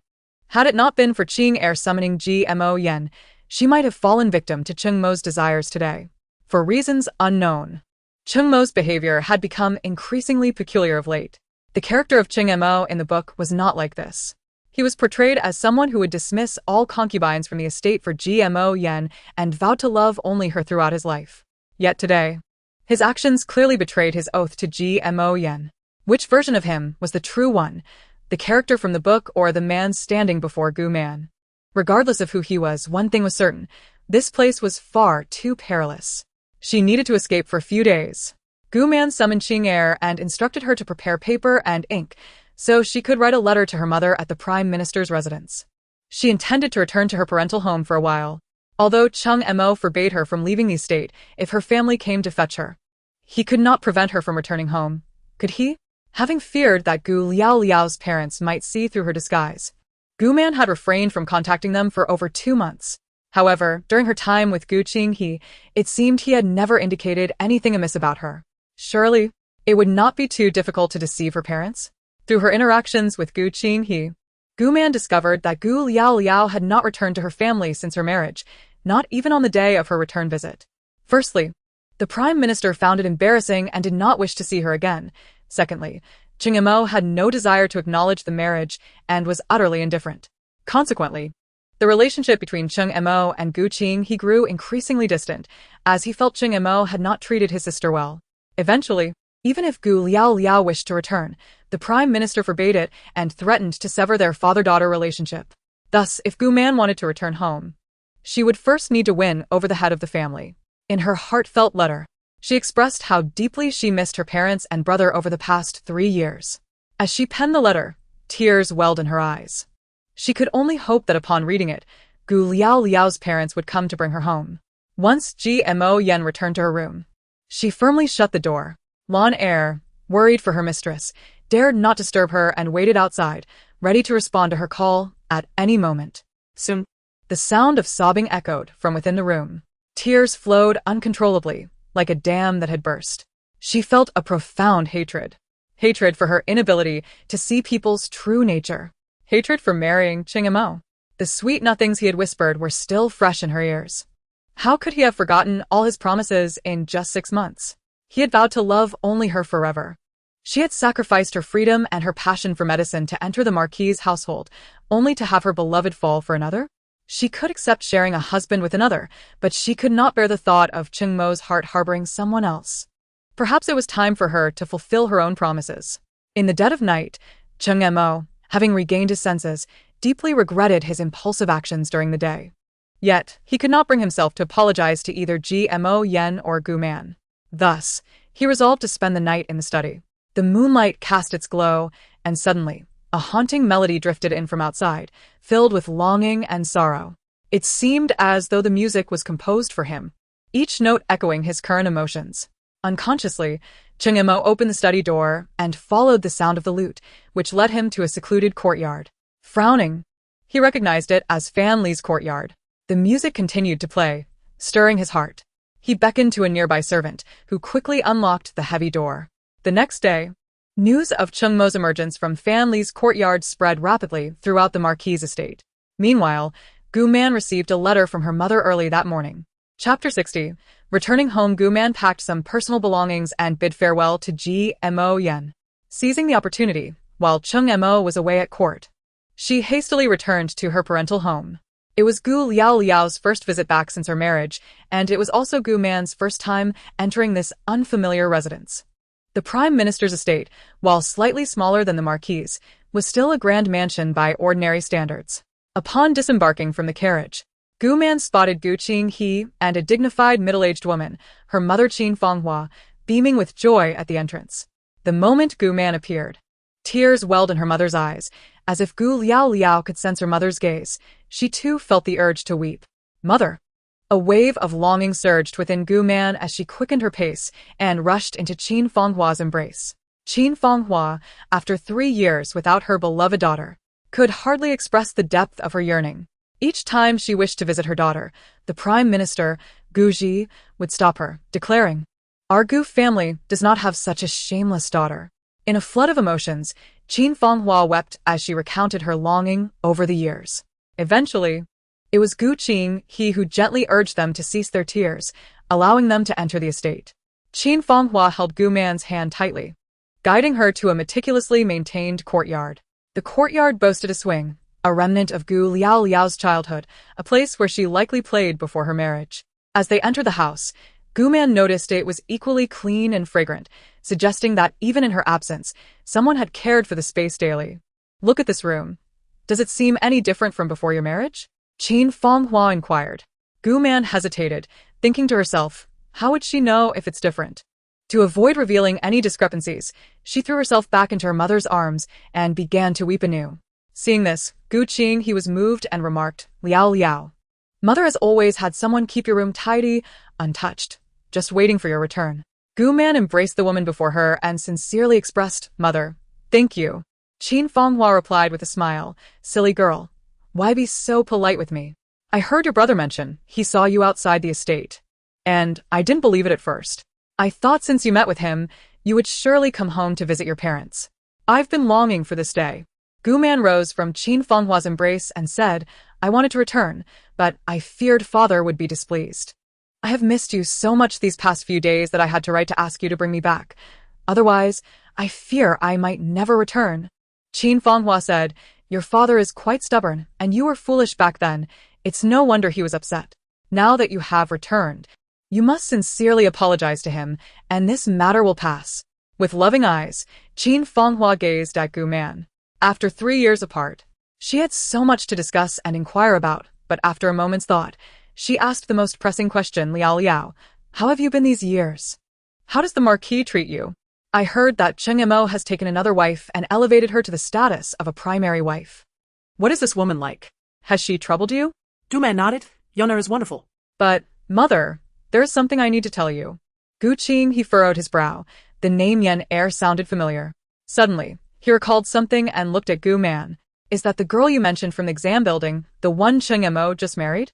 Gu Man nodded. Cheng pondered for a moment and then said, indeed. She is quite an extraordinary woman.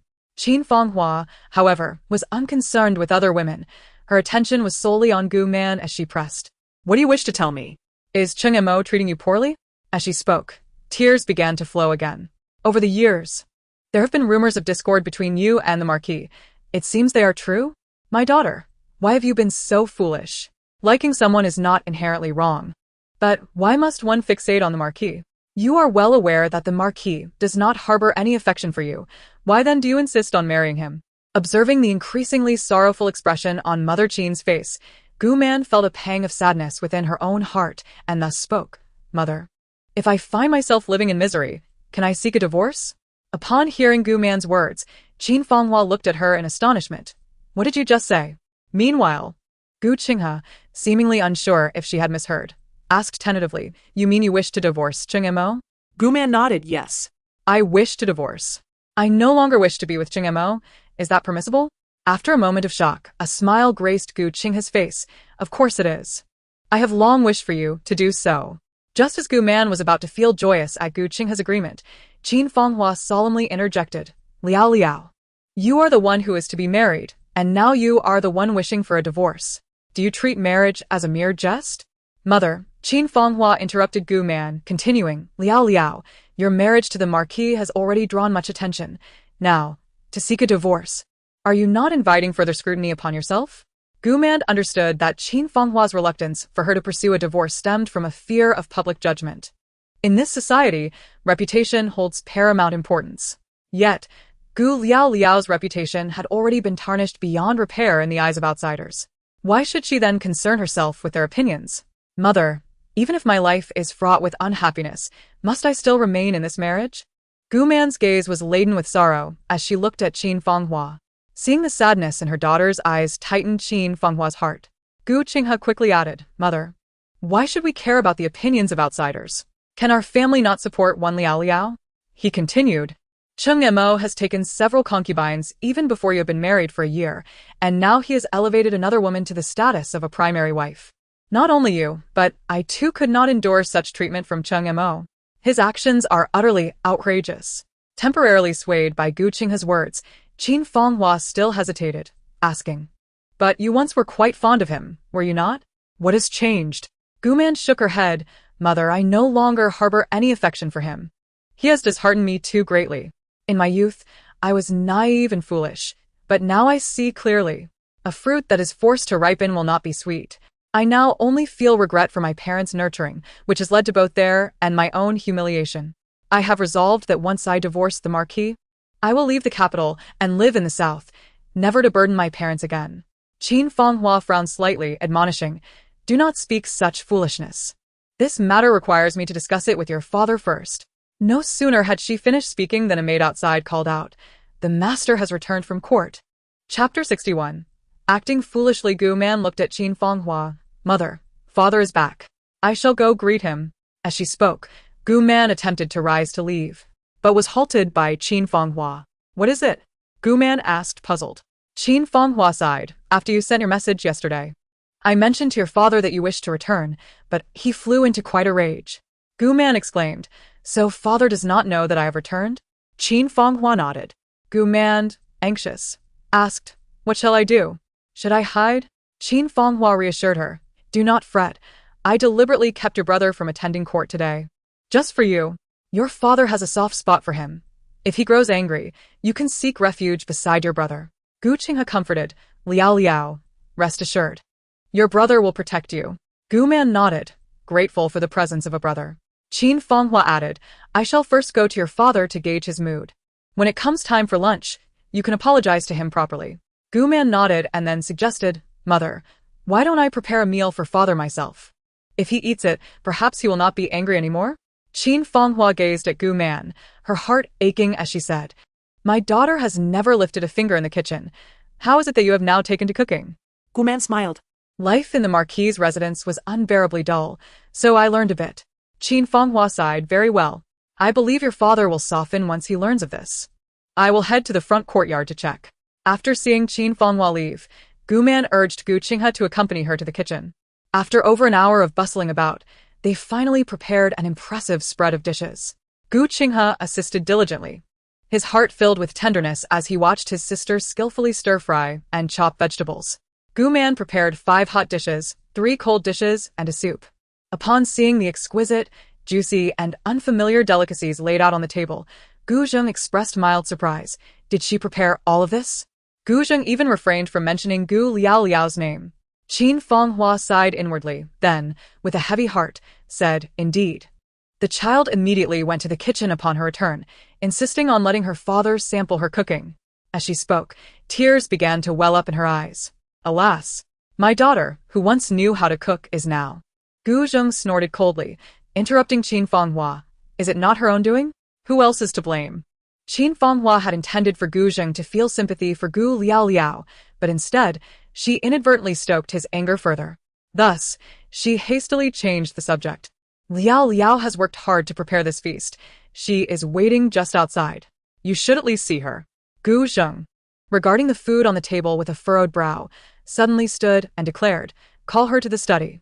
"Father." Gu Zheng shot Qin Fanghua a glare, silencing her unspoken words. At that moment, Gu Man stood outside the study door, hesitant to enter for it was her first time meeting her father, and she had no inkling of his temperament. Gu Qinghe, standing nearby, offered words of comfort. Liaoliao, "Go in with confidence. Your brother will wait outside for you. Should anything arise, just call for me." Qin Fanghua added, "I have yet to mention the divorce to your father, so do not bring it up. Your father's stubborn temperament will surely flare up." Gu Man nodded and approached to knock on the door. A composed yet stern voice from within called out, "Enter." Taking a deep breath, Gu Man pushed the door open and stepped inside. Upon entering, she saw Gu Zheng seated at the desk and immediately knelt down, exclaiming, "Father, I was wrong."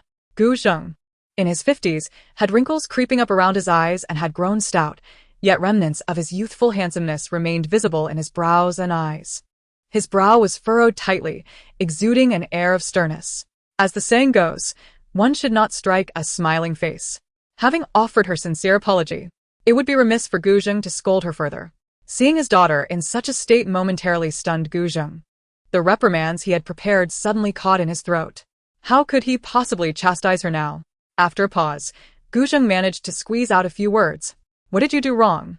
Gu Man replied, "I should not have acted recklessly, causing distress to my parents. My current misfortunes in the Marquis' residence are of my own making, and I hope for my father's reprimand." With a few succinct statements, Gu Man summarized her mistakes and then recounted her hardships over the years. After all, she was his daughter, and he would inevitably feel soft-hearted. Gu Zheng was taken aback once more. "You seem to understand very well. If you know this, why did you act as you did back then?" Gu Man discreetly pinched her thigh, tears streaming down her face as she lamented, "Father, it is all due to my immaturity. Now I deeply regret my mistakes and wish to make amends. I implore you to forgive me and not to remain angry." Seeing his beloved daughter kneeling before him, weeping profusely, Gu Zheng's heart ached, and his nose tingled as his eyes grew red. Yet he stubbornly replied, "A grave mistake has been made. How do you intend to atone for it?" Gu Man took a deep breath and looked up at Gu Zheng. "Father, now that I recognize my errors, I no longer wish to continue down this wrong path. I wish to divorce the Marquis." Though Gu Man was uncertain if Gu Zheng would agree, she had resolved that regardless of their response, she would pursue the divorce. At present, it seems that Qingmo will not permit him to leave. Therefore, before that happens, she must resolve all factors that might obstruct her separation. Gu Zheng remained silent, and after a brief moment, he spoke in a calm tone. "Have you thought it through?" The anticipated criticism and reprimands did not come. Gu Man nodded, affirming her clarity of thought.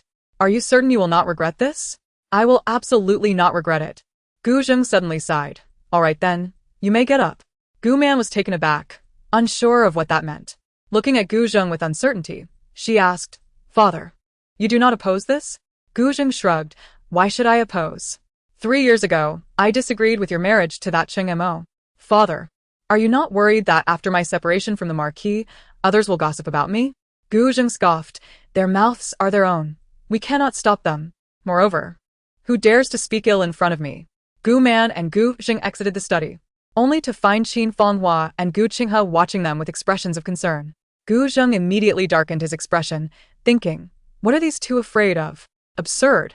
Seeing Gu Zheng's stern demeanor while Gu Man appeared dazed, Qin Fanghua and Gu Qinghe assumed the father and daughter had an unpleasant conversation, causing them great anxiety. Gu Zheng coldly remarked, if you are not dining, what are you doing here as sentinels? Dining? Gu Qinghe replied, bewildered. Gu Zheng, with a relaxed tone and a slight smile, said, indeed. It is my first time tasting the dishes prepared by Liao. If we do not eat soon, they will grow cold. Let us hurry. Qin Fanghua was the first to react, exclaiming, yes, yes. Our daughter is cooking for the first time. We must savor it. Gu Zheng led Qin Fanghua forward, while Gu Qinghe approached Gu Man and asked, what did you discuss with father in the study? Why does it seem he is no longer angry? Gu Man recounted her conversation with Gu Zheng, leaving Gu Qinghe somewhat perplexed. It appears that father has long desired for Liao to separate. Is this truly the same old-fashioned father? At the dining table, Gu Zheng's mood markedly improved, and he astonishingly served Gu Man a dish. Reflecting on the events of the day, Gu Man felt a warmth in her heart. Oh, Gu Liao. With such wonderful parents and family, why must you act foolishly? That night, Gu Man slept exceptionally soundly, unaware that this would be her last sweet dream for the next few days. Chapter 62, 1,000 Days of Guarding Against Thieves. The next day, after Gu Zheng and Gu Qinghe returned from court, they brought along two individuals familiar to Gu Man, Qiu Zining and Lu Chongqing.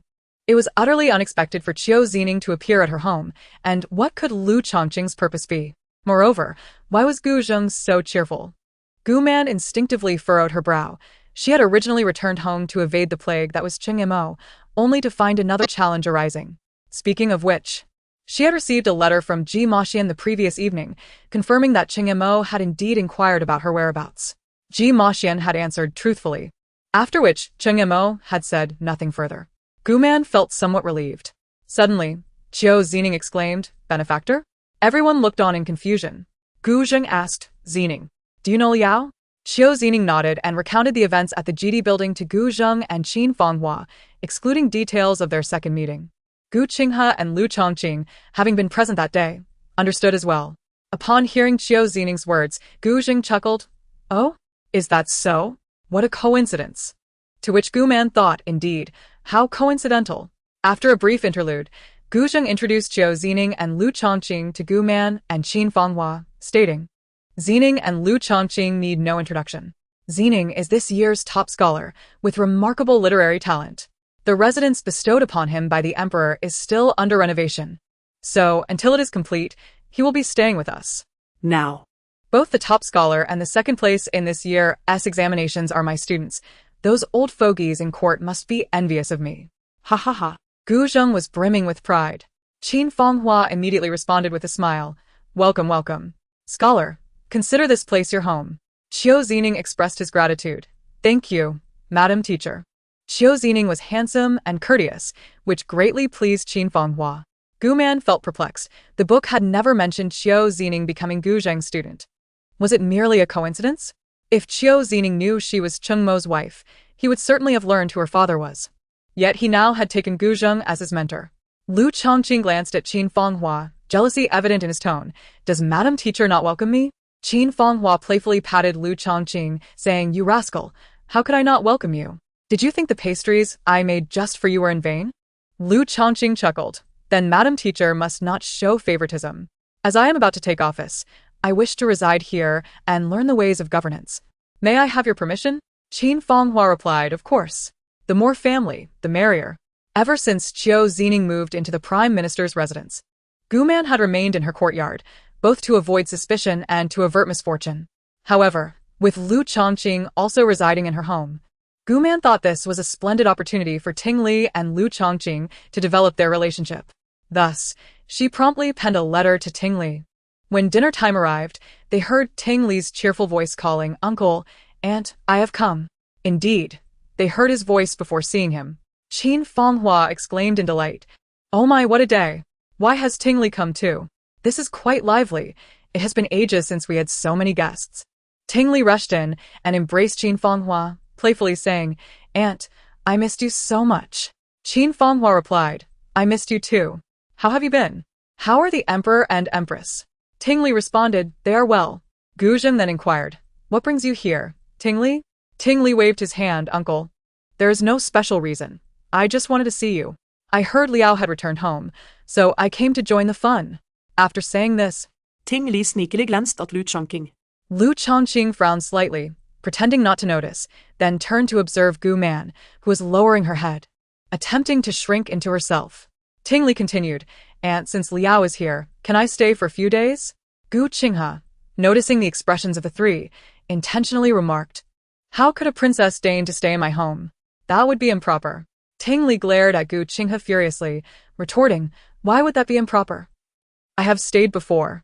Just like old times, I can stay with Liao. Turning back to Qin Fanghua, he complained, Aunt, look at cousin Qinghe. Qin Fanghua looked at Gu Qinghe and playfully scolded, though Tingli is a princess, she is also a daughter of the Qin family. Do not bully her. Tingli beamed at Gu Qinghe, who shrugged with a smile. Gu Zheng laughed heartily, you two have always enjoyed bantering. Tingli, since you like it here so much, why not marry Qinghe?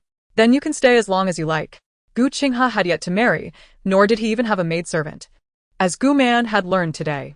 Upon hearing Gu Zheng's words, Qin Fanghua remarked, I think that's a splendid idea.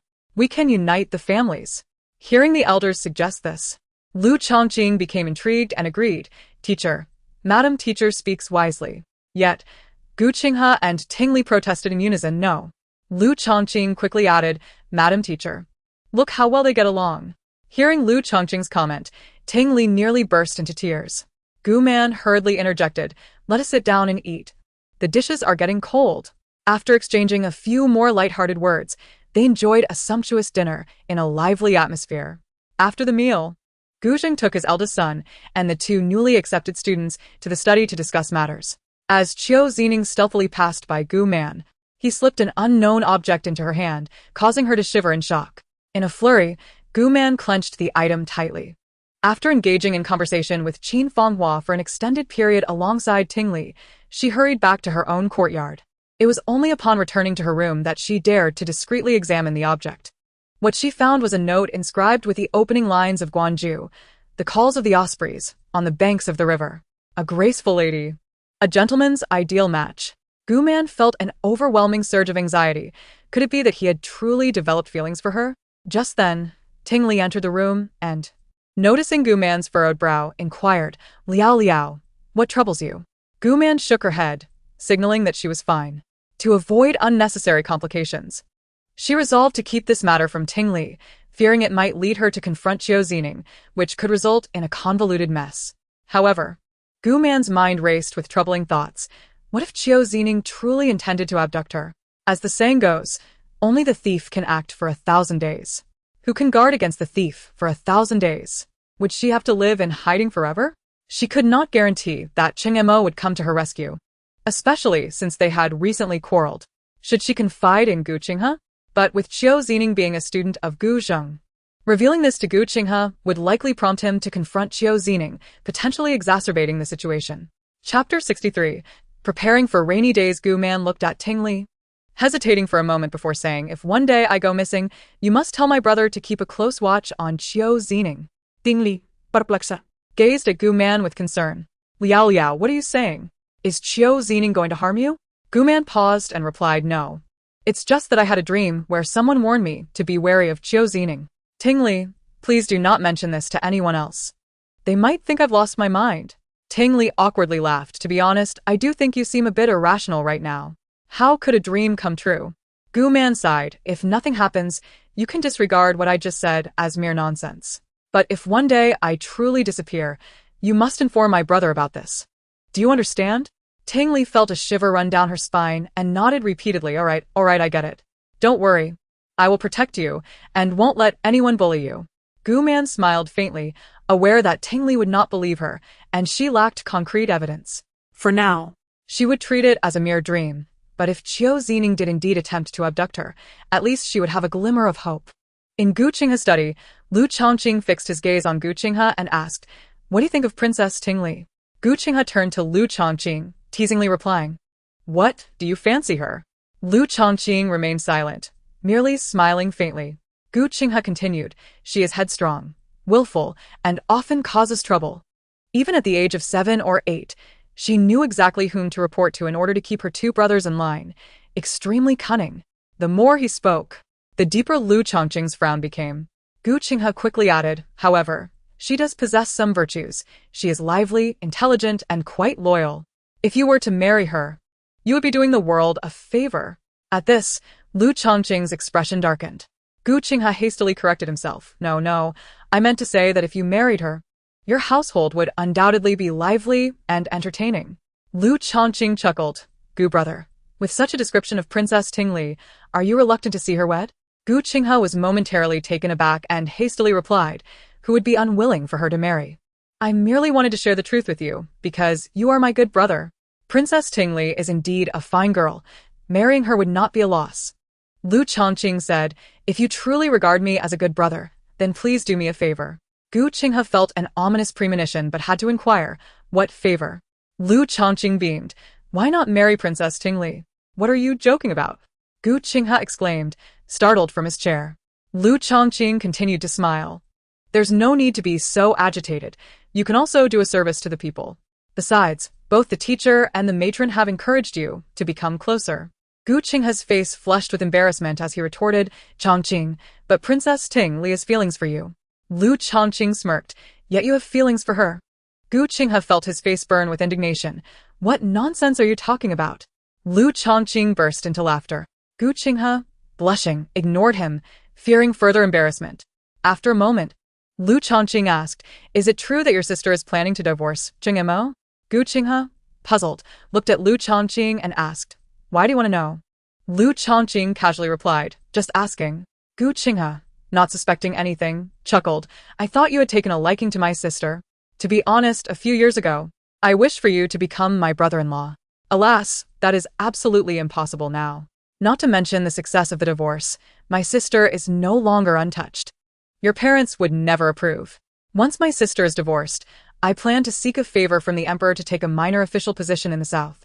Then take her along to unwind, far away from this place of heartbreak." Lu Chongqing fell silent. His acquaintance with Lu Chongqing dated back a decade, when Lu Chongqing's father had brought him for a visit. Lu Chongqing was 3 years younger, handsome, and tall. Had he not been dressed in male attire, Gu Qinghe might have mistaken him for a girl. For a time, Gu Qinghe genuinely believed Lu Chongqing was a girl disguised as a boy, leading him to visit daily to play and coax him into bathing together, only to confirm later that he was indeed male. As they spent more time together, Gu Qinghe was captivated by Lu Chongqing's literary talent. He truly intended for his sister to marry Lu Chongqing, but then events took a turn. The Ministry of Personnel had already assigned positions for the Jinshe graduates, set to take office in 3 days. Thus, these 3 days represented an opportunity for Princess Tingli. Time was of the essence, and tasks were pressing. Early in the morning, Gu Man took Tingli to the kitchen. She had inquired with Gu Qinghe and learned that Lu Chongqing's favorite dish was sweet and sour fish. As the saying goes, to win a man's heart, first capture his stomach.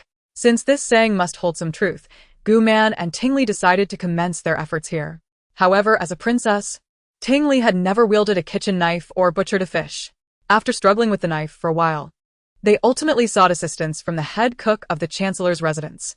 Once a large carp was cleaned, Tingli insisted that no one else could intervene, claiming she must do it herself to convey her sincerity.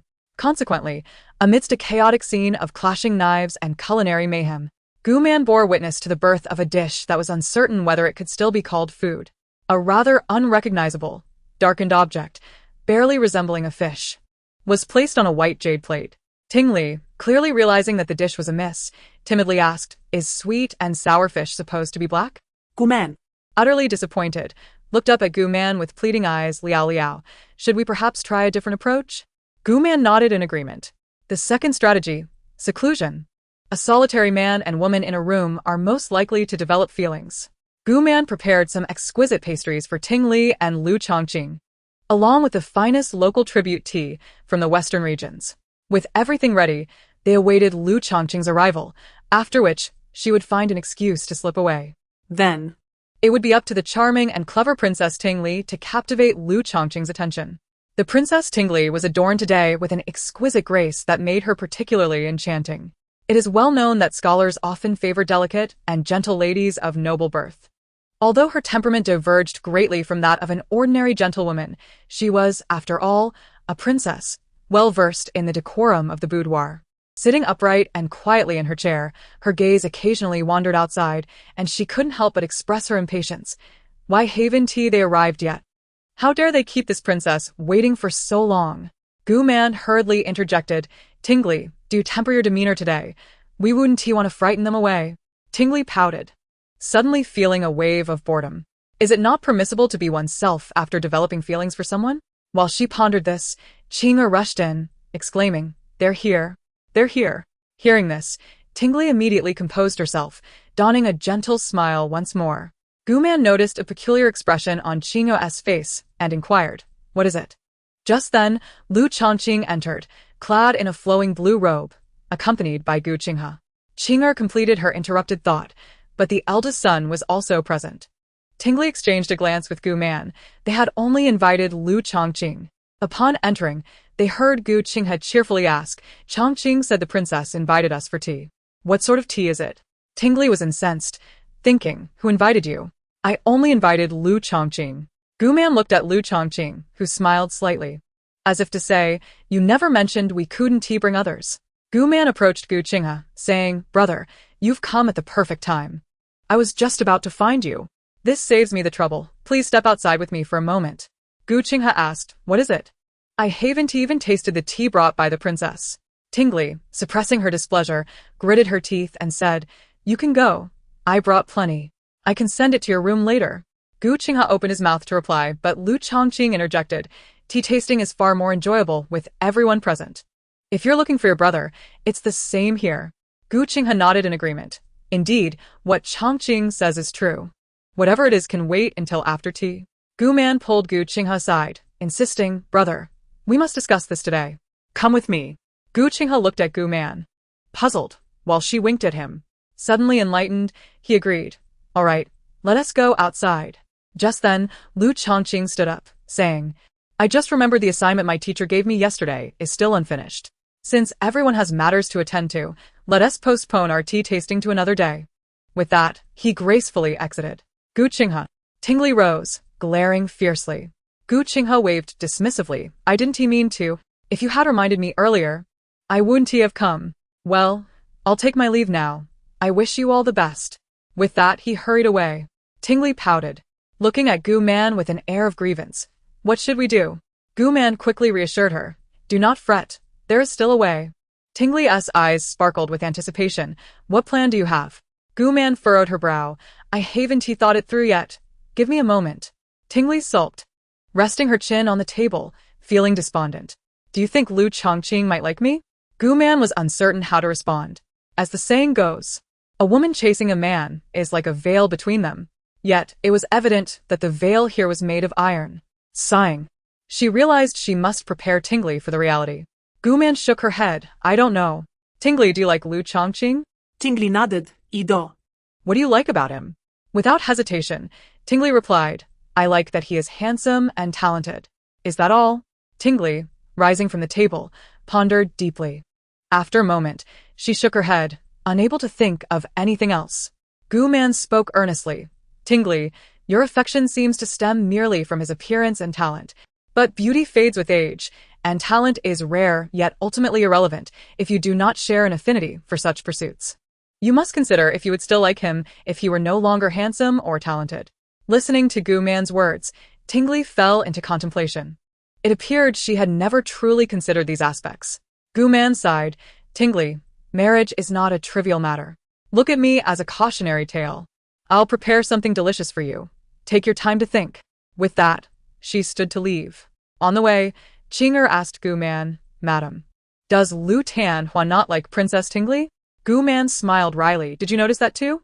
Qing'er nodded earlier. My cousin was engaged to a young man from the same village as Lu Tanhua. That young man never focused his gaze on my cousin, although they eventually married. My cousin revealed that her husband had a childhood sweetheart who passed away early. He married my cousin to appease his mother, who sought someone to care for him. After my cousin bore a child, he tragically took his own life. Thankfully, he left behind enough money for her to raise the child. My cousin taught me that one can discern love through a person's gaze. She advised me to seek someone whose eyes are wholly focused on me. If a person's gaze does not linger on you, it indicates he is not a suitable match. Gu Man smiled. King Air, your cousin speaks wisely. You must also seek such a person in the future. Qui ne est face flèche de crimson, madame. Were we not discussing Liu Tianhua? Gu Man chuckled lightly. What are we talking about? Looking up, Gu Man saw Lu Chongqing approaching with a bright smile. Qing'er blushed even deeper, stumbling over her words. Gu Man also felt a bit bashful. Fortunately, Lu Chongqing did not linger on the previous topic and swiftly changed the subject. I've been waiting for you here, for quite some time. Gu Man paused, surprised. Waiting for me? Why? Lu Chongqing glanced around. Shall we stand and chat? We can sit in the small garden on the way to the kitchen.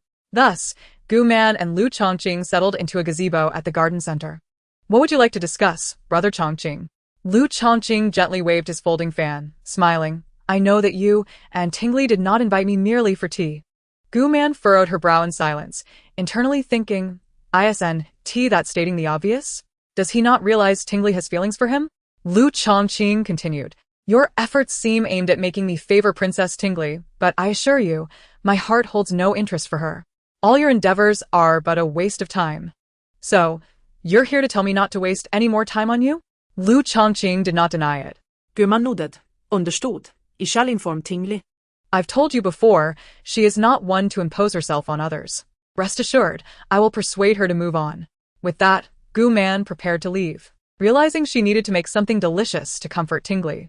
Wait. Lu Chongqing suddenly called out. Gu Man turned to him. Is there something else? Lu Chongqing smiled brightly, his charming eyes slightly crinkling, revealing a glimpse of his pulley white teeth, causing Gu Man's heart to race. Oh heavens, my youthful heart. He is truly handsome. Only Lu Chongqing remarked, though I harbor no intentions towards Princess Tingli, there is someone who has cherished feelings for her for quite some time. Since I cannot become the princess's favored consort, I might as well facilitate another's desires, which seems far more manageable. Gu Man was both startled and intrigued, hastily inquiring, who is it? Chapter 65, Ascending the Mountain, the third challenge, true affection revealed in adversity. If one person encounters peril, and another strives with all their might to rescue them, it is highly probable that the latter will develop affection for the former. Tingli, I have devised a plan, Gu Man exclaimed, dashing back to her room. Upon entering, she found Tingli still seated, lost in thought, much as she had been when Gu Man departed. Tingli looked up, bewildered. What? Gu Man replied, I have figured out how to make Lu Chongqing fall for you. Princess Tingli appeared somewhat taken aback, her expression lacking anticipation. Is that so? Gu Man perceived Tingli's disquiet and asked, Tingli, what troubles you? Tingli shook her head, unable to articulate her feelings. Something felt amiss, and her heart ached. Yet she could not pinpoint the reason. Never mind. What is this plan? Will it truly make Lu Chongqing like me? Gu Man nodded affirmatively. Absolutely. However, during dinner, Princess Tingli did not join them. Qin Fanghua inquired, why hasn't Tingli come? Gu Man shot Lu Chongqing a pointed glare and responded. Tingli mentioned she had no appetite and would not be dining. Lu Chongqing feigned ignorance, continuing to eat his plate of sweet and sour ribs. Gu Qinghe frowned slightly. She cannot skip a meal. With Tingli's delicate frame, missing a meal could render her faint. Gu Zheng coldly remarked, it's not that dramatic. Countless common folk struggle to find a full meal.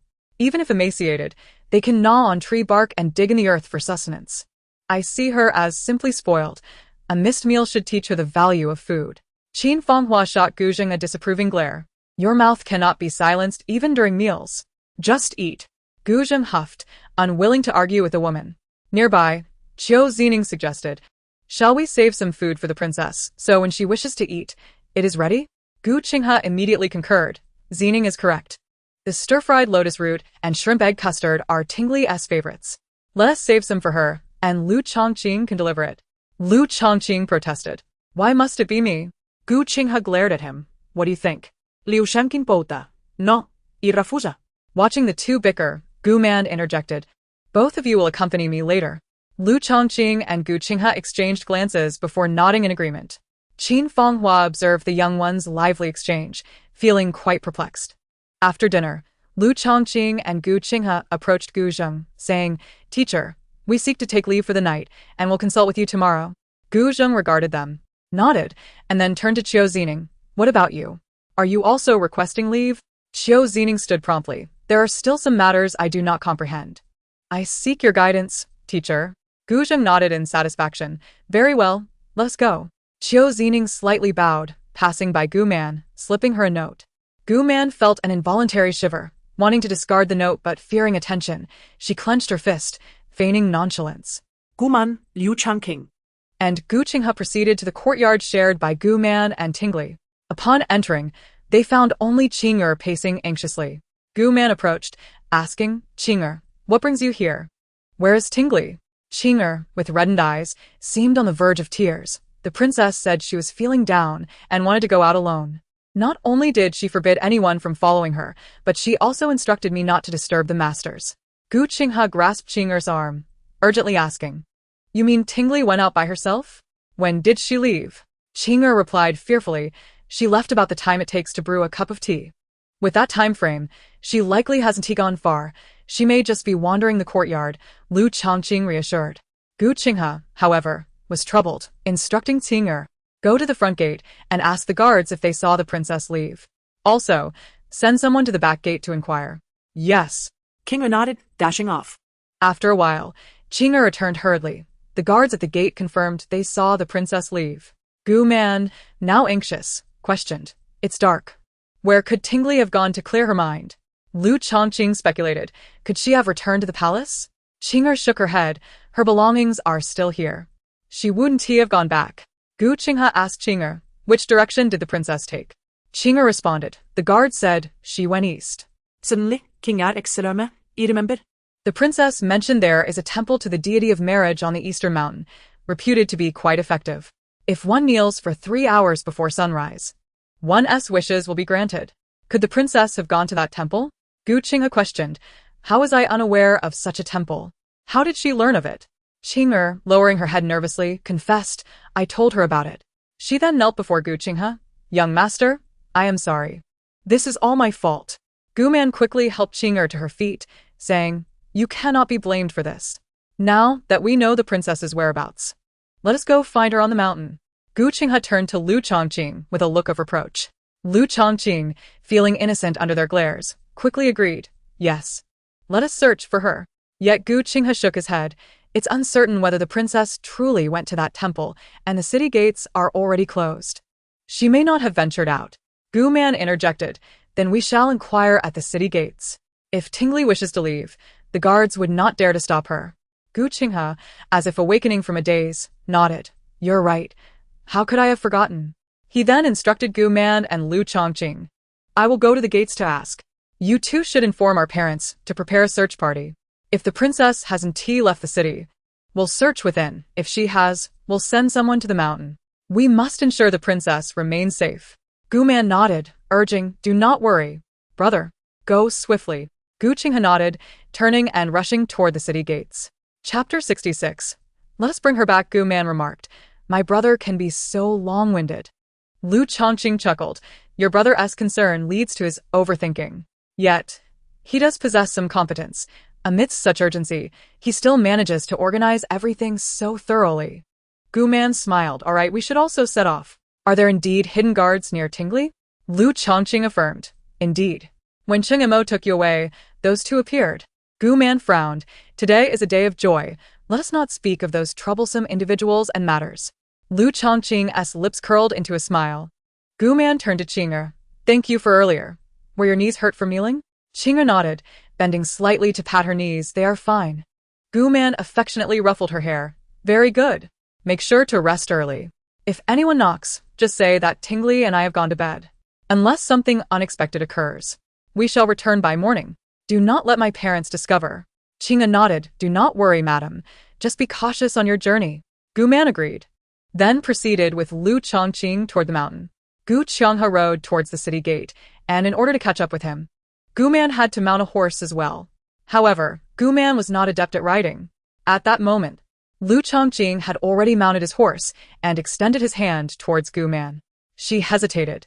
Despite her reluctance to admit it, she was still a married woman, and sharing a mount with a man felt somewhat inappropriate. Seemingly sensing Gu Man's inner turmoil, Lu Chongqing suddenly produced a white veil from the other side of the horse and handed it to her. Grateful, Gu Man thanked him and cautioned the guards at the gate not to inform her parents of their departure. Gripping Lu Chongqing's hand, she leveraged his strength and leaped onto the horse. Once Gu Man steadied herself, Lu Chongqing gently nudged the horse's belly, and they galloped towards the city gate. This was Gu Man's second experience riding. The first was when Cheng Mo forced her to return to the Marquis' residence, and now she rode alongside Lu Chongqing. The first experience had left her with distaste, but this time, she felt a surge of nervousness. The streets remained lively, with vendors typically closing their stalls only around midnight. However, the number of pedestrians had noticeably decreased compared to daylight. Thus, Gu Man and Lu Chongqing rode on without any hindrance. In a certain tavern along the long street, Cheng Mo leaned against the window, drinking alone, while Prince Xiao Genie opposite him closed his eyes, savoring the melodies played by the musicians. Suddenly, two figures flashed past on the street, prompting Cheng Mo to turn and say to Xiao Genie, "Isn't that Gu Liao?" Xiao Genie slowly rose to glance outside at the fleeting silhouette, chuckling. "Are you longing for your cousin? That is clearly a man's figure. If you truly miss her, why not bring her back? She has been at her maternal home for 2 days. It's about time she returned." Cheng Montag frownet. "I meant the one in that man's embrace." Xiao Genie raised an eyebrow and then burst into laughter, pointing at Cheng Mo. "Are you suggesting you saw your cousin being unfaithful, riding with another man in public?" Cheng Mo's expression darkened as he replied solemnly, "That is not what I meant." Xiao Genie teased, "Come now. If you are certain, let's catch them in the act. If not, let us continue drinking. Today may be my last moment of leisure." The Dabu tribe has been increasingly restless, and with war imminent, the treasury is empty. Starting tomorrow, I must find a way to raise funds. Otherwise, when the battle begins, we shall be left bare-handed. Cheng Mo sighed, uncertain if it was indeed her. The woman, veiled, obscured her face, yet he felt the silhouette resembled hers. Speaking of raising funds, Cheng Mo was indeed troubled. Matters of family, state, and the world all converged at once. First, Gu Liao returned to her maternal home, and now Ji Moyan had shut him out. With war approaching and the need for funds, his heart was heavy, prompting him to drink with Xiao Genie in hopes of drowning his sorrows. Yet, the more he drank, the deeper his worries grew. He even began to hallucinate. Absurd. But should he truly bring Gu Liao back tomorrow? In her absence, the Marquis' residence felt somehow incomplete. Yes, he would bring her back. Arriving at the city gate, the guard recognized Lu Chongqing and confirmed, yes, Lord Gu just rode out, and even inquired about the princess. Lu Chongqing thanked the guard and led Gu Man towards the Moon Elder Temple. In reality, there was no Moon Elder Temple atop the mountain. Merely a long-abandoned shrine to the mountain deity. Princess Tingli sat bound with her hands and a black cloth tied around her forehead, bored as she waited in the dilapidated temple. She instructed her 2 hidden guards, "When someone arrives, you must pretend to assault me. If that person insists on rescuing me, you must subdue him without allowing him to succeed. Otherwise, the act will be spoiled. But remember, be gentle. Do not harm my future husband. Understand?" The 2 dark guards knelt in fear, stammering, "We dare not." Princess Tingli snapped, "This is my command. If you disobey, I shall inform my father that you have failed in your protection. Let him punish you." The guards hurriedly pleaded for mercy. Tingli, feeling a twinge of sympathy, said, "All right, just follow my orders. You may rise." The guards stood and donned black masks, resembling thieves. Had she not known they were her father's protectors, Tingli might have genuinely believed she had been kidnapped. Strangely, Gu Liao had suggested that Lu Chongqing would come to appreciate her through adversity. Yet, she felt something was amiss. If Lu Chongqing were to fall for her, should he not be the one in danger, kidnapped instead? Then, with just her and her horse wielding a long knife, she could fend off the assailants, and surely, Lu Chongqing would be captivated by this capable princess, though she lacked martial skills and was currently the one abducted. Bored, Princess Tingli muttered, "Why hasn't Lu Chongqing arrived yet?" Just then, she heard a faint shout outside. One of the guards remarked, "Princess, someone is coming." Tingli nodded, "Quick, blindfold me, muffle my mouth." The guard asked, "Do you not wish to witness how your husband saves you?" Tingli shook her head. No, for I fear if I see you strike him, I shall be unable to restrain myself from punishing you. As the voices drew closer, Tingli's heartbeat quickened. Surely, Lu Chongqing still harbored feelings for her. Outside, voices called, Tingli, where are you? In truth, Tingli was quite tempted to respond. Yet Gu Liao had insisted Lu Chongqing must confess his feelings for her first before she could reveal her own truth. Oh, what a bother. As the voices approached, Tingli realized something was amiss. That voice did not belong to Lu Chongqing. By the time Tingli reacted, Gu Qianghe had already entered. The guards dared not lay a hand on the princess, merely squatting beside her, feigning an assault. Upon hearing a voice that was not Lu Chongqing's but Gu Qianghe's, Tingli understood the mistake, yet her mouth was tightly gagged, leaving her to only emit muffled sounds. The guards, believing the princess was fully immersed in her role, played along to avoid incurring the emperor's wrath, growling, Silence. Serving us is your fortune. You are hardly a virtuous woman. Else why would you wander alone in this desolate wilderness at night? After their threats, the guards were drenched in sweat, inwardly lamenting their predicament. Tingli, taken aback by their ferocity, marveled at how these typically silent shadows of the night could perform so convincingly. They ought to be performers instead. Meanwhile, hidden outside, Gu Qianghe recognized the two encircling figures were menacing the princess. Anxious, he picked up a wooden stick and charged in, shouting, "You ruffians, release that young lady." The guards, relieved he had finally entered, thought to themselves that they were running out of dialogue. As they prepared to engage, they were suddenly met with Gu Qianghe, the chancellor's son, which only heightened their tension. They scrambled to concoct a plan that would seem convincing without harming him. As Gu Qianghe swung his stick, the scene was set for an unexpected clash. Tingli sat on the ground, crying desperately, yearning to convey to those around her to cease their actions. For they were mistaken.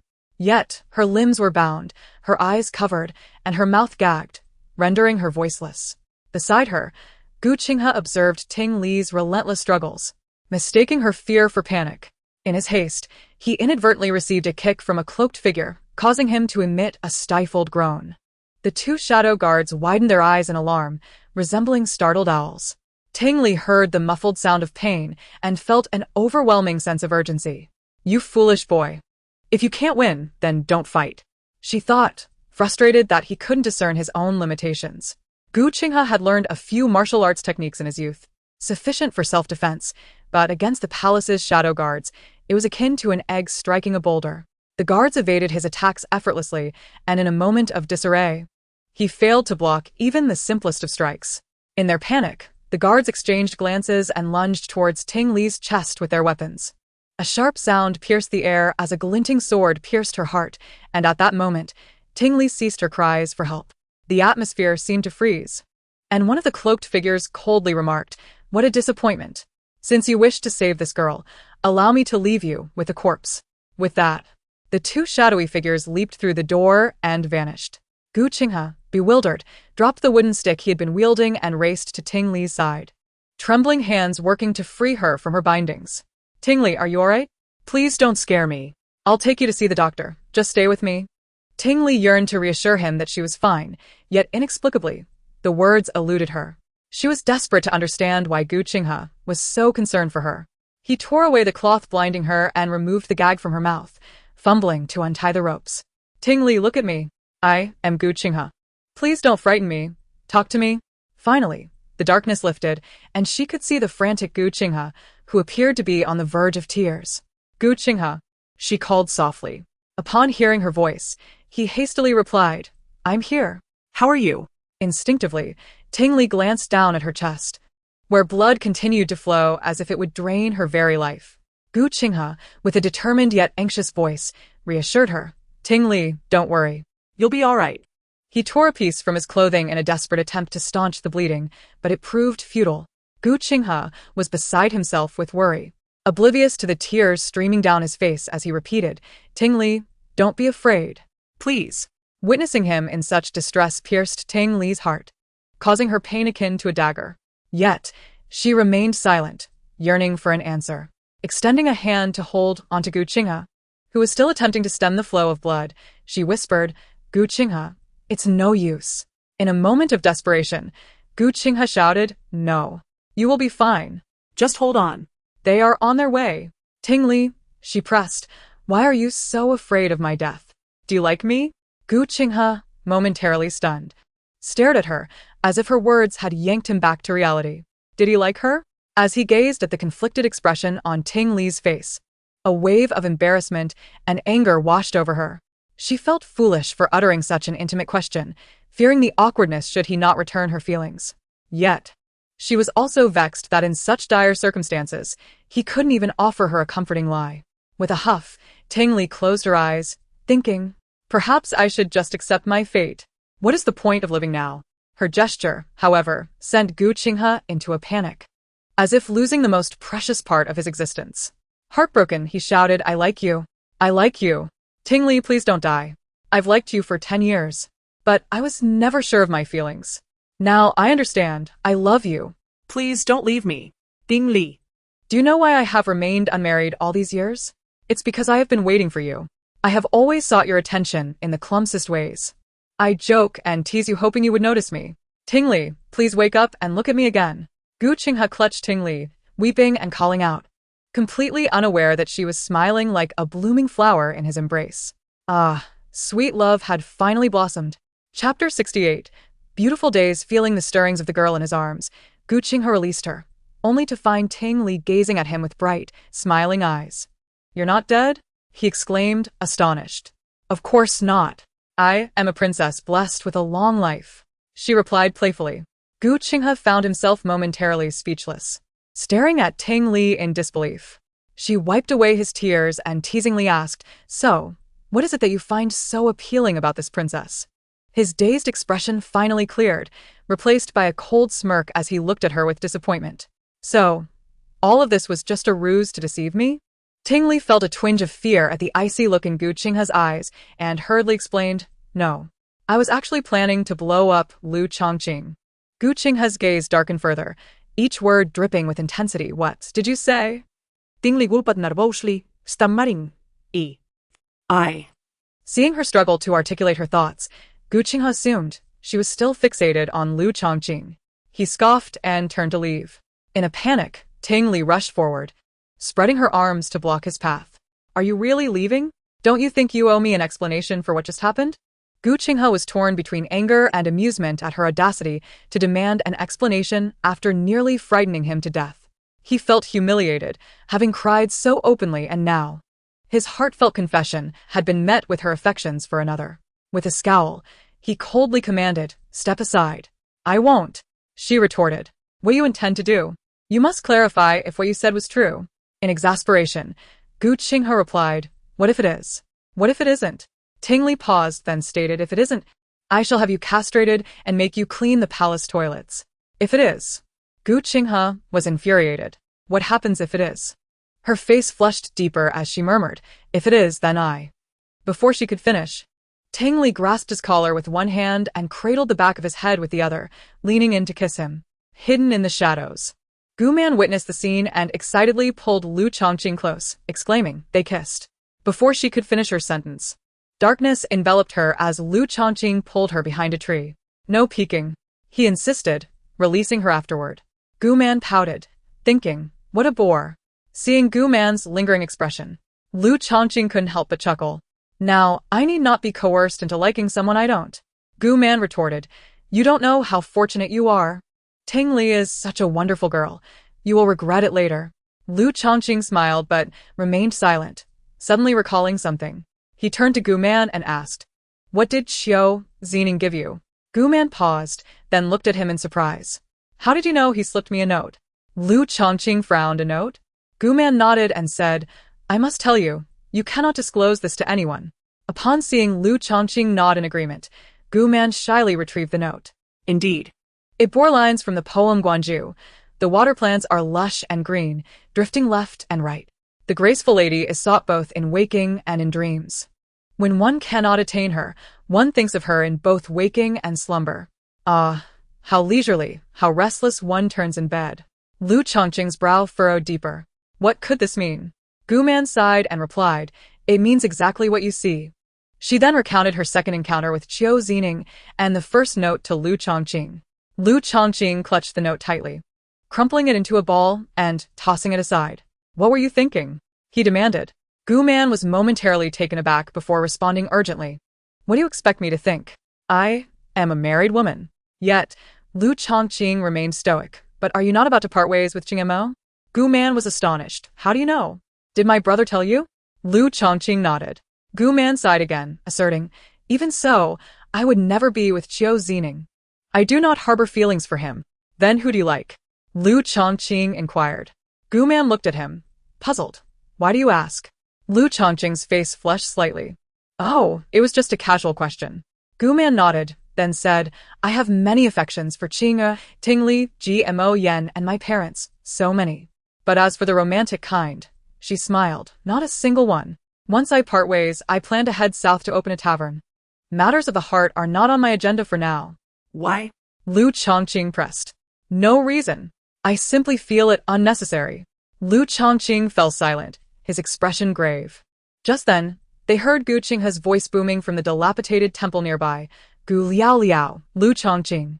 Come out here. Having been discovered, the four did not return to the manor. They had heard that the sunrise on this mountain was spectacular, so they decided to stay and watch it. The sky gradually revealed a pale light, a streak of orange gradually piercing through the clouds, slowly painting the sky with a warm orange hue. Accompanied by the cheerful chirping of birds, a new day began. On the way back, Ting Li intended to share a horse with Gu Qinghe. But considering that Gu Man was still a married woman, he took on the responsibility of escorting her on horseback. Throughout the ride, Ting Li teased Liaoliao. You must practice riding well when we return. You didn't learn properly as a child, so you must make an effort to master it now.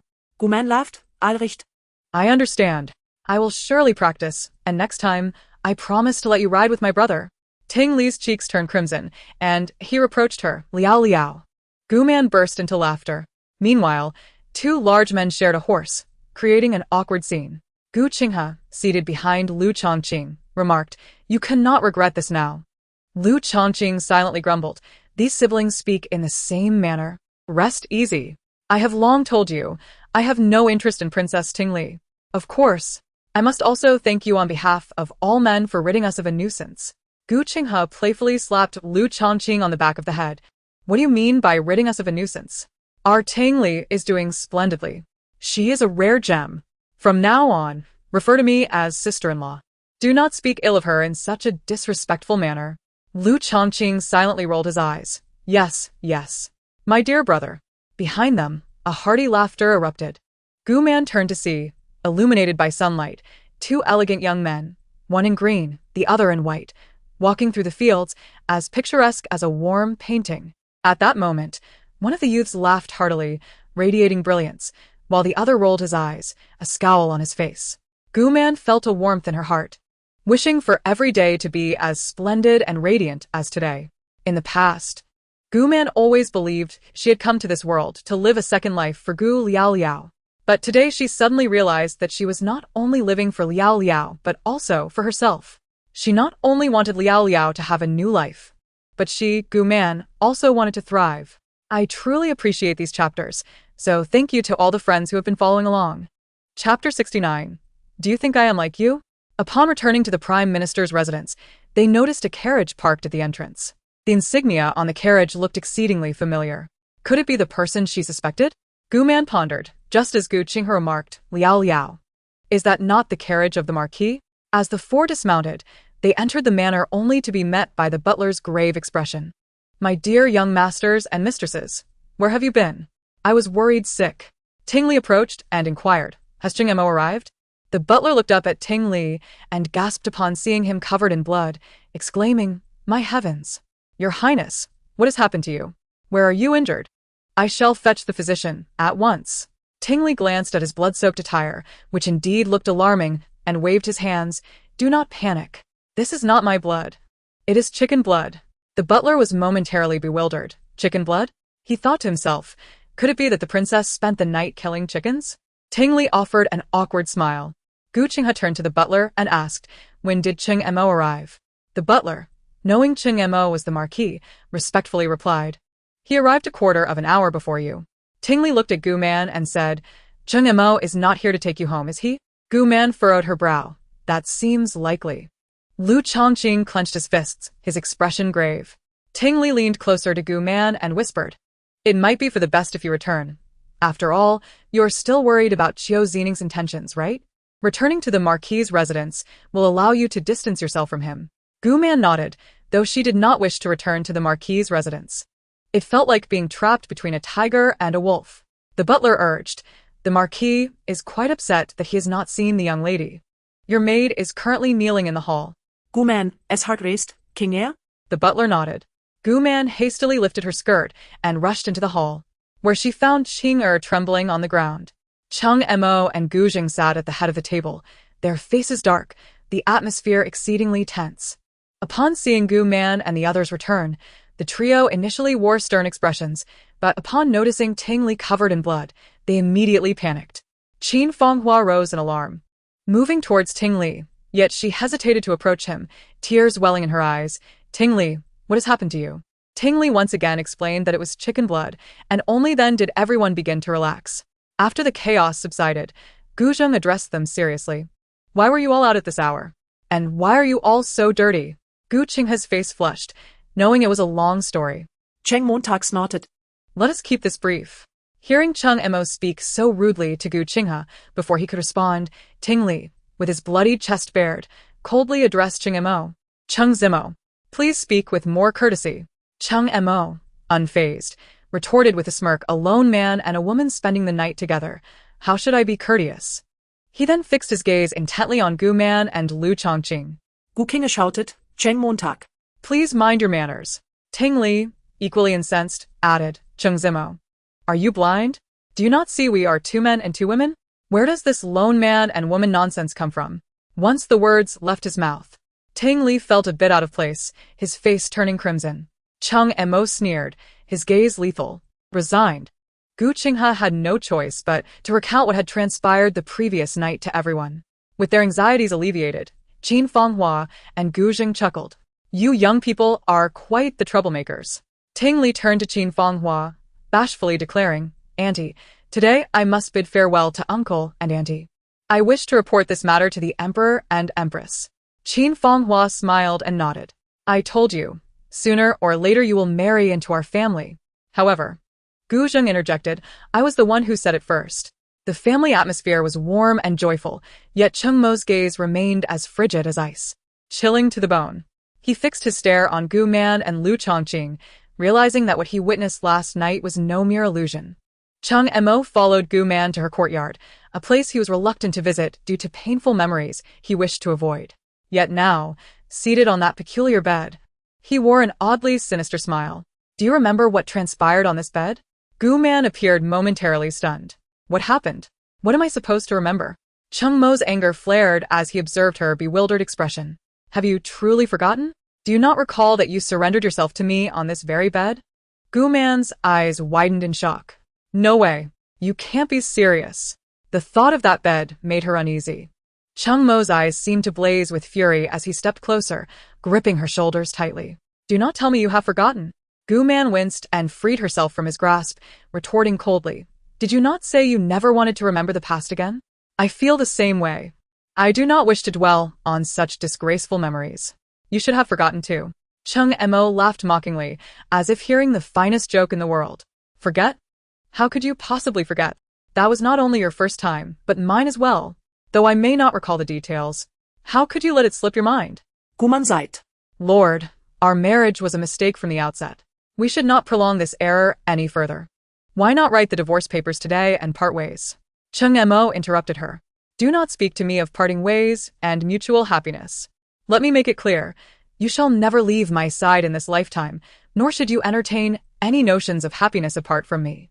We shall endure this torment together. Are you out of your mind? What benefit do you gain from this?" Gu Man could not contain her incredulity. Cheng Montag sneered. "The benefit is that you and Lu Chongqing, that scoundrel, will never be together in this life, the next, or any future incarnations. Even in death, you will be buried in the Chung family plot, and that Lu Chongqing will never have a piece of you." Gu Man gazed at Cheng Mo, perplexed by his unreasonable tirade. "What are you babbling about? There is no affair between Lu Chongqing and me. Are you insane?" Cheng Mo's voice turned icy. "If there is no affair, why do you defend him so? If there is no affair, why did you ride a horse with him?" And hiding your face, do you fear embarrassment? Gu-man felt exasperated by his irrational behavior. I am not defending him. I was simply explaining. And the reason I rode with him is that I cannot ride a horse, and we needed to assist at the pavilion. The face covering was merely to avoid misunderstandings. By the way, how did you know we were riding together? Were you following me? Cheng Montag scoffed. I was not. So, you truly have nothing going on? Gu-man retorted angrily. Of course not. Do you think I am like you, falling for every other person? We are still married, and until our bond is entirely severed, I will not entangle myself with another man. But do not misunderstand. This is for my parents' and brother's sake. Cheng Mo opened his mouth, momentarily at a loss for words. Chapter 70. What is this about Cheng Mo? Feeling cornered, paused and gently grasped Gu-man's sleeve. I am sorry. I was wrong not to believe you. But, can you please refrain from mentioning divorce again? I do not want to part ways with you. Gu-man shook off his hand, amused. Why? Don't tell me you've suddenly realized that the one you love is me. You married so many concubines and a primary wife, all for my sake? Cheng Montag feitert. I admit, marrying so many concubines was to provoke you, but I truly loved Yenner. Gu-man replied, then go ahead and cherish your Yenner. Why are you still clinging to me? Cheng Mo confessed, because I find myself in love with both you and Yenner. Can't we three live together? I can send the other women away from the manor, and from now on, it will just be the two of you, with no other women. Would that make you happy? Gu-man laughed in disbelief. You say you love both me and Yenner? Cheng Mo, confused by her reaction, nodded. Gu-man coldly asked, Cheng Mo, let me ask you this. If I loved two men at the same time, what would your thoughts be? Cheng Mo hesitated for a moment before responding. We are not the same. I am a man. Gu-man pressed further. Are we different?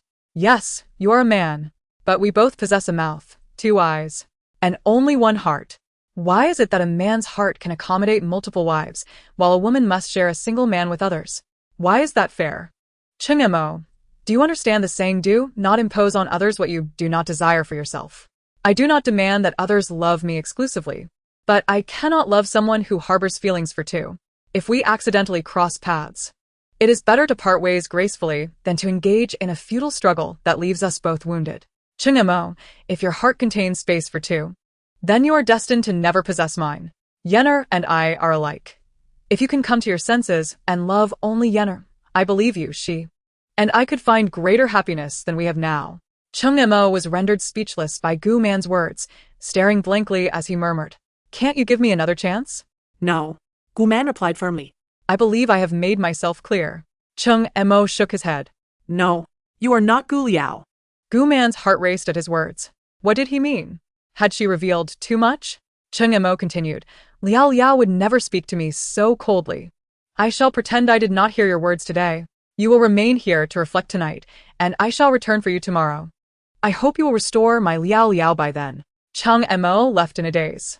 Gu-man exclaimed, Wait if?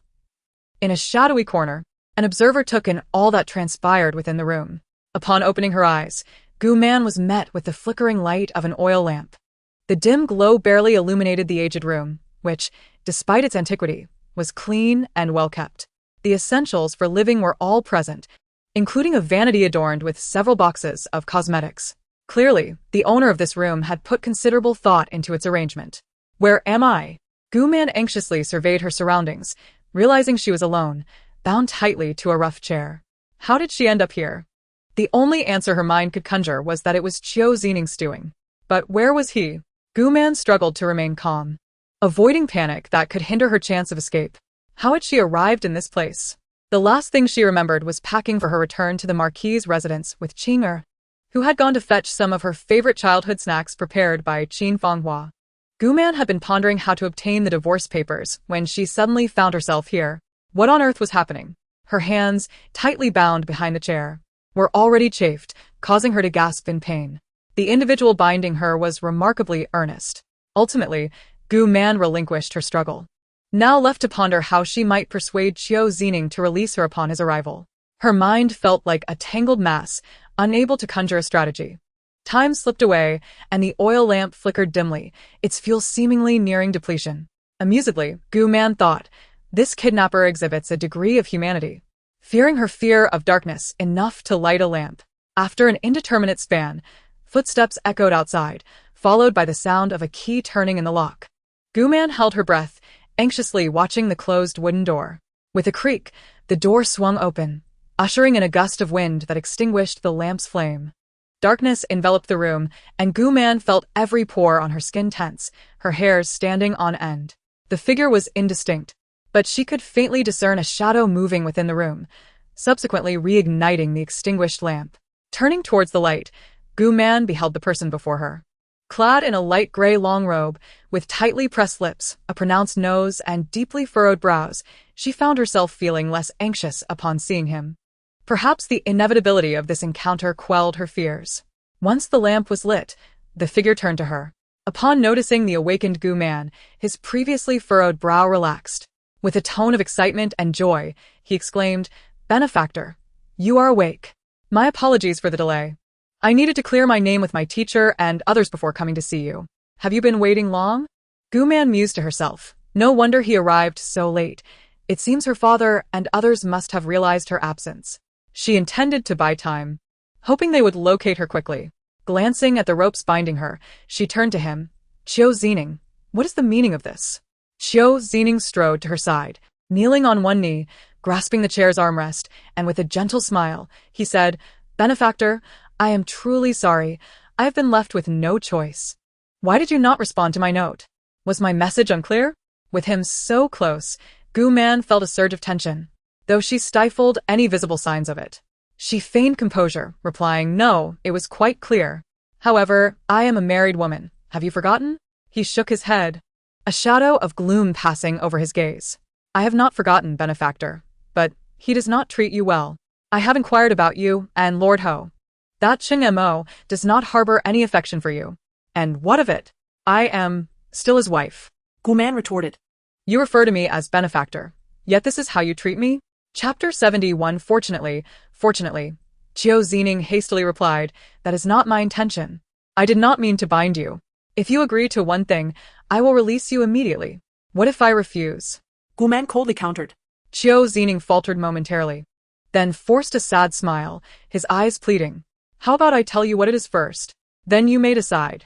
With a scoff, Guman interjected. "You wish for me to be with you, do you not? I will tell you now. I do not agree." He collapsed onto the floor, despair etched across his face. Why? "Why, Qiu Zining, do you believe there is a future for us? Do not forget, I am the daughter of a prime minister and the wife of a marquis. They will find me soon." Rising, he met her gaze. "Do not worry, Benefactor. This house is where I stayed before I became the top scholar. I have since purchased it. It is secluded, and they will not find you here." Guman's heart sank. "Thank you," she said, steadying herself. "So, "You intend to confine me here for the rest of my life?" Qiu Zining frowned, remorseful as he reassured her. "I admit this is somewhat unfair to you. But fret not. I shall visit you daily. You will not grow bored." "Qiu Zining," Guman exclaimed in anger. "Is this your form of gratitude? I warn you, before you make a grave mistake, release me at once." Suddenly, Qiu Zining grasped her arm, soothingly stating, "Benefactor, please, do not be hasty. It is not that I do not wish to release you. If I do, you will merely return to that man's clutches, and he treats you poorly." Guman, furious, glared at him. "So, you believe binding me to this chair and imprisoning me in this room is the solution? No, Benefactor, I assure you. I will not keep you here forever. I will find a way. I promise to devise a method for us to be together." "Qiu Zining, is this your notion of love? You claim I would be ensnared by Cheng Mo, yet in my eyes, are you not also a tormentor?" Qiu Zining was taken aback. "No, Benefactor, I never intended to harm you." "Is that so?" Guman replied with a cold smile. "Have you considered that your imprisonment will soon make news across the capital? What tales will be spun about me then?" Are you not concerned about my reputation? You know it is already tarnished. When you devise a plan, will I be free to walk in the light of day, as I am now?" "No." "That is not my intention," he stammered, witnessing her distress. Guman decided to placate him, at least to prevent any impulsive actions that might harm her. "Qiu Zining, I understand your intentions are for my sake. To be honest, I have decided to divorce Cheng Mo." Upon hearing her, Qiu Zining's eyes widened, a mix of disbelief and joy. "Really?" Guman nodded. "Indeed. I have informed my father and mother. If you doubt my word, you may inquire with them. Qiu Zining, do not be foolish. After 10 years of diligent study, do you truly wish to forsake your future for me? If you genuinely desire to be with me, why not wait a little longer until I am officially divorced from Qingmo? Then you may come to my family with formal proposals, yes? Qiu Zining's eyes sparkled with hope as he looked at her. Benefactor, are you sincere? Will you marry me? Gu Man affirmed, of course. You are the top scholar. With a boundless future ahead, if you care for me, I would gladly marry you. His eyes seemed to shine with light, only to dim abruptly. But you just said you would not. Gu Man hurriedly explained.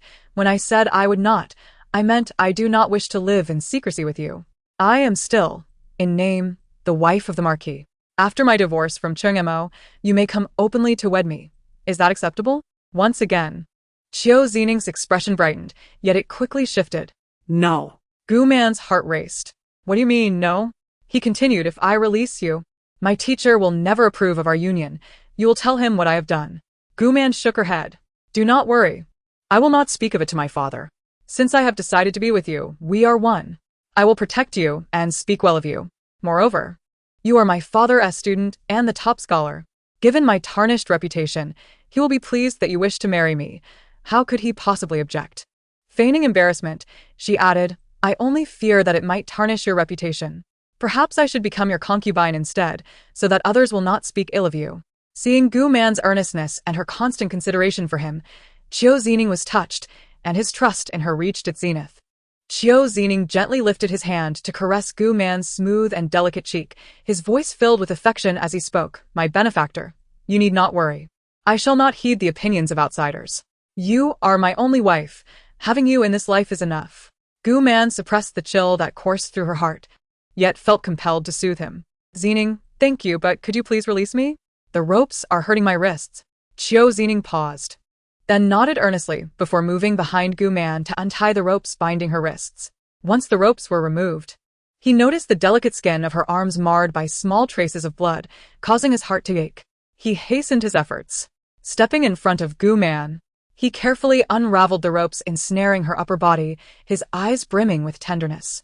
Gu Man forced a smile that, while gentle, felt strained. Just then, the wooden door was suddenly kicked open, crashing to the ground. Both Gu Man and Qiu Zining jumped at the unexpected noise, turning their gazes toward the entrance. With Qiu Zining engaged in unbinding Gu Man, to any onlooker it appeared as though he was assaulting her. Qingmo burst through the door and kicked Qiu Zining to the ground, causing him to spit blood instantaneously. Following Qingmo were Lu Chongqing and Gu Qing, among others. Gu Man let out a long sigh of relief, grateful for her safety. Chapter 72. Heartache, your account has been temporarily suspended due to exceeding the maximum limit of associated devices. Please try again in 54 seconds. Or you may visit the user backend to activate SVIP, allowing binding for up to 5 devices. Unban time, December 1st, 2025, 6:02. 18, Chapter 73. A marital bond. Upon seeing Gu Man, Ji Moxuan appeared significantly happier, reaching out to hold Gu Man's hand and gently saying, Sister, you have returned. Gu Man nodded, her eyes filled with concern. Are you well? You look so thin. Have you been unwell? Ji Moxuan smiled doppia. I'm fine. Sister, do not forget that I am a doctor. If I am ill, it is only a matter of the heart.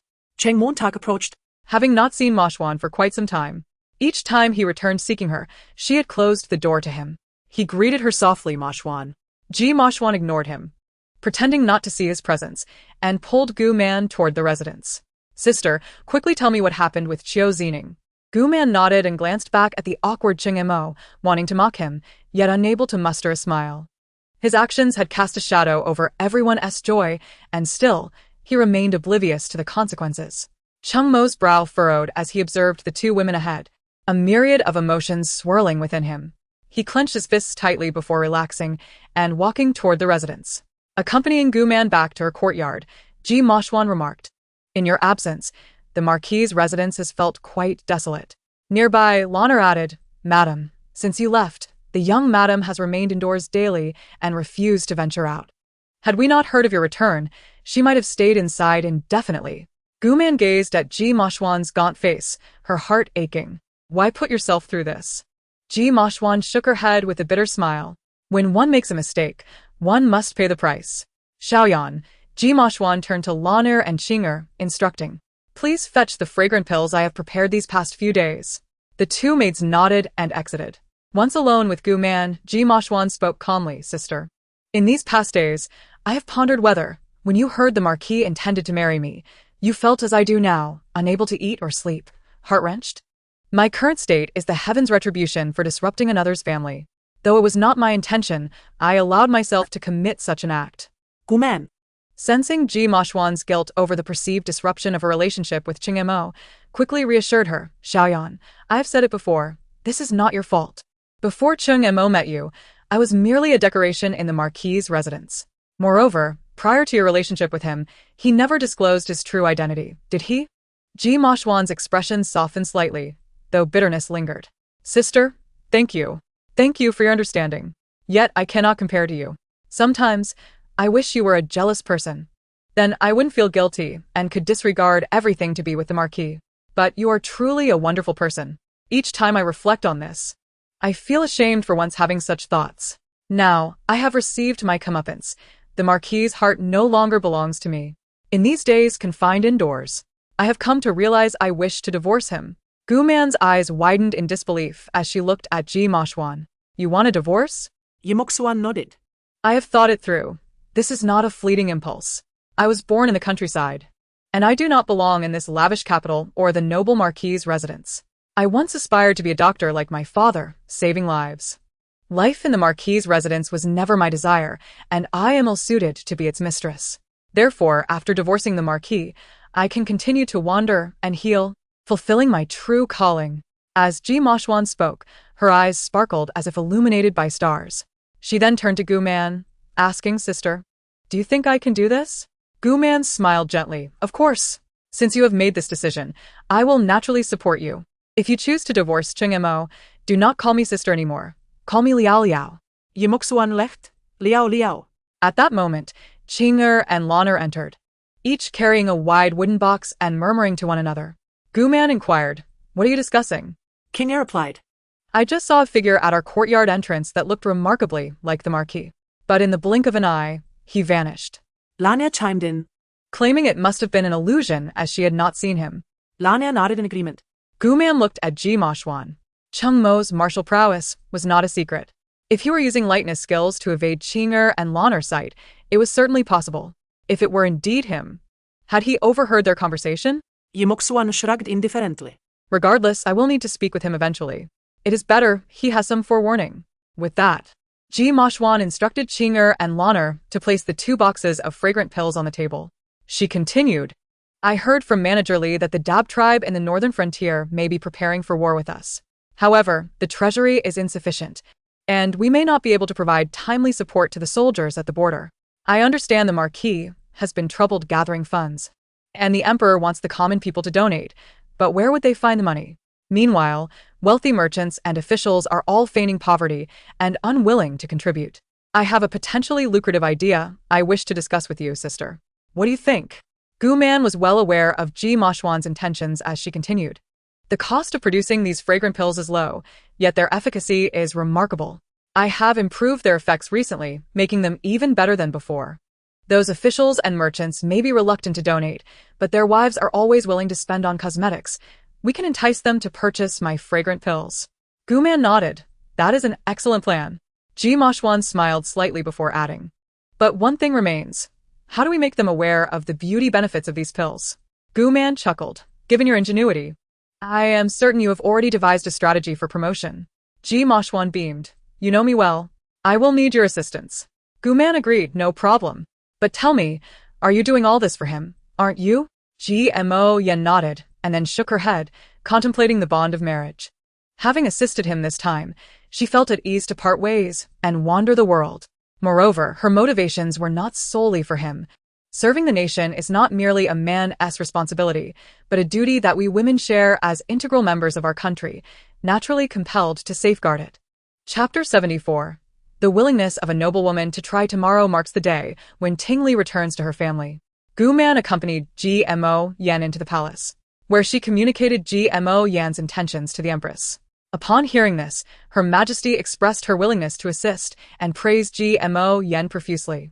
Ting Li also patted Gmo Yen on the shoulder, suggesting they become sworn sisters henceforth.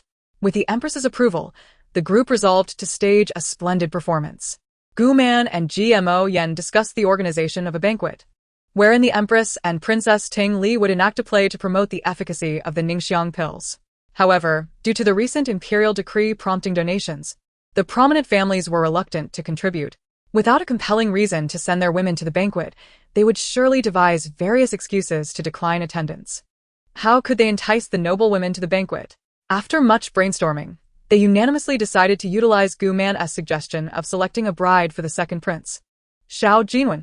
Xiao Jinwen was known for his love of travel and leisure, and even the Empress seldom had the chance to see him throughout the year. Consequently, his unmarried status posed a significant dilemma for the Empress. Upon hearing Gu Man's suggestion, the Empress resolutely declared it a brilliant idea. This plan would not only facilitate their fundraising efforts, but also ensure that Xiao Jinwen was wed to a suitable girl, alleviating her worries as a mother. Gu Man was somewhat taken aback. Her suggestion had been casual, yet it was now put into action. It seemed that the prospect of marrying a prince was compelling enough to draw noble women, even if they were aware of the underlying motives. She could only hope that Xiao Jinwen would not resent her. The Empress summoned the second prince, Xiao Jinwen. Though initially reluctant upon hearing the Empress's plan, he ultimately recognized its significance for the nation. However, he was unwilling to commit to a lifelong decision without his input. Thus, he negotiated with the Empress. He would cooperate, but the selection of a bride should be based on his preferences. Should no suitable woman please him, he hoped the Empress would not force him into matrimony. The Empress appeared slightly displeased but reconsidered, realizing that at least he had agreed, and perhaps he could choose a suitable match. Thus, she acquiesced. Gu Man observed Xiao Jinwen, aware that his heart belonged to Gmo Yen, thus the Empress's plans might be thwarted. The next day, the Empress sent invitations to the noble women of the bureaucratic families, ostensibly for the purpose of selecting a bride for the second prince. The elders of these families deliberated. While Xiao Jinwen would not ascend to the throne, he was still the emperor's direct son, and with his handsome appearance and commendable talents, he was regarded as an ideal match. His humble demeanor further enhanced his appeal, and marrying him promised a future of wealth and prestige. Thus, they disregarded any suspicions of manipulation. If marrying a prince required parting with some silver, what was the harm? Consequently, the bureaucratic families eagerly responded to the invitation. The banquet was set for 3 days hence, during which Gu Man and Gmo Yen busied themselves finding a shop in the capital to discreetly begin operations. With the Empress's backing, they effortlessly secured a location, naming it Ningxianglu. They opened the shop quietly, ensuring it remained low profile to cultivate an air of mystery. They chose a remote location, seldom visited, which would conveniently shield them from scrutiny. To avoid revealing their identities, they employed a clever-looking woman to manage Ningxianglu. 3 days later, the grand selection banquet commenced. Recently, Ting Li had been using the improved Ningxiang pills on her face, and with her natural beauty enhanced by the pills, her skin appeared radiant and flawless. The noble women who beheld her were filled with envy. As the banquet began, the Empress reiterated its purpose, then engaged in pleasantries before allowing everyone to mingle freely. Turning to Ting Li, the Empress expressed astonishment at her smooth skin, inquiring about her happiness with the prince. The guests fell silent, eager to learn her secret, but the Empress's latter remarks stirred feelings of jealousy. Gu Qinghe, the son of the prime minister and a renowned nobleman in the capital, was distinguished not only by his lineage and looks but also by his promising future, bolstered by his connection to the Empress.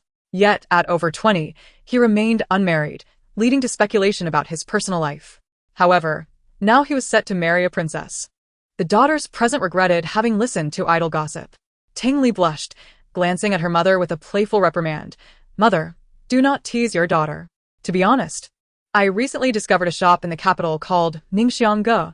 They specialize in selling Ningxiang pills.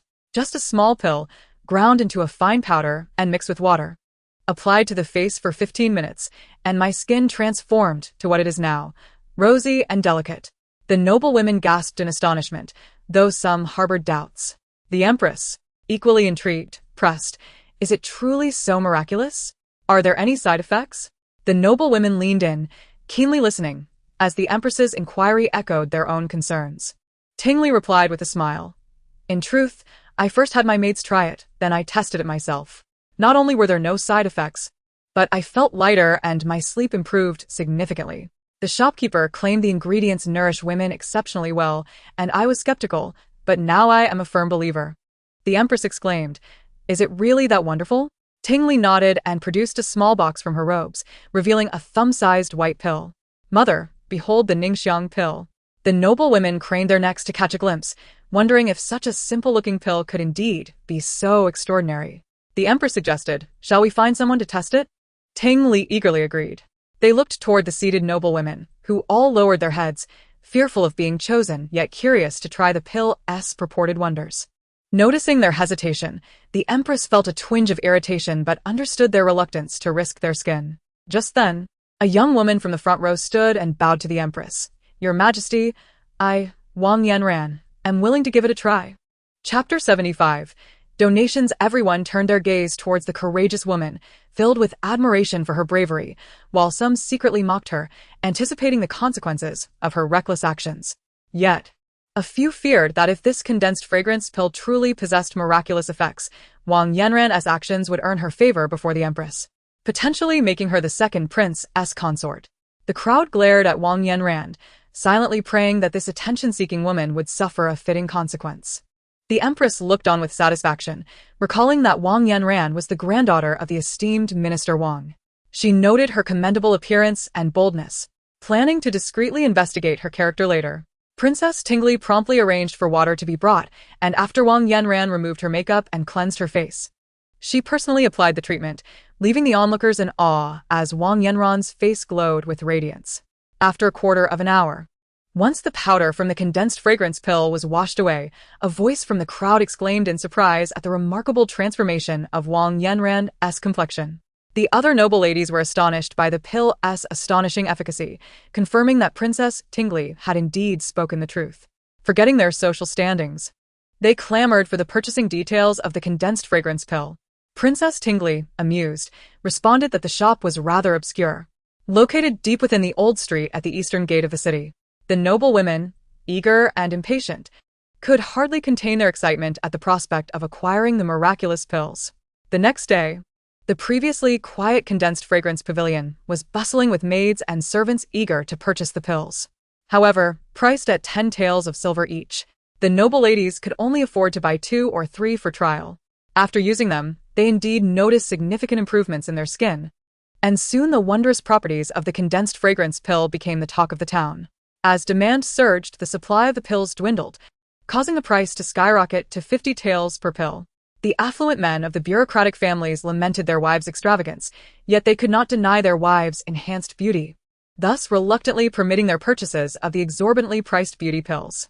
Eventually, due to overwhelming demand, even with Ji Maxian and her team working tirelessly, they could not keep up with production, and the gap in the funds needed for military salaries remained vast.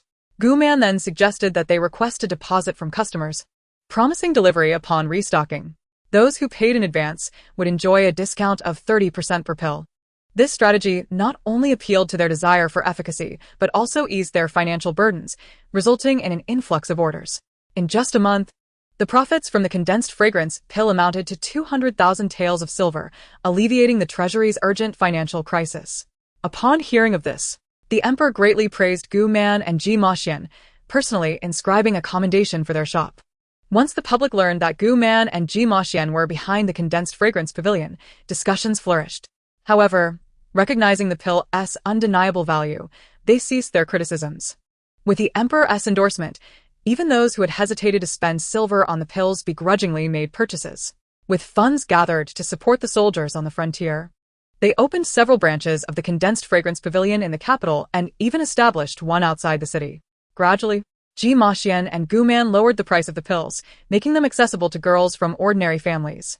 As a result, their reputations soared throughout the capital, altering the public's prior negative perceptions of Gu Man. However, their hearts were not in the capital. With the business flourishing, they ultimately sold the recipe for the condensed fragrance pill to the Empress at a modest price, transforming the pavilion into a state-run enterprise. The Empress expressed her satisfaction with Gu Man and Ji Maxian's actions, further endearing them to the emperor. During this period, Gu Man accompanied Ji Maxian in the relentless production of the pills, working tirelessly day and night. Despite the exhaustion and hardship, They found an unprecedented sense of contentment and fulfillment. After concluding this venture, Ji Maxian resolved to have a serious conversation with Cheng Mo. When Ji Maxian located him, she found Cheng Mo disheveled and utterly dispirited, avoiding her gaze. Feeling a pang of compassion, Ji Maxian hesitated but finally spoke. "Lord, I wish to discuss something with you." Cheng Mo abruptly rose and hurried towards the door, stating, "The Emperor has dispatched me to the border to deliver military funds. I must leave immediately. Let us talk upon my return." With that, he departed the residence without a backward glance. A month after Cheng Mo left the capital for the border, a calamity struck, the plague. Overnight, the medical halls in the capital were overwhelmed with patients suffering from relentless coughs. Initially thought to be a simple fever, the illness soon escalated to tuberculosis, leading to gruesome symptoms and fatalities. The court mobilized efforts to contain the outbreak and trace its source. This investigation revealed that cases had surfaced in Xinjiang City, 50 miles from the capital, half a month prior. But local officials had concealed this information out of fear of retribution. As the disease spread uncontrollably, the officials, realizing their cover-up was futile, fled discreetly. Seeing their leaders abandon them, the populace took their families to the capital, pleading for the court's aid. Many residents, infected or not, flocked to the capital, drawn by the promise of skilled physicians. Eventually, the officials were located, but by then they were gravely ill with the disease. As the epidemic surged, the Imperial Medical Bureau found itself at a loss, resorting to trial and error with various treatments, yet none proved effective. Ji Maxian, a physician by training, could not remain indifferent. She dedicated herself to treating the afflicted. To prevent the virus from spreading to her household, she chose to live and eat alongside the other physicians in the field.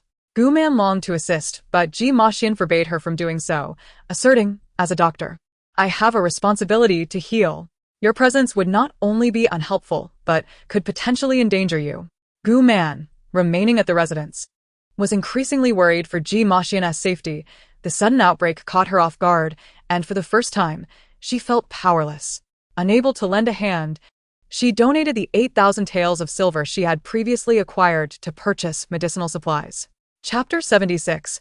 Healing the sick in the plague-stricken area beyond the city. Ji Maxian navigated through the throngs of people, finally kneeling beside a frail 3-year-old child to provide treatment. The child had been afflicted for over 10 days. His face pale and gaunt, with tiny hands resembling withered claws, evoking deep sympathy from onlookers. His father had succumbed to the illness, leaving only a barely conscious mother clutching him tightly. After taking the child's pulse, Ji Maxian's brow furrowed deeply. Despite employing numerous methods, she had yet to control the outbreak. The number of patients being brought in continued to rise, as did the number of those carried away lifeless. She felt a profound sense of guilt for not possessing the medical prowess needed. If only her father were alive, he would have swiftly resolved this crisis. The child ultimately closed his eyes, while his mother beside him lacked even the strength to cry out, allowing a solitary tear to fall before she departed, unburdened, to join her only child. Ji Mo Yan's tears had also run dry. Time and again, she witnessed lives slipping away before her eyes. As a physician, she was powerless to save them. Suppressing the sorrow within her, Ji Mo Yan summoned those sent by the palace to carry the mother and child away. Turning around, she accidentally collided with a sturdy chest. The man, similarly masked, bore an expression of profound fatigue. After a moment of daze, Ji Mo Yan instantly recognized him as the second prince, Xiao Jinwen. In astonishment, Ji Mo Yan exclaimed, "What brings you here?" Xiao Jinwen, weary and weak, replied, "I wish to do something for the people." No sooner had he spoken than his gaze became unfocused, and he collapsed into Ji Mo Yan's arms. Alarmed, Ji Mo Yan hurriedly called for assistance to bring Xiao Jinwen to a quieter location. Forcing herself to remain composed, she trembled as she took his pulse. Heaven help us! May he not have contracted the plague. After a thorough examination, she let out a sigh of relief. Thankfully, he had merely fainted from hunger and exhaustion. Before long, Xiao Jinwen stirred, awakening to the dimness outside, with only the faint flicker of candlelight illuminating the room.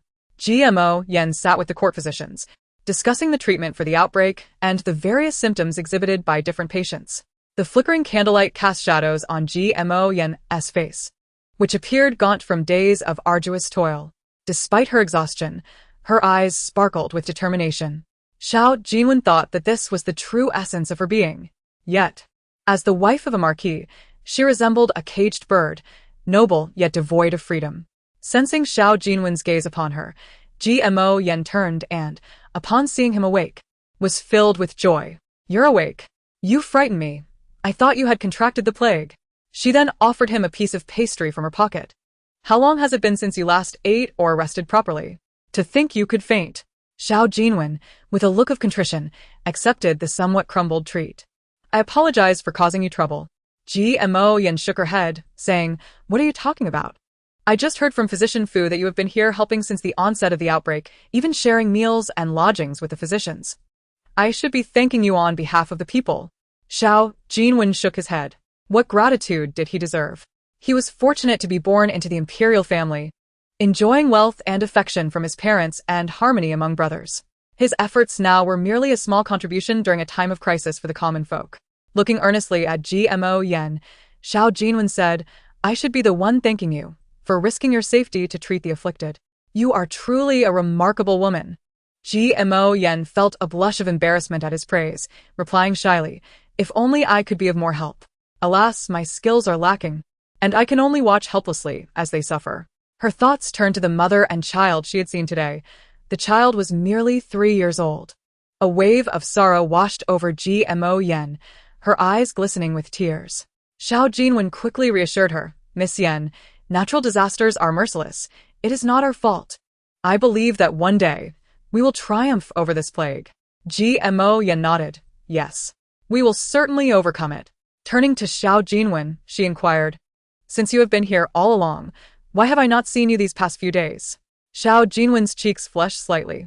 In truth, he had noticed Gmo Yen long ago. Initially, he had intended to persuade her to leave this perilous place. However, upon witnessing her adept and earnest care for the patients, he hesitated to disturb her. He sensed her fulfillment in healing others, for this was the life she yearned for. Had he not seen her grief over the loss of that unfortunate mother and child today, he might not have approached her. Yet, he found himself irresistibly drawn to her. And despite having avoided her for so long, he finally succumbed to the urge to be near her, even though he knew she loved only Qingmo.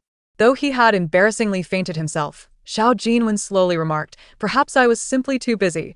It was only just now that I recognized you." Gmo Yen accepted this explanation, nodding in understanding. Half a month later, when Qingmo returned, he appeared noticeably thinner. Likely due to the long and arduous journey that had sharpened the contours of his already chiseled face. He was not alone. Accompanying him was an elder man, perhaps in his 50s, with a slender build and a goat beard that fell to his collarbone, exuding an air of wisdom. The elder carried a tattered, yet clean bundle. His eyes filled with urgency as he looked towards Qingmo. "Where's the epidemic zone? Take me there, at once." Qingmo, with great respect, replied, "Lord-in-law, shouldn't he return home to see Yen? You haven't seen her in 6 months. She must miss you dearly." The elder shook his head, insisting, "Treating the sick is paramount, and I fear I can only see my daughter in the epidemic zone." Qingmo, perplexed, asked, "What do you mean, Lord-in-law?" The elder frowned slightly. "Enough chatter. Take me to the epidemic zone." Qingmo dared not question further, and led the elder to the epidemic area. On his journey to deliver military supplies to the border, Qingmo had encountered Gmo Yen's father, Jizhou, in Hedian village, approximately 100 miles from the capital. It was then he learned that a plague had spread around the capital. Coincidentally, while this plague was fierce, it was not beyond remedy. Jizhou had devoted his life to the study of medicine, traveling far and wide to heal the sick. Remarkably, he had witnessed and dealt with this very plague years prior when he was but an apprentice. Consequently, the casualties among the villagers of Hedian were not severe. When Qingmo met Jizhou, it was during a farewell ceremony for the revered physician, who was preparing to depart for another location to aid the afflicted. Upon hearing this, Qingmo immediately dispatched messengers to expedite Jizhou's remedies to various provinces while he accompanied the elder to the capital. Chapter 77. The campaign against foreign invaders. Upon arriving at the epidemic zone outside the city, the air was filled with the sounds of wailing and mourning. Physicians, donned in masks, moved through the throngs, administering the latest herbal concoctions. Although these remedies could not cure the illness, they significantly prolonged the patients' lives. Xiao Jinwen and a student from the Imperial Medical Academy busily brewed pot after pot of traditional medicine in a corner. GMO Yen diligently checked the patients for changes after taking their medicine. Suddenly, an elderly man spat out his medication, his eyes rolling back as his body convulsed uncontrollably. Without hesitation, GMO Yen swiftly took a silver needle from her acupuncture kit and inserted it into the man's acupoint on his face. In no time, the elderly man returned to normal, prompting a collective sigh of relief from the onlookers, who praised GMO Yen for her skill. Feeling a sense of relief herself, GMO Yen instinctively glanced towards the figure preparing the medicine, only to find him gazing back at her. Their eyes met, and they exchanged a smile. Suddenly, a resonant and robust male voice echoed from a distance, filled with paternal pride. "It seems you have not forgotten all that I taught you in medicine. Truly, you are my daughter." Upon hearing that voice, GMO Yen turned in disbelief to see an elder clad in a worn long robe, carrying a tattered bundle, standing not far away. Though his face was partially obscured, the pride in his eyes made GMO Yen's vision blur with tears. Her father had never withheld praise from her. When she had first treated an injured kitten, he had celebrated her success with a grand feast. At that moment, the expression in my father's eyes mirrored the same warmth and satisfaction as now. "Father," GMO Yen called out, then excitedly ran toward Jizhou, throwing herself into the embrace of the old man she had not seen for half a year. "Father, you have finally returned. I have missed you so much." Jizhou gently patted GMO Yen's frail back, his heart aching as he asked, "Why have you lost so much weight, Yen?" GMO Yen shook her head, replying, "It's just my nature to be slender." Seeing GMO Yen, Chung Mo finally understood the meaning behind Jizhou's earlier words. In such a perilous place, how could she have come without informing him? Though his heart was filled with dissatisfaction, he refrained from expressing it in front of his father-in-law. Instead, he managed a faint smile and called out, "Yen, I am back." GMO Yen lifted her gaze to Chung Mo, her face devoid of emotion as she replied, She then pulled her father along, anxiously saying, "Father, please help them." Observing the demeanor of his daughter and son-in-law, Jizhou noticed a distinct lack of the atmosphere typically associated with newlyweds. Intrigued but momentarily setting aside his doubts, he followed GMO Yen to treat several commoners. "I need to see your prescriptions," Jizhou declared. GMO Yen nodded and led him toward the area where the medicine was being prepared. At that moment, Xiao Jinwen was unwrapping a packet of herbs, preparing to pour them into the pot, but Jizhou halted him. Chung Mo, following closely behind, was taken aback upon recognizing Xiao Jinwen and offered a respectful bow. "Your Highness, the second prince." Xiao Jinwen was momentarily stunned but quickly returned the gesture. "ZMO, it has been a long journey. You have endured much." Chung Mo shook his head, replying, "It is my duty as a subject. How could I speak of hardship?" Xiao Jinwen smiled lightly and inquired, "What did you discover while seeking the emperor's permission to deliver military supplies to the border?" At his words, GMO Yen turned to Chung Mo, noticing him flinch slightly, his gaze evasively shifting. As their eyes met, his ears flushed a deeper shade of red. Chung Mo shook his head, remaining focused on Jizhou, who was engrossed in examining the herbs. He only glanced at Xiao Jinwen when he addressed him as second prince, before returning to his task. After reviewing the prescriptions, Jizhou nodded in approval, saying, "The Imperial Medical Institution is indeed remarkable. Years ago, my master and I spent much time devising a remedy for this plague. Yet, you have managed to create such a formula in less than half a month. Although it lacks 3 ingredients, it is still quite impressive." Upon hearing Jizhou's words, GMO Yen looked at him with excitement. "Father, do you know the remedy for this plague?" Jizhou nodded gently. Xiao Jinwen, equally thrilled, urged, "Old master, please tell me what ingredients are missing. I will procure them for you." Only then did GMO Yen remember to introduce her father. "Second prince, this is my father." Upon hearing her words, Xiao Jinwen stood tall and respectfully bowed to Jizhou. "Greetings, uncle." Jizhou graciously accepted the bow and said, "The missing ingredients are not particularly rare. I would trouble the second prince to guide me in finding a few imperial physicians. I wish to speak with them." Xiao Jinwen nodded and brushed off the dust from his attire. "Please, uncle, this way." After Jizhou departed with Xiao Jinwen, GMO Yen attempted to follow, but Chung Mo firmly grasped her arm and pulled her aside to a more secluded area. "What are you doing?" GMO Yen questioned, shaking off Chung Mo's hand. His expression turned serious as he confronted her. Why did you come to such a dangerous place? GMO Yen frowned slightly. I am a physician. It is my duty to heal and save lives. I must be here, Chung Mo insisted. With so many imperial physicians present, what purpose do you serve here? What if you accidentally contract the plague? What would you have me do? You must return at once. GMO Yen looked at him, disappointment evident in her eyes. Though I am a woman, my abilities are no less than yours. I contributed to this formula. Chung Mo, I never realized you held such disdain for women. Chung Mo was taken aback and quickly explained, that is not my intention. I worry for you. Yen, please return with me. I am truly concerned for your well-being. GMO Yen let out a cold laugh. Thank you, but I do not need your concern. Chung Mo, I am married to you, not sold to you. I possess my own freedom. I will do as I wish, and you have no right to interfere. With that, GMO Yen turned on her heel and walked away toward the pharmacy, without looking back. Chung Mo clenched his fists, his brow furrowed in distress. Ji Zhou's arrival undoubtedly rekindled hope among the citizens of the capital. Following Ji Zhou's prescriptions, the imperial physicians added 3 more ingredients to the existing formula. Indeed, within 3 days, several patients with mild symptoms regained their vitality. Those critically ill also recovered under careful treatment within half a month. The capital soon returned to its former prosperity. The source of the plague was eventually uncovered. Enemy assassins had stealthily infiltrated the country, afflicted with the disease, and concealed themselves among the populace to create unrest and turmoil during wartime. The emperor, enraged, appointed the crown prince Xiao Jin-yi as the grand marshal to lead troops against the invaders. In Chapter 78, those who contributed to combating the plague, including the dedicated imperial physicians and the daring Xiao Jin when alongside GMO Yen, received commendations from the emperor.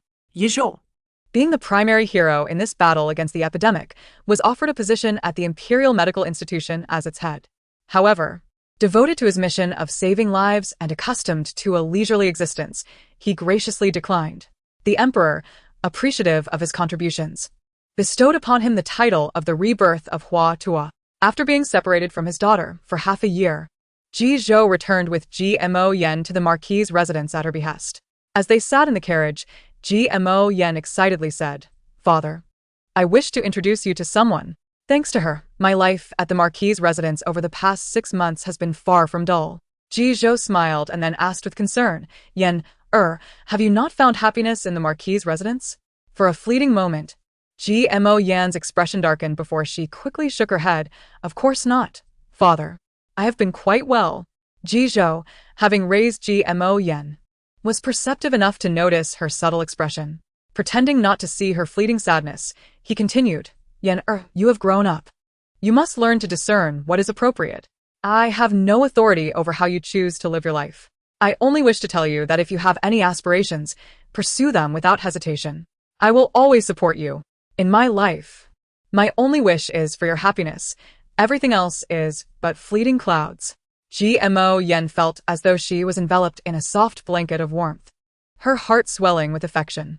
She nearly succumbed to tears, taking a deep breath to regain her composure before turning to Ji Zhou with a smile. Father, rest assured, I will never neglect my own well-being. Upon their return to the Marquis' residence, they found Gu Man waiting at the entrance, peering eagerly. GMO Yen suddenly recalled how, 2 months prior, she had been the one standing there. Just as she was about to dismount, she noticed Chung Mo had dismounted his horse and extended his hand toward her. Ignoring his gesture, GMO Yen stepped down from the carriage on her own.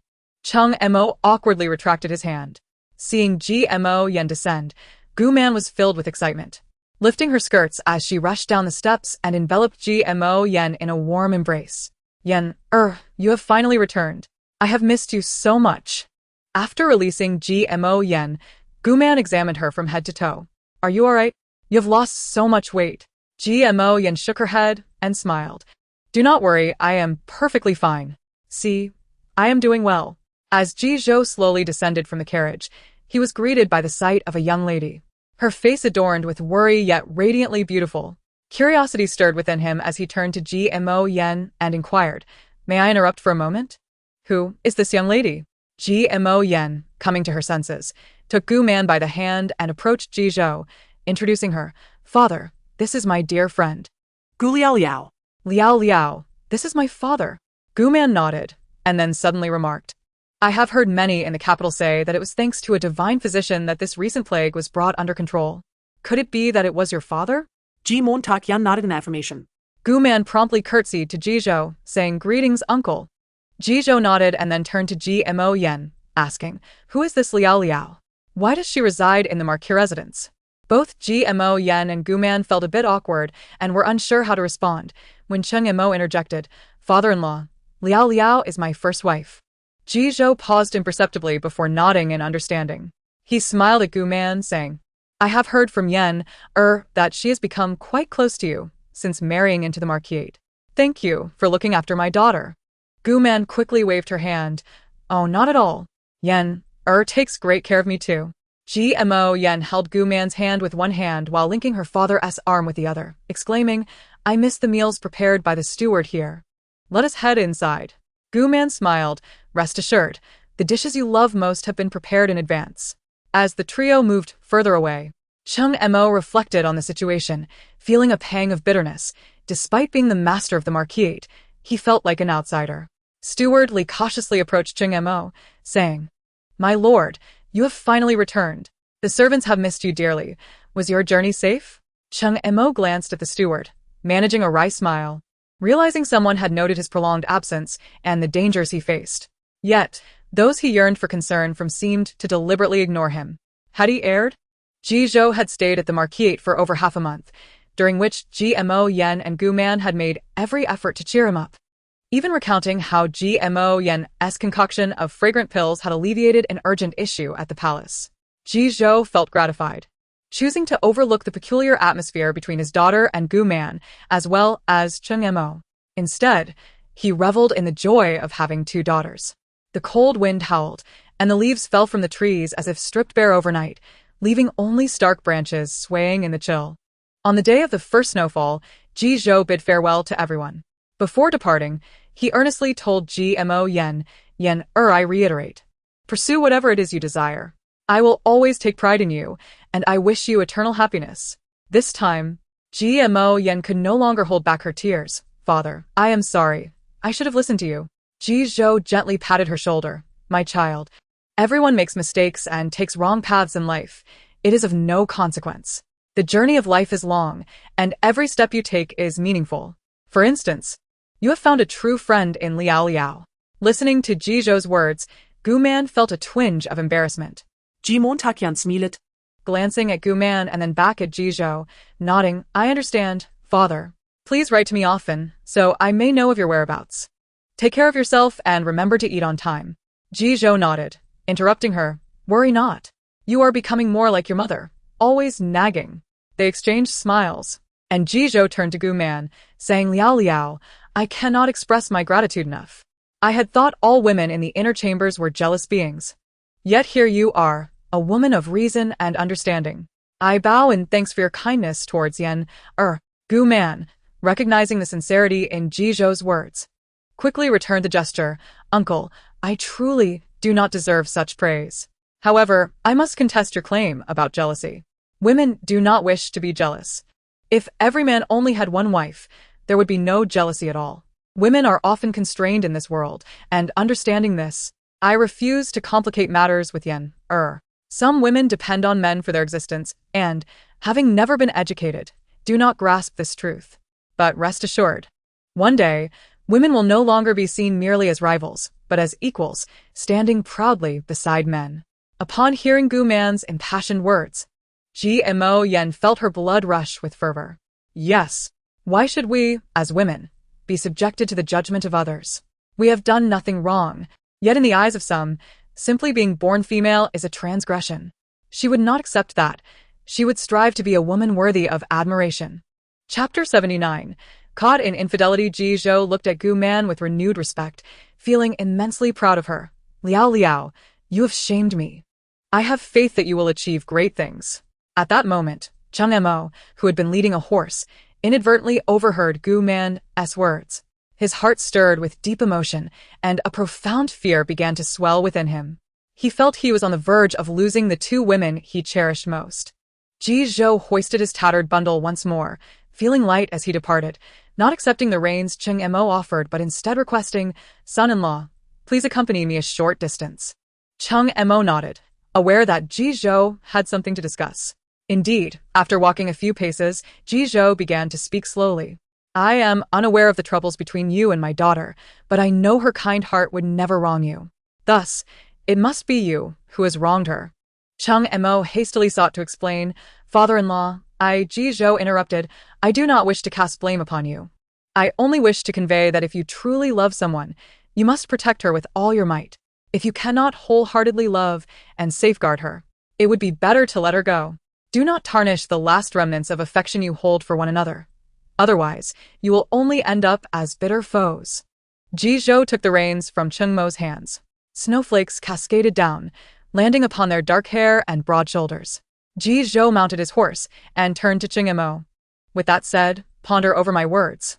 Return now." As soon as he finished speaking, Ji Zhou rode into the wind and snow, leaving Cheng Mo behind, where the snowflakes soaked his clothing and hair. The snowfall intensified, and upon returning, Cheng Mo fell ill. Gu Man and Ji Mo Yen took turns caring for him as he burned with fever, rambling incoherently, sometimes pleading for others not to leave him, other times admitting his faults. Gu Man and Ji Mo Yen chose to ignore his delirium, administering medicine daily and retreating to their quarters after ensuring he was settled for sleep. The remaining time was attended to by other concubines who took turns caring for him. 5 days later, he finally regained consciousness, only to be met with shocking news from within the household. Fan Li was pregnant. This should have been a momentous occasion, however. No one in the household, aside from Fan Li, was pleased. Lu Xiaoxiang, clutching a hot water bottle, seethed. Why must it be that wretched woman who is with child? Has heaven truly lost its sight? Gu Man quickly interjected, pulling Lu Xiaoxiang aside. Having spent these days teaching her how to manage the affairs of the Marquis, thus strengthening their bond. Lu Xiaoxiang was astute. With dedication, she learned quickly, as she had with her efforts towards Cheng Mo, making her the most favored over the past 3 years. Ji Mo Yen sat nearby with an impassive expression, seemingly indifferent. Yet Gu Man knew she genuinely loved Cheng Mo. No matter how much she pretended not to care, how could she possibly erase her feelings so easily? Reflecting on the words of the book, it is revealed that Ji Moyan's child perished at the hands of Gu Liao and Lu Xiaoxiang. Yet now, Ji Moyan is not pregnant and sits alongside them. Life's every step can lead to significant alterations in fate. Therefore, one must ponder deeply before making any decision. Gu Man bears no curiosity regarding Fan Li's pregnancy. Her intrigue lies in when Cheng Mo will act. The narrative asserts that Cheng Mo would never allow any woman, aside from Ji Moyan, to bear a child, and Fan Li is no exception. If she is indeed pregnant, it can only imply one thing: infidelity. The night before Gu Man returned to her family home, Cheng Mo visited Fan Li's quarters, and when news of his presence emerged the following day. Although Fan Li was ostensibly under house arrest, she was merely forbidden from leaving, while others remained free to move about. Countless servants were tasked with daily chores and meal deliveries. Who could discern which one might have clandestinely entered and engaged in illicit acts with Fan Li? The book details how Cheng Mo first summoned a physician to examine Fan Li, but this doctor had already been bribed by Cheng Mo to declare that Fan Li was not pregnant. Naturally, Fan Li was incredulous, having believed she was indeed with child, which prompted her to inform Cheng Mo. However, regardless of how many doctors she consulted, their responses remained consistent. She was not pregnant. With so many physicians asserting the same, Fan Li was left with no choice but to concede. That very night, she hastily sought out her lover, and just as they were entwined in their passionate affair, Cheng Mo caught them in the act. Subsequently, Cheng Mo executed both Fan Li and her paramour. Soon after, Qing'er and Lana returned, their little faces flushed from the cold. Crouched by the charcoal basin to warm their frozen hands, and relayed to Gu Man and the others, we saw the prince bringing in 7 or 8 doctors to Fan Li's quarters. Lana nodded, adding, We also overheard one of the maidservants say that Fan Li seems to be faking her pregnancy. She herself does not believe it, and the prince has summoned several doctors. Looking quite displeased, Gu Man let out a cold laugh, confirming the suspicion. Ji Moyan furrowed her brow, lost in thought. Meanwhile, Lu Xiaoxiang burst into laughter, exclaiming, I knew it! How could heaven be so blind as to let her be pregnant? I must see this for myself. With that, Lu Xiaoxiang took her maid, Xiao Qin, to eavesdrop outside Fan Li's quarters. After Lu Xiaoxiang departed, Ji Moyan slowly spoke. Liaoliao, I can't shake the feeling that something is amiss. Gu Man inquired. What troubles you? Ji Moyan, her expression grave, replied, I cannot articulate it clearly, but I feel that Fan Li would not jest about her pregnancy. Yet the doctor summoned by the prince claim otherwise. Gu Man observed Ji Moyan's furrowed brow and, unable to contain herself, said, Do not overthink it. Tomorrow we shall uncover the truth. Ji Moyan looked at Gu Man with curiosity, questioning, What do you mean by that? Do you know something? Gu Man hesitated, unsure how to explain that she had read about Fan Li's fate in a book. She quickly shook her head and said, we can seek out Cheng Mo tomorrow and ask him directly what is transpiring. Ji Moyan nodded, having unwavering faith in Gu Man's words. That night was destined to be tumultuous. However, Cheng Mo's intentions remained shrouded in secrecy. While everyone else succumbed to slumber, he was occupied with his clandestine endeavors. Chapter 80. A new year the following day, upon awakening, the group found themselves bewildered as Cheng Mo summoned them. All the maids and servants, from the highest-ranking concubines to the lowest-ranking house staff, gathered together. Upon arriving in the courtyard, they beheld Fan Li kneeling on the ground, beside her a frail, unfamiliar man. At that moment, as the ice and snow melted, the air was even colder than during the snowfall. The man, whether from fear or cold, trembled on the frigid ground, while Fan Li's face was ashen, remaining utterly still.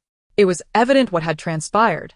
Ji Moyan, puzzled as to why Cheng Mo had not summoned them, stealthily led Gu Man to a discreet location not far away where they could overhear the unfolding events. Just as Cheng Mo commanded that Fan Li be executed, Ji Moyan could no longer restrain herself and stepped forward to intervene. Cheng Mo's expression darkened.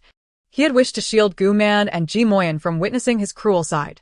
Yet, this betrayal was intolerable. His own woman had sullied his honor. He would not shy away from humiliating himself to serve as a warning to all within the household. Ji Moyan looked at Cheng Mo and implored, My lord. While her transgressions are indeed unforgivable, she does not deserve death. She has not taken a life.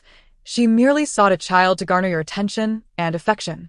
I beseech you, spare her life. Cheng Mo pressed his lips tightly together, his gaze stern as he regarded Ji Moyan. At that moment, Gu Man stepped forward as well, pleading for Cheng Mo to show mercy towards Fan Li. The narrative had depicted Fan Li's execution in mere words, yet the living, breathing person before her was real. And the thought of such a vibrant life being extinguished in obscurity was unbearable. She could not allow it.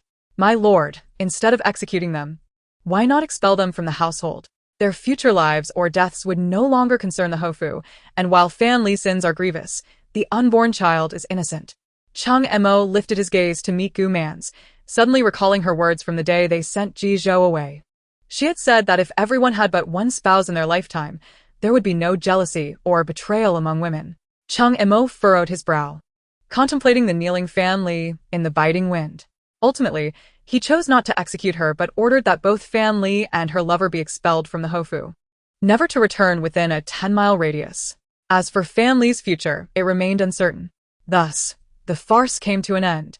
What had begun as a display of authority ultimately revealed Cheng Mo's softer side.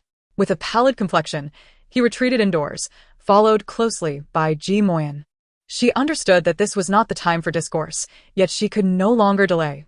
Once inside, Ji Moyan addressed Cheng Mo, My lord, I have something to discuss with you. Cheng Mo turned to her and suddenly embraced her, his voice hoarse and tinged with desperation. Yenna, please do not call me my lord. Refer to me as Zimo, as you did when we first met. I beg you, do not say anything. Ji Moyan raised her arms, intending to respond, yet hesitated and lowered them once more. My lord, we must no longer evade the truth. You know, Cheng Mo abruptly released her, interrupting, Allow me to think, will you? Give me 3 days, and I shall provide you with the answer you seek. Ji Moyan gazed at the pale man before her, his eyes rimmed with red, and ultimately, she could not bring herself to utter a refusal. Slowly, she nodded and exited the room. The conflict between our nation and the Dabu clan had escalated to a fever pitch, with both sides' soldiers displaying remarkable valor, resulting in a stalemate. 3 days later, Cheng Mo unexpectedly sought an audience with the emperor, requesting to lead troops to support Crown Prince Xiao Jini. He ultimately broke his promise.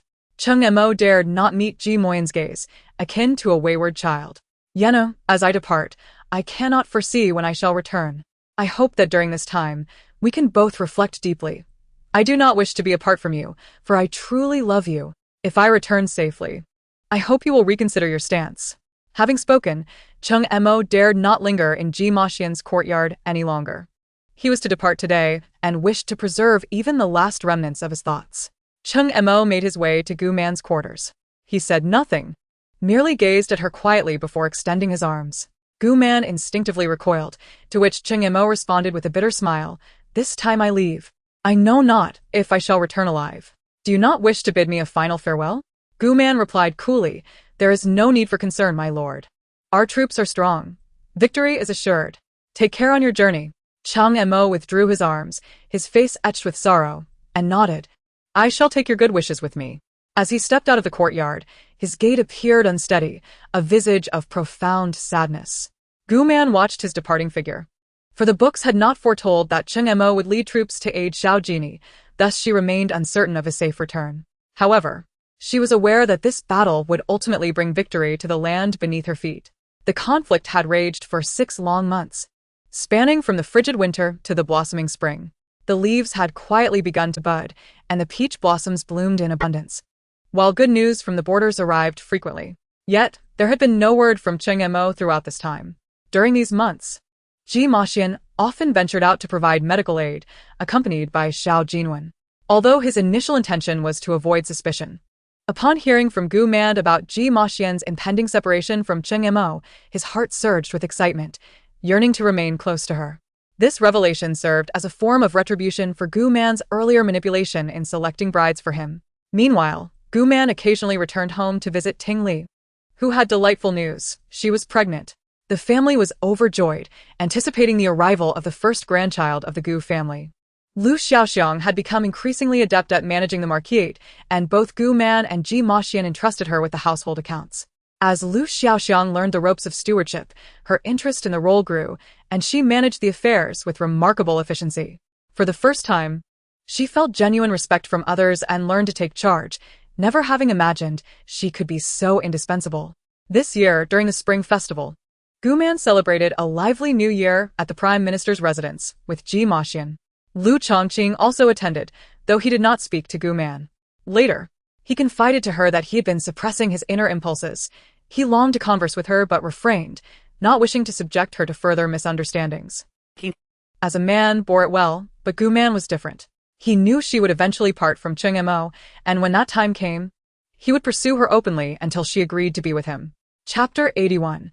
An unexpected response on this particular day. Butler Li Nua hurriedly arrived from outside the estate. While Gu Man, Ji Maxian, and Lu Xiaoxiang were engaged in learning how to craft new garments for the soon-to-arrive child of Ting Li. The three had never attempted such a task before, and they found themselves stymied by the simple garment. Qing'e, Lan'er, and Xiao Qin were of no assistance. They could mend clothes but could not create new ones.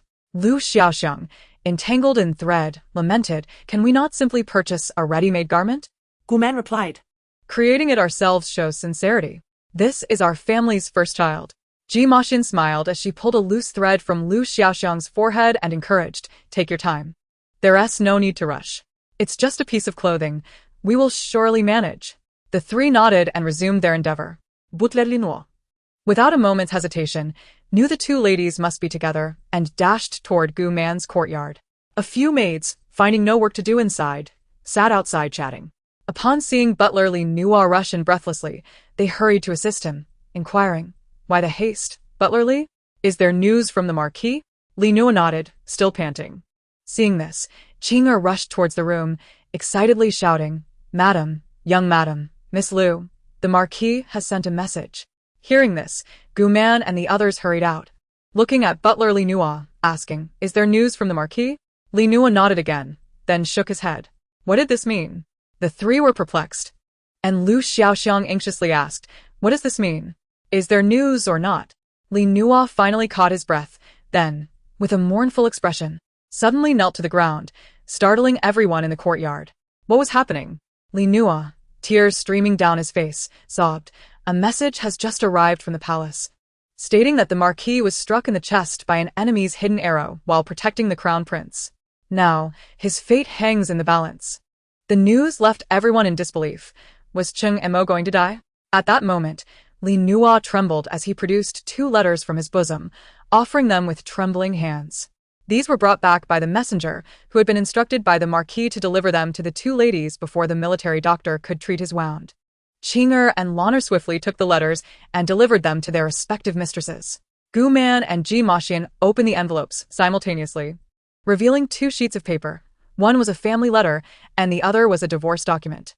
Cheng Mo had ultimately survived, perhaps due to the protective aura of the protagonist, narrowly escaping this peril. Within a few days, news of victory arrived from the borders. A peace treaty from the northern Dabu tribe would soon reach the capital, and the army was set to return home in a month.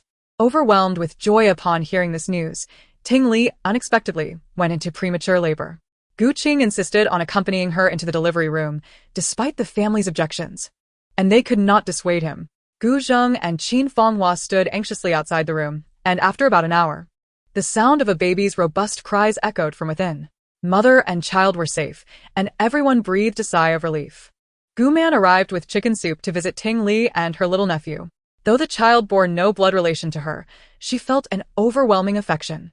Ting Li, wearing a headband, appeared somewhat pale from just having given birth, yet her lips could not suppress a smile. Gazing at the tiny, rosy baby in the swaddling, Ting Li's eyes brimmed with love. Gu Qing felt similarly, though his gaze was more focused on Ting Li, who lay weakly on the bed. At that moment, a singular thought echoed in his mind. With such a wife, what more could a husband desire? It was infuriating that he had once nearly given this treasure away. Amusingly, he was the one who ultimately won her heart. How fortunate he was. Upon seeing Gu Man, Gu Qing hurriedly beckoned her to sit down. He then stood and remarked, "You 2 sisters-in-law catch up slowly. I will step out to find my parents." Gu Man and Ting Li nodded, and Gu Qing reluctantly exited. Gazing at the sleeping baby in the swaddle, Gu Man felt astonished. "Ting Li, you are incredible. This little one came from you?" Ting Li replied proudly, "Of course." Gu Man laughed heartily, wary not to wake the baby, and rose to pour a small bowl of chicken soup for Ting Li. As Ting Li sipped, she looked at Gu Man, who was beaming beside her son, and said, "Liaoliao, now that you have the divorce papers, what are your plans? Have you considered someone special? This way, you 2 can have an adorable baby." Gu Man paused, for she knew precisely whom Ting Li was referring to. Perhaps Gu Qing had become more astute since their marriage, as he had discerned Lu Chongqing's affections for Gu Man.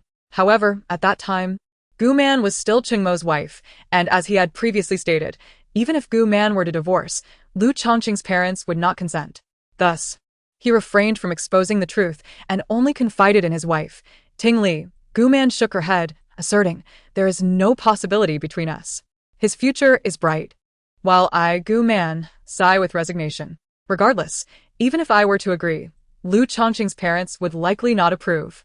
Even if they did, his ambition lies in serving the court and advocating for the people. I have already resolved to leave the capital and venture south to start a business. Hence, there is no possibility for us. Ting Li furrowed her brow slightly and asked, "Are you truly determined to leave?" "I shall miss you dearly."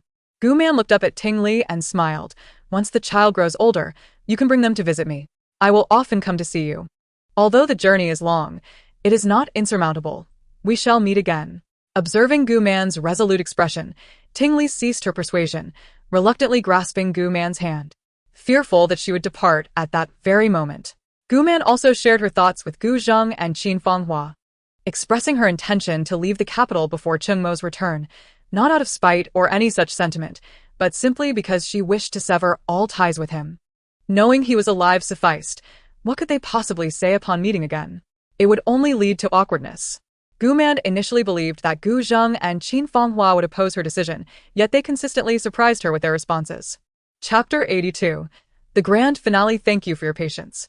Upon hearing Gu Man's words, Gu Zheng and Qin Fanghua nodded in agreement with her plan. Qin Fanghua remarked, "I have long heard that the South enjoys a perpetual spring, where the young ladies possess skin as tender as silken tofu. I have always wished to visit." Gu Zheng added, "Indeed, I have also heard that the tea leaves from that region are exquisite. I too wish to explore the South."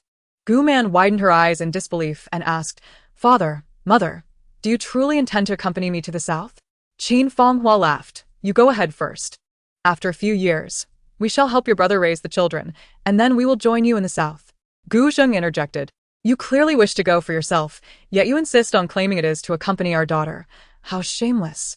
Qin Fonghua playfully struck Gu Zheng on the back of the head, exclaiming, "If our daughter does not go, would I venture forth alone? I go to keep her company." Gu Zheng repeatedly apologized. Yes, I was wrong. Gu Man felt overwhelmed with joy. She had planned to journey south and had felt a twinge of reluctance to leave behind the friends she had made in the capital, as well as her wonderful parents and brother. The thought of being alone in an unfamiliar place had made her hesitate. Yet, after some reflection, she resolved to proceed, to embrace a new environment and live in the southern region she had always longed for. Gu Man bid farewell to Lu Xiaoxiang and the other maids in the residence. Cheng Mo's letter had stated that he granted them freedom, and if any of the women wished to leave, they could collect a sum from the steward, Li Nua, and pursue their own paths. Some maids accepted the money and departed, while others chose to stay.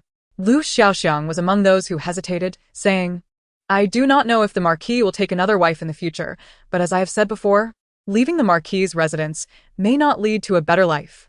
At least I am content here. Whatever happens next can be dealt with later." Kingat omlonat. The two maids received generous dowries from Gu Man and Ji Maxian as thanks for their companionship over the past year. To Gu Man's delight, Xinger decided to accompany her to the south, as her mother's health had improved with Gu Man's financial assistance over the past year, and her younger brother was now capable of taking care of their home. She resolved to live in the south for herself, just as Gu Man intended. Ji Maxian was set to find her father and would likely wander the world, practicing medicine and helping those in need, which meant Lanner could not follow her and would remain in the Marquis's residence alongside Lu Xiaoxiang. Gu Man and Ji Maxian exited the Marquis's residence together. Both mounting their horses, Gu Man had diligently learned to ride over the past 6 months. After bidding farewell to everyone, Gu Man and Ji Maxian parted ways at a fork in the road. Just as they were about to set off, they heard the sound of galloping hooves behind them. Turning back, they saw the two young men, Xiao Jinwen and Lu Chongqing, approaching on horseback.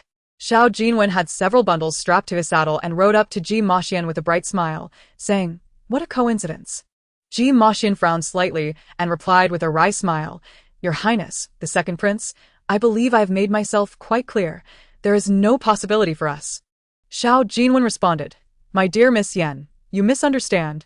I am merely traveling to explore new landscapes and witness intriguing tales. Our encounter here is purely coincidental."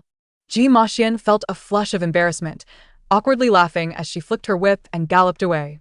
Xiao Jinwen's smile broadened, a mischievous triumph evident on his face as he nodded at Gu Man and Lu Chongqing before pursuing Ji Maxian, calling out, "Miss up ahead. It seems we are headed in the same direction. Why not travel together?" As Gu Man watched the two depart, she couldn't help but smile faintly. Suddenly, a melancholic voice interrupted her thoughts, causing her to return to reality. The smile that had graced her face faded as she remembered another person. He said, "Why did you bid farewell to everyone, yet not to me?" Gu Man hesitated, struggling to find words, uncertain why she had not done so. Lu Chongqing gazed at her, his voice gentle, "I understand your concerns." Gu Man looked up to meet his gaze, finding his expression filled with reluctance yet adorned with a smile. His eyes pleading as he asked, "Could you wait for me? In 3 years, I will clear all obstacles and come to see you. Will you?" Under the spell of his earnest plea, Gu Man found herself nodding unconsciously.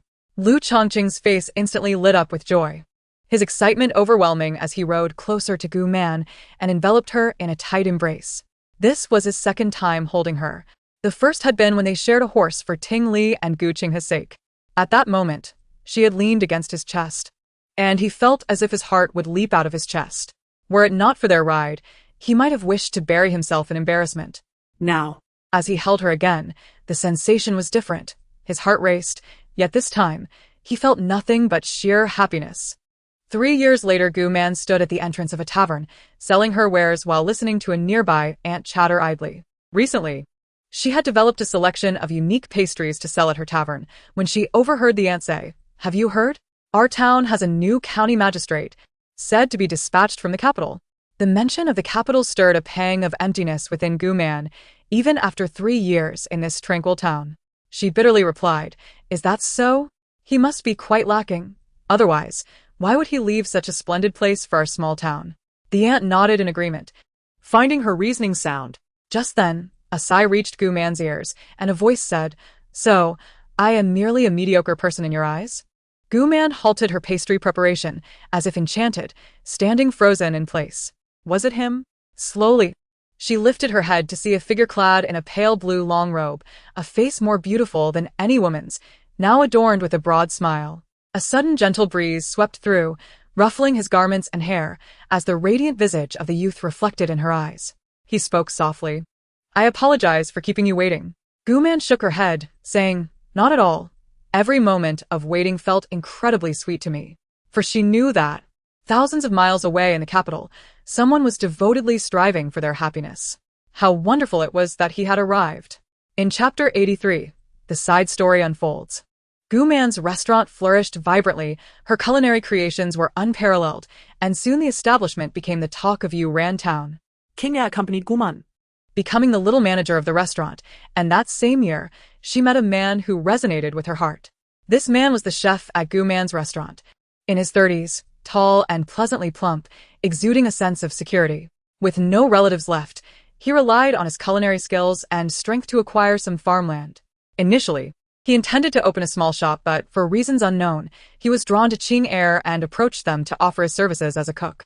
Gu Man found his cooking quite commendable, but more importantly, his robust physique provided reassurance. As two delicate women, she and Qing Air were uncertain of how to handle any ruffians or bandits that might cross their path. With such a sturdy man around, few would dare to bully them.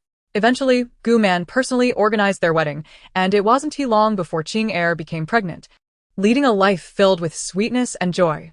As for GMO Yen, a year prior, she unexpectedly appeared before Gu Man, heavily pregnant, leaving Gu Man astounded. Upon noticing Xiao Jinwen beside her, Gu Man chuckled, You truly have won her over. Xiao Jinwen, scratching the back of his head, grinned sheepishly.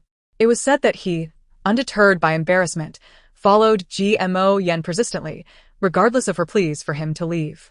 They eventually traveled to Jizhou, where, through Jizhou's persuasion and Xiao Jinwen's sincere and tireless pursuit, GMO Yen surrendered. But what about the palace? How could the royal court possibly approve of the second prince being with a woman who had previously been married? Initially, both the emperor and empress were quite reluctant. However, they recalled how GMO Yen and her father had aided them in resolving the treasury's deficits and alleviating the people suffering from plagues. Both were not of the vain or superficial sort.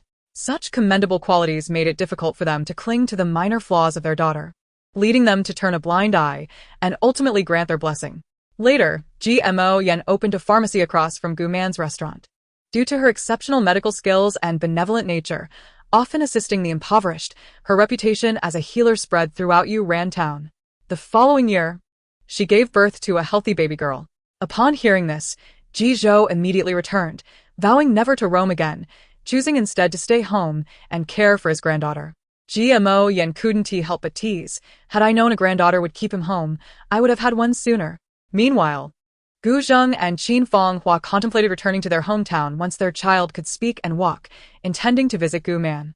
However, they were taken aback by the profound affection between Ting Li and Gu Qinghe, who, just 2 years after the birth of their first child, welcomed another daughter.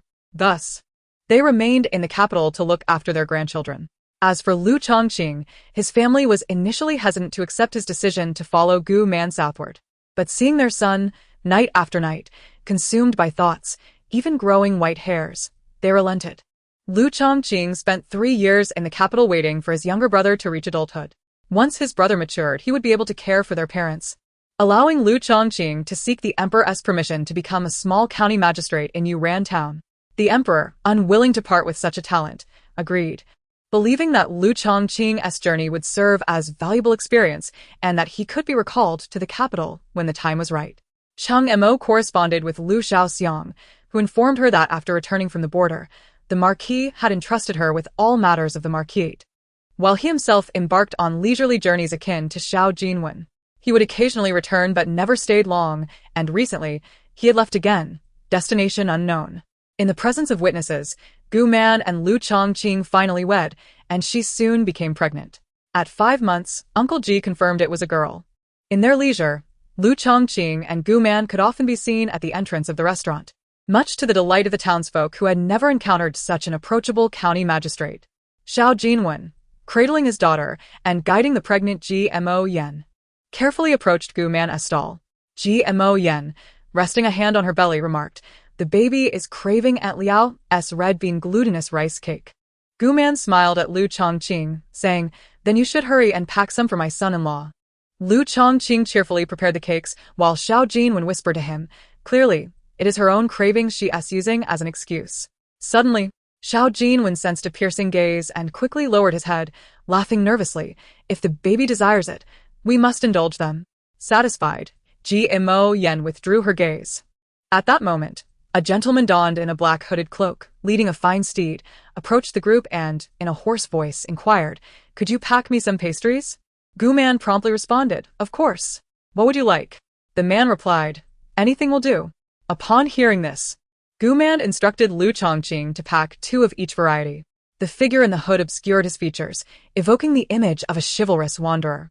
Since marrying, Xiao Jinwen had settled into domestic life, focused on family. Observing the man, he was reminded of his own days of adventure, riding alone and living freely. Unable to resist, he struck up a conversation, asking, "Where might you be headed?" The man, lost in thought, momentarily displayed a hint of panic beneath his hood before replying, "To the ends of the earth." Xiao Jinwen smiled faintly.